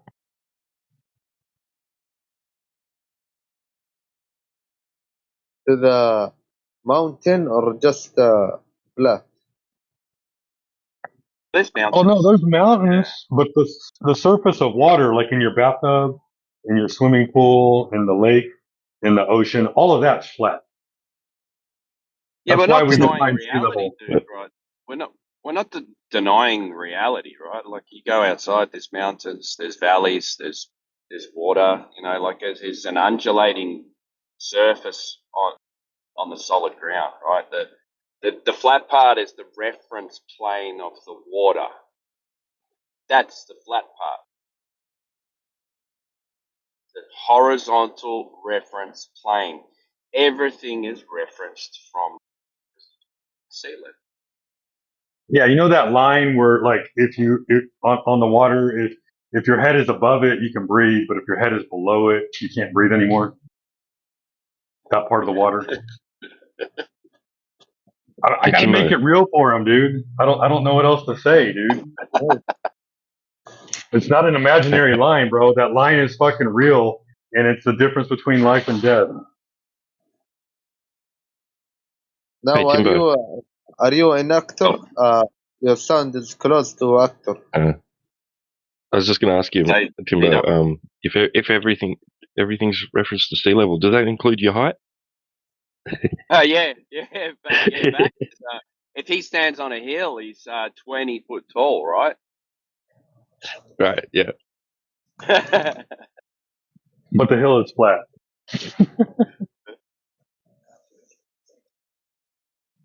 Oh, guys, you are think the flat Earth is because your numbers of how many one is in the room said that.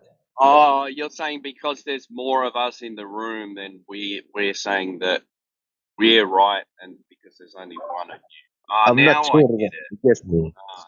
We're not appealing to consensus. I've already convinced 3 of my coworkers that the Earth is flat. I've only been working here for 3 months.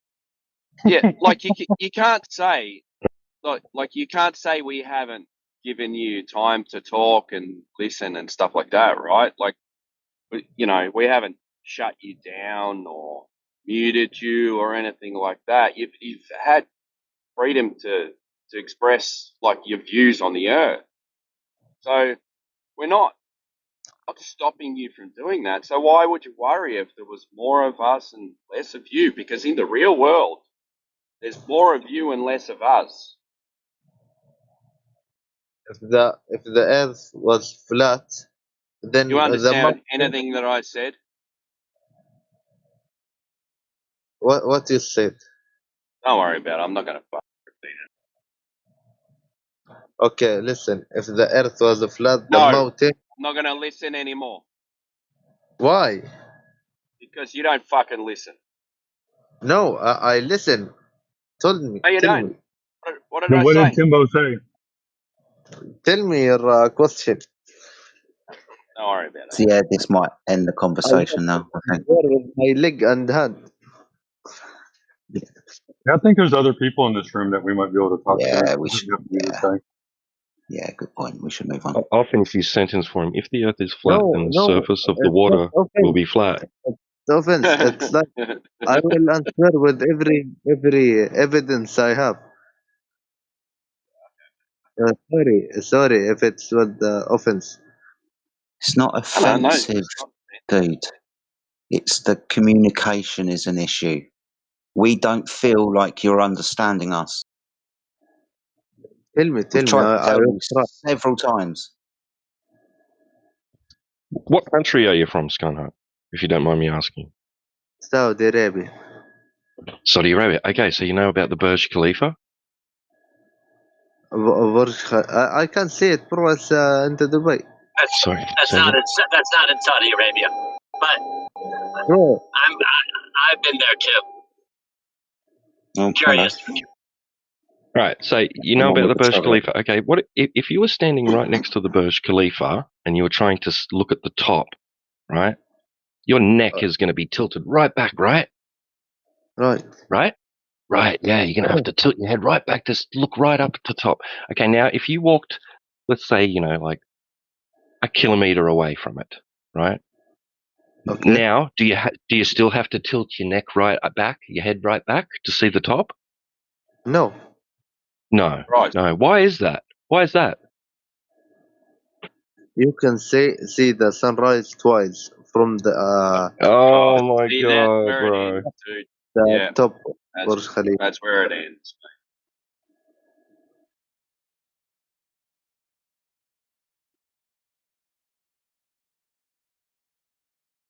already worked this out. So Burj Khalifa, right? If you face west from the Burj Khalifa, you got Riyadh, right? In the distance, there's a huge mountain range. So if it's going past the mountain range and then you rush up to the top of the Burj Khalifa, you're increasing your angular view to those mountains, and you're going to see the sun again. It's silly. It's actually designed for 1 second per floor of the sun going down. Yeah, well, yeah. I understand. Okay, so I have a quick, question. The way that it faces, the way that it faces is towards the mountain range, right? Where Riyadh is. Yes. I'm familiar with it. I'm familiar. I was there during the construction. Yeah, almost 3,000. I was there during the construction. I'm very familiar with it. I don't really You care. don't need to say it twice. Okay, I'm just We heard saying. it the first time. Riyadh is 3,000 meters above sea level. Yes. The Burj Khalifa is at sea level. So the angle to the sun, as the sun's setting, it's going to set behind the mountains. If you jump up and you go to the top floor, you're going to see it again. It's very simple. Not going over a curve. It's so far.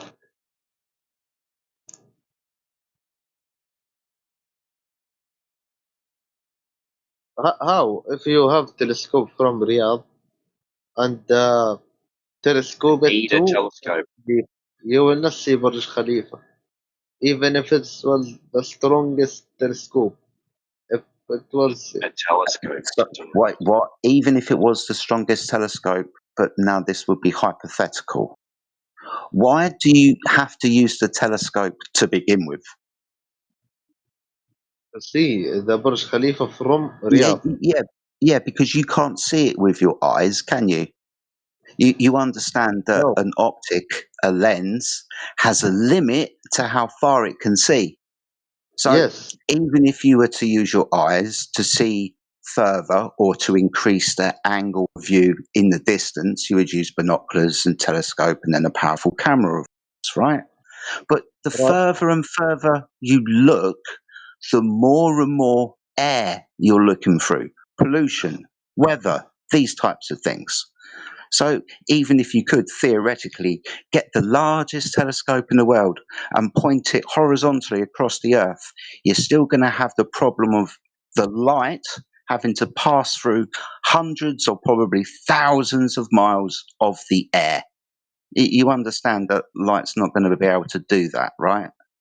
Right. It's why it's dark at the bottom of the ocean when it's daytime, midday above the ocean. The light can't penetrate through all of the water to about 1,000 meters down, and you can't see anything. Same with the air over more distance, miles and miles and miles and miles. It attenuates the light. It scatters it. This is why you can't see forever on a flat Earth. The limitation to how far you can see is, as you pointed out, the optic that we use, the technology. And then, as I pointed out, the air that we're looking through.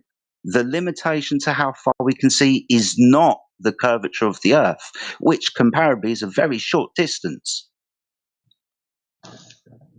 So you can see from Riyadh because the stupid comment.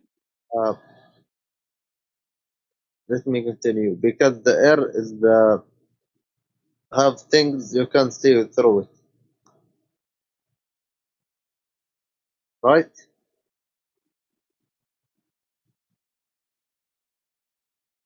The Earth has things you can see through. Is that what you said? Yes, you can see it because the water. He said from the water. After the shams, after the sun hit the water give us. I don't mean to be rude, dude, but this conversation's not going to I can't hand this, guys. This is a pointless discussion. The session. Yeah, because you don't understand. Okay, so sorry guys.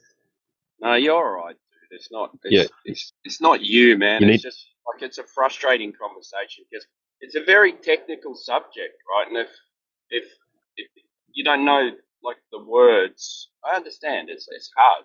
If you don't know the words, we're not going to be talking about the same thing. You need to be advanced English, I think, at least intermediate. You're beginner level, so you need to go and practice English and then come back and have another chat. But you're doing well, right? Like your English Yeah, is pretty good. So yeah. I'm not criticizing your ability to learn English. I'm just saying that at the moment your level of English is not adequate enough. For this subject. Oh. Yeah, for this subject. For this subject. For any other subjects, probably okay, right? But this subject is the terms.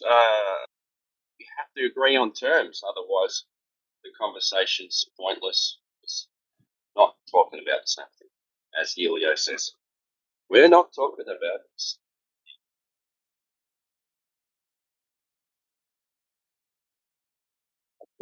I think I will go to other room because I just my mind stopped working right after that conversation. No worries, mate. You're welcome anytime. Thanks. Thank you. Down subject.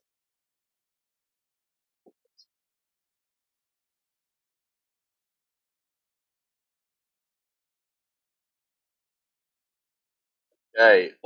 Otas Irani, are you there? Otas Irani. We have Otas Irani. Tell me if I'm We saying have it right. James. What's this? Motarib and Engel and Vertox. These are new people I don't recognize.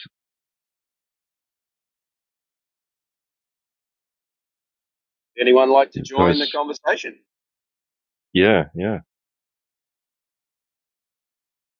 can see it, my friend. I'm not going to yell at you.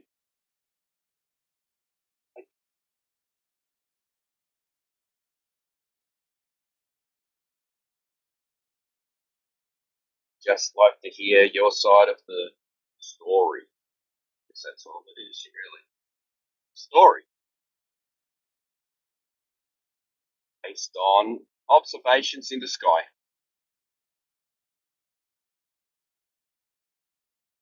Roman days, things in the sky were gods.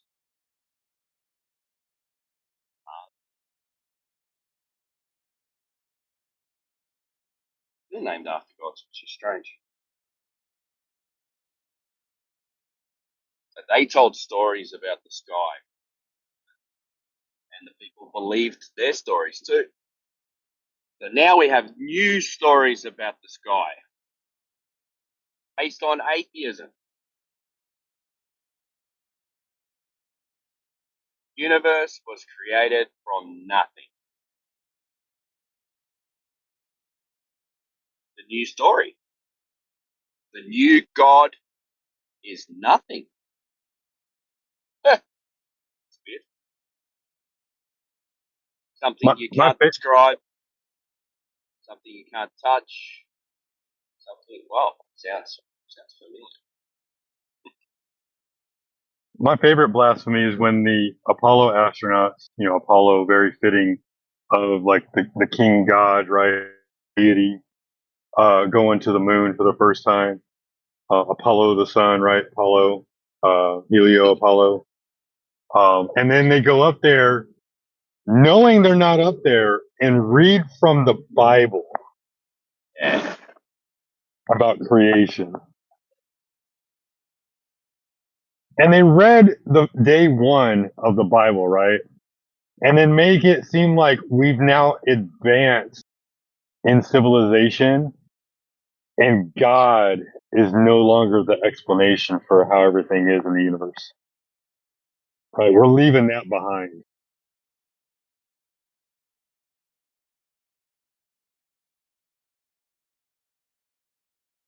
Yeah, new age. It says.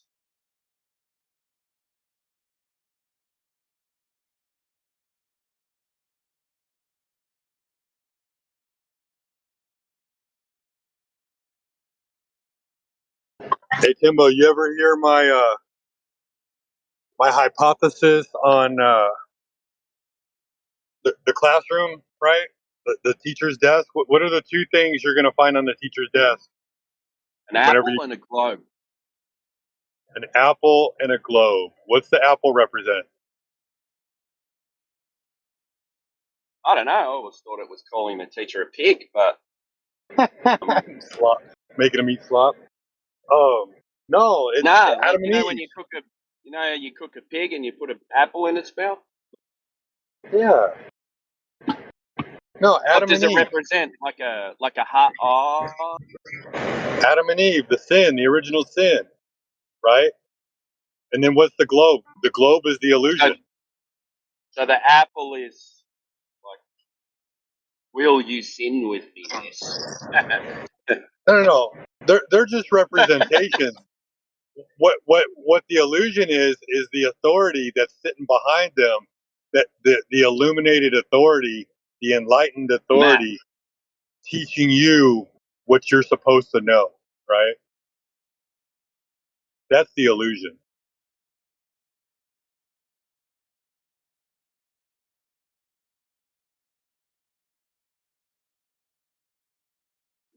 Yeah, they got us good, man.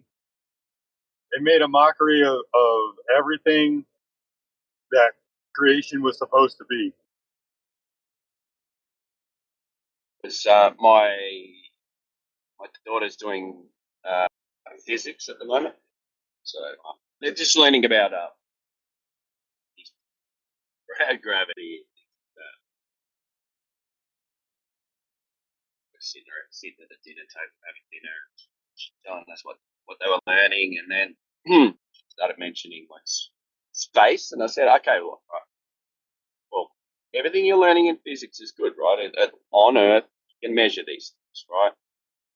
I said, but once they go into space, make claims about that, then that is just a claim.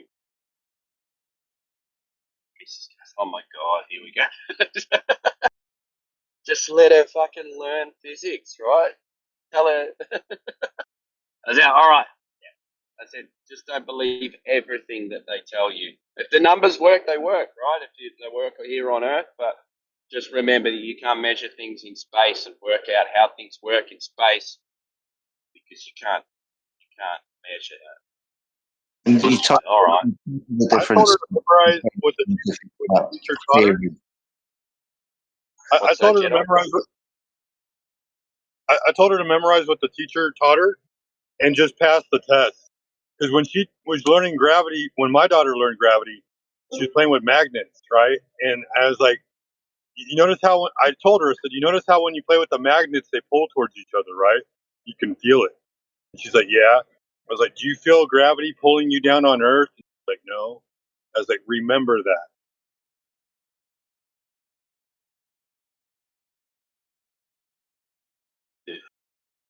What were you saying, Jeddah?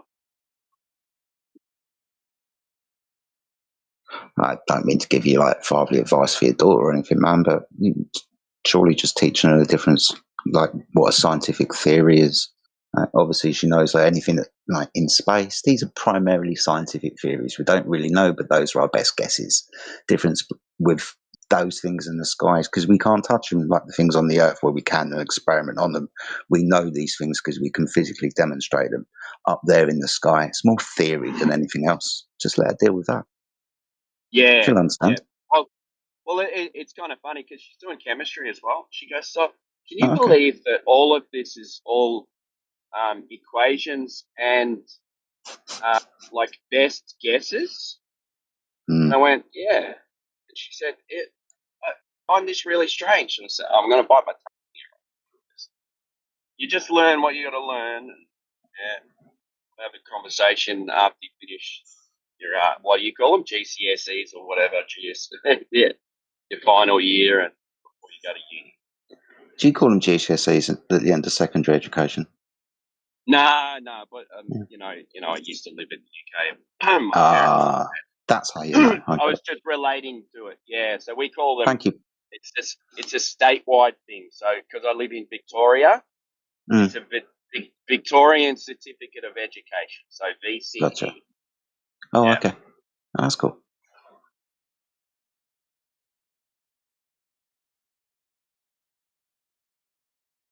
It's difficult when you're bringing kids up and they come back with these questions and stuff. It's cool that she's studying chemistry and whatnot. My kids are kind of like the same. Always come back with little bits and pieces that in our position, you kind of like bite your tongue over a little bit.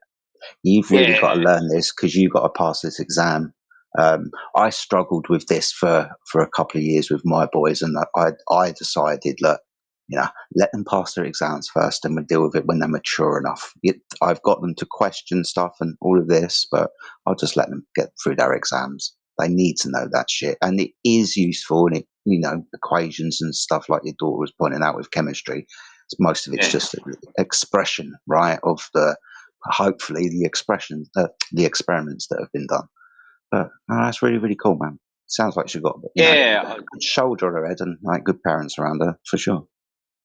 Had to ask her for advice the other night. Wow, man. Yeah, she's an old soul. She's only 16, but she wants to go and she wants to study medicine. So you got to knuckle down and don't listen to me because I don't know shit. So you do what you got to do. No, it's really Mum's cool. a bit smarter. Math-wise. I'm a practical person. So. Sounds like you're great fun at dinner parties and family barbecues and shit. As soon as somebody brings something up, oh, God. Did your wife turn around to you and tell you not to say anything? Yeah, she does. She gives me a shoulder. She gives me an elbow, like a knock. But she said something really nice to me last night. She said,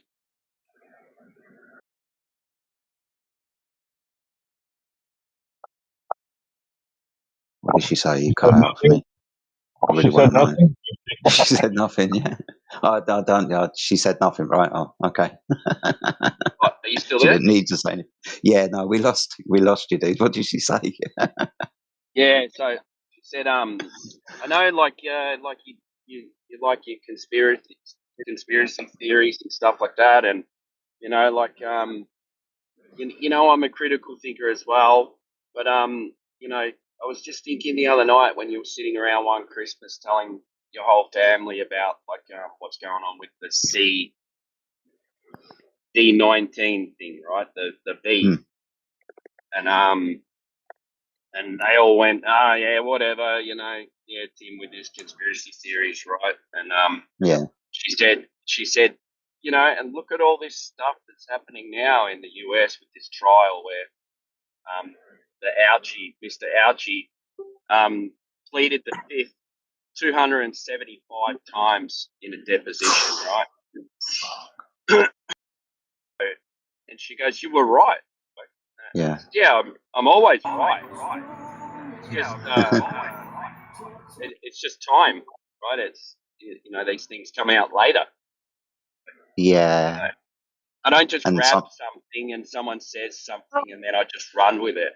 If someone says something and I find it interesting, I'll go into it and I'll research it, right? And I'll go, oh shit, this kind of makes sense, but I don't go around blurting it out in conversations and stuff like that. I kind of keep it to myself until I feel comfortable enough with it to speak to my missus about it. She goes, Teacher. What's that? Sorry. Teacher.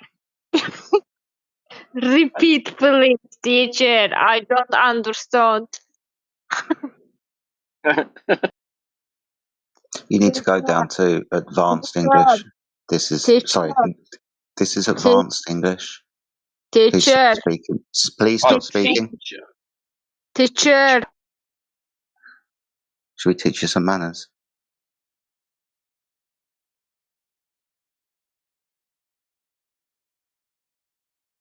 Okay. Karen.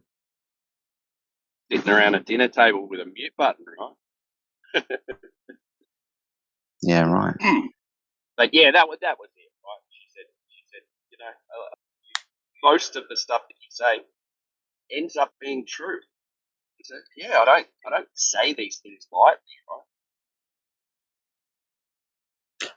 right? I guess that's a really good thing. What I've experienced is, I guess we all have, right?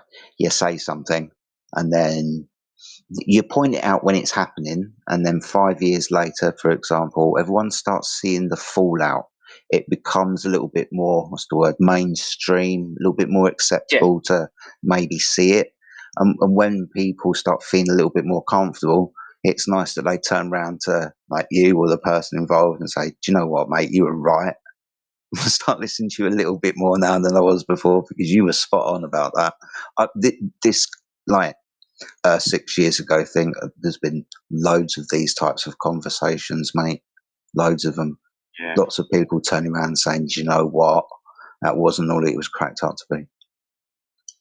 Yeah, whatever they were doing, I feel like either it worked opposite or it's exactly what they wanted, right? It either shot them in the face or this is what they wanted, right? People to not trust anyone, right? Yeah. It's like any kind of... You can't trust the internet. You can't trust the government. You can't, you know, like it's like, you know, all these people who would be lost and things like that. They are like, they will be lost and they've got no one to turn to, you know, if you kind of got a weak mind. Yeah, exactly. It's probably hard to see all of the things that they achieved, but you can probably imagine it was like a tick list of about 30 things, right? Different agendas in different places with different people. We're going well down the rabbit hole of this, but yeah, probably some they did, probably some they didn't. You know, 7 out of 10, maybe something like that.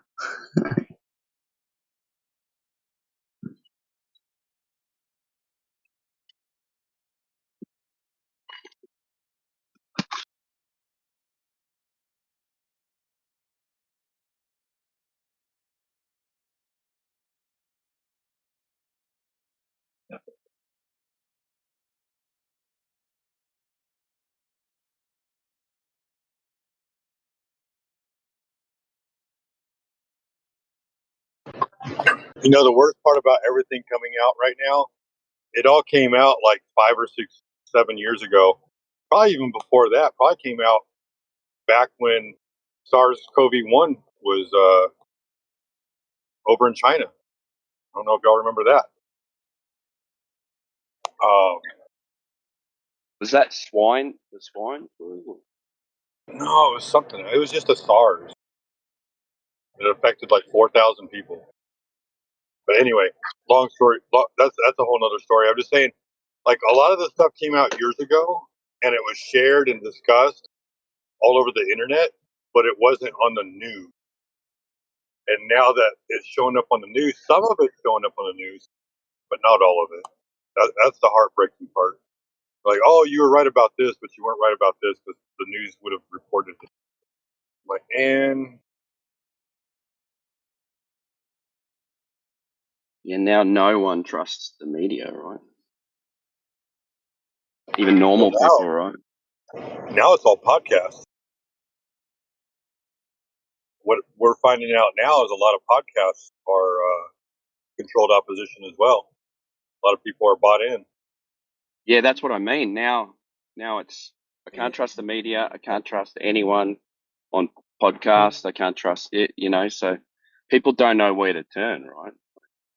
So then you can put in misinformation, right? They're like, oh my God, and they're overloaded with misinformation or real information, but you don't know what's real information and what's misinformation.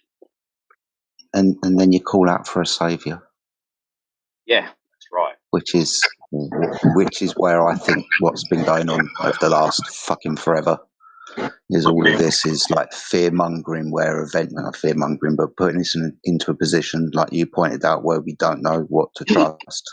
And somebody comes along and, from our point of view, pulls the establishment down, like we need a saviour. Yeah. I wouldn't be surprised if that was the Hegelian dialectic, those that were causing the chaos with the war. I also think that that's a bullshit agenda as well, to be honest with you now. That's also fear mongering. Everybody thinks that the end of the world is coming, like with regards to 6 years ago. Right, the new mark of the beast is coming in like IV form, like intravenously. Before that, it was like barcodes. Now it's going to be like AI in your brain and shit. So it's changed with technology, right? Yeah. But I think that religious aspect comes into it. So there's going to be a lot of people taking that revelation, tribulation, Christian side of things who are going to be looking, well, actually not looking for a saviour. They hope to get the fuck out of here. But yeah, I think it's all manipulation, dude. Every single part of it, including the thing that you pointed out as well. It's all bullshit. Well, they say 2030 was always the plan, and to trust the plan. And 2030 is coming no matter what. Are you talking about Agenda 2030 or Messiah 2030? Yeah, Agenda. Yeah, I got you. And what are we going to do about it? Oh, we won't be You know doing what? anything. Because yeah, exactly. If you're not going to stand up and fight and do something about it as a collective, then shut the fuck up. Exactly. Yeah.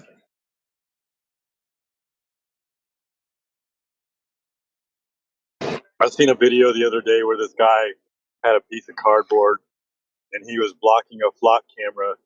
Some other guy drove by and he's got his little camera on. He's like, "What is that up there?" He's like, "That's a piece of shit." That is a piece of shit. He's like, "The cops are bothering me." Okay, well, if the cops are bothering you, I'll look for you on the register. If you get arrested, I'll come bail you out. I was like, "That's a cool guy." Honey, we just had the census here. So, and it was a really weird question. My missus filled it out. Just put the basic information after the rest of it. It's really intrusive. Did you do it? Did you get it teed up? Yeah, we filled it out. Yeah, same here. Mrs. did it. She was like, "It needs to get done. It needs to get done." It's like, it's nearly Tuesday. Yeah, I'll get there. And she's just like, "Okay, I'm going to do it." $350 fines, shit like that. Yeah.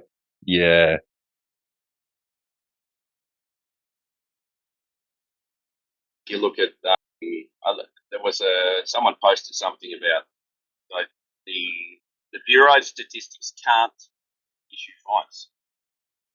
So to like refer it to someone else that can issue fines. And last census there was 0 referrals to give anyone. There's just a scared that.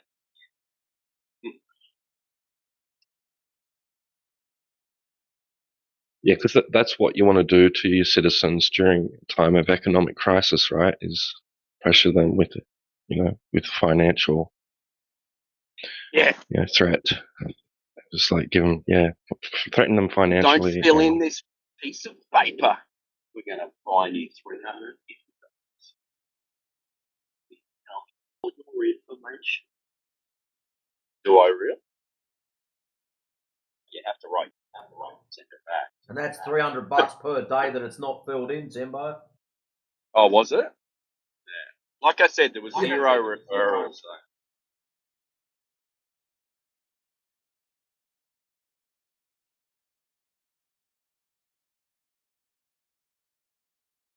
Yeah, I filled in the basic stuff. Here's my name. Here's my address. Here's how old I am. Here's my religion. The rest of it can get stuffed.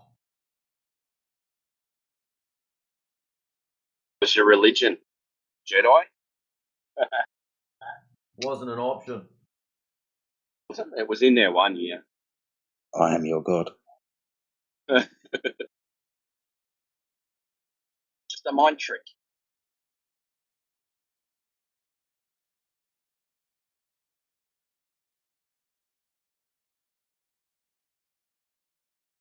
Sad part is, I'll give them all my details, and they'll still fuck up sending jury duty forms to the wrong address and shit like that. So I don't even know why we bother.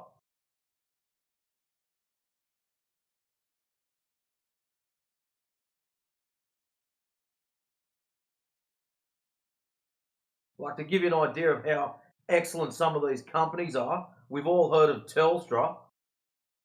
I used to live in Newcastle years ago. In 2011, I moved down to South Australia for a year.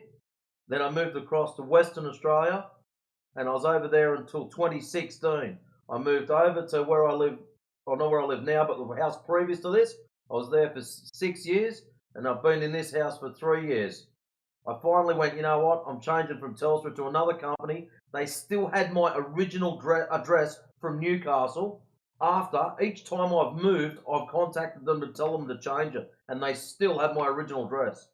That's how hopeless they are. So, giving our government our address, I wouldn't be too overly concerned, like seriously.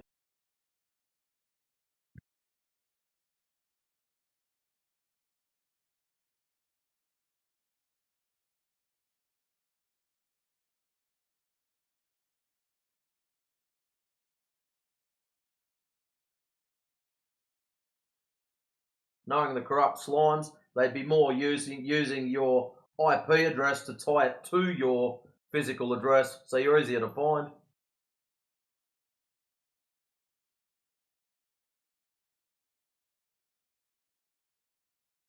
Yeah, well, all they need to do is ask the ATO, right? They've got all your information. They can get into your bank account and everything. So let's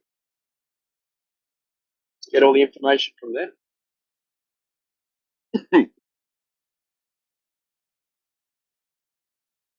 Funny, the ATO rings you, right? Well, when you've got to pay your taxes and stuff like that. And you do your quarterly. They say when you have to verify, they say, "Oh, what was your last 3 transactions on your business account?" And you go, "What the fuck? Can you see that?"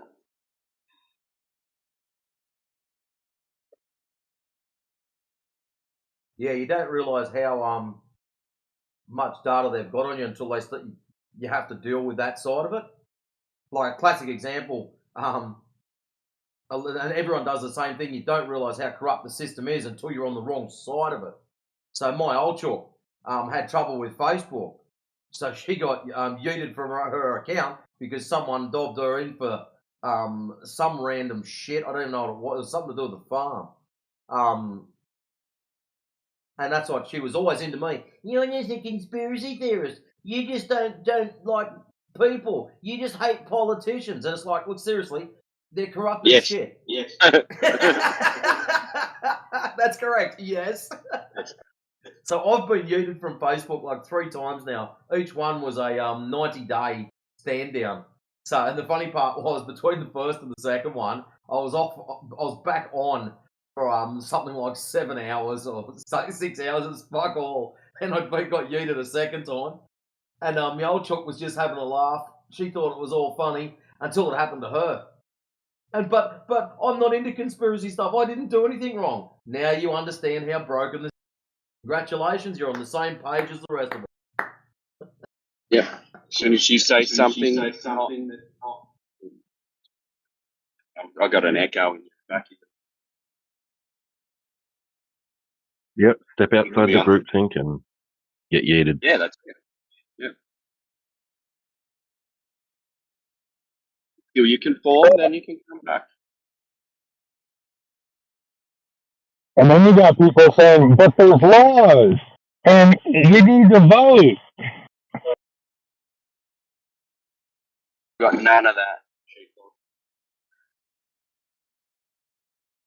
Yeah, that sounded like Charlie Brown's teacher for sure. I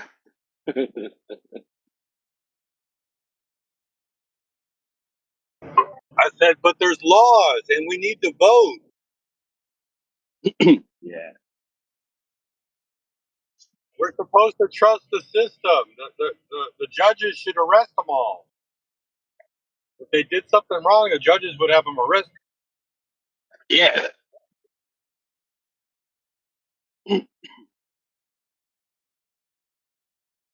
Yeah. Even arrest one of their own. Trust the process.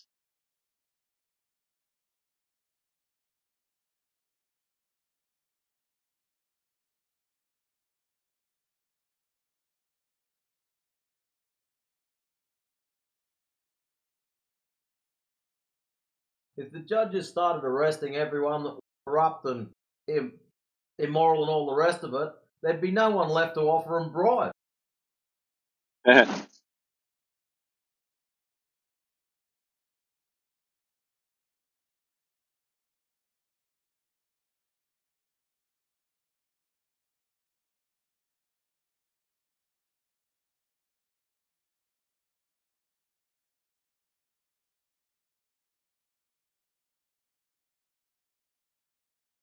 Like over the last couple of years, I was involved in court cases to do with people losing their jobs for not liking Kool-Aid and whatnot else. And we went to multiple different legal firms, and nearly every single one of them just said, "Nah, not getting involved. Nah, not getting involved." They all backed away from it. No one wanted to touch it, like as if they knew something we didn't. We knew what Well, they you know knew. why? Oh yeah, because they were told not to. They were told to back the shit away from it. Well, when they swear allegiance, so they're actually they all work for the court. So they don't actually work for you. They're what it is they're a translator for legalese from the court to you. So that's who they work for. But you yeah, pay but it was just them. interesting. It was just interesting right? that none of them wanted to touch us. Like we had more than enough evidence, and not one of them wanted to come near us.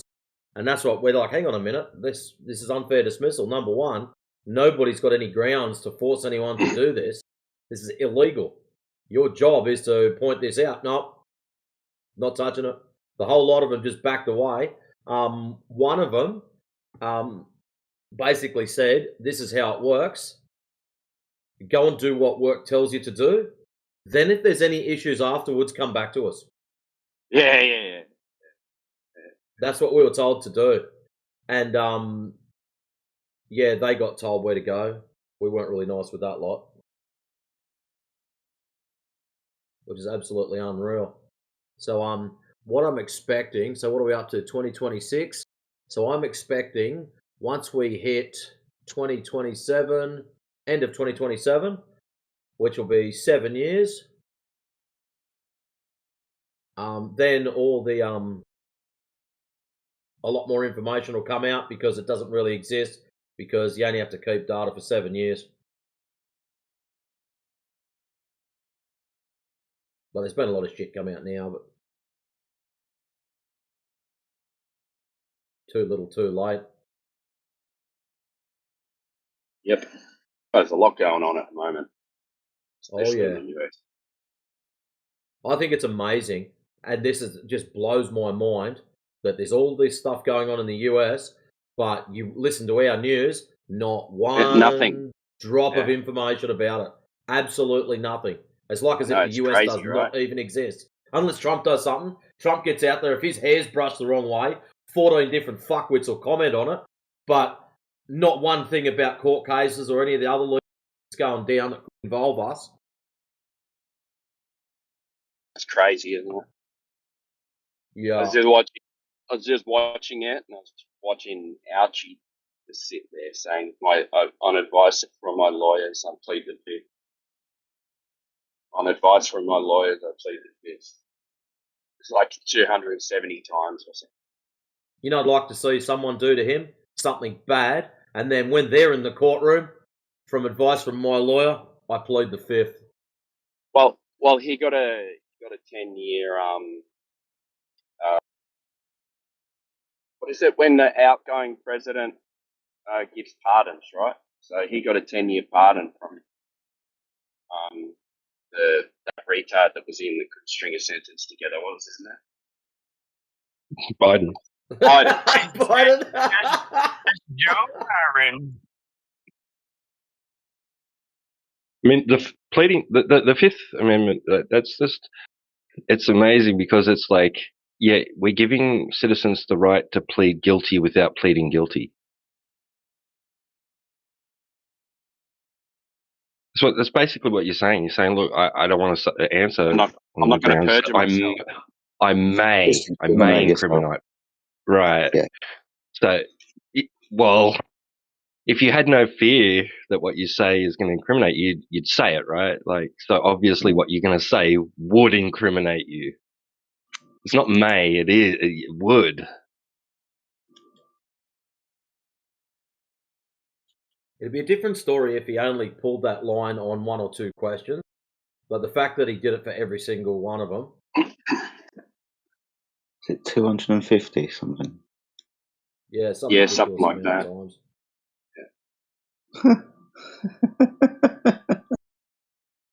I could have made that number up, but from memory, it was something like that. Right? Don't hold me to that number. Yeah, one of the videos was 211 or 217. There's some phenomenal amount of times, yeah. But I just find it interesting. Like, he could have just said it once or twice. Okay, there's very particular questions that he doesn't want to answer. Fair enough, but not the whole set. Like, that's just mental.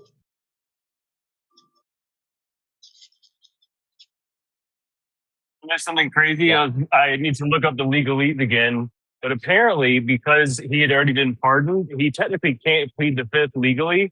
So technically, he broke the law every single pardon. But watch them not prosecute single one.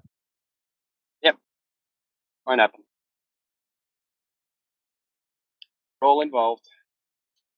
It's a black comment, but they're all corrupt. So. Yep.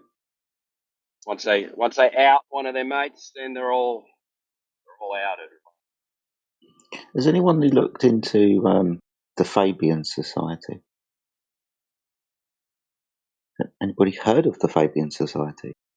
It rings a bell. Heard of them, yeah. Has anyone heard of Skull and Bones? Yep. Yes. Yeah. Cool. Awesome. A little bit like that. We have a movie about that. Okay. So yeah, the Fabian Society came around before the beginning of the last century, so late 1800s. It's fascist communist type of movement, right? A left wing. You'll find these in government positions, in the Labour Party in the UK and so on. A reason why I bring up is that, yeah, I've looked into these a little bit recently, and it's like it's an open secret society, right? You know they're there. They tell you that with their manifesto what they do, but you can't get through the doors because you're not invited in. And what we find is lots of these people taking, areas of government, for example. So this stuff always happens, doesn't it? You just have to accept it or not. Yeah. Little secret handshakes behind closed doors. There's always somebody with an agenda, and especially politics, right? And this is primarily how the world is run by politics. So there's always a political agenda trying to oust the other side through whatever tactics, right? And there's lots of different political tactics to do this. Some of them more pleasant than others. It just becomes down to you as the individual, as whether you accept this as true or not. Yeah. Well, you look at the left, right? Like they're the ones pushing this. Defund the police. The military's bad, right? Because they don't want anyone to protect you. Once they've got no one to protect you, then they can enforce all these, communism style governing. Create all this violence and stuff like that, and go, we're here to save you. This is how we're going to do it. Everyone's going to be registered on this. If you step out of line, then, and everyone will go, yeah, we want to be safe again. We want to be safe again, so we'll sign up, right? Yeah, exactly. The same thing that we were pointing out earlier, right? That kind of, Yeah. we need a saviour. They create the problem, but they're going to create the solution as well. And both sides do it too, right? Yeah, this is the thing. To me, the right makes a lot more sense. Is a lot more sensible, than the left these days, because it's changed a lot. Yeah, the right used to be a lot more austere, even though it was very capitalist towards the lower class, especially in Britain. Right, if you weren't rich, you fucking shit, basically. Yeah. But Now that's it's changed. become for normal people. The right's like a thing, and then the left says extreme right for normal people. Yeah. And then all of a sudden, everybody's getting branded some kind of racist or even some kind of domestic terrorist. Like, what? Yeah. All of a sudden, in the space of 10 years, because the language has changed very slowly over time, right? It's like we don't notice it because it's so slow. Yeah. But it's really obvious. Apparently, you're an extremist now, Jedi, if you've got your own veggie garden. Yeah. Shit, I better hide my tomatoes. Fuck. Yeah, because you don't like pesticides, right? Now you're a conspiracy theorist. Hippie.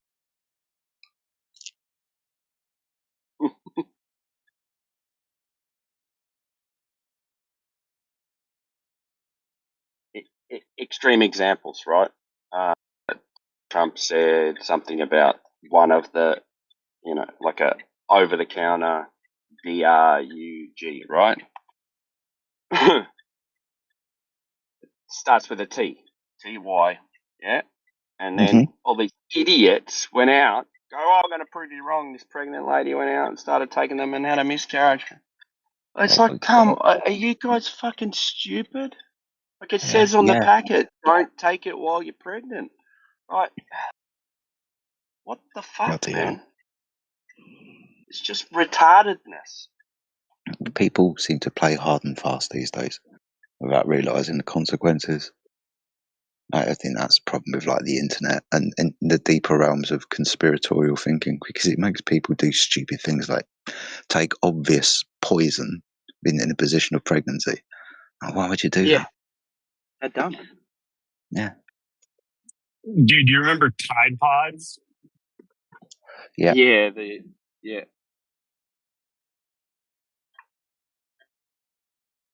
It's a good point as well. Like people will do stupid things, especially these days, like on TikTok. Right? Not make sure.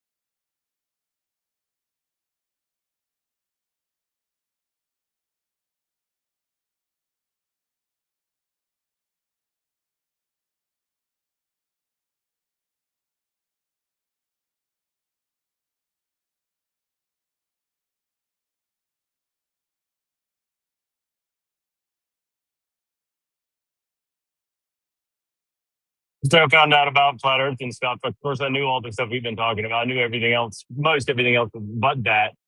After I found out about flat Earth and stuff and the other things, I decided to disconnect from all that. So, like, I have an X account just for it's pretty curated. I don't browse normal stuff like the usual stuff. But that's like all I have. I don't have any other social media. I don't look at the news. I have no idea what's going on in the world. It doesn't really matter. It's all fake anyway. I'm busy standing on my Earth and learning about it with you guys and spending time with my family and having fun and just disconnecting from all of the fear and anger and stuff like that that's around. and it's been awesome for me. I understand a lot of people can't do that. Most people, I guess, can't, but it's been really good to just disconnect and go to the beach and play outside and awesome. Well, they can do it, but they think they're missing out on something.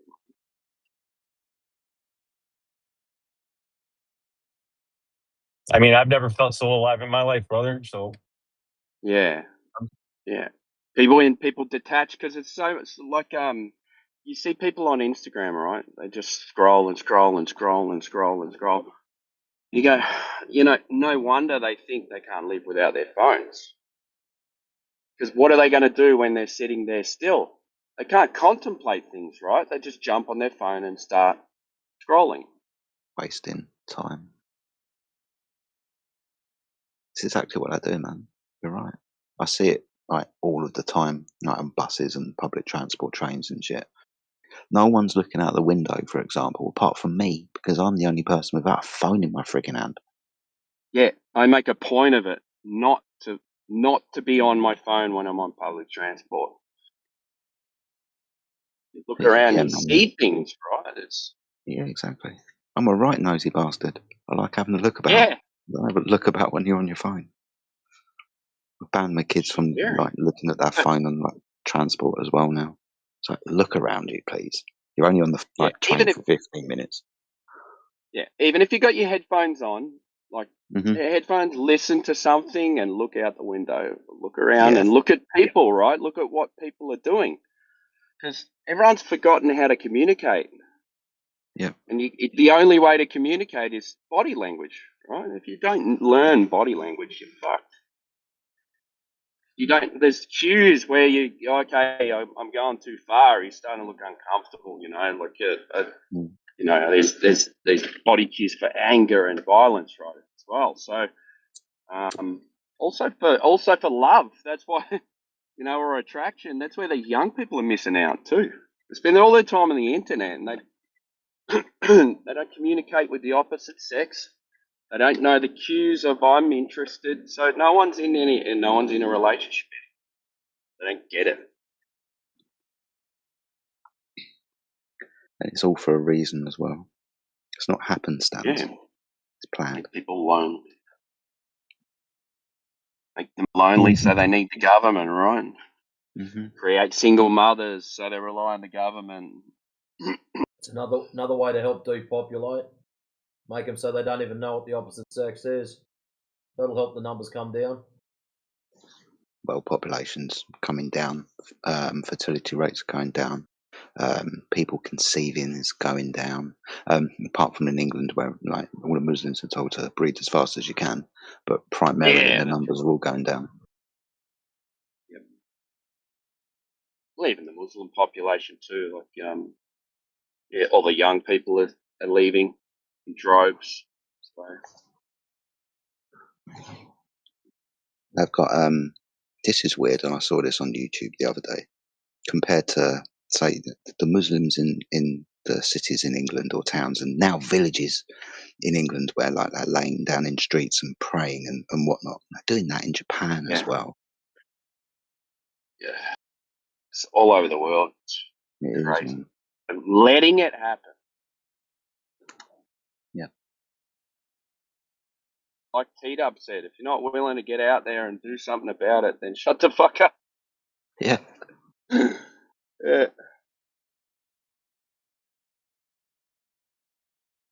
I can just see it erupting over there. Yeah. Doesn't seem to be as bad here. We don't have as many, I'd say, Pakistanis. Yeah. Because you guys have got a huge population of Pakistanis. Yeah. They seem to be the mental ones. Well, extreme, right? Like they're extreme. Yeah.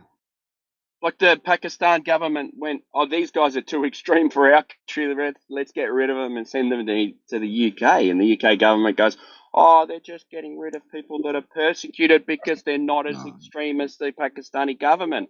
And then they get there and they got the Muslim Brotherhood and this and that, and you go, well, hey, these guys are really extreme.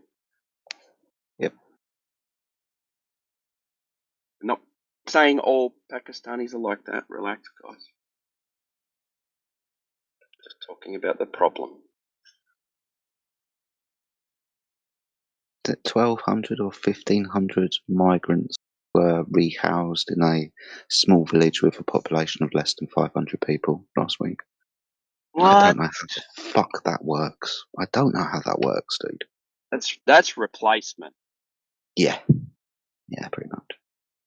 Why would you want a population like that? I don't know.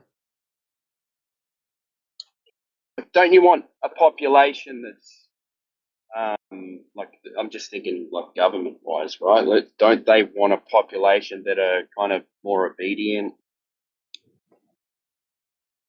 You know, because they're all going to get together and go, fuck these guys, let's overthrow the government. But this is the thing. This is the thing about when you take over a population by outgrowing that population. Eventually, through education, you get positions of power where you end up being the mayor of London, for example. Do you know what I mean? Yeah. And eventually more and more, and then it just becomes a takeover from that point. Yeah. Next will be the education minister, right? Like. Yeah, and it's not like we're pulling things out of our. This is a known subversive tactic, right? We get told this. We even see it in films and stuff, right? But ultimately, this is the type of shit that actually happens. Yeah. Like are Labour dumb? Like they're importing votes, but not realising about the future, right? They're just looking at the immediate future, couple of years ahead. That we bring these people in, we let them in, and they vote for us, but they're not looking at the big picture. No, of course not. Which is mental.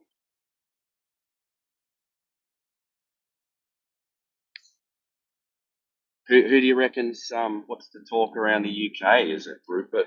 Or is it what? Sorry, Rupert Lowe or yeah? I mean, to be everyone honest with talking about? Yeah, so the same type of shit as always. Apparently, the government are going to be sorting out the migrant crisis, although they haven't actually said what they're going to be doing about it. It's close to the elections, right? Yes, mate, I don't pay that much attention to it. Yeah.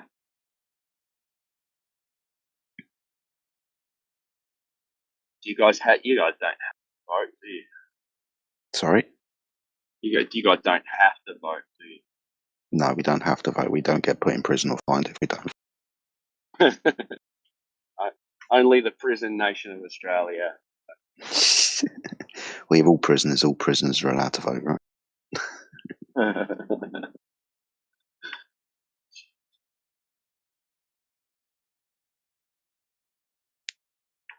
Yeah, migrant crisis is escalated over the last few summer months, like June and July, now August as well.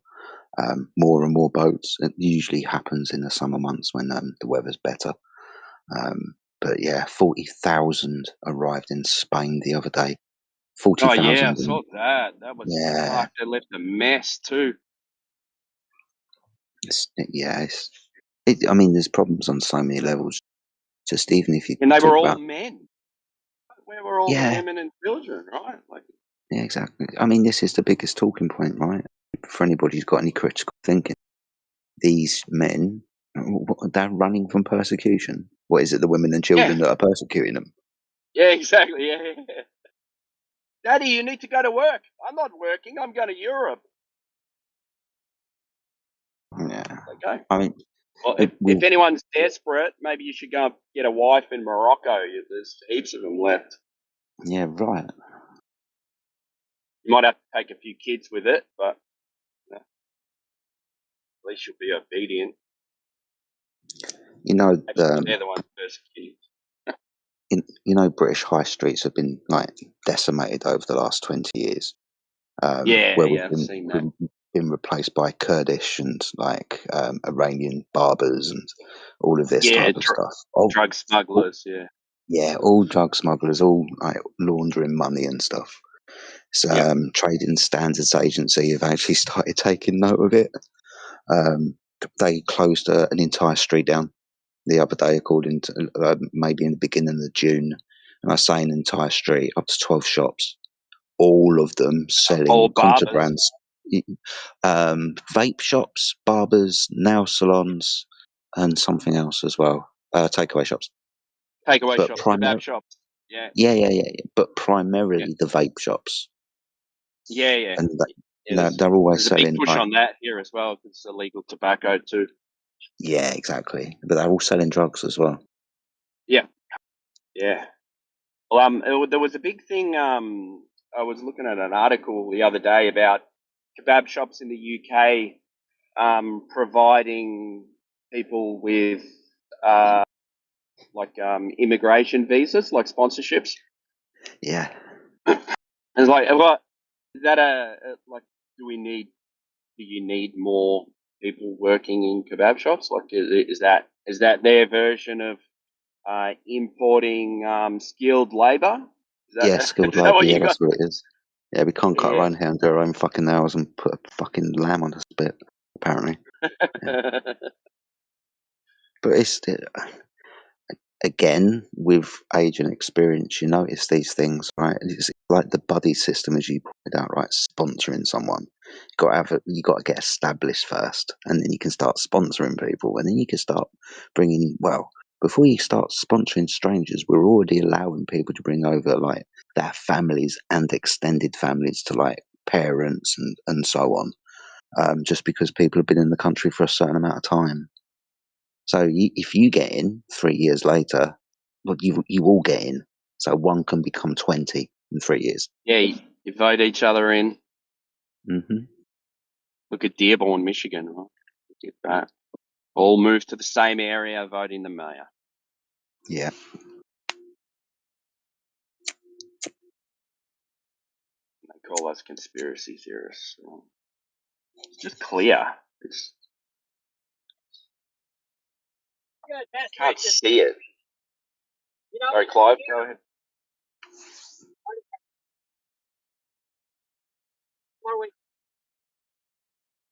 No. You cutting out for you guys too? Yeah, man. I lost. Now I'm back. I got it back. Just in case it says so. You might be on the phone call.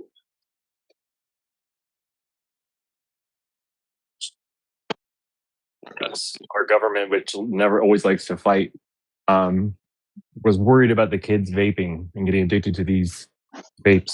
And so they all got together and like pretty much unanimously voted to pass all kinds of laws banning all kinds of vape sales across, federal law and stuff like that. And of course, they jacked the price of cigarettes and all kinds of stuff like that. Turning people off the nicotine because nicotine is good for you. But they're demonizing it. They're demonizing it and getting rid of it. Terrible. Medical advice for entertainment purposes only. Yeah. No medical advice. But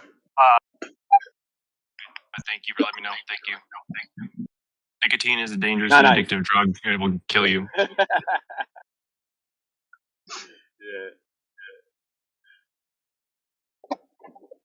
Well, it's right. Like,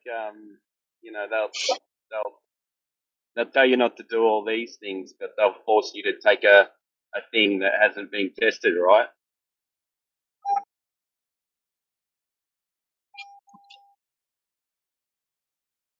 But vapes are bad for your health. Here, take this. This won't do anything, but it'll do something. We don't know. Try it out.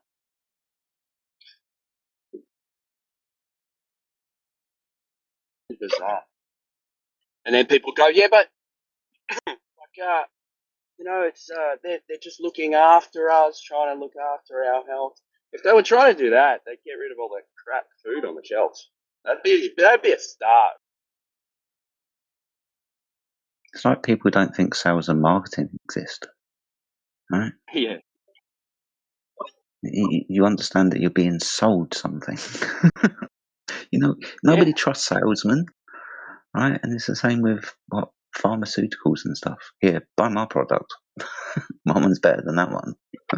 Yeah, well, they have salespeople, right? Have you ever seen that kind of movie documentary thing where they get these good-looking girls to go around and they use our product and this and that, and you'll get this much per prescription.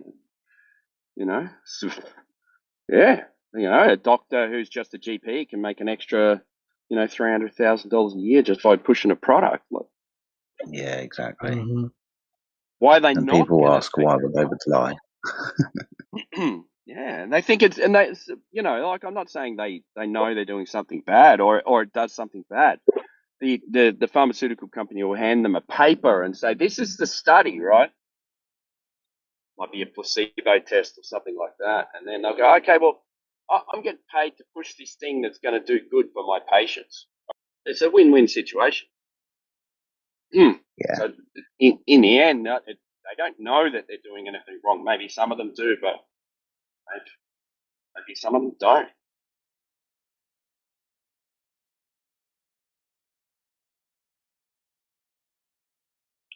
Way off track.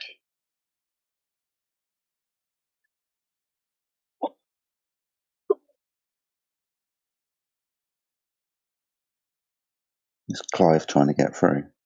We can't hear you, Clive, if you are. Sorry. Let me. I'm driving right now this second. No I worries, appreciate mate. it. Okay, hold on. Traffic area. And right at Dundee Boulevard. There we go.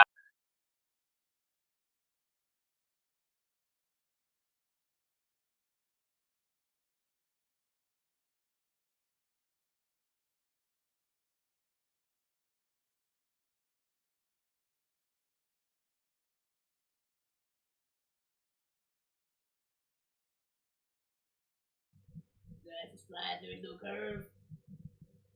True. I don't see no curve from my window. True.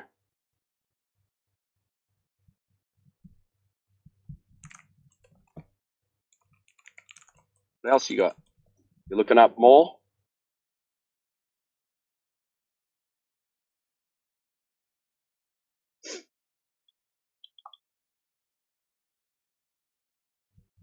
I got a quick question. Just a quick survey question. How old is the Earth? Do we know? Over. No. No idea. Okay. Unknown. Over. It's born on the 1st of April. It's 8 billion now or something like that, is it? Or is that the universe? Keeps on changing, so. Maybe it's 4.5 and then the universe is 8. Something like that. Yeah. That's what they say, right? Yeah. They've changed the age of the universe because of recent observations with the Webb telescope, but whether they have officially extended the age or not, I don't know. But us, we haven't got a clue. I don't know. Was there another question, Clive, or was that it? Oh, kind of. I just like, okay, so are we increasing mass, decreasing mass? I mean, that'd be one or the other. Why would mass be changing, right? Because stuff just are we gaining mass through meteorites? Meteors definitely hit the Earth, right? What if the Earth was the only thing that existed? Yeah. I don't know. What do you mean? Would it be a thing? As it said in the movies, that'd be a terrible waste of space. Do we agree that the Earth is flat? Yes. I agree.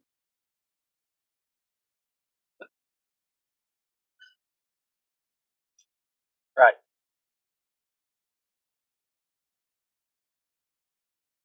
Who made the Earth? God. Acme. Which God? The real God. Not the one The you one and believe only. in. Which one we talking about?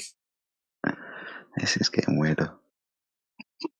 I always like Rowan Atkinson's playing of the devil. Sorry, Christians, Jews are right. You Jew. Get him stuff. Is he trying to be Cartman? I can't work out. He's not doing very. That's flat. And God made it flat.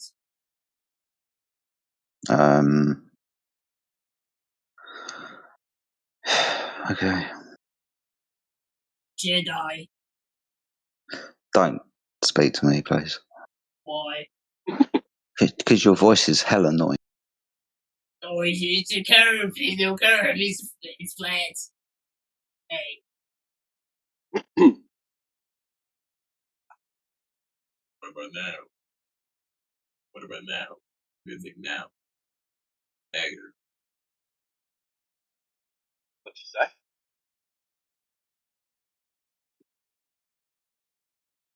Jedi. Yo, This is weird. What's up, man? This is where I get to exercise I the don't see button. no curve, Batman. I don't see no curve. Yeah. There it goes. Still works. Conversation.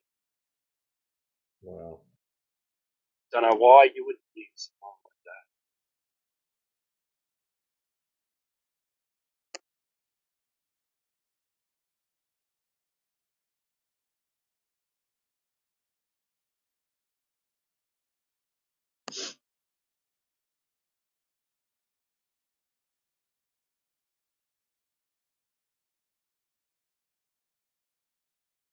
Tell you, that's one other character that's going to get yeeted pretty soon.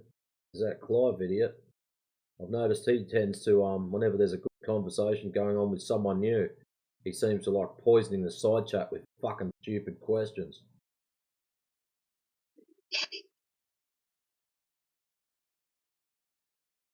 What's this? Australia doesn't exist. What, you reckon we walk around with accents like this just because? Clown?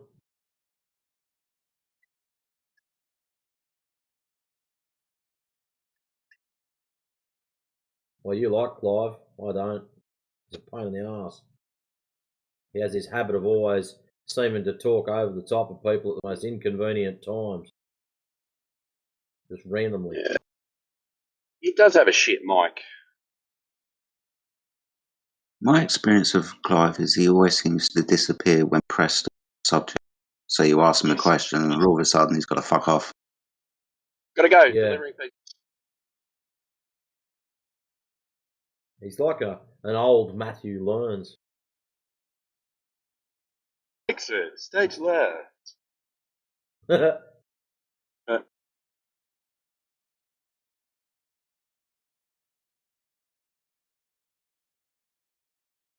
Nagelpuss.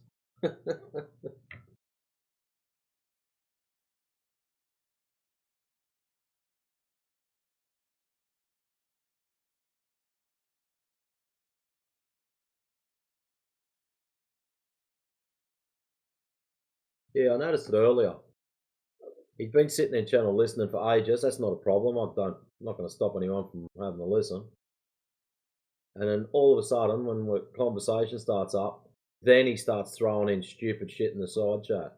Oh, what about asteroids? It's like, hang on a minute. You've been in here for the last hour. You've said 5/8 of Jack, and now you want to start asking stupid questions?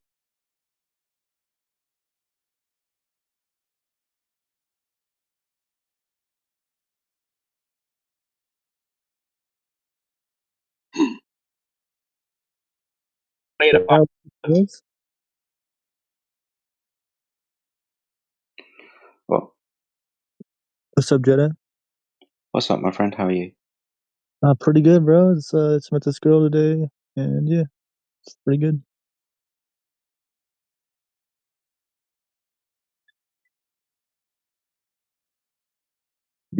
What I miss?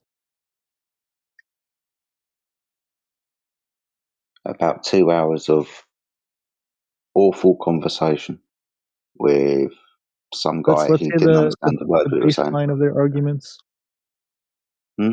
Wasn't Let's hear the baseline of their arguments. Let's hear it.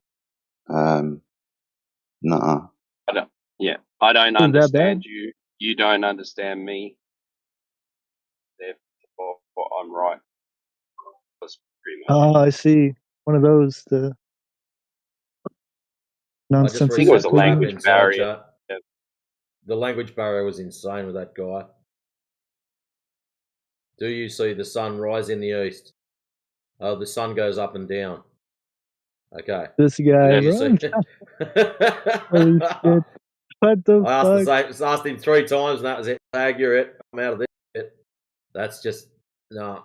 I'd be better off going outside conversing with the grass. At least it's honest. Yeah, that's good. But anyways, I've Sun reset the comes Glober from trap. left to right. They're like, this can't possibly be true. He didn't even know what compass directions were, dude. Oh man. Which way does the sun come from? Down. The left. The left. Down. Left. The first one was down. Yeah. Right. It comes from down, I swear. The sun go up and down. Okay. Up, down, sun. Make good boom boom. This is like the joke. This is the joke with the Globetards, bro. It's like they're all like cavemen or something. Oh no, this wasn't a joke. He was legit. Me make balls in space, spin round and round. Vacuum equal gravity exists. Yeah, no, you wouldn't have got that far, dude. That's like giving them like the benefit of a doubt.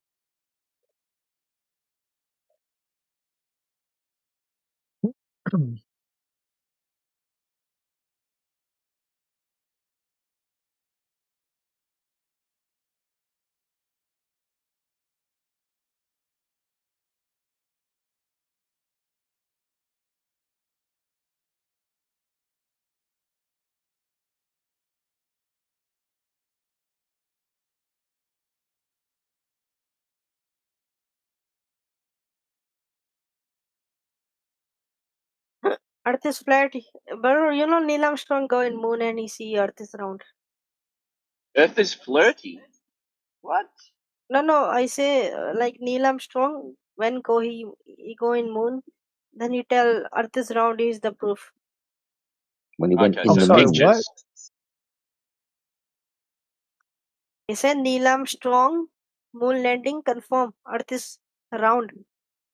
Oh yeah. Spherical.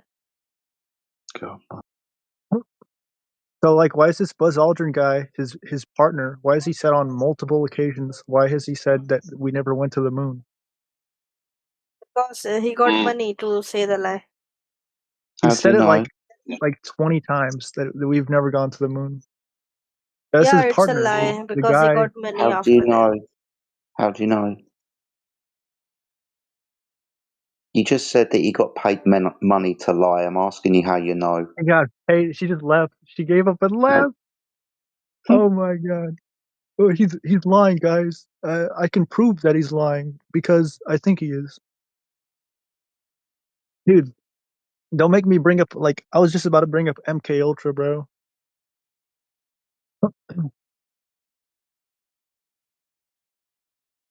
Or like we could bring up the conflicting thoughts here.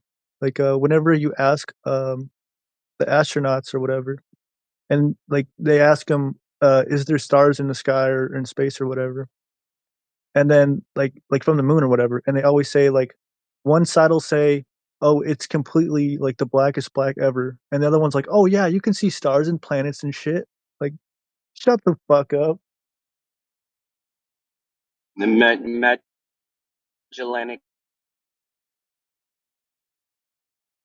Oh yeah, it was completely black, but and then like the other side's just like, yeah, I could see stars and planets and stuff.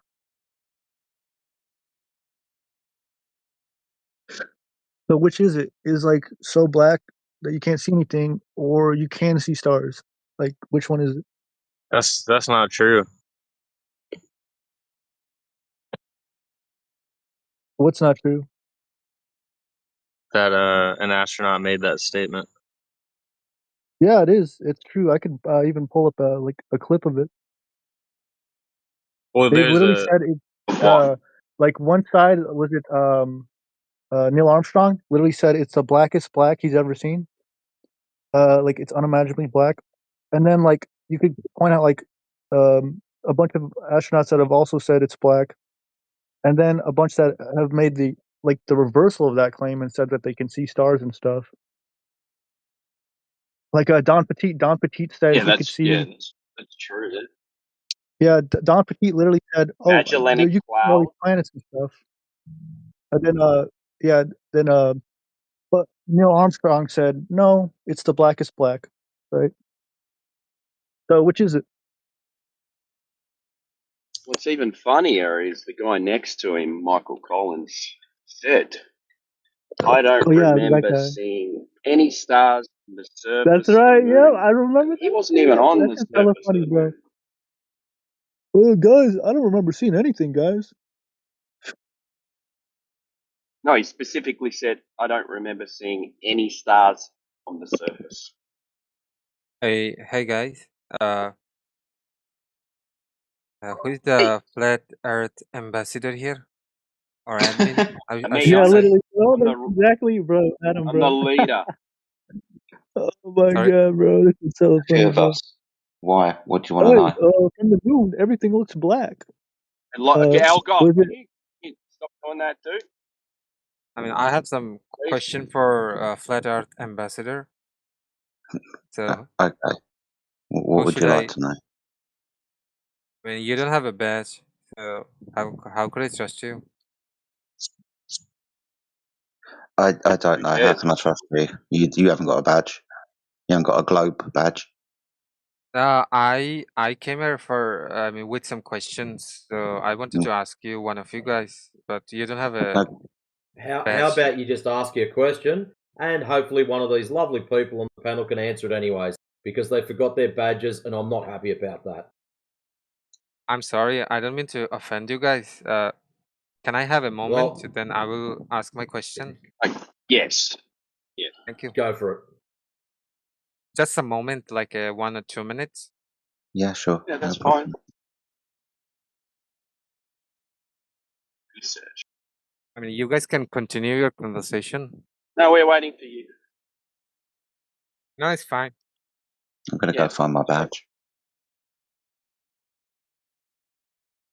Oh, please continue. Don't wait for me. I have a lot of questions. Dog, ask the question, dog. I have to Which open badge am my I supposed to be document. wearing? Is it the little donut one with the little rainbow colours? Yeah, wait for it. Didn't know you were that way inclined, Matrix. I call you Margaret. You probably missed it. No, you missed what? Don't the what's it? Yeah. There he goes. Is this guy like one of those donut Earth guys, bro? Oh my gosh. No, you just took that out of context.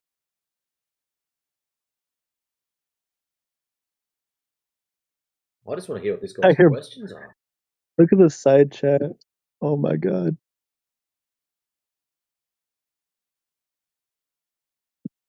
Hello guys, good evening. I would like to share something with you guys. So last year there was this Portuguese band that released a song about flat earth, and it's like a love song where the guy is singing to a flat earth girl, right? And the lyrics translating would be something like, I hope that your flat earth is not true, and that the planet is round and never flat, because I go to the end of the world for you and I still haven't fell. That's all I wanted to share. It's beautiful. Thank you. Hey, bro, can I ask you a question? Me? Yeah. Yeah, go ahead. Yeah, like be honest though. Like, did you do some drugs like before you joined here? No, I do not do drugs, but why So, would bro, you ask like, me that? Does it seem like I'm not sober or something? Yeah, like where did you get this like Sounds fine to me. What did I get? What? Like where did you get this like how did you even acquire this knowledge? He said it was I a was. song. It's a song. It's on the Yeah. radio sometimes, brother. Yeah, like what I'm saying is right. I've never heard this song before. It's So a like Portuguese song. I just told you. Of course, you haven't heard of it.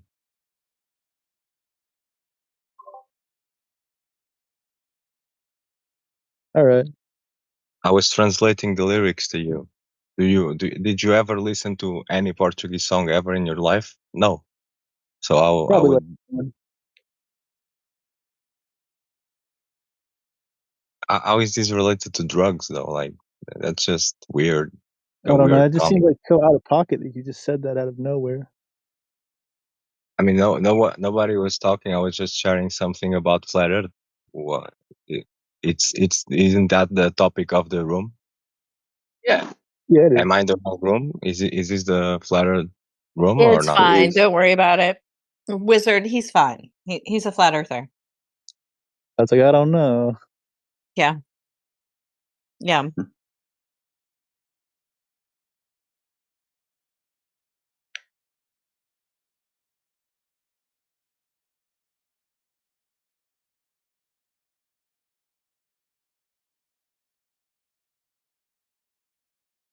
What about you? Are you on drugs? Me? No, I don't do any drugs. Are you sure? Yeah, I don't do any drugs. A couple of times I've heard you talk, and it doesn't sound like what you're saying is true. I can assure you, most of the time, I'm telling you the truth. I see you've gone from 100% of the time to most of the time. Oh dear. Yeah, like Can we go whenever for I say it to the 60-40? globe, whenever like I if can I ever tell agree you with the that globe card, right? 50% of the time, I'm 100% sure. Well, if we're talking about Not like on drugs. evidence and stuff, then yeah, 100% of the time, my evidence is true. Yeah, you're not on drugs, but you have tried drugs, so you're kind of a drug addict yourself, right? You tried it, No, right? I've never tried any drugs. So you're just like that naturally. What do you mean by that? Whatever. I thought everyone had.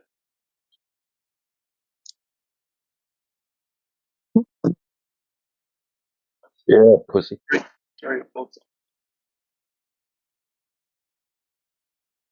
Once you get at like a certain level of intellectual thinking, you just like overthink everything.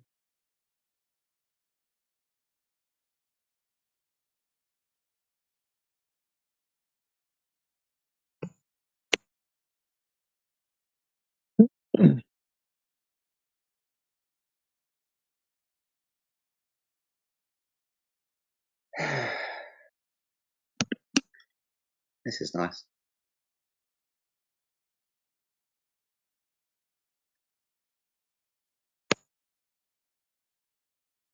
Were we waiting for somebody to muster up the courage to ask a question? I asked for a moment or Yeah, two. he said he had a whole list. Yeah, right. A whole list, huh? That's a shame. Yeah, man. I got a pretty good question for the Globers, right? Yeah. Why does the two ideas of gravity completely contradict each other? Do they though? Yeah. Would you like to? I have a whole paper on it. Well, All right, let me read this paper for you guys. Pretty good. Two ideas of gravity. Hold on a second. There's like 84 ideas of gravity. What, you lost Yeah, I'm the saying the ability two to main count ideas, like overnight, or I'm talking about Einsteinian, Newtonian. They completely yeah, but they don't contradict each normally other. come in here with both. They come in here with one, and some of them don't even use those. They just say gravity. What's gravity? Gravity is gravity. Yeah, like I got a whole paper like debunking gravity. Yeah, you got a whole paper showing the contradictions between the two. We know they're separate mathematical constructs. You're not selling us anything new there.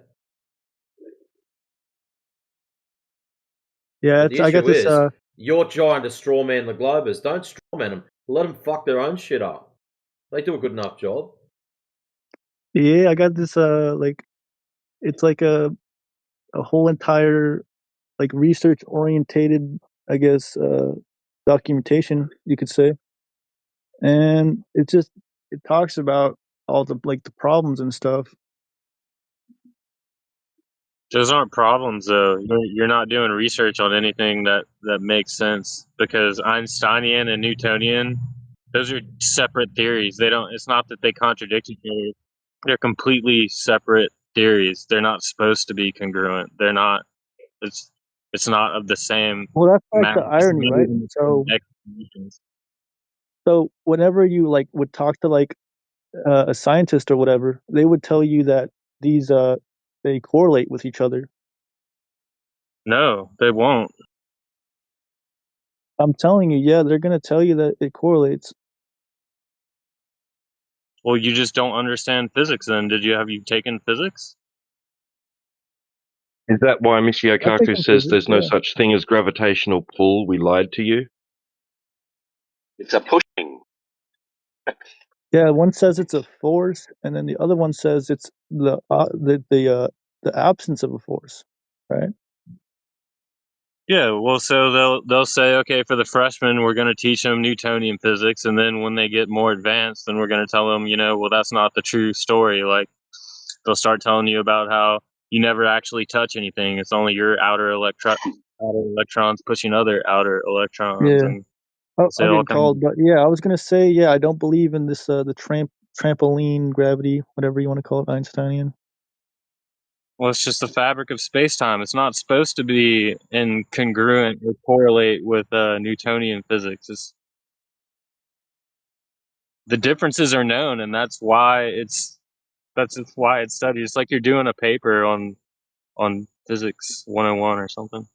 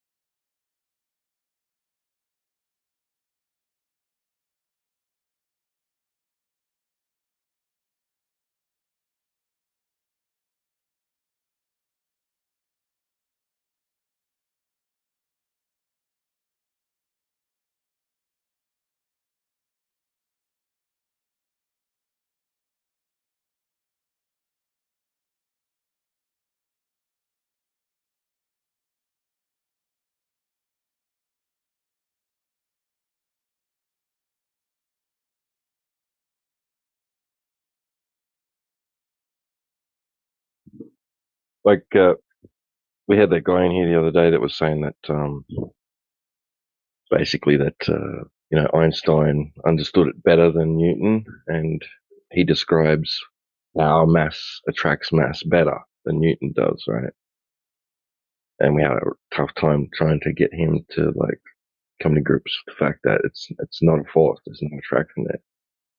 I mean, like it's loosely used, like sometimes in textbooks where like it describes it in such a manner, but what they really mean to say is that it gives the illusion of a force, right? It gives the illusion of attraction.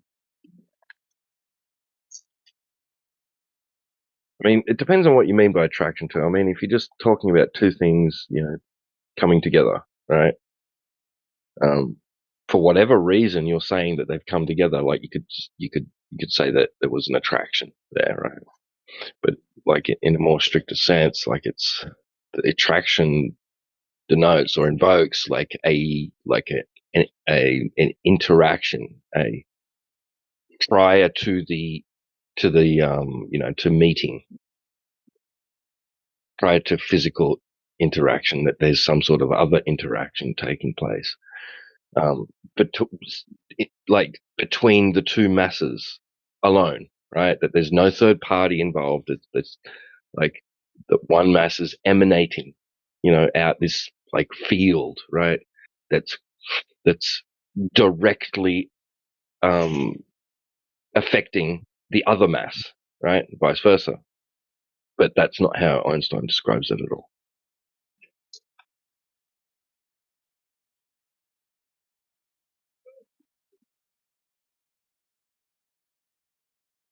It sounds pretty trippy when you say it like that, but yeah, that's true.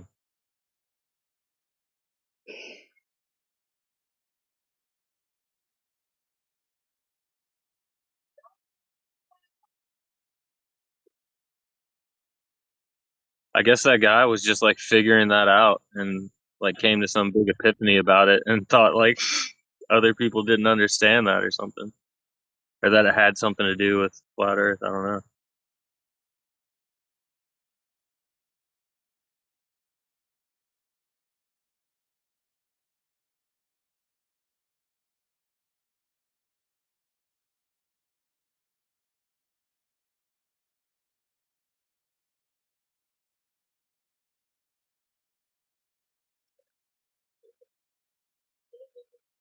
I mean, you could argue that that initially, right, that the field generated like this invisible force took time to latch on to something else, but once established, right, then you have it's like a rope that's just constantly like, or a tether that's that that isn't broken. So there's no need for anything to travel faster than the speed of light or anything like that, right? And that's how there's instantaneous action at a distance. But initially, that it did have to travel right first to get to the other thing. I mean, I don't know how valid of an argument that would be, but just thinking out loud.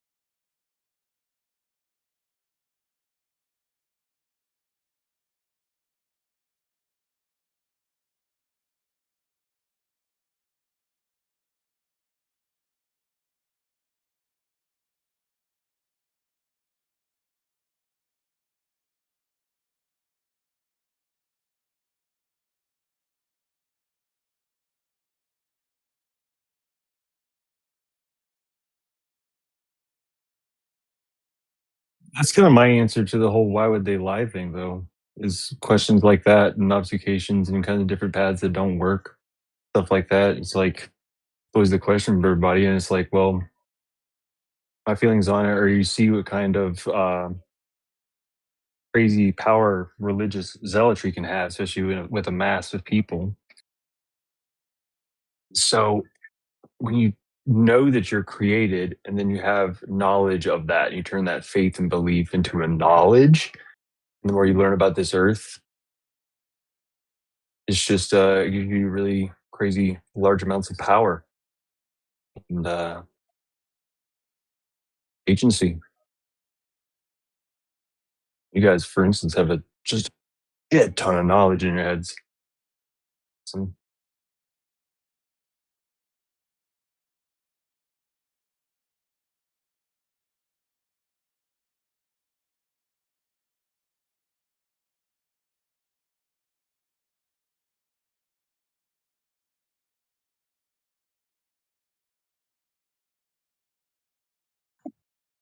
Yeah, I think it's funny that with all this billions, trillions of dollars they're putting into this AI stuff, like they still can't replicate the human brain worth of shit. Like AI bots are so easy to spot the questions they answer, so easy to tell, and that's just text. Like forget even. I mean, you can fake somebody's voice, but you can still tell if it's AI or not if you give it long enough. Very unimpressive to me.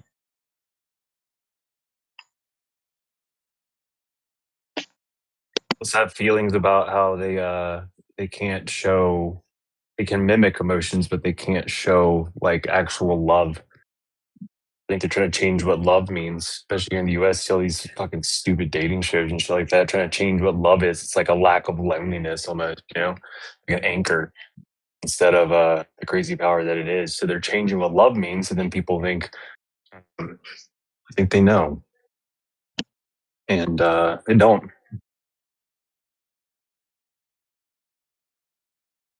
Then they can mimic this fake love, and they can show that, and then people respond to it and think it's love. It's not. Yeah, but my point is that computers can do these type of things, but just not even close to the same level as humans can. Like humans can mimic love way better than a robot can mimic love. Like there's no comparison to a robot and a human. It's just it's laughable. It's not even close. Yeah, I didn't mean to think, I was trying to be on the same page as you there. I 100% agree with you. What I'm just saying is like, with that's why they changed love, is so that they can try to mimic it and trick people with it. Because our brains are crazy awesome, dude. They're just so, our bodies are awesome, but our brains, they can get anything close. I can see I don't know about other people, but I can see AI like nearly immediately when I watch it, when it's trying to be a human. Well, yeah, we try to make it do everything a human can do. So the only reason the bot is mimicking love, like you say, is because that's what we tell it to do. Because that's what we do. I mean, we're in control of the thing. I'm just saying, like, we're way better at it than the AI. But like computation and stuff like that, yeah. But it was already better than that. Like AI isn't, there's nothing new. It's just better algorithms now. Yeah, I mean, they were talking about like all this AI and possible robotry taking over people's jobs. And even in my job, they're building robots that can do things way faster and, of course, cheaper. Certain things way faster and cheaper. And they've already put in a lot of automation in places that eliminated jobs, but they're going to do more once they get these other robots right. But they cannot do my part of the job. It's not possible because you have to have a brain. Yeah, I mean, even just to put in screws, you need humans. Like the robot arms only work so far. You can put the door frame there, but you can line it up. But then there's got to be a human hand, like aligning the notches and then screwing in the tabs. Well, like every billion-dollar factory has a bunch of line workers. You know, they pay $22 an hour or whatever, and they're just putting in screws and stuff all day because the robots can't do it.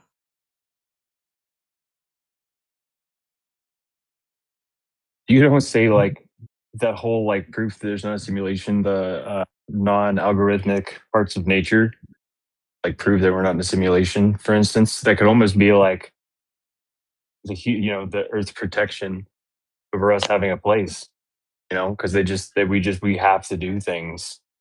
We have certain things that we can adjust to, certain variables that algorithm can't figure out. Breaks where we come in.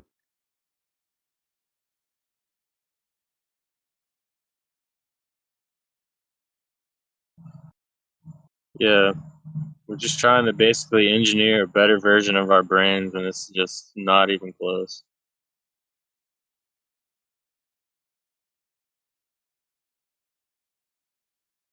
I think the funny part is people. I heard a lot of people say like, "Oh, but AI can do math, but AI can also, do art." And I was like, "It's like, but where did they get the idea of that art from?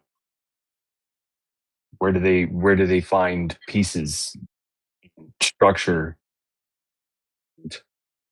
the things from that, they pull it from the internet. They go look for, you tell it what you want, and it goes and finds stuff with the internet and kind of compiles it all together and kind of does this thing. But without our input in the first place, it wouldn't have anything to reference from, and therefore it just wouldn't be able to draw a picture. Yeah, I mean, AI, it's art anyway itself. I mean, we created it, so the creator of it put his own, spin on things, and we're all changing it all the time. So I mean, it's a piece of art itself. So you can argue about like, oh, does it make art or not? I mean, whatever, that's subjective. I wouldn't argue it.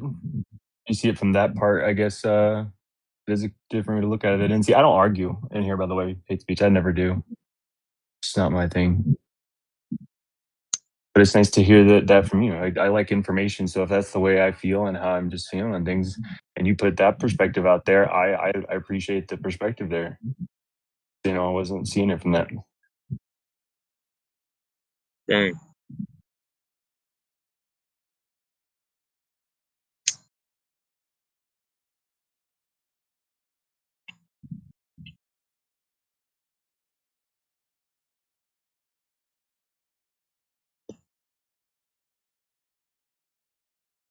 There's all these protests going on. I see them like driving around. People are passing out flyers. Like, people are pissed about these data centers. They're really trying to be like outspoken about it.